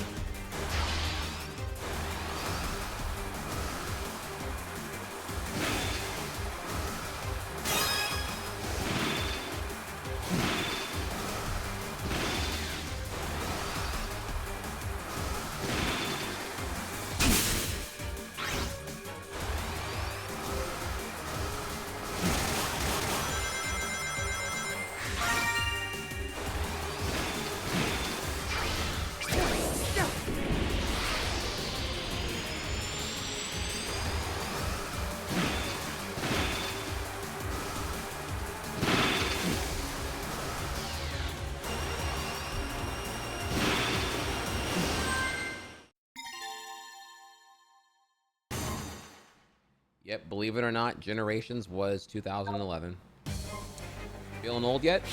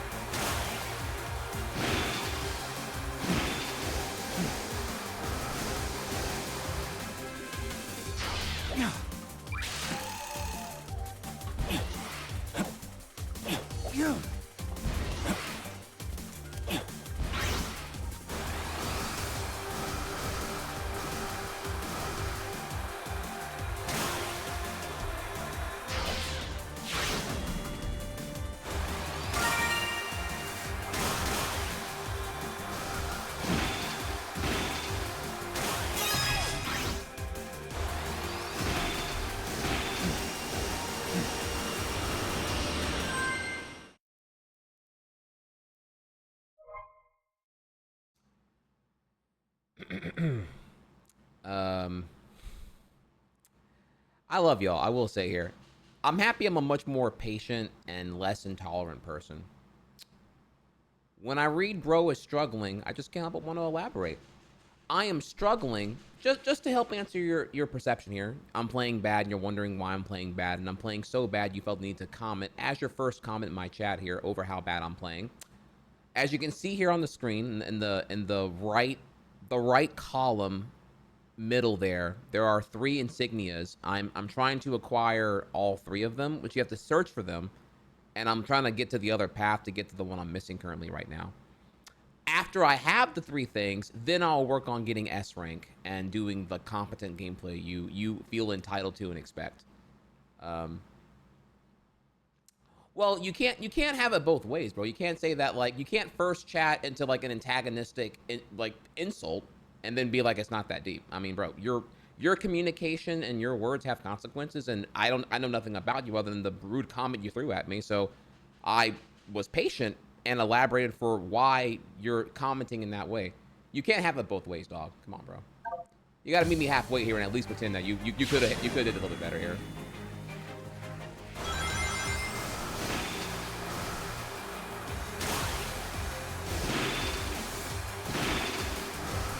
I even gave you like the substance of why I'm playing bad right now in that case.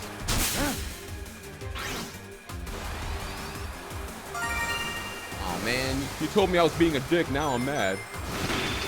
Alright, bro.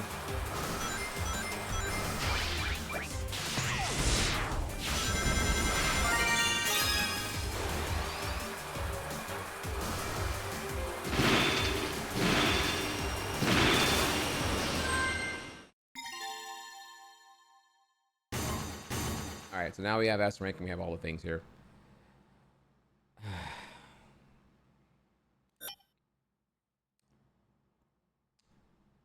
Well, fam, I guess communication and words just don't mean what they mean.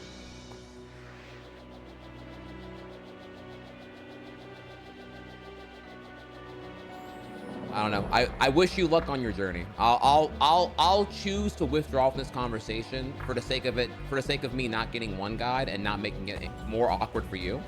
But I would say in general, just kind of work on your communication. I promise you the take I currently have right now is not like specific to me, but be broadly universal towards the etiquette of streaming and chatting and all that. I wish you luck though. All right, so we have to collect a set number of rings and reach the goal in time. Okay, we got that.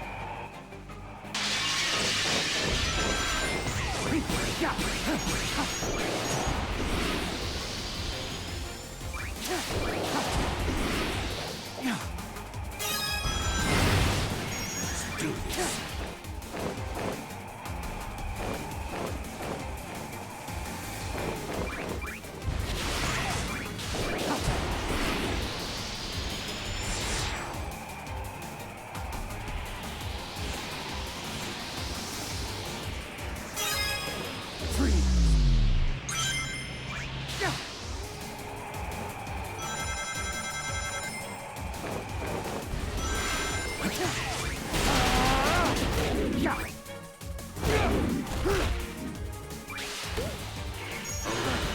This is the ultimate power. Oh, I'm dead.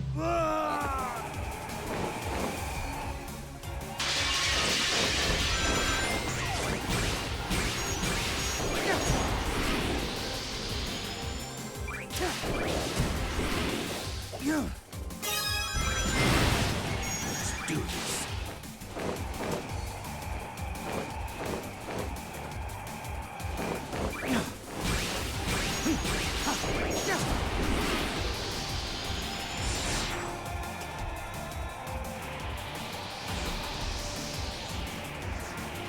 Chaos control.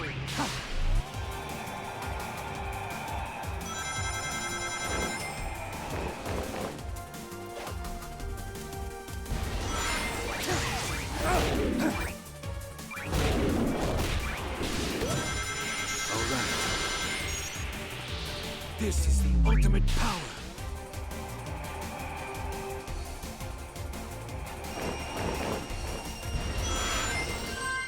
Oh I needed 100. Fuck.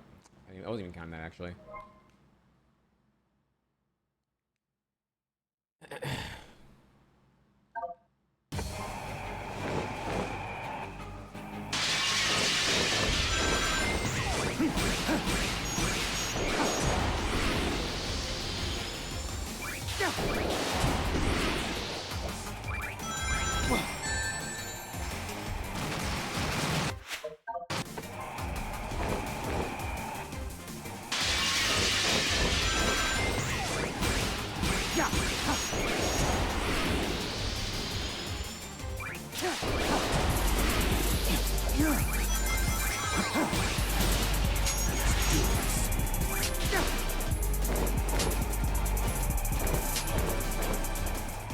Cat_gifted a tier 1 sub to Spike Twtich. They have given 16 gift subs in the channel.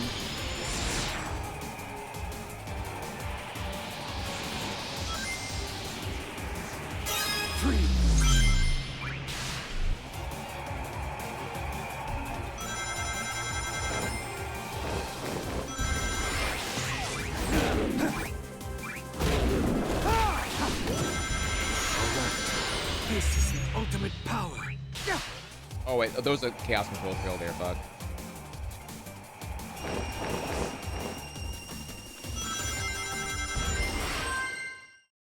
Well, it doesn't matter. We got it anyway. All right.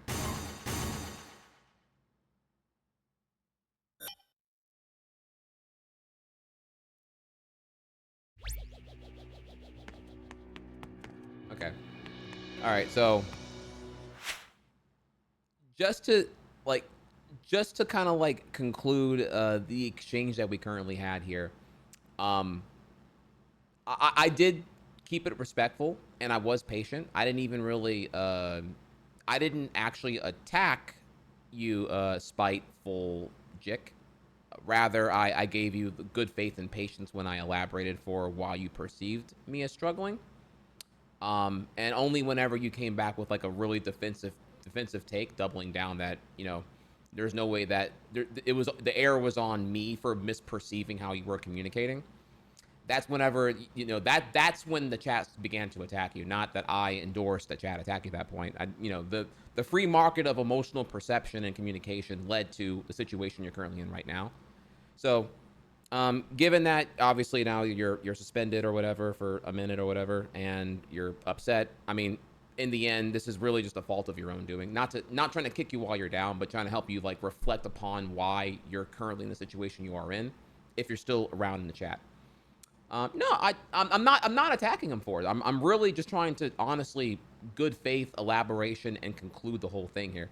I mean, I'm reading the comment that he put there, and I'm like, okay, well, in the end, I hope we can reflect and improve the situation in the future here. But okay, to the chatter, so yeah, chat. We should probably just move on and not further antagonize Spite. I mean, I'm hopeful that reflection can lead to like a more positive interaction in the future.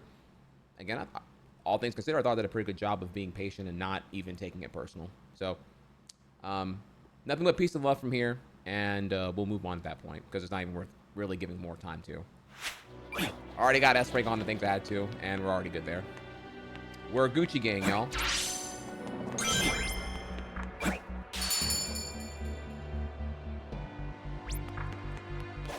Wasn't even that big of a deal.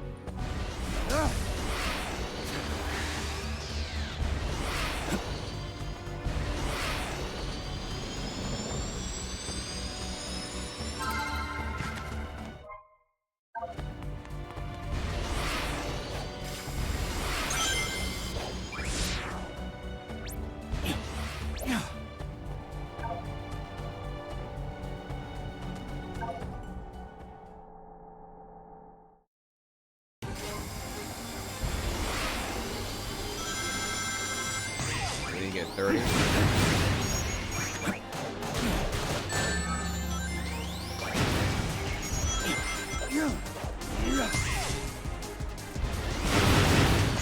Do this.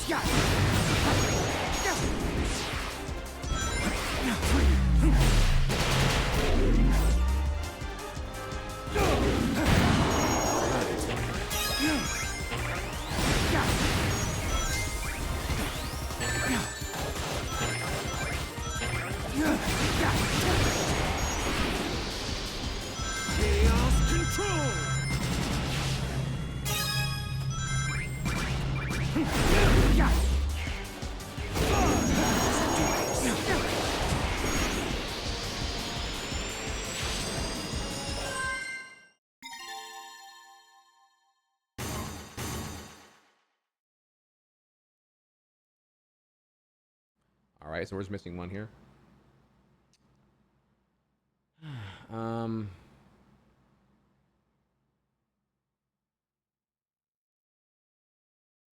Well, okay, Spiteful. In that case, I'm sorry it couldn't work out. I wish you luck in the future, in your future chats you encounter. In the end, I explained that your own reaction to my elaboration was what led to chat attacking you, not me attacking you. And I don't know what else to say, dog. All right. Well, I guess we have a misperception of things here. I wish you luck. I'll see you around. All good in hoods, bro.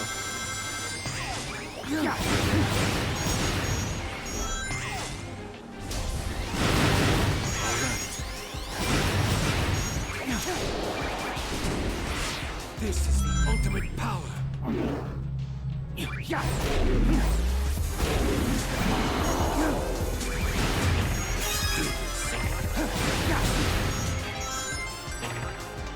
Wait. We need the sorry, I'm looking for the missing thing here.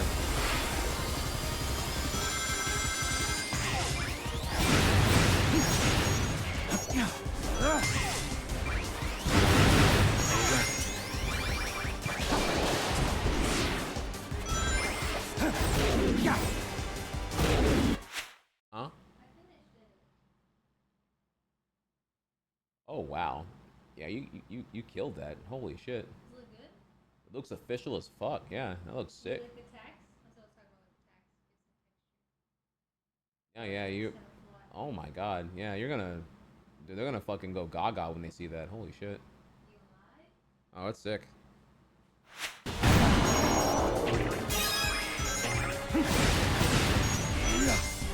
Oh my god, Shadow, stop. Jesus Christ, dude.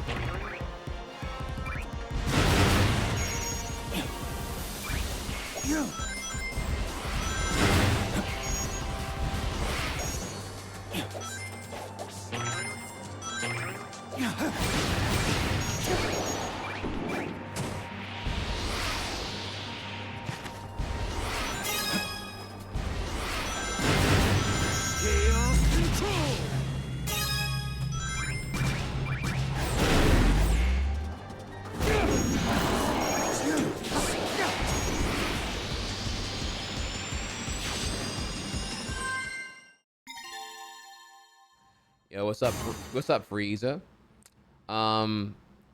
S ranks haven't been satisfying to get since Unleashed.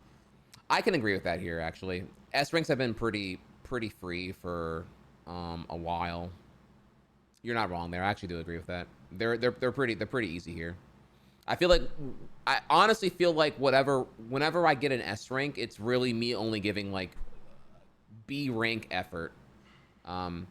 I also will say here that I feel like S rank in Frontiers was more satisfying than it is here, unfortunately.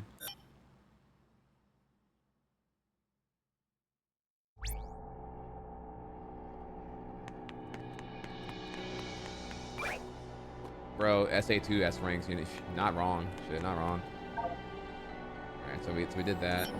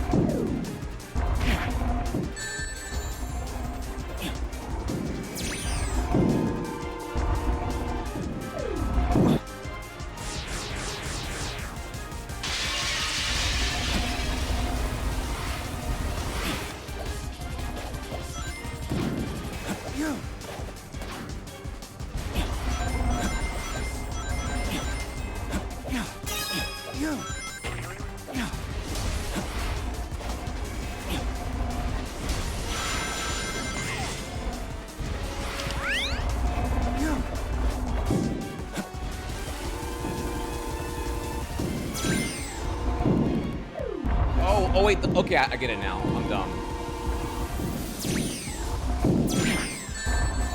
I wasn't reading the UI. Fuck.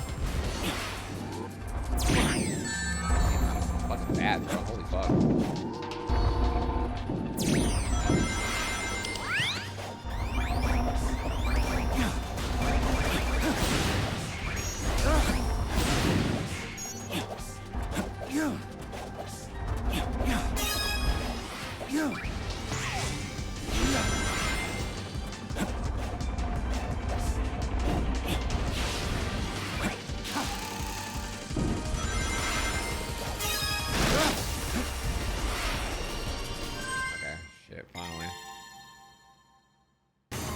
No, okay. So when you're in the little QTE thing, it's circle, and then the other one was triangle, and I thought circle was just like okay, like O for okay. I don't know, just whatever. My fucking brain's dumb, and I didn't know it was like circle because I put it on the PlayStation symbols or whatever.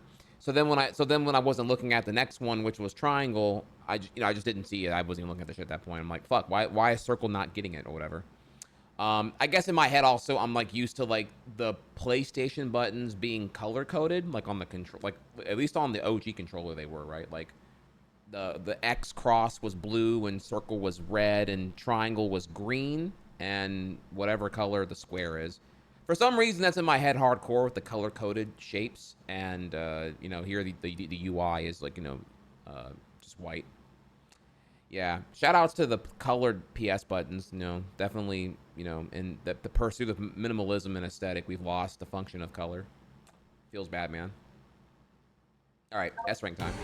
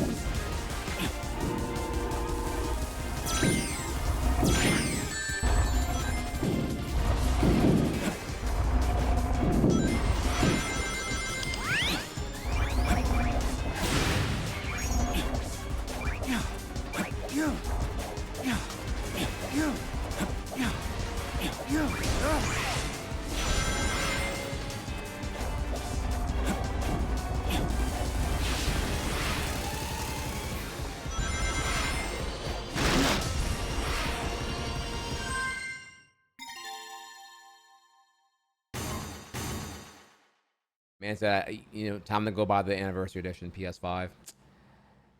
Reminder that the anniversary edition PS5 is like, how much is it? How much more is it? The PS5 Pro anniversary is, I think, $1,000, right? So it's a $300 markup for a purely cosmetic edition, and then the anniversary edition PS5 non-Pro is what, 600? I don't even. Dude, it's you know how I don't really care. I don't even remember what it cost. I remember the feeling. I'm like, this shit cost way too much, and I wrote it off as like effectively irrelevant. $1,000 might as well be $5,000. It might as well be Apple Vision Pro amounts of money. Cause like, bro, the thing, who the fuck charges $300 for a fucking cosmetic LE on a console, bro? Like, dude. At that point, bro, Sony, hold that L, dude. Like, just like, this shit ain't even alluring, bro. It's purely built for scalpers to scalp. Like, congrats, you made it so unaffordable. Only scalpers who are ready to like invest in it, like unironically, like a fucking NFT, are gonna like hold it down and then flip it for 3K in like 10 years. All right, bro, good job.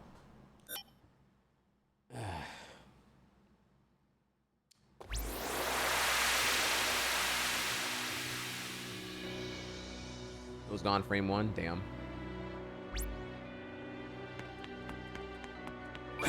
Oh, actually, I didn't know that. 1,000 with the Elite controller and extra DualSense. Ugh, even then, still though, ugh.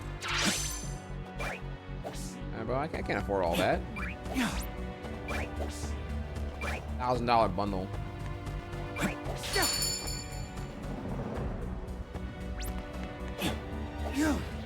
Learning real quick here that Sony gaming is not for the everyman. It is for the wealthy.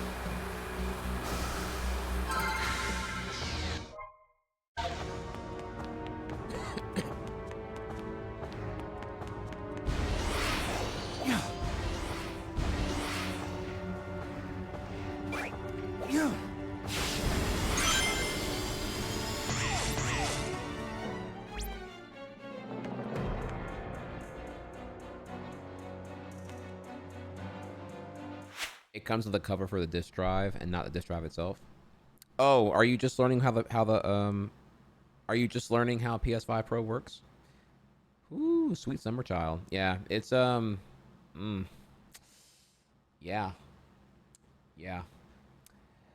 It is remind me again, I'm getting my prices wrong here. Right? It's $700, and then the disk drive is a separate $80 accessory. For the Pro version, by the way. So if you want a disk drive, that's extra. If you want the thing, it's ultimately, you know, $780 plus tax. Man, bro, it's just like, I don't know, man. I'm sure it's computationally impressive for the price tag, I guess, or whatever. But like, goddamn, bro, we're definitely. It's painfully evident on PS5 Pro that, you know, diminishing returns for stronger investment put in here. When you're talking north of 800 for a console, I mean, we're entering like PC rig territory where you get just so much more value and longevity and less of the walled garden nonsense of consoles at that point. And then insult to injury here, one could argue that, I mean, dog, you're just, at that point, you're better off just kind of like looking into, like, if you're a console guy and you're looking for an easy way to get into PC gaming, you know, at that point, you can just kind of like look into the Steam Deck and start there and kind of branch out as you desire, you know. I don't know. At that number, you're just the other options just kind of seem infinitely more appealing. At that tag, you could start saying, okay, well, let me look into maybe a better monitor, maybe look into a better a better gaming chair. Maybe I'll wrap it in a PS5 Pro. Maybe I'll just get like a Steam Deck and a better chair for my desk. Maybe those kinds of things start happening here, where I can say, well, we can, if you have like a LCD boomer monitor, maybe time to look into an HDR certified OLED or mini LED monitor to up your visuals more. You can kind of, I can recommend some badass mini LED monitors, 120 hertz or higher, and a Steam Deck, and you'll still be significantly under what it would cost for one PS5 Pro. You know what I'm saying? So I don't know. There's just there's just a lot of things you can do better there than at that point in terms of value x the investment. It's kind of a hard thing to really. If there was a killer app or some software to really make the PS5 Pro worthwhile, maybe, but there's nothing. It's just kind of really hard to say, yeah, hop on that, bro. Really hard.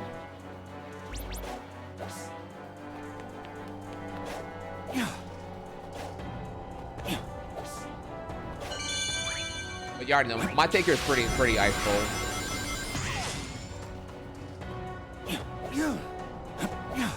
Yeah, can't not getting a good chair.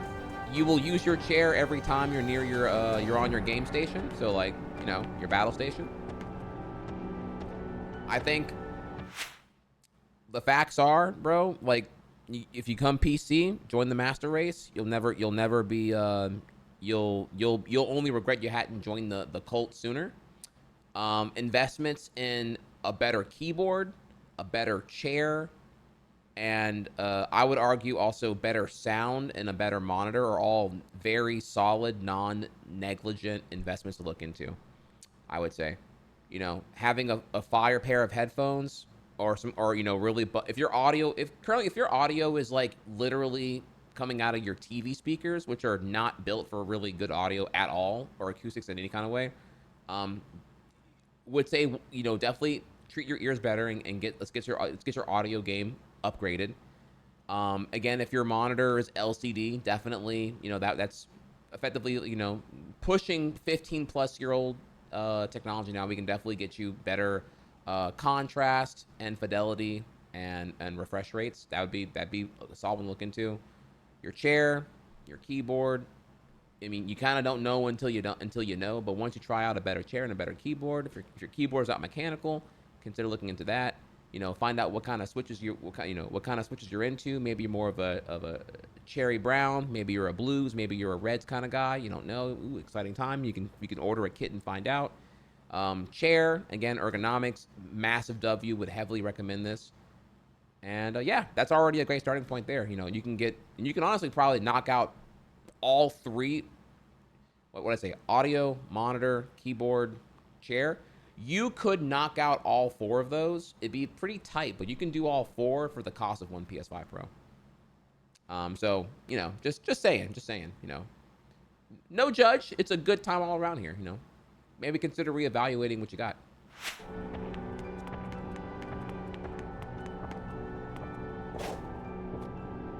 What kind of gaming monitor do I use? I myself don't have the rizziest one. I happen to get what was on sale. My production monitors I'm more proud of, but my primary gaming monitor is just I have a 24-inch mini LED 240 hertz HDMI 2.1 certified Samsung monitor for gaming. I don't know what model it is, but notice the specs I'm telling you. 24-inch, my preferred size. I think 27 is too big. 24-inch. You can go 120 hertz. I went HDMI 2.1, which is spec for 1080p at 240 FPS. So I have an HDMI 2.1 certified mini LED 24-inch Samsung monitor. And you can kind of follow my buzzwords and figure out what brand or what deals are the most relevant to you. The brand's not so important. It's more so the specs that I kind of throw at you there. So, you know, there might be a better deal now with like with an LG versus a Samsung, or maybe like an Asus. I don't know. It just depends on whatever's like. I'm less loyal to the brand and more loyal to, like, you know, if the specs and the price point are all like Gucci and banger. So, but thanks for asking though. Yeah.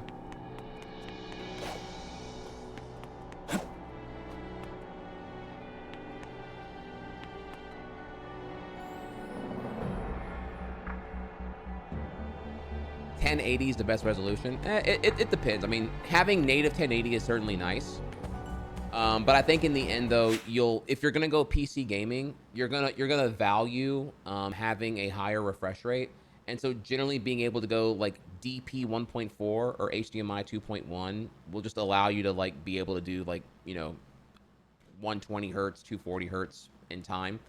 Also, when I'm in Windows, you know, because I'm HDMI 2.1, therefore I can go like 4K or whatever. I forget technically where 2.1 maxed out at here, but it's like 1440p at a higher res. Whatever it is here, you can just turn on the res to like whatever the native is, and then just use like Windows 10 scaling to make it look like 1080p. So you get like the hyper pixel density, but it's at 1080p scale. You know what I mean? So that's pretty hot. I don't game at 4K, obviously. I personally, I game at 1080p, 120 hertz or 120 FPS. That's what I personally game at. But when I'm using the monitor for like non-gaming, I rock it at like whatever the max resolution is that supports at 120 hertz, and then I just crank it on to 150% scale on Windows 10. I can show you more whenever we're like not playing the game here, but yeah. I'm not saying you're wrong. I'm just saying, you know, strictly being 1080p, you can get the perks of 1080p and not feel the burn of a non-native resolution. Windows has generally solved that now, when it's pretty Gucci.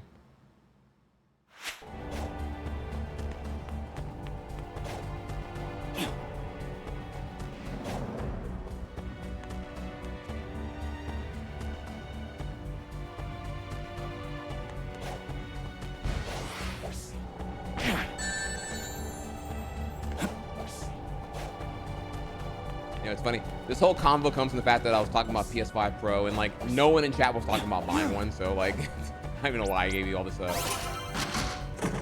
attention right now.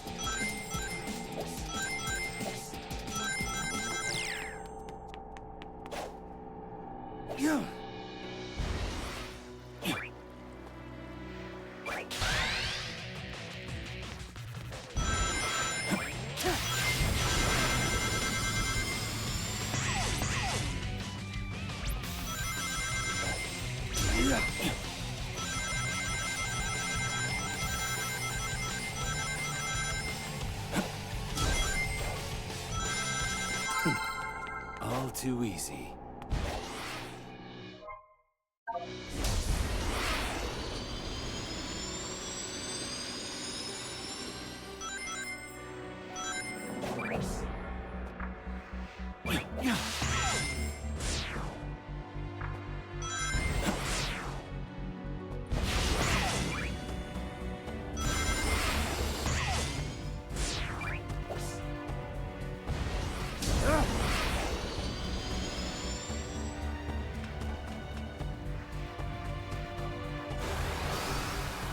What are we pointing at here?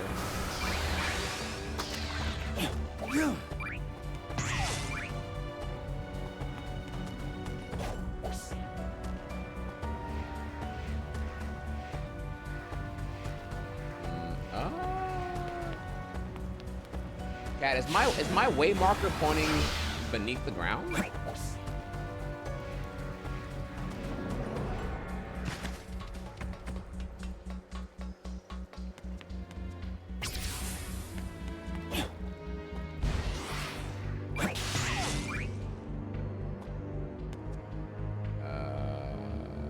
Okay. Maybe it's glitched right now. I don't know. Maybe I'll come back and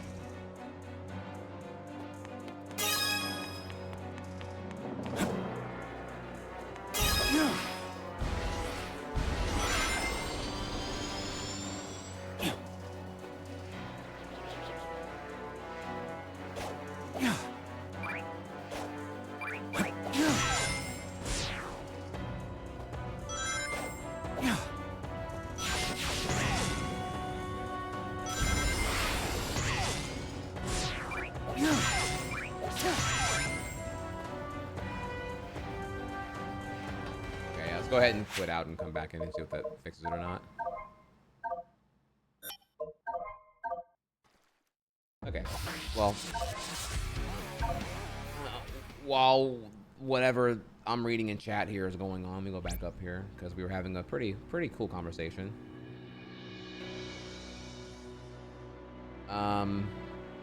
If I want to play this game, my last game was Adventure 2. Can you tell me what this game is like in SA2 terms? Honestly, you'll be fine. I mean, that means you haven't played Generations originally, and this game conveniently includes a remastered QOL enhanced version of Generations. So you're pretty solid here. It's all pretty self-contained. I don't think you need to really have known Shadow the Hedgehog 05, or really, it's kind of it's a grand retelling and of Shadow lore. So Generations is pretty tidy and self-contained, and Shadow itself is a really, doing a massive rekindling for a 20-year stagnant lore on Shadow himself here. So you're pretty good to come in here whenever you want, I would say. You gotta worry about much there.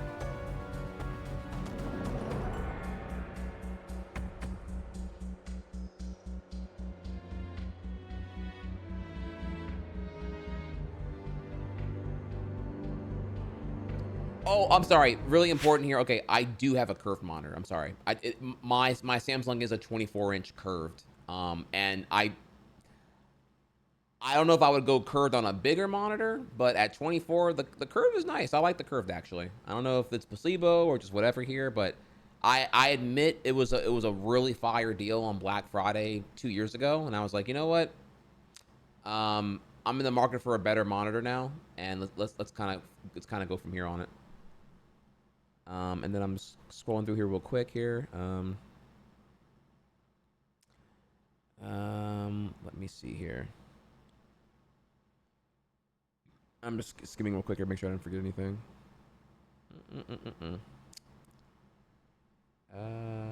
Okay, and then oh hell no, I'm not gonna lie, this game reminds me of Adventure 2 Battle, which makes me unreasonably horny, specifically Rouge. She was my sexual awakening as a child. Her and Fergie from Black Eyed Peas. Eggman low-key kind of cute in the game too. Okay, I shouldn't have read that. All right, anyways, okay. All right. Okay. I don't even know what's going on right now, directory viewers here, but I just thought I was behind on chat, and I was eager to engage with my fellow chat patrons and see what y'all were currently discussing here. And I read that, and I'm like, man, why did I read that?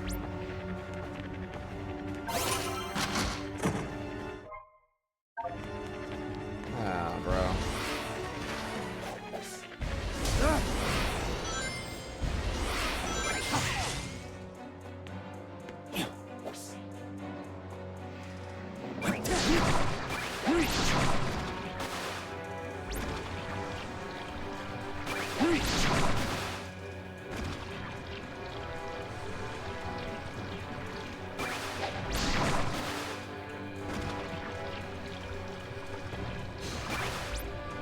Oh, you can jump. Oh, you.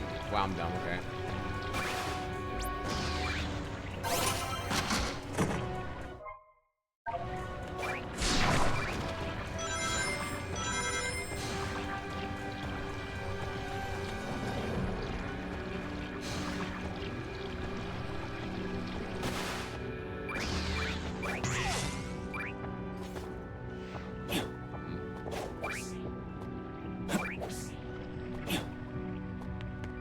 Chat, your pasta and your malicious attacks are so bad.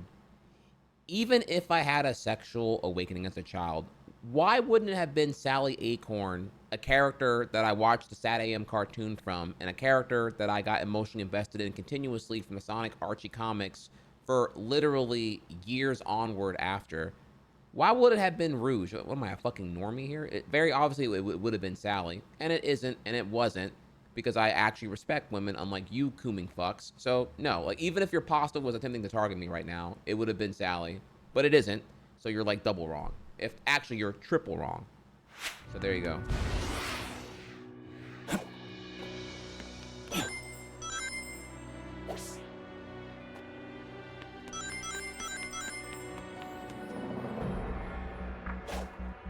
Bruh. Because it was Blade. I hate y'all so much, dude. Oh my god. Oh my god, bro. Subbing for Trifurry.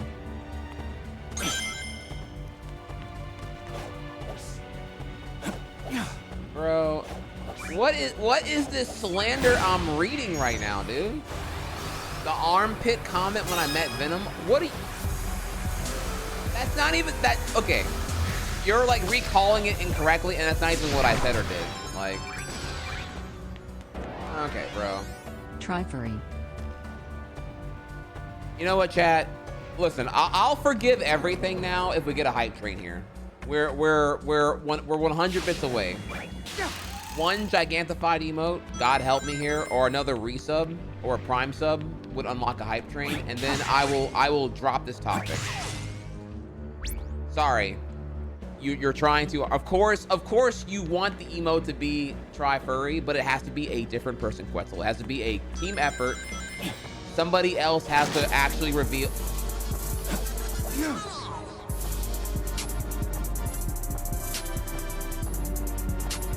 Oh my god, bro. What? Anyways, the double dip, bro. 2 VGA, thank you for the five gifted. Wow.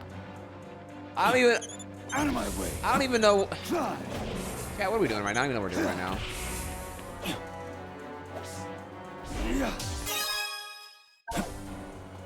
I don't even. We're in a hype train now. Thank y'all again. I love y'all so much. I don't even know like what the. I've lost track of what the plot was anymore.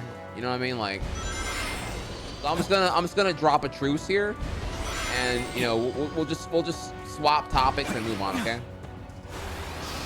All right, agreed.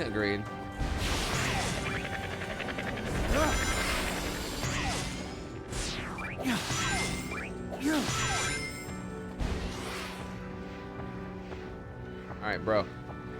My way marker is stuck under the ground, and I have no clue. Like, I actually need help here, chat.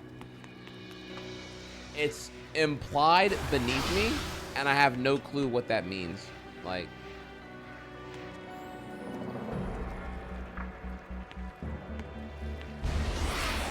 yeah, maybe some way to get down there, but I don't.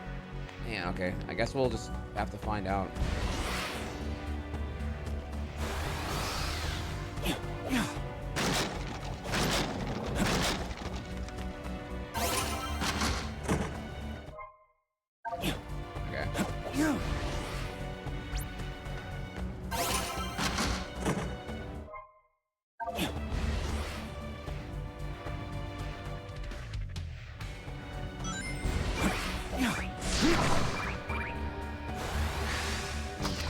Did I go? Hang on, let me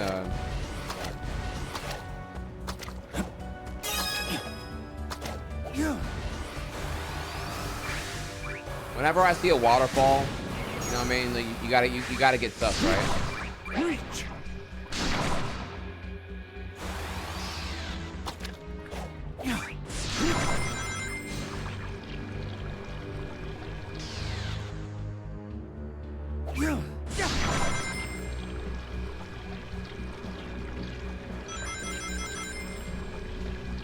I've been here before. Oh wait, this. Okay, yeah. In here, when you have the keys, I'm dumb. Okay, I'm like really dumb. I forgot those spots. I am so cringe.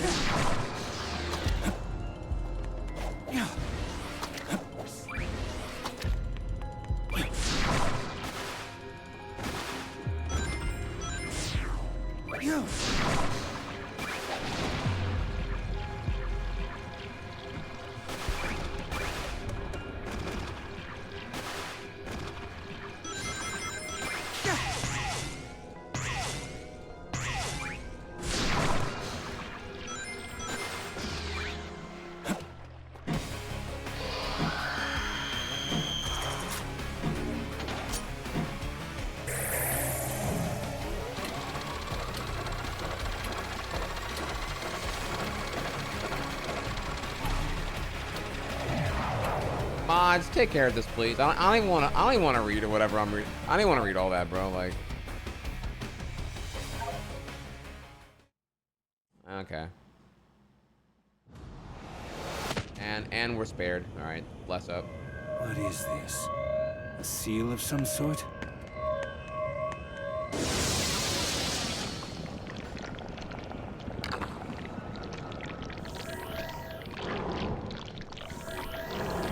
What's this icky goop like goo? It's dripping!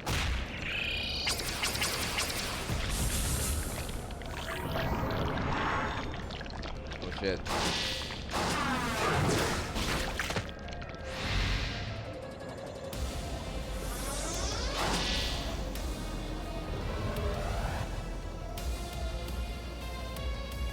I will and restore myself to the timeline. In darkness!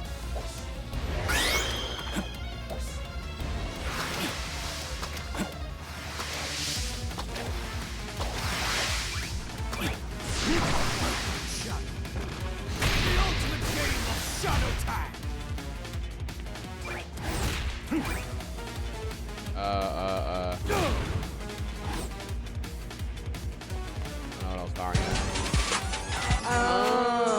Bitch, I look like Goku. Bro. Bitch, I look like pussy. Bro, you ain't got the characters, bro. Now let's say hypothetically Blaze the cat can run as fast as Sonic. Now hypothetically running faster than the speed of sound would require her feet to move at supersonic speed as well. And if her feet are moving faster than the speed of sound.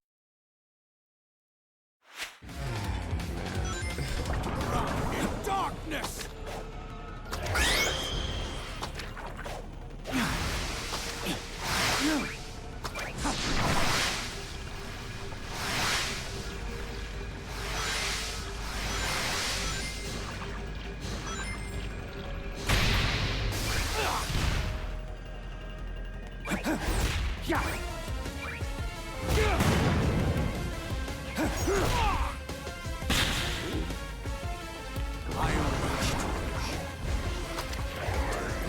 Talking about, but I will crush you all the same.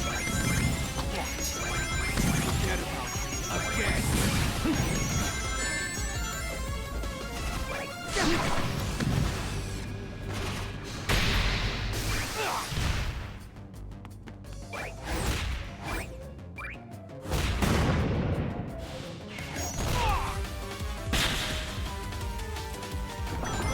In darkness!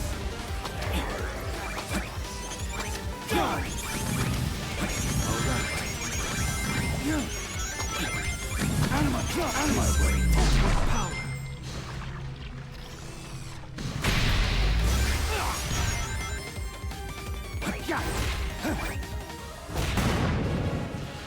This is it.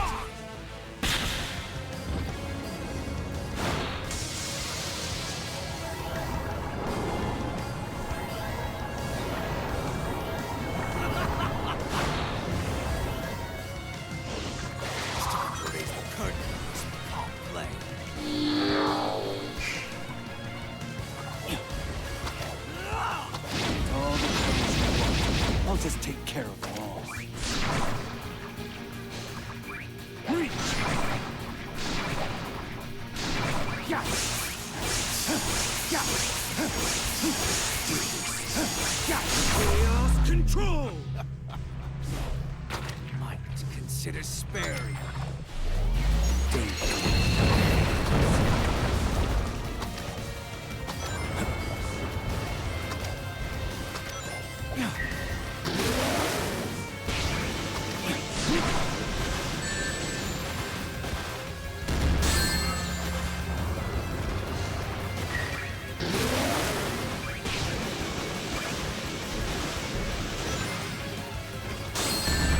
Got to kill the guy. Okay. I need rings. I need rings. I need rings. Rings, motherfucker.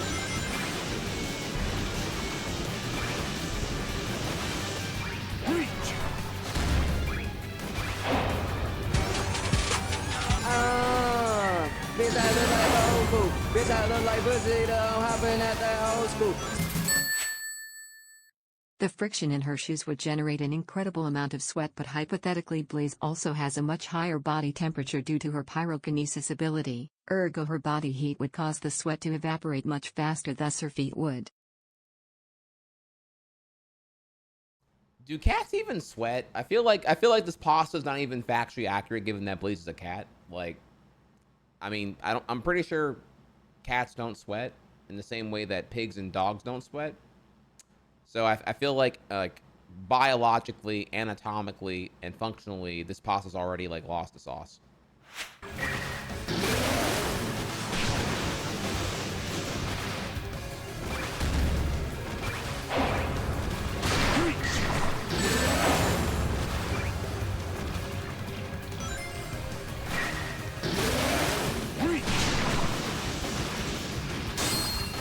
Oh, there we go. Okay, let's go. All right.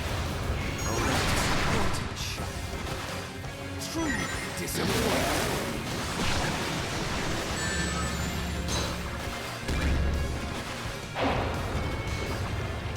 I need rings. I need rings. Let's do this. Time to raise the curtains. Calm play.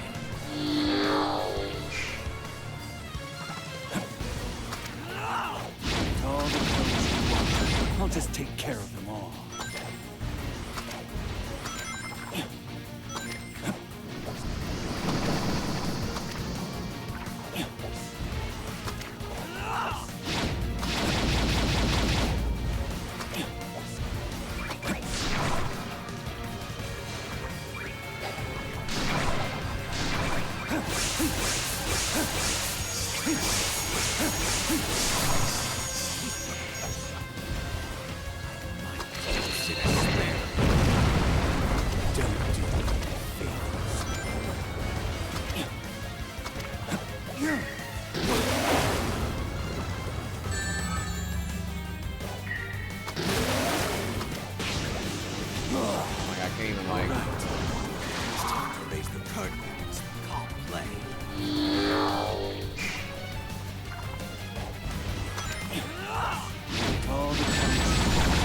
Just take care of it.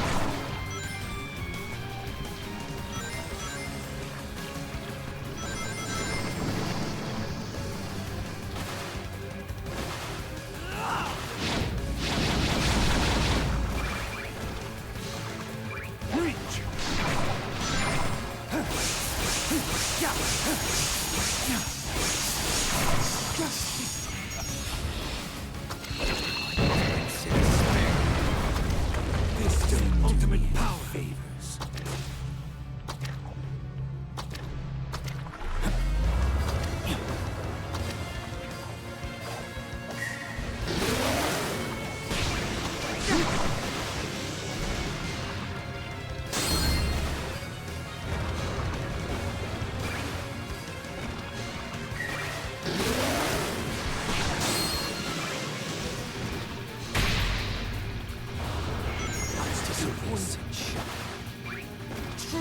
Disappointing. Freeze. All right. Take This is the ultimate power.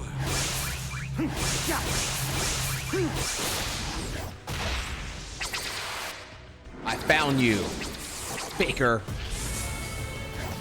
You can't use that line. That's not even applicable to this game. I'm Shadow. I can do whatever the fuck I want.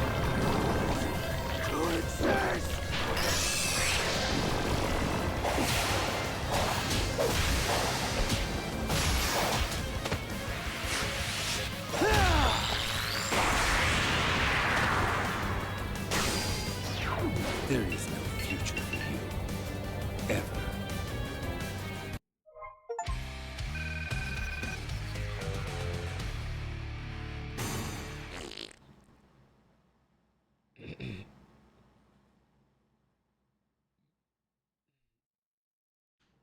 All right, okay. Whew. All right, let's see here. So, technically, since her pyrotechnic ability is based on similar mechanics and conjuration magic, it's not feasible to assume her body is naturally of a higher temperature than that of an average human or cat. Ooh, boy, this pasta, man, bro. Oh my god, bro. Mm.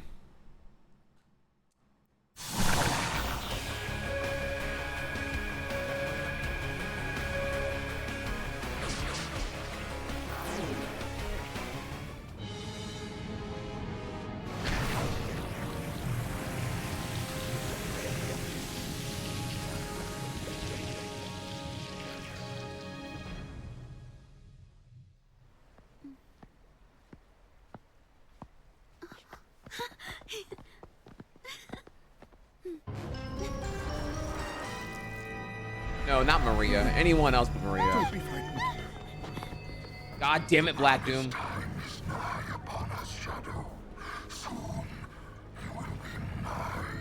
Shadow will never serve you.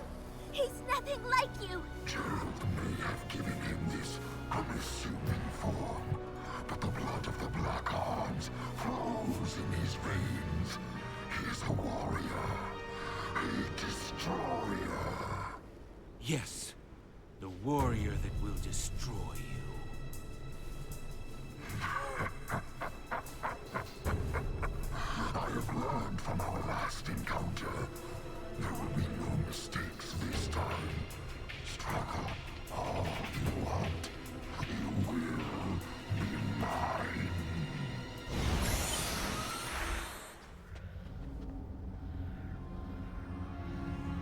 Soy Doom versus Shadow? I think not, bro. Come on now. Professor, what do you think he means he learned from our last encounter? I surmise you defeated him at some point in the future. He has grown a new body and used the nebulous nature of time in white space to accelerate his plans for revenge. He's right. No more mistakes. This time, I will crush every last one of them. Shadow, no! Let the hatred flow. Yes. Maria? It breaks my heart to see you so full of anger. This isn't who you are. Do you know why I named you Shadow? Because without light, there's only darkness. But a shadow will show you where to find the light. Do you understand? All right, Kyrie. I don't want you to be driven by darkness. I want you to be happy. Stand in the light with peace in your heart.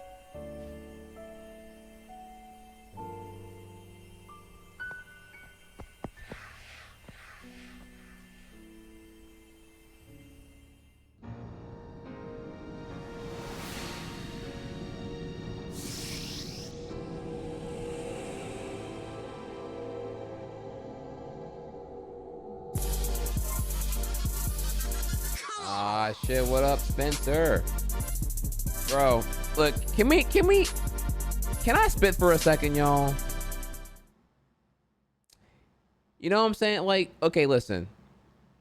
When we're talking about the ambiguity of the moral compass in fictional media, like, obviously when Majin Vegeta, like, blows up half a stadium just to flex on Goku how much more strong he's become with his Majin form, right? That's pretty fucked up. That's pretty evil, right? No doubt there. When Shadow rams through like gun soldiers, military, human personnel, and foreign alien life like a fat cat at a buffet throughout Shadow the Hedgehog 05.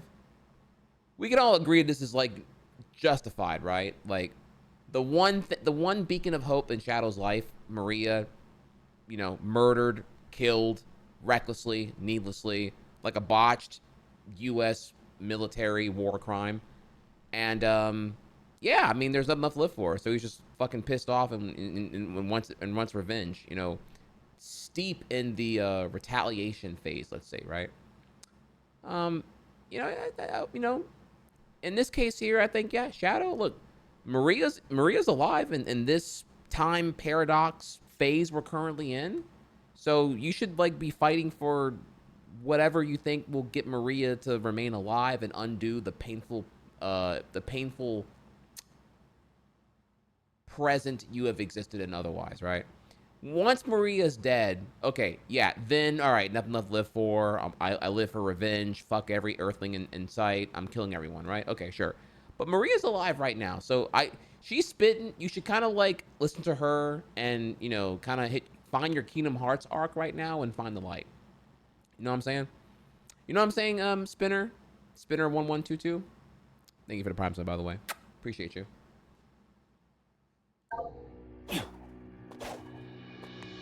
I mean, like, listen, as long as Maria's alive, I'm good.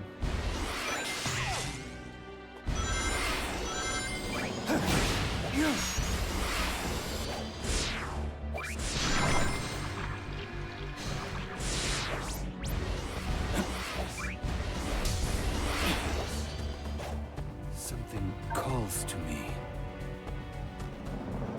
Some black eyes, moons are still closed. Wait, what? Something calls to me. Okay, all right.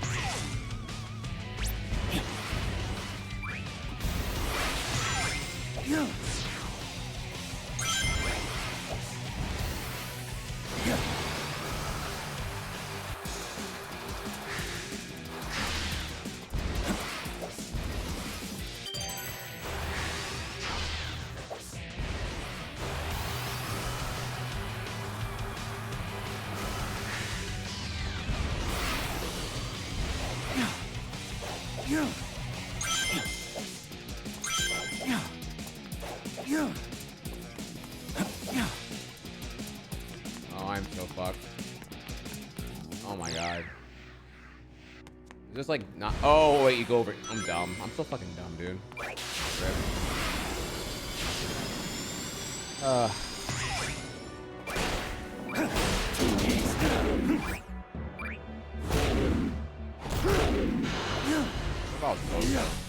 Let's do this.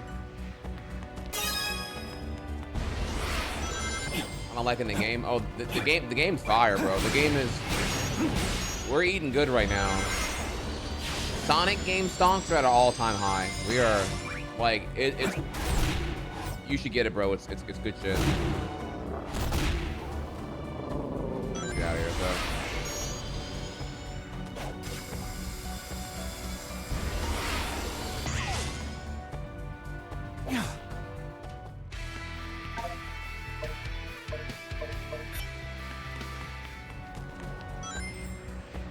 Why did it want me to come here?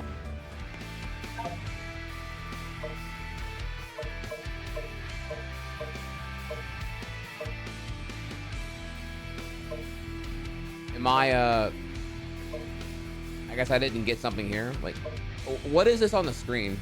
Like, the black eye? Is that a thing you click in the game? I don't even know what I did. I don't even know what that even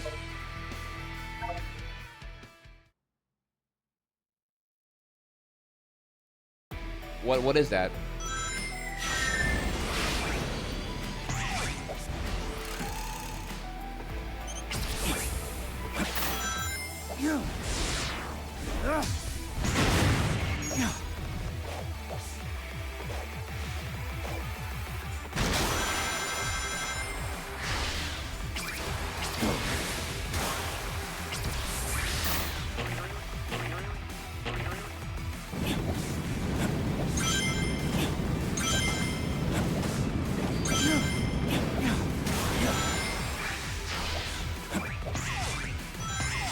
Out of my way.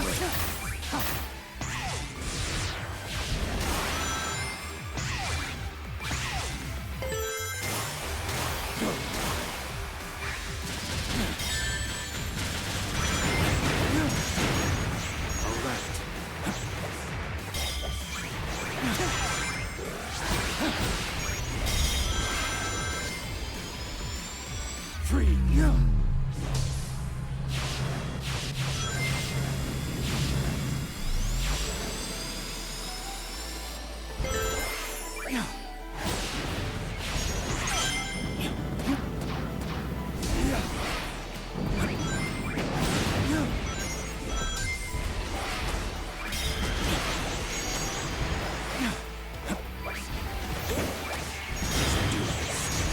Chaos control. Oh my god, I'm so cringe.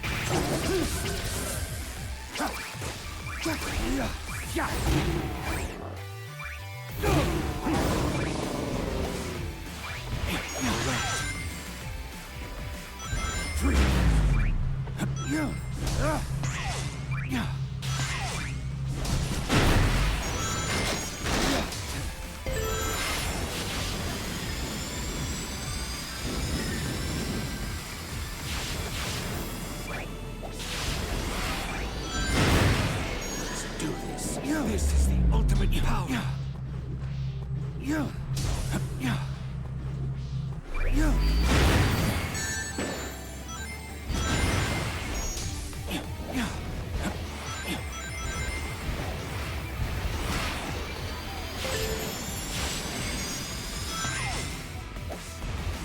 Okay, I remember this level. I'm like, I've done this level 4 already, so I don't know.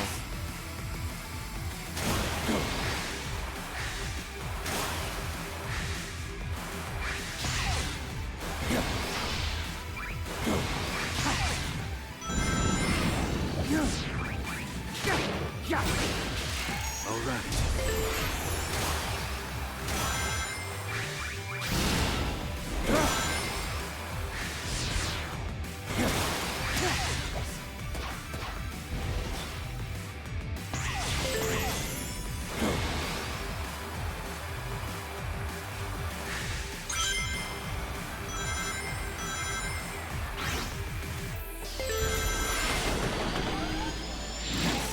Freeze.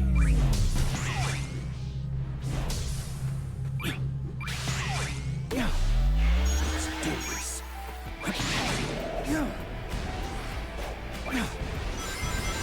This is the ultimate power.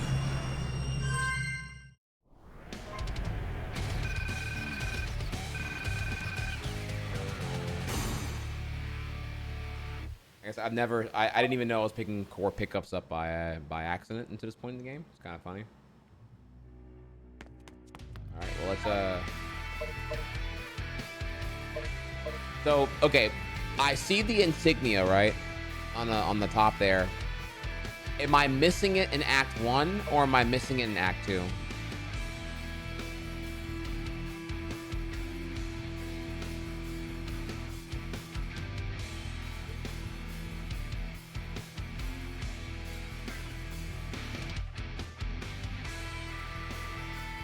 Act 1. Okay. All right.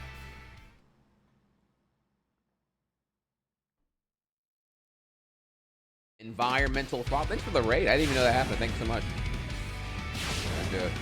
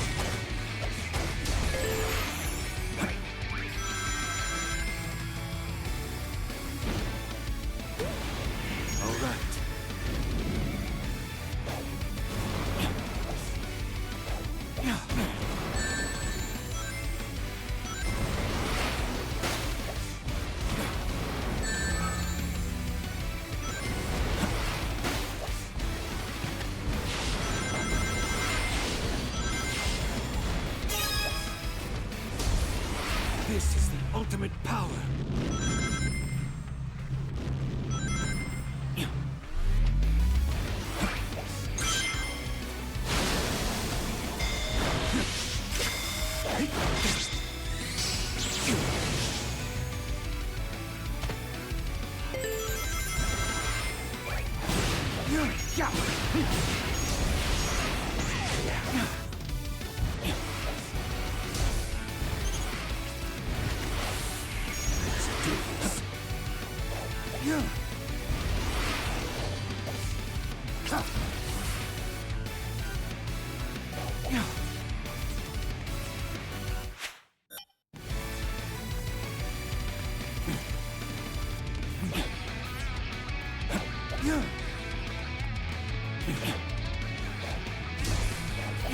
I got no boost. I see that top path there, but I don't know.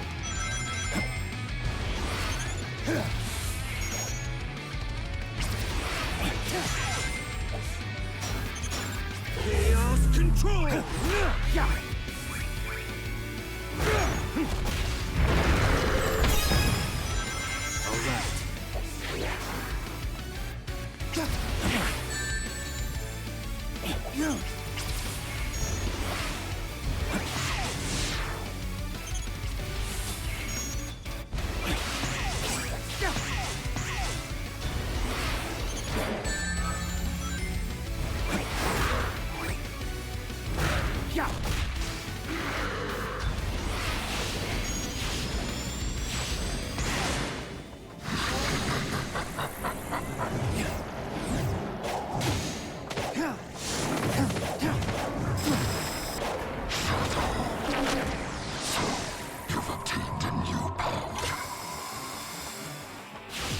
Maybe it's in here.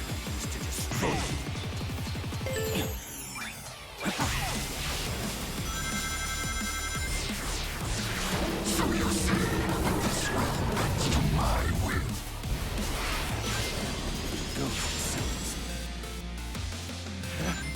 So, you think this will stop me?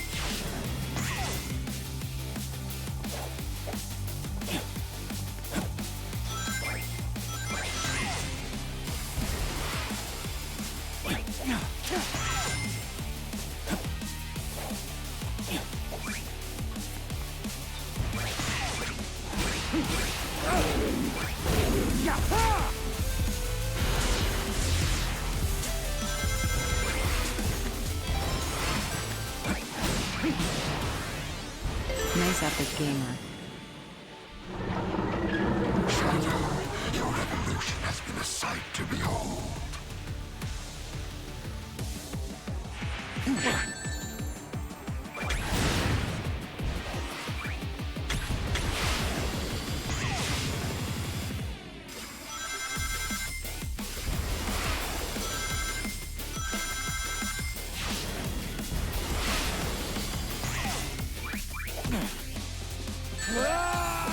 Bro. Dylan North. Nice outfit, gamer. You know. Hey. Chat's telling me it's drip, bro. I have to agree. The shadow onesie is pretty drippy. I know what I'm wearing for Halloween. It's actually really comfy too. Can't even knock it, bro. Hater proof.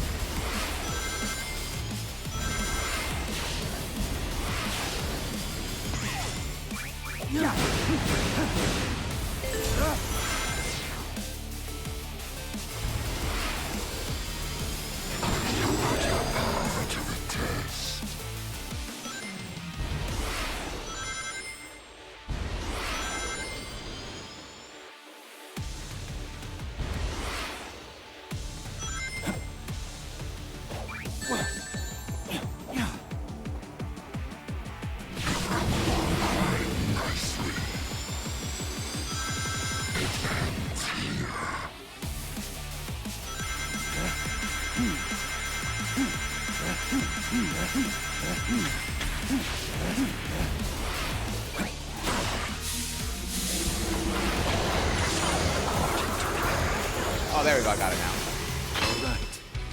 All right. I didn't know you couldn't catch that. This is the ultimate power. All right, we did it.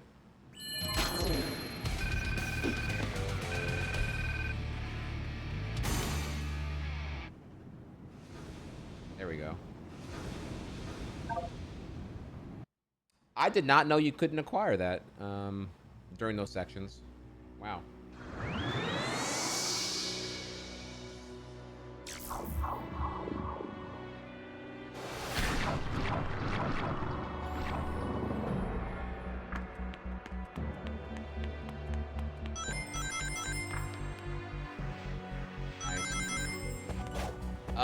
Okay, so right now it's 8 o'clock. It has been 10 hours, chat. I know, I feel like I should probably stop now. If you enjoy the long streams and me being here at a responsible hour, we should probably stop now. I don't know how close I'm gonna be in the game here, but I feel like keep going to get into the game is kind of a selfish thing. I much more reward just like, you know, being here for the stream at a decent time and being here consistently. So I feel like where we are right now is pretty rad, and we can kind of like beat the game tomorrow and then yap about it and all the other shit here, you know what I'm saying? Plus I'm also kind of brain fried too. I'm like, if the final fight's hard, I'd rather just kind of like chill because it's already been like 10 fucking hours on my end here, you know what I'm saying? And y'all farmed me pretty hard here. Let's be real here. Y'all done used, I mean, fuck, bro. Y'all out here accusing me of like sexual awakening when I was like a teenager, and you know, thinking it was Rouge or Blaze or whatever, and it was none of those. It didn't even happen, honestly. Let's be totally real here. Just, you know what I mean? Like, y'all got your content out of me, bro. Let's you know, let's keep it a buck here. Let's move on now. So,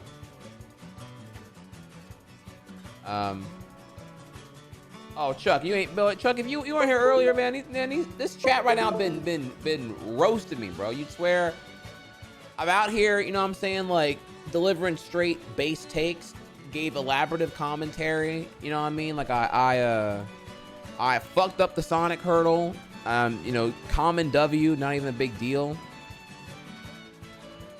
You know what I'm saying? Like, bro, like all I get, I dropped 10-hour stream, no complaining, action-packed commentary and all that shit, and all they want more content, bro. You know, if the biggest fault is that y'all are leaving because y'all wanted more, then I guess I'm doing a pretty alright job. You feel? So I don't know where my phone is right now. My phone must be in the other room actually. So Yeah, we need that Trihex content, baby. Shit. Yeah. I got y'all. So we're gonna be back tomorrow. A bit of a pre-word before then, y'all. I will be here tomorrow, but it won't be all day. I do have a meeting to attend to. I'm pretty excited actually here, if y'all want to know about it. I have a meeting tomorrow, and it's a planning consultation meeting for Speedrun Summit 2025. So, you know, if you were here for the Speedrun Summit and you enjoyed some parts of it, but obviously there were a lot of parts you didn't enjoy, well, they are open to hearing my feedback, and they are eager to improve the event. So I have a productive meeting tomorrow pertaining to how that's going to roll next year. So, okay. I like what I'm hearing, and they're open to feedback, and they're open to having more consultation from more of the speedrunners to make the event better. You know what I'm saying? So that feels pretty good. Because obviously, I think me and you, we all know, if y'all watched it there were clearly parts that worked, and there were parts that didn't work. And there were parts that you just were like, yeah, okay, this is kind of whack. I'm going to go ahead and leave now. And you left. I don't blame you.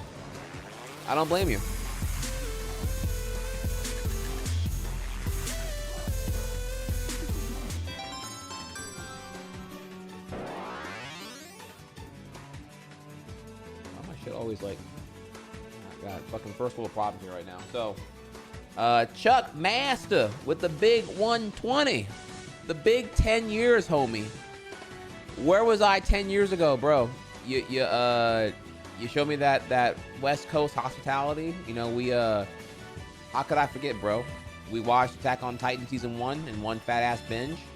You know, I'd never been to Anime Expo. You opened my eyes. You showed me what that was about.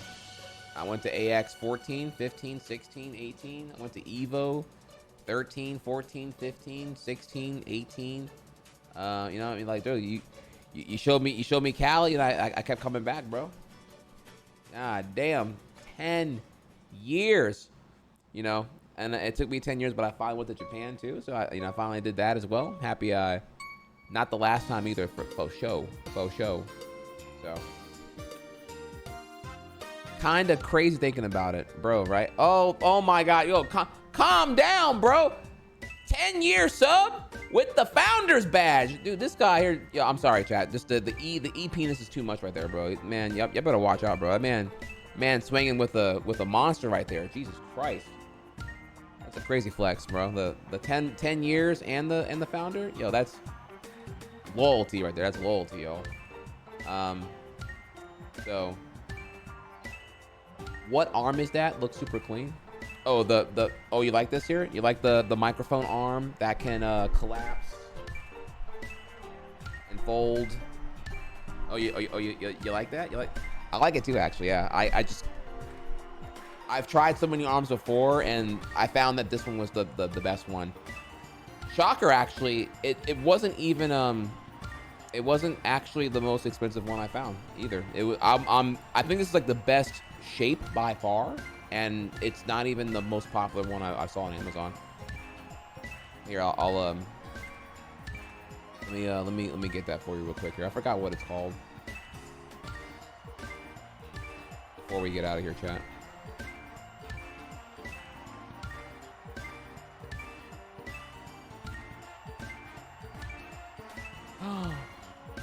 No longer available. Damn, bro. That's crazy. I got you 1 second.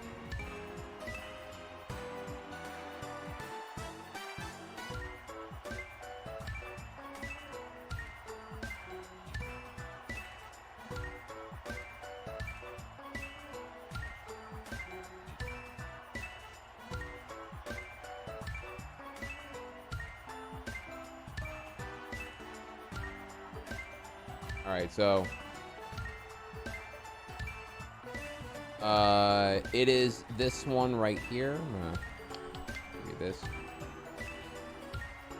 So the exact one, it is a wholesome boom mic, 360 rotatable, adjustable, foldable, collapsible. It is, dude, this is like if y'all are in the market, by the way, I think this is the best shape by far. Like I've done the arm. This one just fucking does it, bro. It's sick. Sadly, it's no longer available on Amazon, but I'm sure you can probably find a bunch of imitators here that are doing the same thing right now. I don't remember what this one even cost me, actually. I think it was like under 100. Might have been like 70. But yeah, maybe you can cop this one right here, perhaps. It looks functionally similar to the one I have here. And same price I remember paying, about 70. So yeah, maybe I don't know. You have to, like, you know, there's a bunch of copycats right and all that, so you can kind of like figure out whatever you want here. But I definitely do recommend this one over the typical arm one. The arm ones are so much less flexible, and they often get stuck. Like the way they hang, it's often going to be in your camera, unless your camera's like cat corner, 3/4 corner, or just like, I don't know. It's just annoying. I find this one's like, you know, you're not seeing it as much, therefore it's doing its job better here. So yeah. As far as the microphone I have here, yeah, it is a Shure SM7B, which is, yeah, I mean, it's the standard, right? It's the one everyone has here. It's gonna be about 400 minus your preamp power and your mixer that you're gonna need for it here. You know, and it's when you're ready to go big boy audio, it's gonna be a big boy penny. Ain't gonna lie to you there. That's gonna be ay indeed. So I can't comment otherwise, though. I have not really looked further into the XLR microphone space. I went Shure SM7B 2019. So I don't know what the market has now. I mean, this is still, you know, the Shure is definitely like popular. I don't know if it's like the go-to catered streaming microphone, but you know, it's I think my streaming gear is more about the software integration more so than the quality of the components here. So the Shure is still fine. It's a Fire, you know, it's a Fire XLR, so you'll be fine with that. But it also depends on what your tasking is here. I mean, I ain't gonna lie to you, nothing to scuff at. You know, I didn't hop on that until I was blatantly ready to like improve that quality, and I needed someone to kind of help me learn how to do all that shit too. So yeah, when you're ready to go max out on quality on the audio, it's gonna be, you know, I'm gonna be real here, a good mixer plus XLR plus the microphone. Yeah, you're looking at comfortably $700 to get that shit popping. When it comes to webcams, we're talking like, you know, I don't even want to talk about it, bro. It's gonna be a lick. It's gonna be a fucking lick, bro. The big boy toys definitely gonna hit you in the wallet and then some. You feel me? So just make sure that you're very dedicated and you're okay with like dropping a couple bands. I was it. Wait, okay. Bands versus racks. Are bands? Bands are whenever it's like I'm trying to remember now. Racks are 1,000, right? You know, a rack is 1,000. But then how much are bands like? Is that 100 or is that like a wrap of hundreds?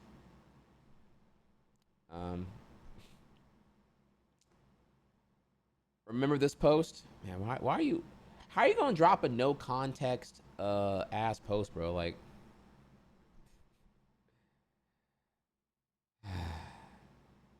yeah, I remember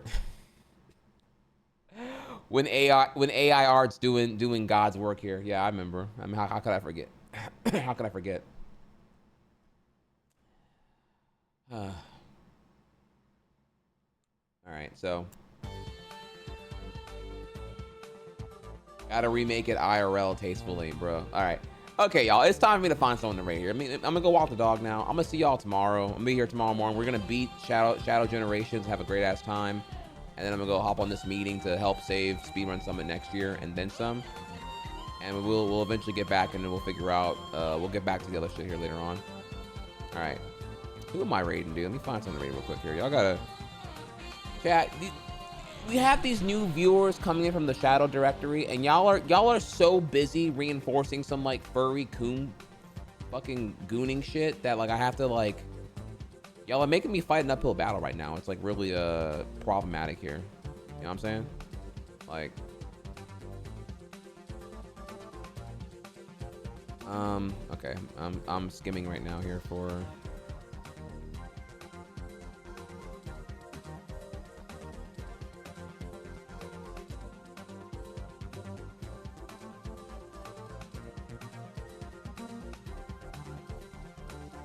me see here. I'm skimming for the perfect raid target to entertain y'all after I am done.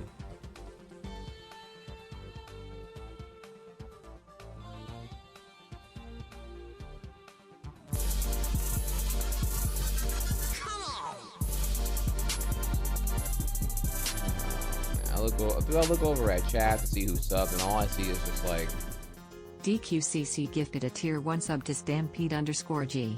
They have given 1,144 gift subs in the channel. Bro, what is even going on right now, bro? Okay. All right, chat. I don't even know what to say right now, bro. Okay. If I say anything, I get farmed harder, so I can't even like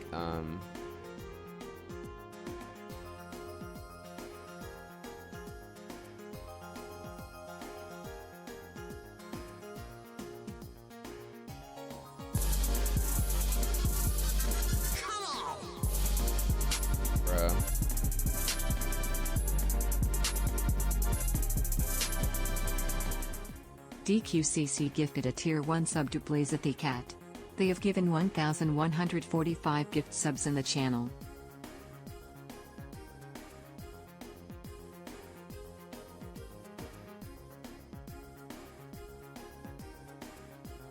Oh man, okay.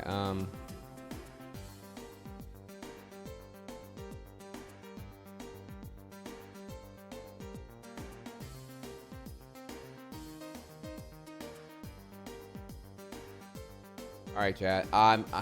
Thank you everyone for whatever is going on here right now. I have 2 raid targets for you here. Do you enjoy watching? Ooh, damn. Okay. I think I'll have to raid a melee stream here, cause damn boy, Junebug's in the top 8. Ooh, shit. Okay, hang on, wait a minute. All right, so if you want to watch Ultimate, there's a tournament right now happening for Ultimate where Tweak and Zomba and Mr. E are all in the top 8, which is pretty nice. You know, I love seeing Tweak come out and show out. So there's that.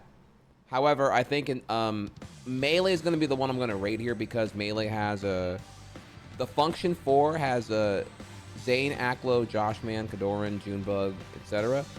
And yo, on these parts here, yo, we glaze hard for Junebug. Junebug's DK has been fucking saucing it up. My boy is fucking top 30 on the top 100 melee ranks right now with fucking solo main DK. That shit's crazy. So okay, with that, we're gonna raid the PG boot camp. I will see y'all tomorrow. I'm gonna go walk my dog and be responsible, everything else here, and then we'll come back and we're gonna swag on Shadow tomorrow. I hope you had a great stream, y'all. It's been a fantastic fucking day for me. I hope it has been for you as well. I will be back tomorrow, and I cannot wait to continue to have more things to announce pertaining to getting the YouTube swag popping and hot here, y'all. Thank you again. Have a great night.